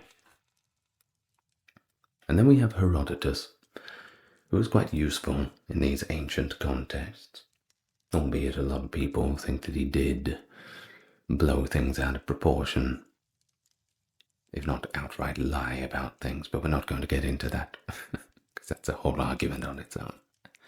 Well, he described how Cyrus's early years were in somewhat mythological terms, so a bit of a grain of salt with this one. But according to the story, Astyages experienced 2 dreams in which a flood and a succession of fruit-bearing vines spread out from the pelvis of his daughter Mandane, engulfing the entire kingdom. His advisors saw these as a sign that his grandson would rebel and overthrow him as king in the future. Mandane, who was then expecting Cyrus, was called back to Ecbatana by Astyages to have the child taken care of. Mithridates, one of Astyages' shepherds, was given the task by his general Harpagus. Mithridates reared the child instead, and gave Harpagus his stillborn son in exchange for the dead baby Cyrus. And so Cyrus lived in secret. But when he was 10 years old, he had a nobleman's son beaten for disobeying his orders during a game during childhood. Astyages had the boy brought to his court and interviewed him and his adoptive father, because it was unusual for a shepherd's son to do such a thing. Yes, things were about to come out. Astyages sent Cyrus back to live with his biological parents in Persia after the shepherd confessed, but in retaliation Astyages called forth Harpagus' son, hacked him into pieces, boiled some parts, roasted others, and deceived his advisor into eating his own at a lavish feast. It's very evil, isn't it? To make Harpagus aware of his unintentional cannibalism, Astyages' servants brought him his son's head, hands, and feet on platters after the meal was fully consumed. Times were certainly different back then, weren't they? It's just a prank, right? Well, after his father's death in 559 BC, Cyrus the Great ascended to the throne, but he was not yet a sovereign. That would take a while. Cyrus, like his forebears, had to acknowledge Median domination. At the time, they were certainly at the zenith of their power. I'm not sure if you watched my video about the Medes, but it's a bit of an interesting one. Now, from the Lydian frontier in the west to the Parthian and Persian territories in the east, Astyages, and the final king of the Median Empire, may have dominated most of the ancient Near East. Cyrus, the king of Anshan, was attacked by Astyages. According to the Nabonidus Chronicle, Astyages put Harpagus in charge of the Median army in order to subdue Cyrus, according to the historian Herodotus. But before eventually defecting with some of the army and some of the nobility, Harpagus spoke with Cyrus and urged his uprising against Media. The Nabonidus Chronicle attests to this mutiny. According to the chronicle, the conflict lasted for at least 3 years, that is between 553 and 550 BC, with Ecbatana being taken in the final crescendo of the conflict. The paragraph describing Cyrus's victory and his grandfather's capture came before the entry for Nabonidus' 7th year.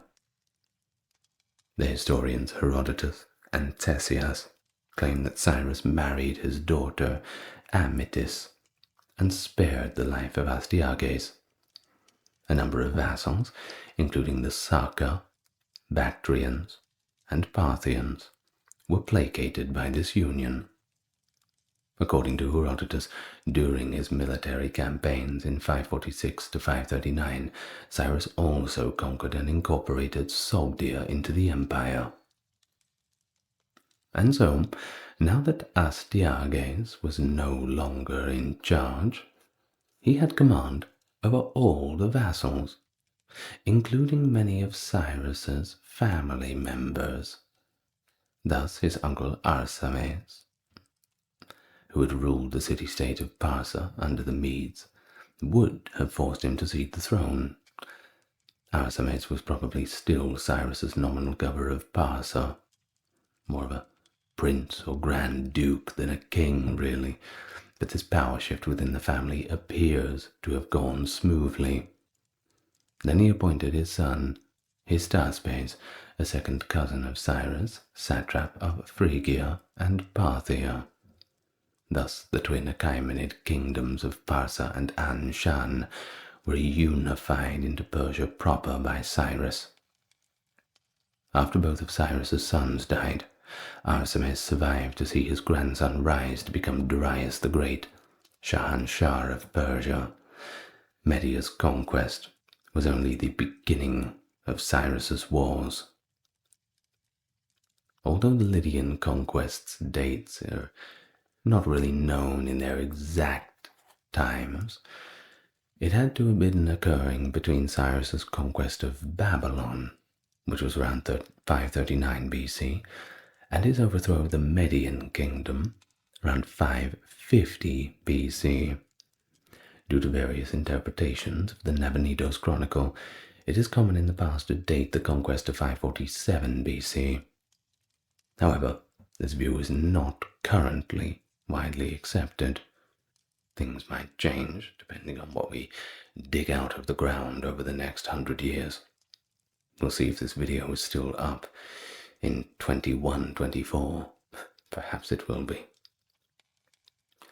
Pteria in Cappadocia, the capital of the Achaemenid Empire, was the first city to be attacked by Lydians. Croesus, the Lydian king, besieged the city, took it, and sold its citizens into slavery. Bad luck for them.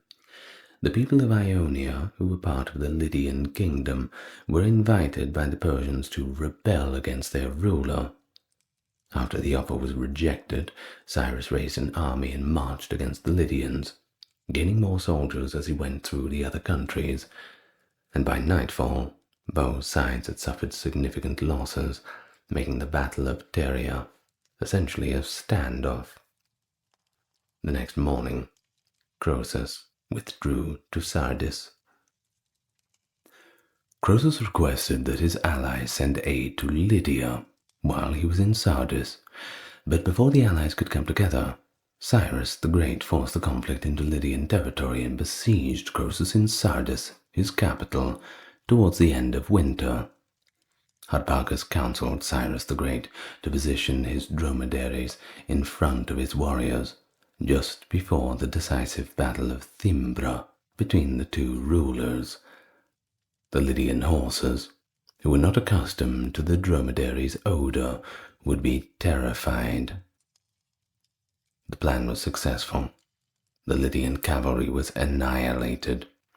Croesus was vanquished and taken prisoner by Cyrus.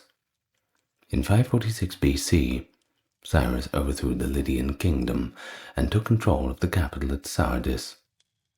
Herodotus claims that Cyrus spared the life of Croesus and retained him as an advisor. Sounds nice, but the story does contradict some of the translations of the modern Nabonidus Chronicle, which unfortunately reads that the Lydian king was killed. I suppose we'll never know. In 546 BC, Commagene was incorporated into the Persian Empire before moving back to the capital. Later, Cyrus the Great trusted a Lydian by the name of Paktias to transport Croesus's treasury to Persia. But shortly after Cyrus left, Paktias recruited mercenaries and incited a rebellion in Sardis against Tabulus, a Persian satrap of Lydia. Cyrus ordered one of his commanders, Mazares, to put an end to the rebellion. But he insisted that Paktias be brought back alive. Paktias fled to Ionia, where he had recruited more mercenaries when Mazares eventually got there. Mazares led his army into Greece and conquered the cities of Priene and Magnesia. Although Paktias's fate is unknown, it is likely that he was tortured before being taken to Cyrus and executed. During his campaign in Ionia, Mazares carried on the conquest of Asia Minor before passing away from unspecified causes. Could have been some illness, something like that. Usually if it was an assassination or a battle, something, then it would usually be mentioned. Natural deaths, they're not so worthy of writing down, I suppose. In order to finish Mazares' conquest of Asia Minor, Cyrus dispatched Harpagus. Now, unknown to the Greeks, Harpagus used the technique of constructing earthworks to breach the walls of besieged cities in order to capture Lycia, Aeolia, and Caria. In 542, he returned to Persia after concluding his conquest of the region. Cyrus launched an eastern campaign from approximately 545 to 540, following the conquest of Lydia. When Cyrus first attempted to take over Gedrosia, he was soundly defeated and left the region. Most likely, Gedrosia was subjugated under Darius I. Cyrus attacked the eastern provinces of Bactria, Arachosia, Sogdia, Saka, Chorasmia, Margiana, and others, following the abortive attempt to subjugate Gedrosia. He then gathered tribute from the Indus cities, that is, in the northern parts of India, around 533 BC, before traversing the Hindu Kush mountains. And there he likely created vassal states in western India as a result. Because of the turmoil occurring in and around Babylon, he was forced to return back to the home front. Cyrus had taken control of Elam and its capital Susa by 540. The conflict may have started in the winter of that same year, as the Nabonidus Chronicle documents that Nabonidus, king of the Neo-Babylonian Empire, had ordered cult statues from outlying Babylonian cities to be brought into the capital before the battle. Cyrus fought the Battle of Opis in or close to strategically important riverbank city of Opis on the Tigris, north of Babylon, just before October of 539 BC. On October 10th, Sippar was taken, without so much of a fight. Very little opposition from the people after the Babylonian army was completely thrashed.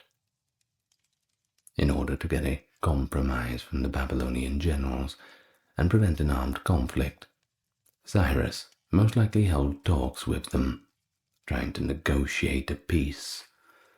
Nabonidus fled to Borsippa after retreating to Sippar after losing the battle at Opis. And it was on or around the 12th of October that the Persian general Gubaru's forces captured Nabonidus after entering Babylon once more without encountering any opposition from the Babylonian armies.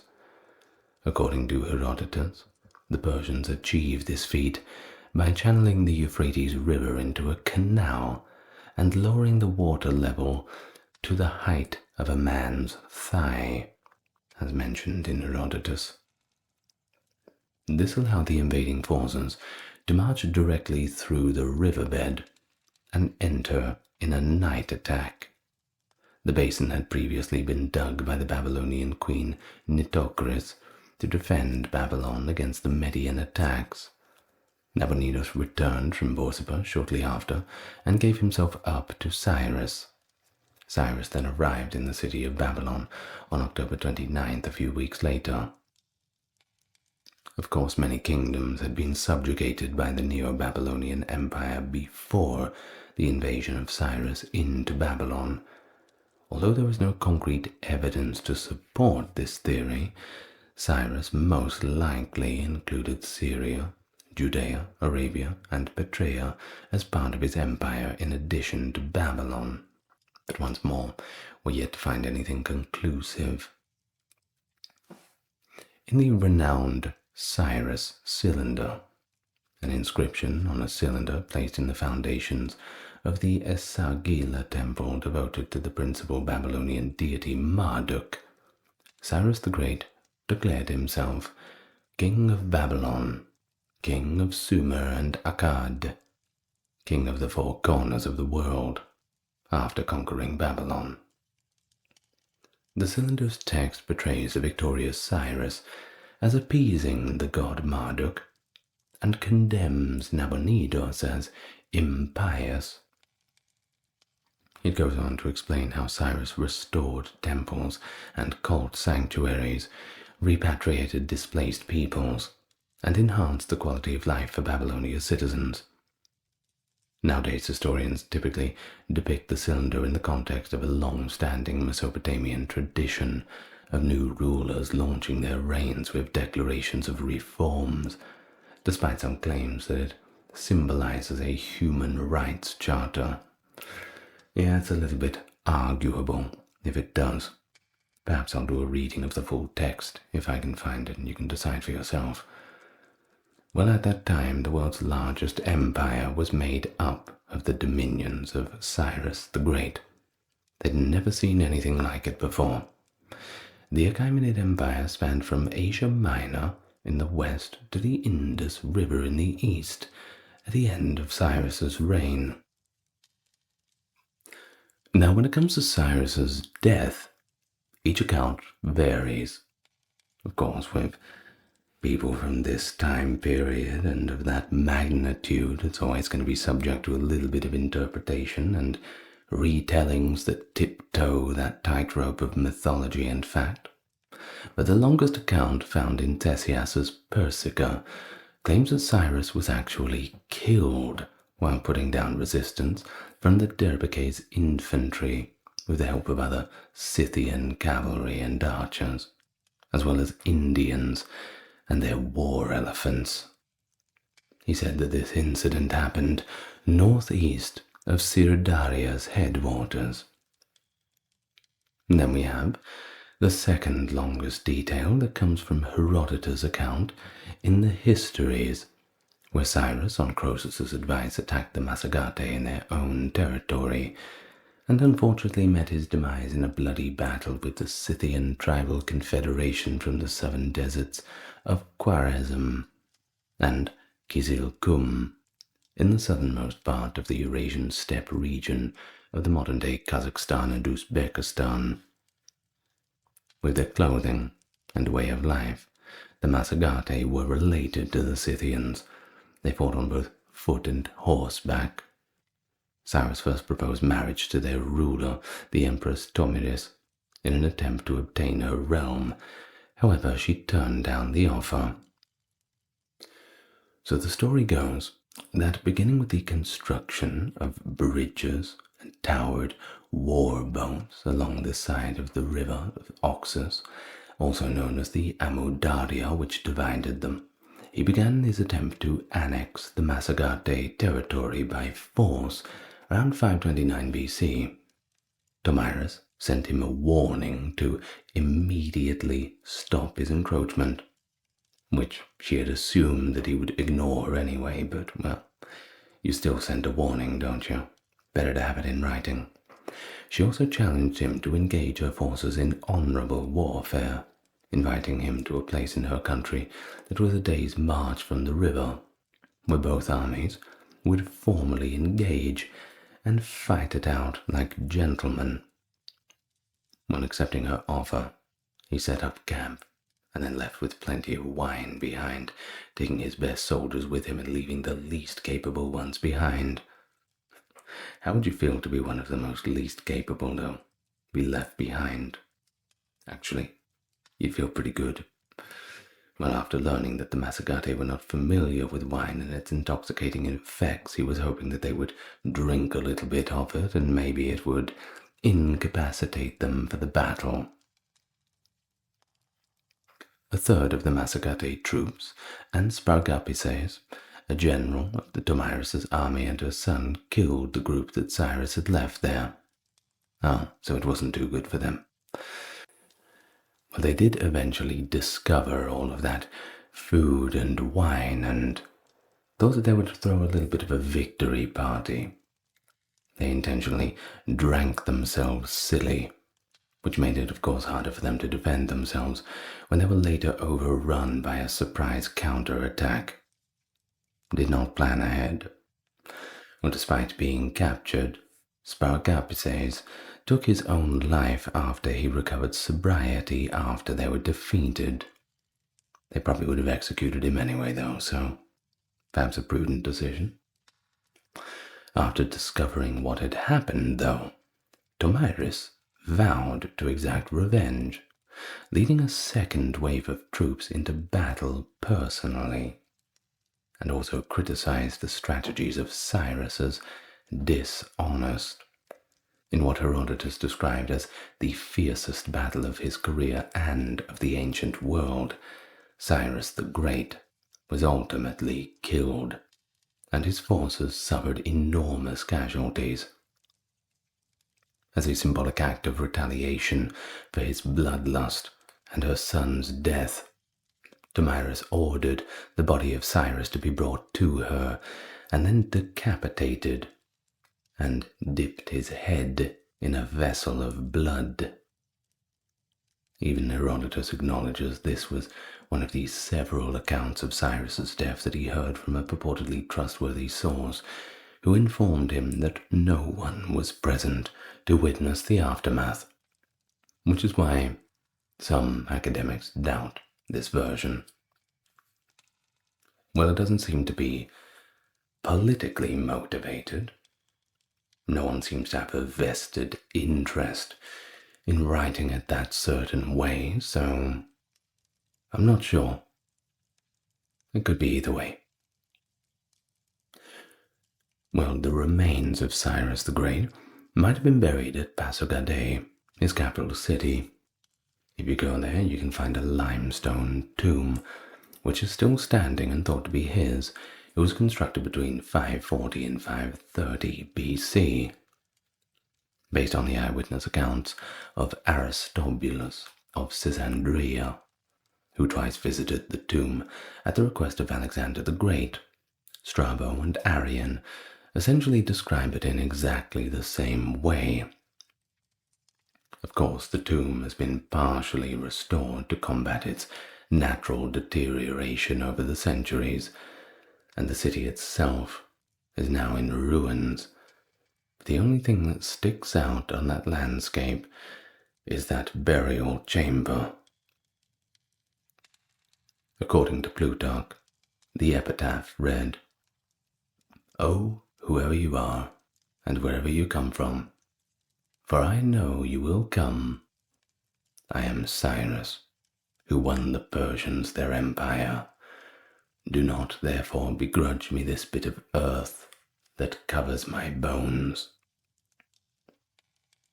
That's a nice epitaph. It's a UNESCO Heritage World Site too, by the way. And so we know that around 530 BC is the traditional date where Cyrus had passed away, and Cambyses II succeeded him as king, according to the cuneiform evidence that we have found in the old sites of Babylon. After capturing Egypt for the empire, Cambyses carried on his father's expansionist strategy. But he passed away too, shortly after assuming power, for just 7 years. Either Cyrus's other son, Bardia, or, conspiracies tell, a fake Bardia, took his place, and for 7 months until his murder by Cyrus the Great, he was the only ruler of Persia. The tomb's geometric shape has not changed much over the years, with a large quadrangular stone at the base and a pyramidal succession of smaller rectangular stones following.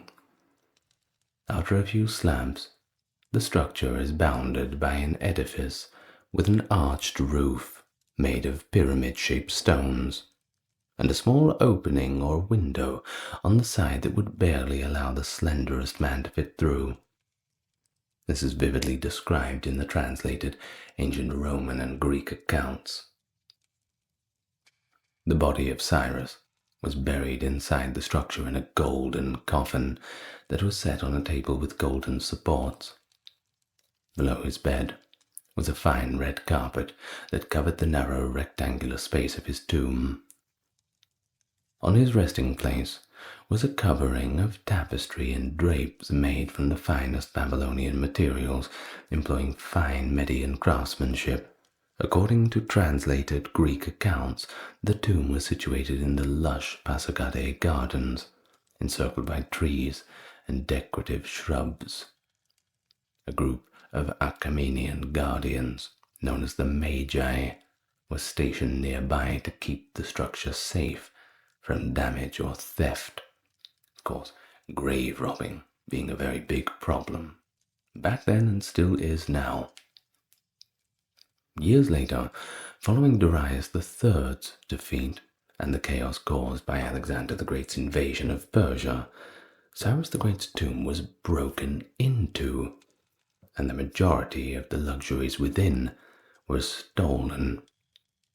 Alexander was appalled by the way the tomb was handled when he arrived, and he questioned the Magi and brought them before the court.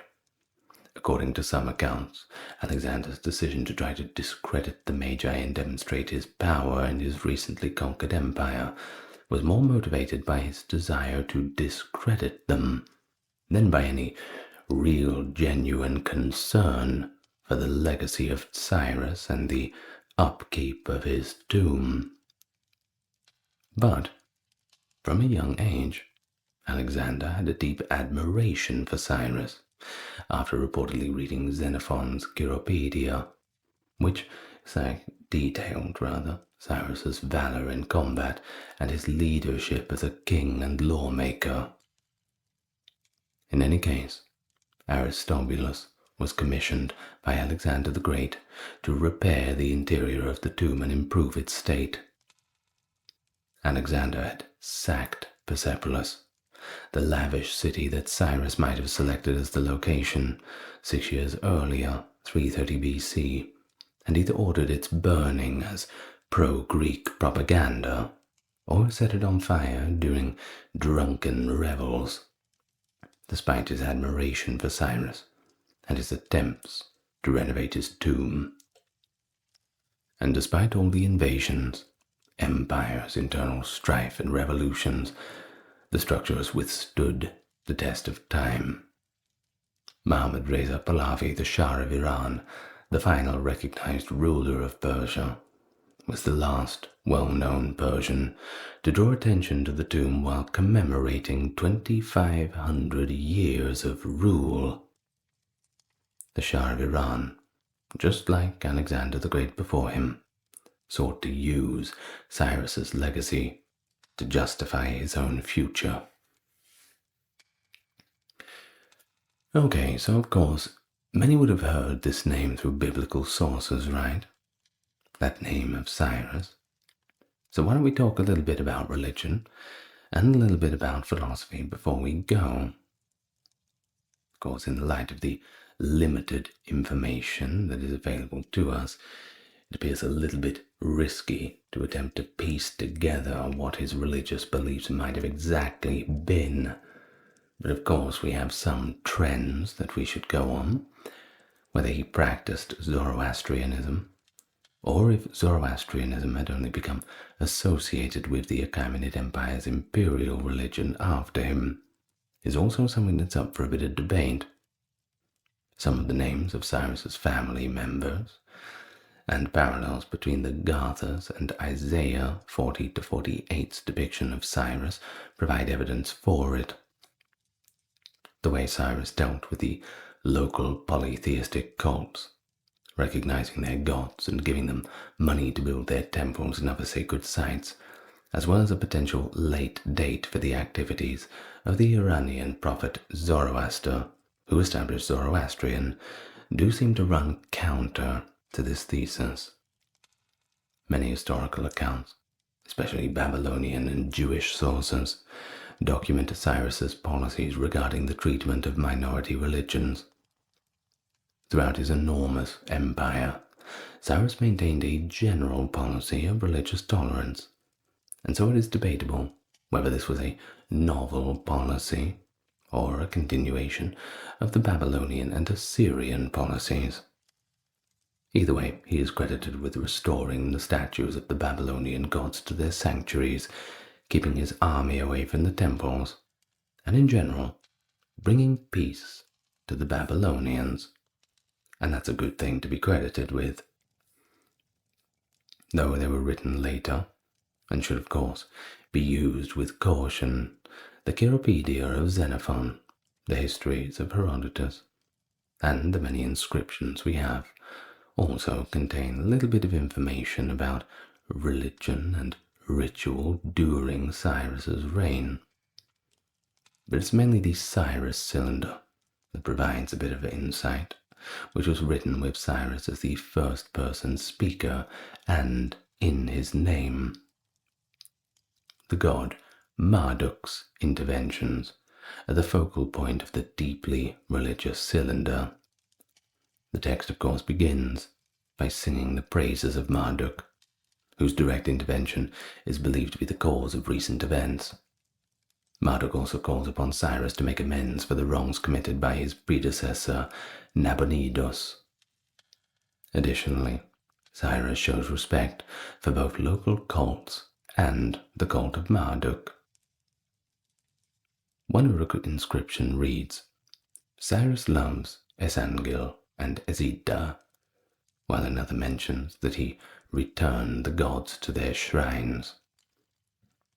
Another from Sipar, or Babylon, claims that in contrast to Nabonidus, Cyrus increased and provided appropriate sacrifices for the gods. Additional trustworthy information might be found in the funerary traditions surrounding Cyrus's tomb, which point to a privileged cult dedicated to Mithra, furthermore demonstrating Cyrus's respect for this deity. Some have identified the figure in Pasargadae bas-reliefs as Mithra herself.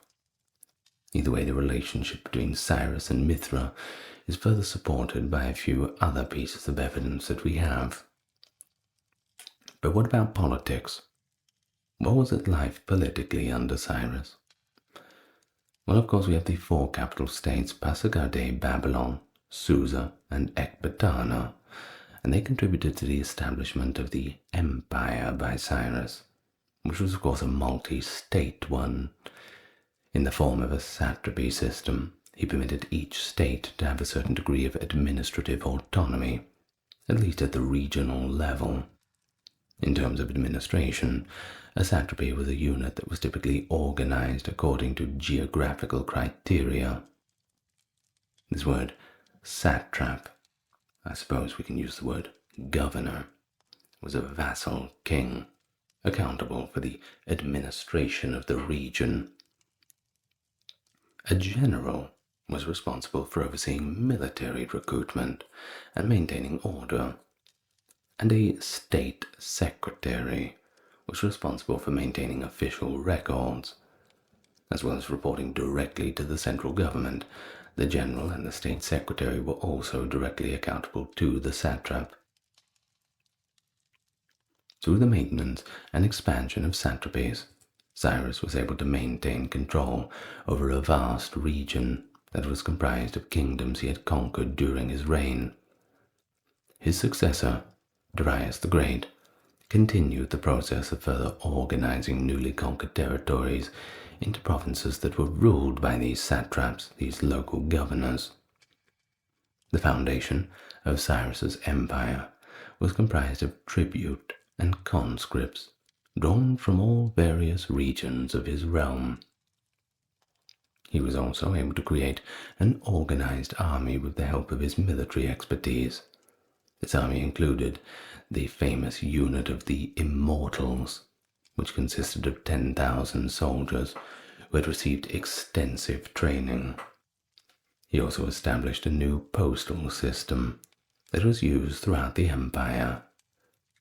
The system was based on a number of relay stations that are referred to as chapercae. His conquest marked the beginning of a new era in the age of the building of empires. The age of empires, well.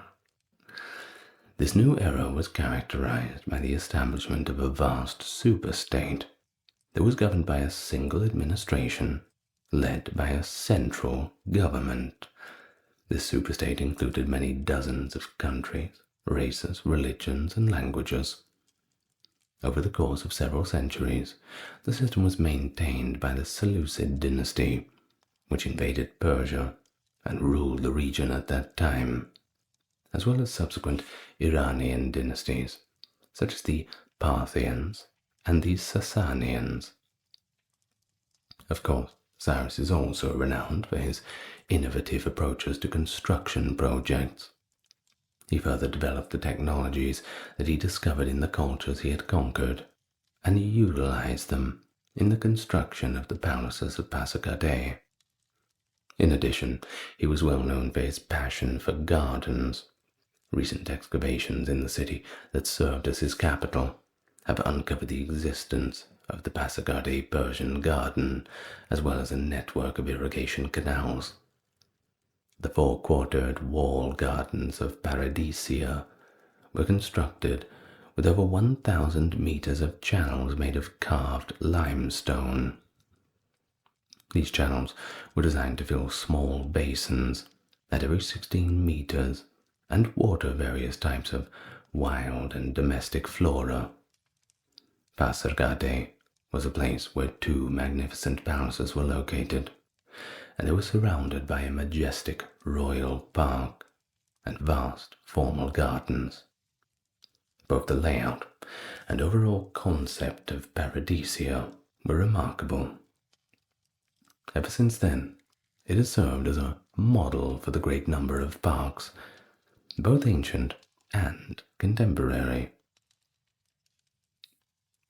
And so, with that, we reach the end of the life of Cyrus the Great.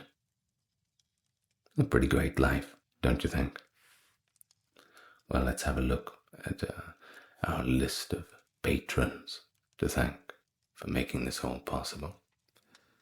We have Dark, Carey, Kimberly, Amber, Ben, Britt, Charles, Aaron, James, Jeffrey, Melissa, Scott, Stout Factory, Wendy, Jaden, Sherry, Jessica, Christine, Sally, Katiana, Christine, Fazabo, Legitmus, Maverick, Susan, Dr. Neuro Nerd, Cameron, Alexander, Nicholas, Daniel, JR, and Charlene.